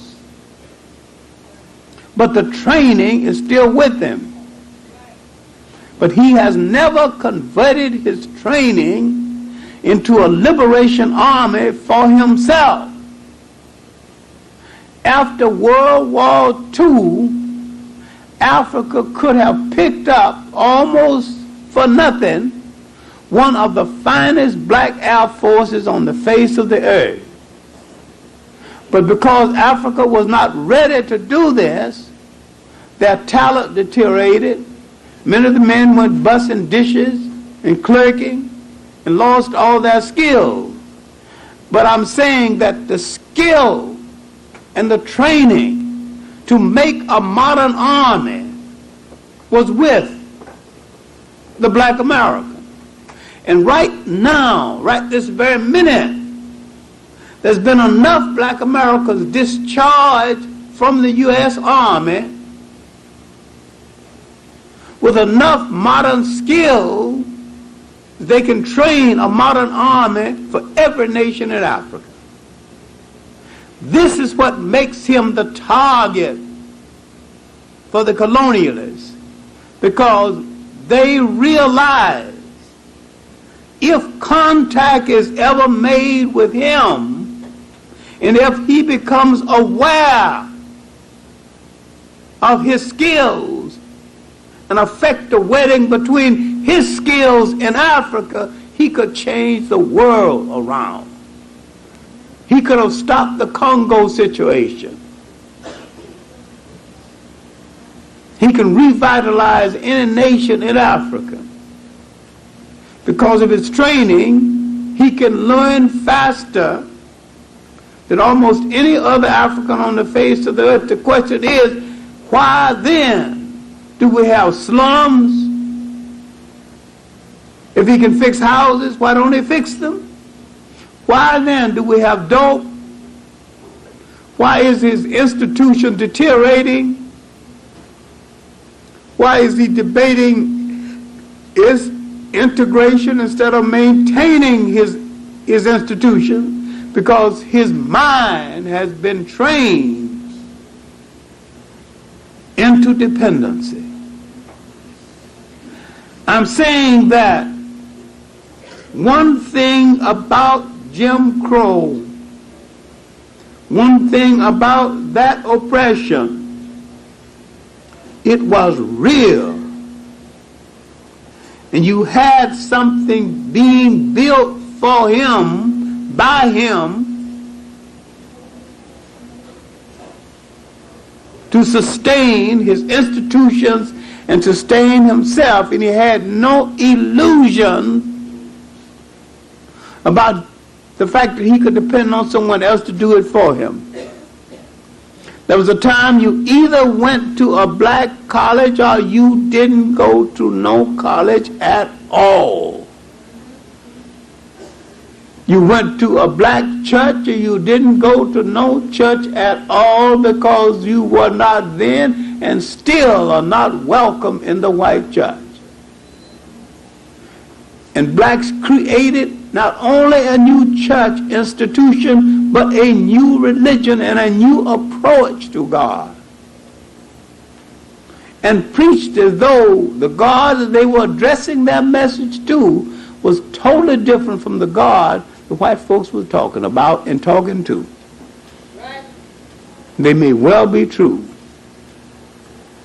Jimmy Swagger's God can't possibly be mine.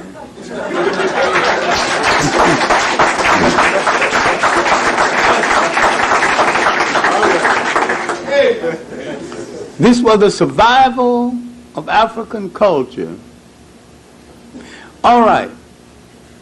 Let's see how the mystery was set in motion and what makes the difference.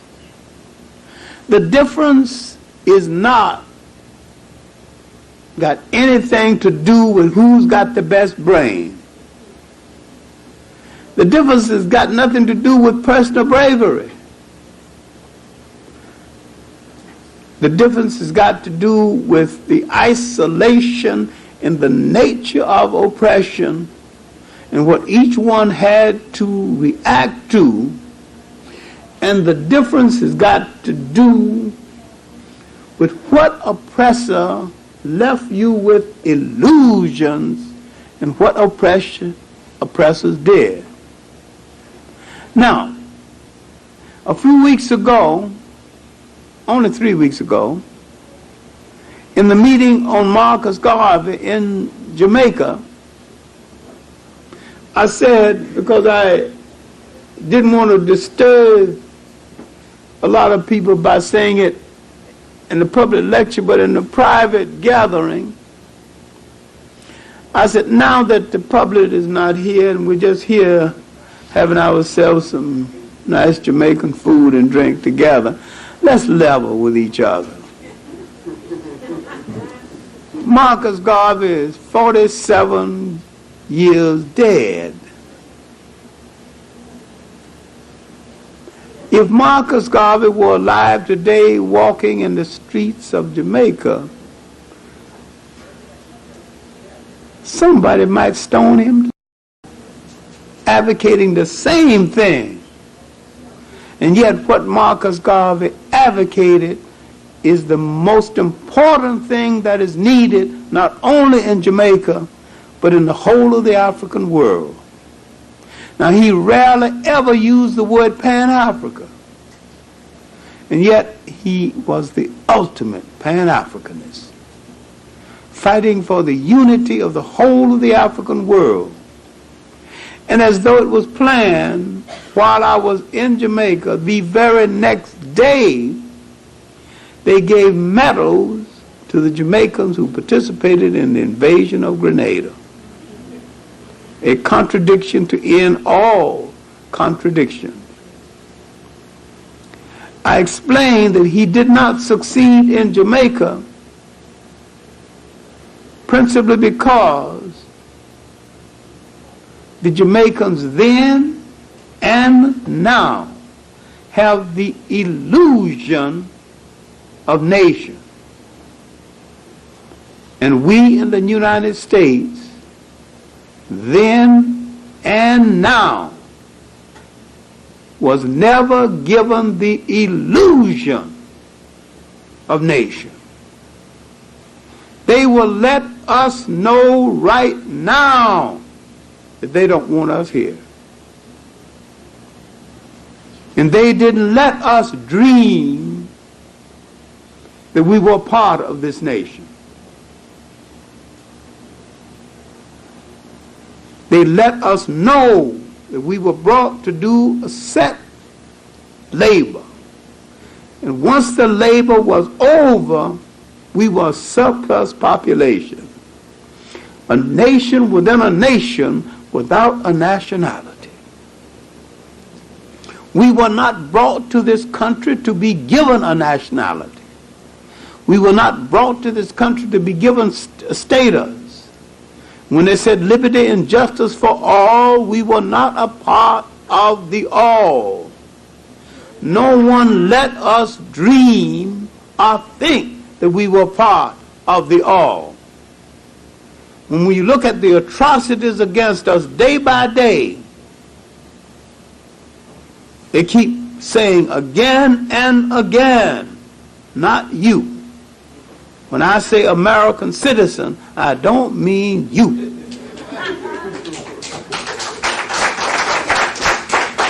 Now,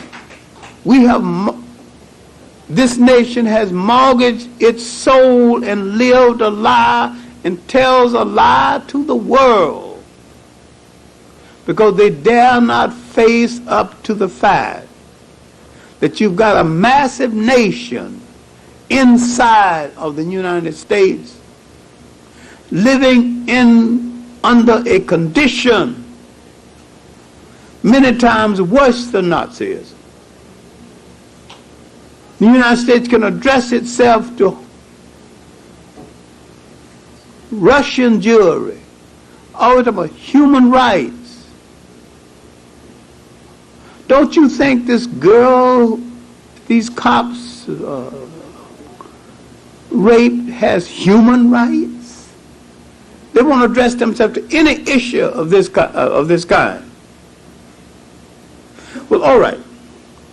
Because we have not examined the illusion that went into the original entry in the United States that wouldn't go away, we can't deal with the present because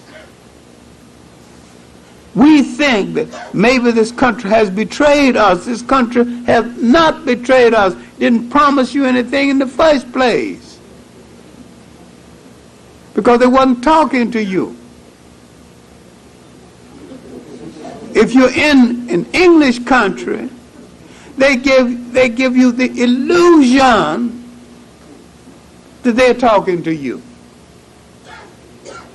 Read the Mansfield decision on slavery.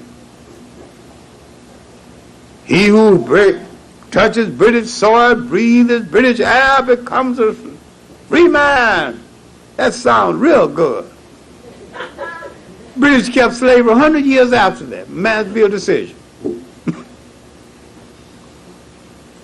You think the British becoming liberal? Nothing. They were freeing the slaves in England because the slave was redundant in England. Wasn't even needed in England. And either he had to free the slaves or put in England or put down a revolt of the British working class who wanted their jobs.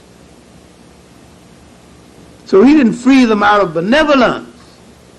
He freed them out of necessity. All right, now when we arrived in the country had not worked out its racial pattern. 1619, 1 year before the Mayflower. And we won't talk about the Mayflower people because they're not exactly my favorite people anyway. And I often tell my students, if someone say they came over on the Mayflower descended from those people, do not laugh directly in their face. Cup your head and laugh to one side. Have good manners.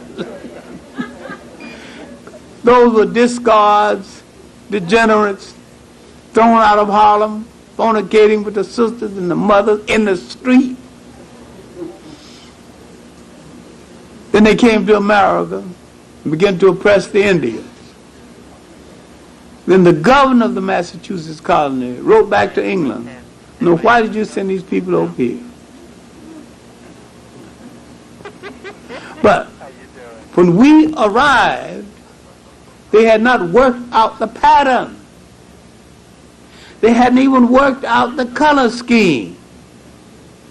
And there were so many poor whites who were indentured servants, and we became indentured servants, not chattel slaves at first. And so the white indentured servant and the black indentured servant didn't see any difference in their status, so they got along well and married each other, and with no eyebrows raised about it. Poor was poor. And they were all treated terribly in the filthy ships that they brought the British indentured servants over. No, was about as filthy as the one that brought the Africans over. So now you had to create a color scheme to put the poor whites against the blacks. While when England had put the poor white, posed the poor whites against the blacks from the beginning by giving the whites job categories that always made them look above and better than the blacks. And most of these whites were poor Irish. You don't talk about the Irish, not as really some of the first of the indentured servants. These poor Irish became the most ruthless slave drivers. Simon Legree and Uncle Tom's Cabin was Irish. We don't examine our literature on the subject because people beat on our head in order to impress someone else there, someone else. To understand what I'm talking about, you have to understand once more the design of the country. White, male, Protestant, middle class and up, those who agreed with the prevailing political status quo and who owned property. Everybody in this country is trying to impress that group. The Jews are trying to impress that group. The Catholics try to impress that group. That is the big rooster in the pecking order. And if you watch chickens in a yard, the big rooster can peck anybody. But instead of pecking him, you peck the next smallest one till you get down to the bitty. But you don't peck the first pecker, which is the rooster. This is what you call the pecking order. You pass the peck down, but you don't pass it up. So the Gentile, white, male Protestant, is the rooster in the barnyard. He has his way. And if you look at a book called 60 American Families, the richest people in this country falls into that category right now. In the same 60 families and their descendants who control the major wealth in the country at the turn of the century still control the major wealth in the country. All right, now, back to what happened to that original group, 16, 19 group. About 20. They worked their way out of indenture. They became landowners. And one Anthony Johnson became a slave owner. And why we know so much about this is because slaves could at that time take their master to court for brutal treatment, and one of his slaves had to take him to court. This is why we got a record of it. Now, I'm not proud of a black slaveholder, but as a matter of record, there was some black slaveholders. In Carter G. Woodson's book on the early black families, it's additional documentation for this. Now, our history in this country is working our way around all these illusions and assuming that certain promises were made to us that were not made to us, taking handouts and crumbs from the table, while other groups at other places fared a little better, but do not assume that slavery was mild any place. Slavery was different And being different does not mean it is less harsh. I mean, the slave owner was less crude in his administration of the system, but he still administered the system. He still killed. He still sold families from families. All right, now come the American Revolution. We hear all this talk about liberty and justice for all. We believe some of it. Now, again, we have to go over a neglected but well-documented part of our history. The presence of a large number of Caribbean activists in our movement before the American Revolution and after the American Revolution. Why Prince Hall of Barbados, founder of the Masons? Why Peter Ogden, Antigua, founder of the Odd Fellows? Why Russ Wam, one of the first to graduate from a college, one of the editors of Freedom's Journal? Why Robert Campbell, another Jamaican, who would go out with Delaney and search for a place for settlement? Why this harmony between two African people who don't seem to have much harmony now? Why did they display so much good sense in the 1880s, in the 1800s, and in the 1900s? And we're talking so much nonsense to each other in the 1900s, going to the 21st century. What has happened to us? What made these visiting Caribbeans have a certain kind of nerve and inject a certain kind of sparkle in our movement that wasn't there?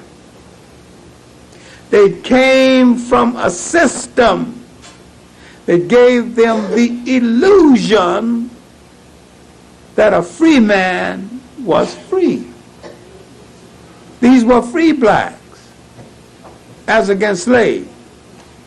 But a free black in the United States was free in quotes and limited in what he could do.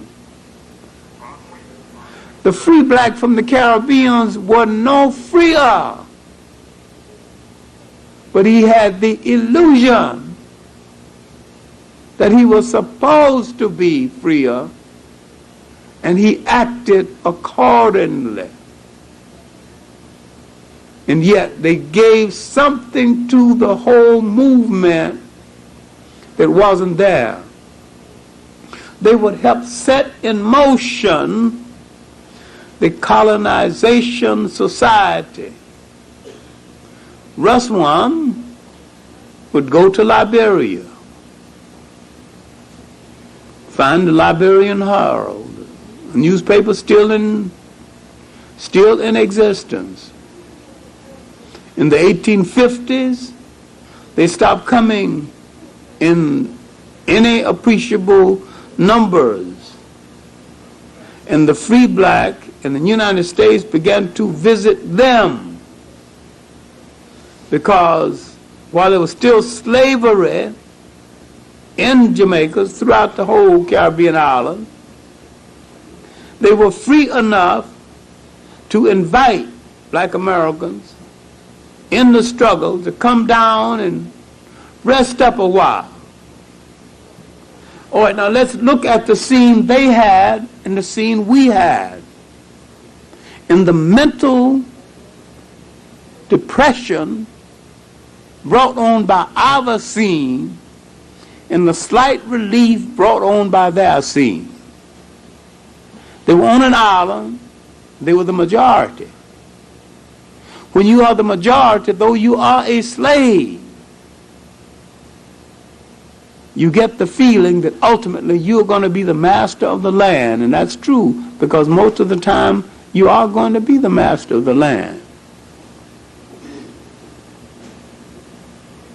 They could go up in the hills of Jamaica, and sometimes for months and almost a year they wouldn't even see a white man.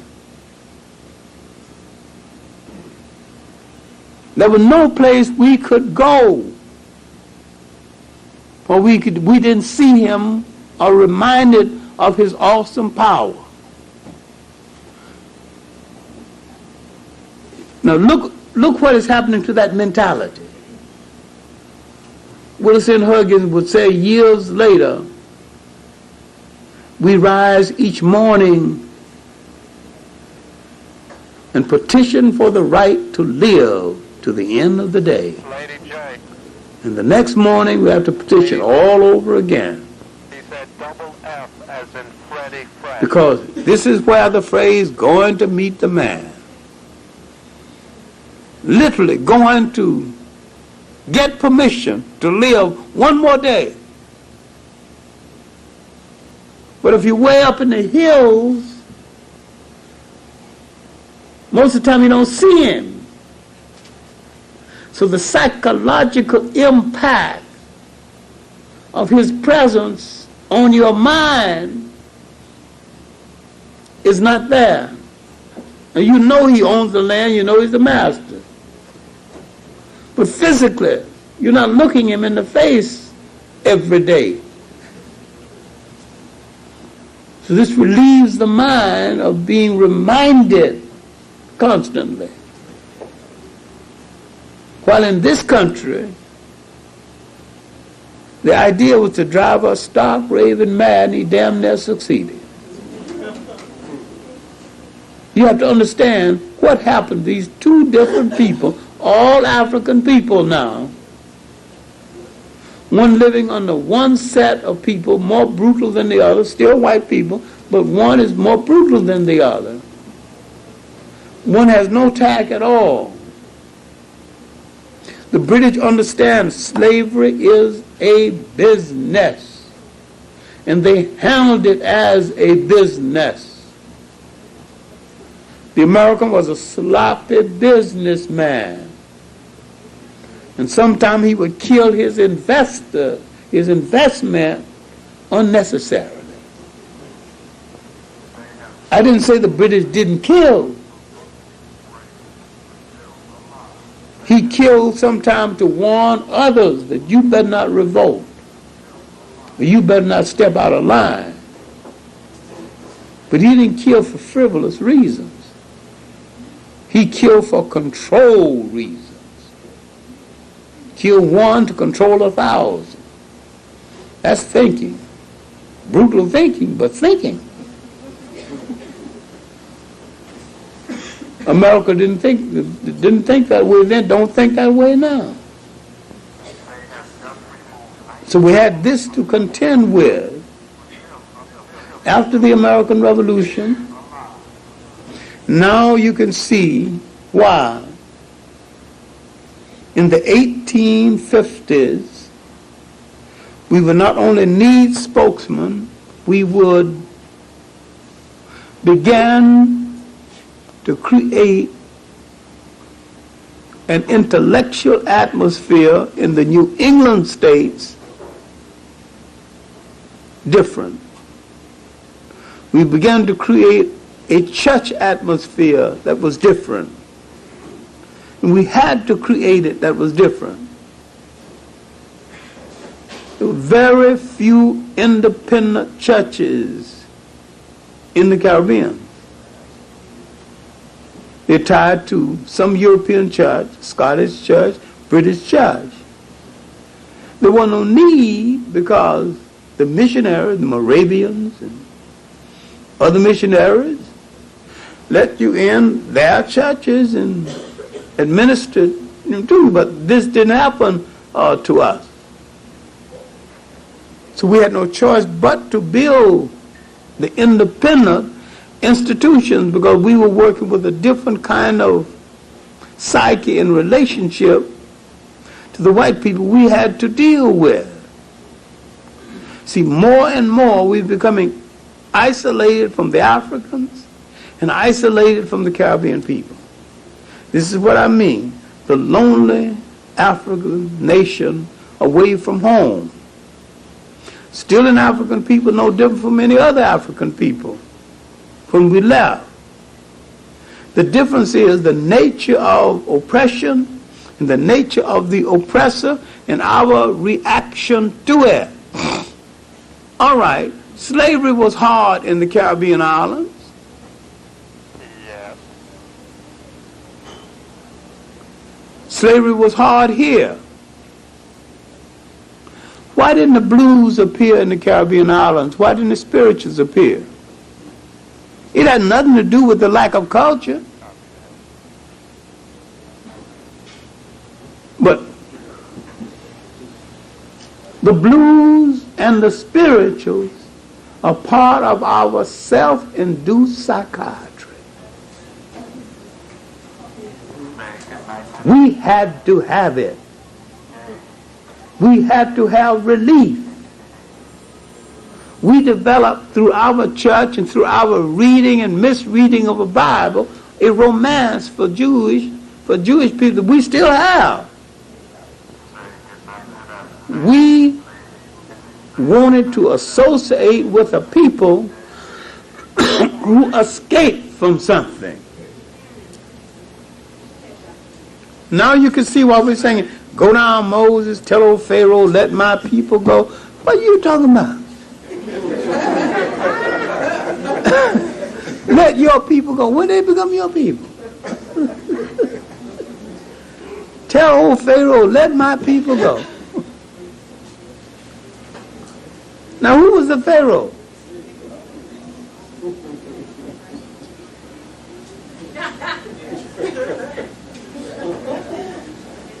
They weren't your people. Now if you read the real history of the story, it comes out differently. They were collaborators with the invaders of Africa. When the Africans came to power, the Africans said that whosoever obeys African law may stay. And those who don't want to obey African law, now that the Africans are back in power, have to go. Those were the ones who decided they wasn't going to obey African law. How did they get to be your people? Go down, Moses, tell old Pharaoh, let my people go. Now, because we do not dig deep enough into African folklore, we don't even know where the first story is recorded about someone parting the sea. We don't know where the Jews copied the story from. And they copied it and said it really happened. This is allegory. Allegory don't have to be true. Caesar B. DeMille made a fortune out of it. Died with so much money, his great-grandchildren won't finish spending it. Charleston Heston made a lot of money on it. But if you want to know one of the first African stories about parting the sea, a pharaoh was kind of despondent. And so in order to cheer him up, he wanted to go on rowing on the Nile. So all the rowers, the lady rowing the boat, were beautiful ladies. And so the chief lady rowing the boat up ahead was rowing, then she leaned over and dropped her bracelet in the Nile. She stopped rowing. She got despondent. I ain't gonna row no more. Lost my bracelet. A necklace or something. So the magician, remember, magic had a lot to do with creation of religions. There's a 2-volume work, Religion and Magic. All right. And so the magician was wrong. She told him. She dropped her necklace or bracelet. He said, all right. So he stepped out, parted the knob. Then it got dry, reached down, picked up her bracelet, gave it to her. Water came down, and she rode the boat on, and everybody was happy. That's the first story. That story was 3,000 years before the Hebrew entry.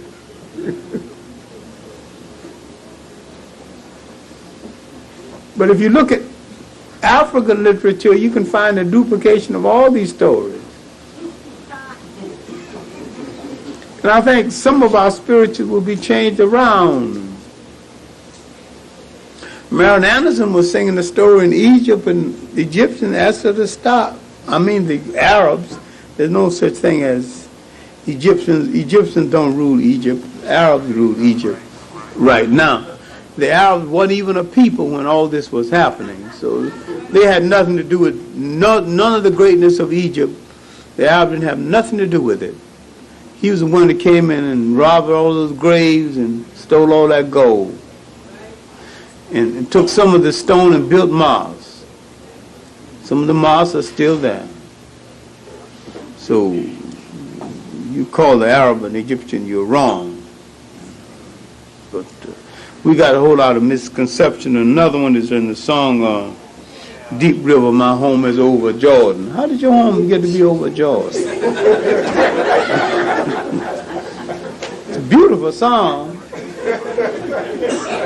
You should have heard Marian Anderson in her great days. God, she could put you there. That was a singer. Pity she didn't record more. Pity Roland Hayes didn't record more either.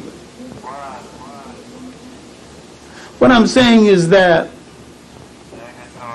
a circumstance of history shaped each one of us a separate way. And today, sometime when we are boasting among ourselves, all we're saying is my slave master was better than your slave master, which is the most stupid argument that people can ever have. If you're against slavery, then no slave master is good. You get a Bajan would say that his slavery was mild in Barbados in comparison to in Jamaica. So who in the hell cares? What difference did it make? It was still slavery. Slavery wasn't mild any place. Slavery was hard every place. All right. There was a time in Barbados when the rich planters took up all the good land, and the poor planters, slaves and all, picked up and settled along the sea island of Georgia and the cheap land along the American coast of the South. And the people that they brought with them spoke a combination of English and African. This is the origin of the Geechee. The Geechee is nothing but a Bajan. And I've had a Bajan language check it out and prove it positively to be true. But it wasn't a mild situation there either. But I'm saying that first half of the 19th century, the newspaper building period, the magazine building period, the slave narrative building period, none of this happened in the Caribbean. And if none of this happened in the Caribbean, it had nothing to do with one person's mentality being different from the other. One's illusions and one's condition dictated one thing, and another condition dictated another. Because we were living under the most brutal of all oppressors, we would get an outlet in the spirituals and in the blues. we would sing our way out of it or try to pray our way out of it, or we would adopt other people's folklore and fasten ourselves to it, any place to soothe ourselves or to even pretend that ultimately we would be free. Now, on the eve of the Civil War, it was the black abolitionists, too often neglected, Douglas and others, that solidified the cause and made the issue of slavery an emotional issue on the eve of that war.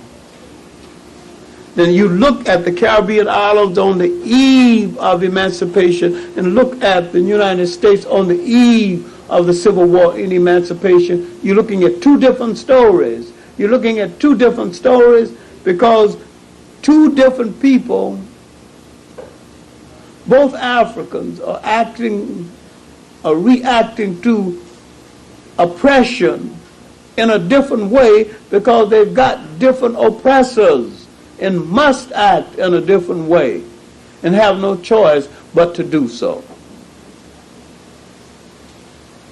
African Americans would go into that war and in one battle alone win 16 Congressional Medals of Honor. It had never been done before. Why did they fight so bravely for a nation that had betrayed them and that still betrayed them? They had the illusion that if they show their manhood, maybe someone will reward them with the concept of citizenship. It was a gamble. But the gamble didn't totally pay off, didn't totally lose either. Because after the Civil War, there was 11 years of pseudo-democracy. Blacks came to power briefly in the South, congressmen, 2 senators, mayors, more mayors in the South than they've got right now. Mayors in cities in the South that have no black mayors now. Galveston, Texas, and a whole lot of places. The position of mayor is one thing, but blacks had certain key state positions in the South during this period that they don't have now, like state position, state director of the state treasurer, head of the state parties, solicitor generals on a state level. Now, immediately after emancipation, you want to know, where did all these educated blacks come from? Some of these blacks were mulattoes, in fact, most of them were, whose white father had staked them to an education. He even sent some of them to medical schools in Edinburgh, Scotland. They were the leaders mainly because they could read and write, and this explained why most of the leadership that appeared in black America immediately after the Civil War were light complected. This was not a thing like design. Now, if you look at Jamaica, it was a thing of design. In the United States, it was a thing of convenience. I'm not passing judgment on either one. I'm merely stating a fact. Mavis Campbell, who I talked to today, a brilliant Jamaican journalist and researcher, in her book, The Jamaican Colors, a socio-political history, done the best job on color manifestations in early 19th century Jamaica until the beginning of the 20th century. All right, the second half of that century, we faced some problems that we haven't dealt with and finished dealing with to this day. We had been betrayed. There had been an attempt to sell us back into slavery. The promises of the Reconstruction had been betrayed. And the white friends we had in Congress, it was really only two, one in Congress and one a senator, Thaddeus Stevens and Sumner, had been blocked off. Not much we could do. Liberia had been settled. The colonization movement was underway. A little known movement we need to study again, the Negro Convention movement, was meeting every year. We are the meetingest and the talkingest people in all the world. We call more meetings, pass more resolutions, and get less done. Any people in the world. We will meet and vote and forget what we voted for. We were meeting then. Our lodges, women branch, men branch. But that last 25 years, we began to face reality and shared illusions as we never done before. Bishop Turner on the scene, the fiery Georgia Presbyterian, the Back to Africa advocate, the whole concept of Back to Africa before Marcus Garvey, the Chief Sam movement, another Back to Africa movement that appeared in Oklahoma. Chief Sam was a Ghanaian who's going to get some ships and take all of us back. The ships never appeared. A lot of people sold that material, gathered at Galveston, Texas, waiting for the ships to come to take them away. Ships never appeared. They had to go on back home, shame their face, and buy some more furniture and try to live in America.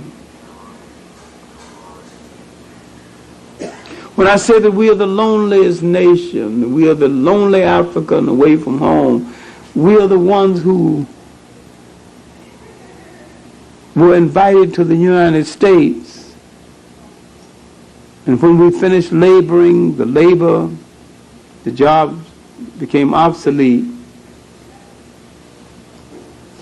To this day, no African nation has invited us to come home.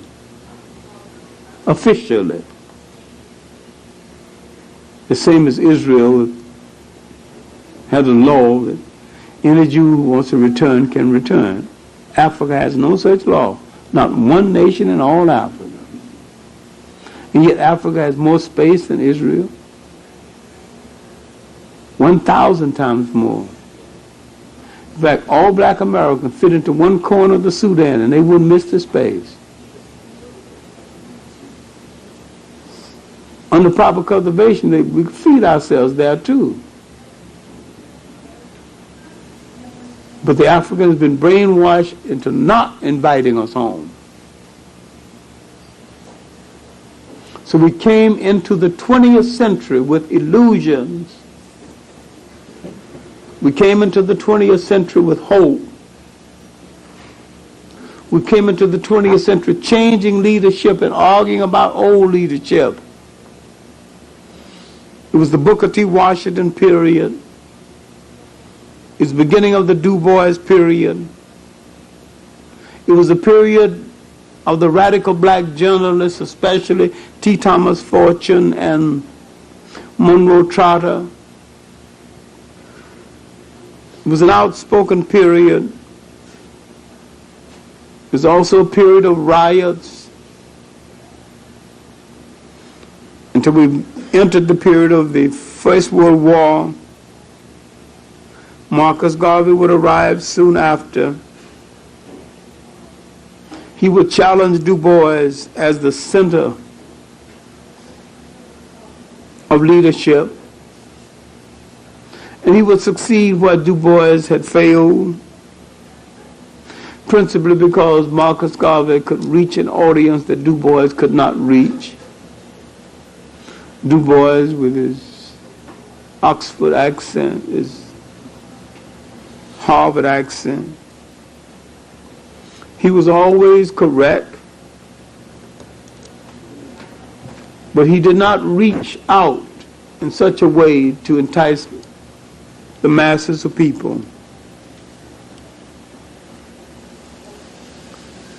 What Garvey brought was some illusions taken from his growth in Jamaica. The dream of ships, the dream of nation, the dream of wholeness, and a concept that came out of his maroon background, the idea of redemption and the idea of avenging old wrongs. He was listened to by millions of people, principally because he spoke a language and had a spirit that instantaneously communicated while many of the other intellects did not. We're not dealing with right or wrong, we're dealing with appeal. There had been great men of appeal in this country, but none the equal of a Garvey. Bishop Turner's preaching was mostly in Georgia, in the southern area. Du Bois was mostly among the intellect and the people he called the talented 10. A lot of blacks did not read Monroe Trotter's The Boston Guardian, nor did they read The Age, and another great journalist, T. Thomas Fortune, who many times wrote speeches for Booker T. Washington. Blacks entered the war and came out with more illusions. In the 20s, Marcus Garvey is getting a massive organization underway. Now there's several political strings running side by side. There's a literary organization, a movement called the Harlem Renaissance. Marcus Garvey is the political stimulants for that Renaissance. He's given the lonely nation away from home a reason for being. So they invest in his ships, in his schemes. And while they regret having lost a lot, they did not cry, because he gives them a meaning, a stimulus for living different from anything they ever had in their life. It is a lie to say that Marcus Garvey found black America with a wishbone and gave them a backbone. They had a backbone before. They fought before, and they fought hard. But he had a way of communicating, a charismatic way of communicating, that made them think of things that they had never previously considered. And that was one of his great gifts. After his difficulty going to jail and being deported back to his native Jamaica, America would soon go into the Depression. He would be forgotten until the Italian-Ethiopian War. During the Italian-Ethiopian War, he would remind us And we will remind ourselves we need to reconsider what he had been said about nation. Because no people can be whole without a concept of nation and nation formation. And he understood something, and this is why he was successful in building the largest mass organization ever right here in the United States. He could never have built it in Jamaica. Couldn't build it in Jamaica of that day, couldn't build it in Jamaica of this day. Because the Jamaicans had the illusion that they have a nation. We had no illusion. We had no illusion about being wanted in this country. Because the Americans have let us know we were not wanted. So a drowning man, when you throw him a rope, he have no time to analyze who threw the rope. He pulls on the rope. You don't try to grab both ends of it either. All we knew that we needed some form of rescue, and we were desperate people. Now as we moved into the period of the Depression literally solidified our ranks. But it was the Italian-Ethiopian War that made us think of nation again. Made us think of wholeness, the protection of nation.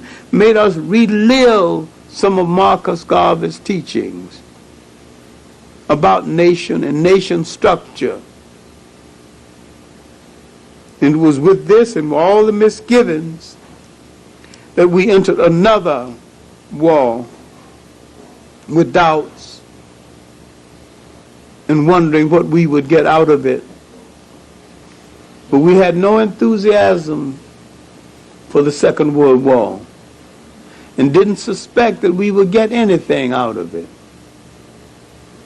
This is why after the war, when the Supreme Court decision about segregation, 1954, we were rather cynical. We didn't believe it because we thought that there was some hidden thing behind the whole thing. It really wasn't going to work. We were right, it didn't. They haven't integrated the schools and not going to. In all places, they're not completely integrated and not going to be. And we were so happy we let so many of our institutions go. But as the freedom rides got underway, the civil rights movement got underway, the African independence explosion got underway. This was about nation. And here is what we needed to make a reassessment. March the 7th, 1957, when Nkrumah announcing the independence of Ghana said, "At last the long night is over. Ghana, our beloved country, is free forever." All of us needed to sit down and reassess our approach. We need to reassess Pan-Africanism. Pan-Africanism, a motherless child wandering away from home, had found a mother, had found a geography. Pan-Africanism now could be tied to geography. It became now a meaningful ideology for the survival of African people everywhere. We did not make the reassessment. We did not see the connection. And yet a brilliant Trinidadian saw the connection. George Padmore. And he couldn't get this connection couldn't get his idea across. He became advisor to Kwame Nkrumah. Really, he was advisor to him from about 45 on. 59, he was dead. When we look at the ideals that went into the African freedom movement and the ideals that mashed with the civil rights movement, the ideals that went into the Caribbean Federation, part of the same ideas came from the fertile mind of George Padmore. The Trinidadian aristocrat, really. Even changed his name so his other family, the rest of the family wouldn't get confused and get put upon because of his radical activity. Came from the nurse family in Trinidad. My main point here is that we have to think now where all of us will go. But principally, we have to think of what's going to happen to the loneliest African nation away from home, numbering about 40 million people with the best technical training of any African people living outside of Africa. The target for dope, all kind of crack, all kind of crack and wise crack and everything.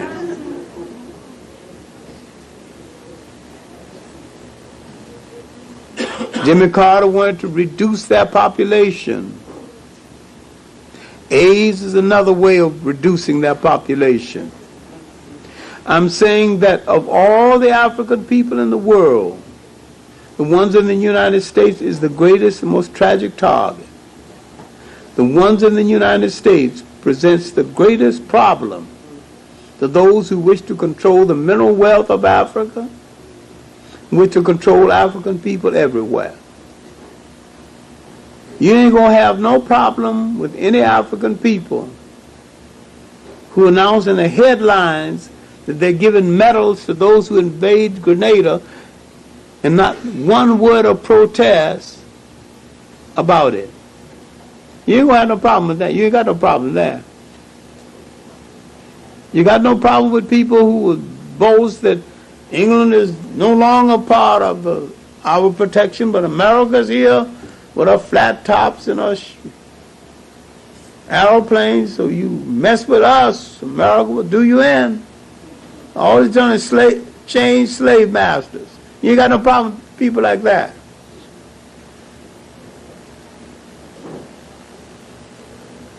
But in the United States, you have a group of people with enough technical knowledge to change a continent around.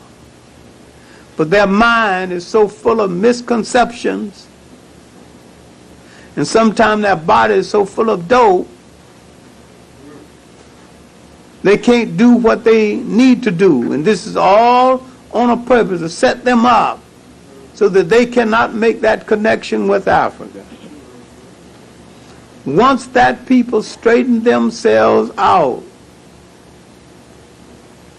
develop an internal force to police the action in their own communities, clear up for themselves, because nobody else is going to do it for them, even if we have to have an internal police force, whether we admit it or not.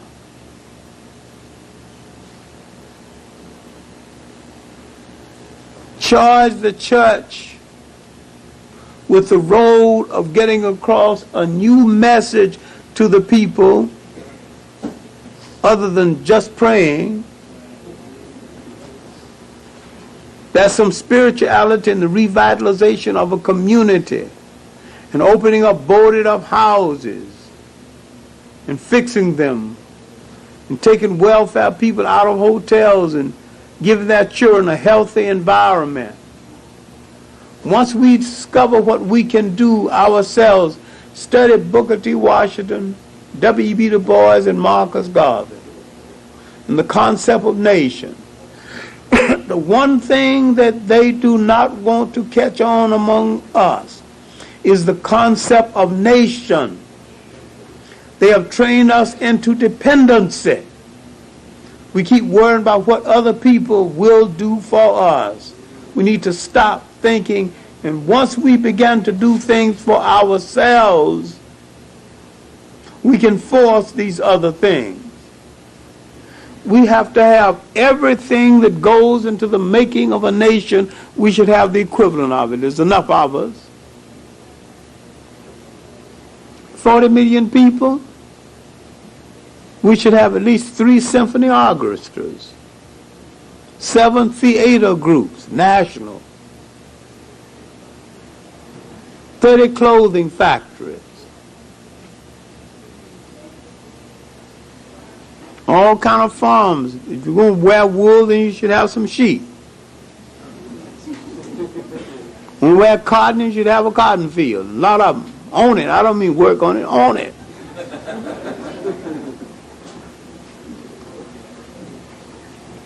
And we will have all of these things once we begin to see ourselves as an African people who must protect ourselves as an African people.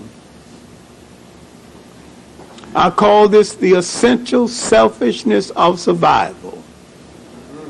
All people on the face of this earth practice this.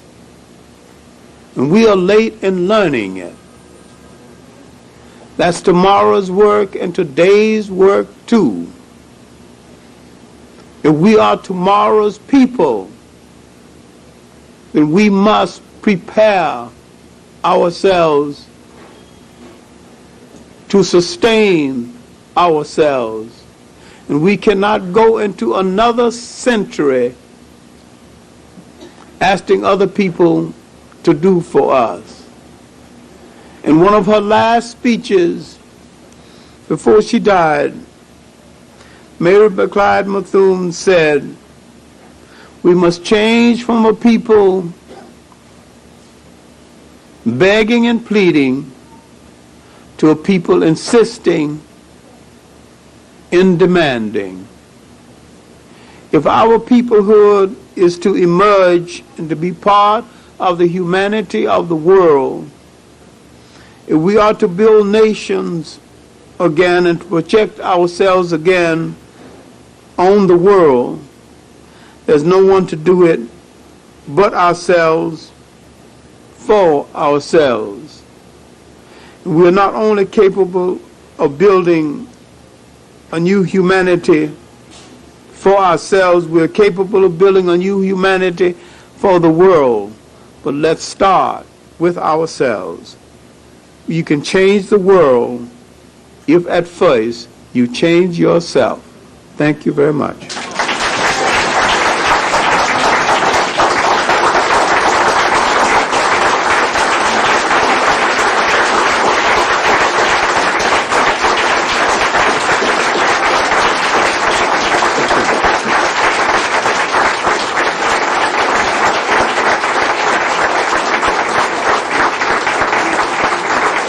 We will now Dr. John Henrik Clarke.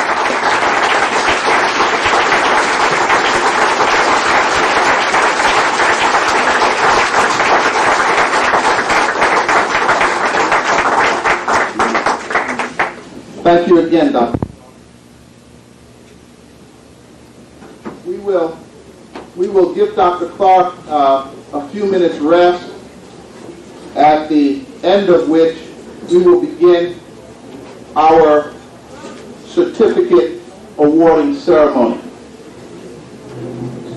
There are 59 people among you who have decided that there is an importance to the knowledge that people like Dr. Clarke have to bring to us. As Dr. Clarke has been sharing with us for these 10 weeks, for these 10 more than 10 weeks, but during these 10 lectures, the importance of knowledge is exemplified by the importance of the effort made to keep us unaware of our own history. And even if we are not, by our very understanding, knowing this, it is true that the effort that has been put forward and continues to be put forward to keep us from ourselves speaks of the importance of our knowing ourselves. And so the message that is Dr. Clarke's, the message that is consistent with so many of the scholars in our communities, is doubly important because of our need for it.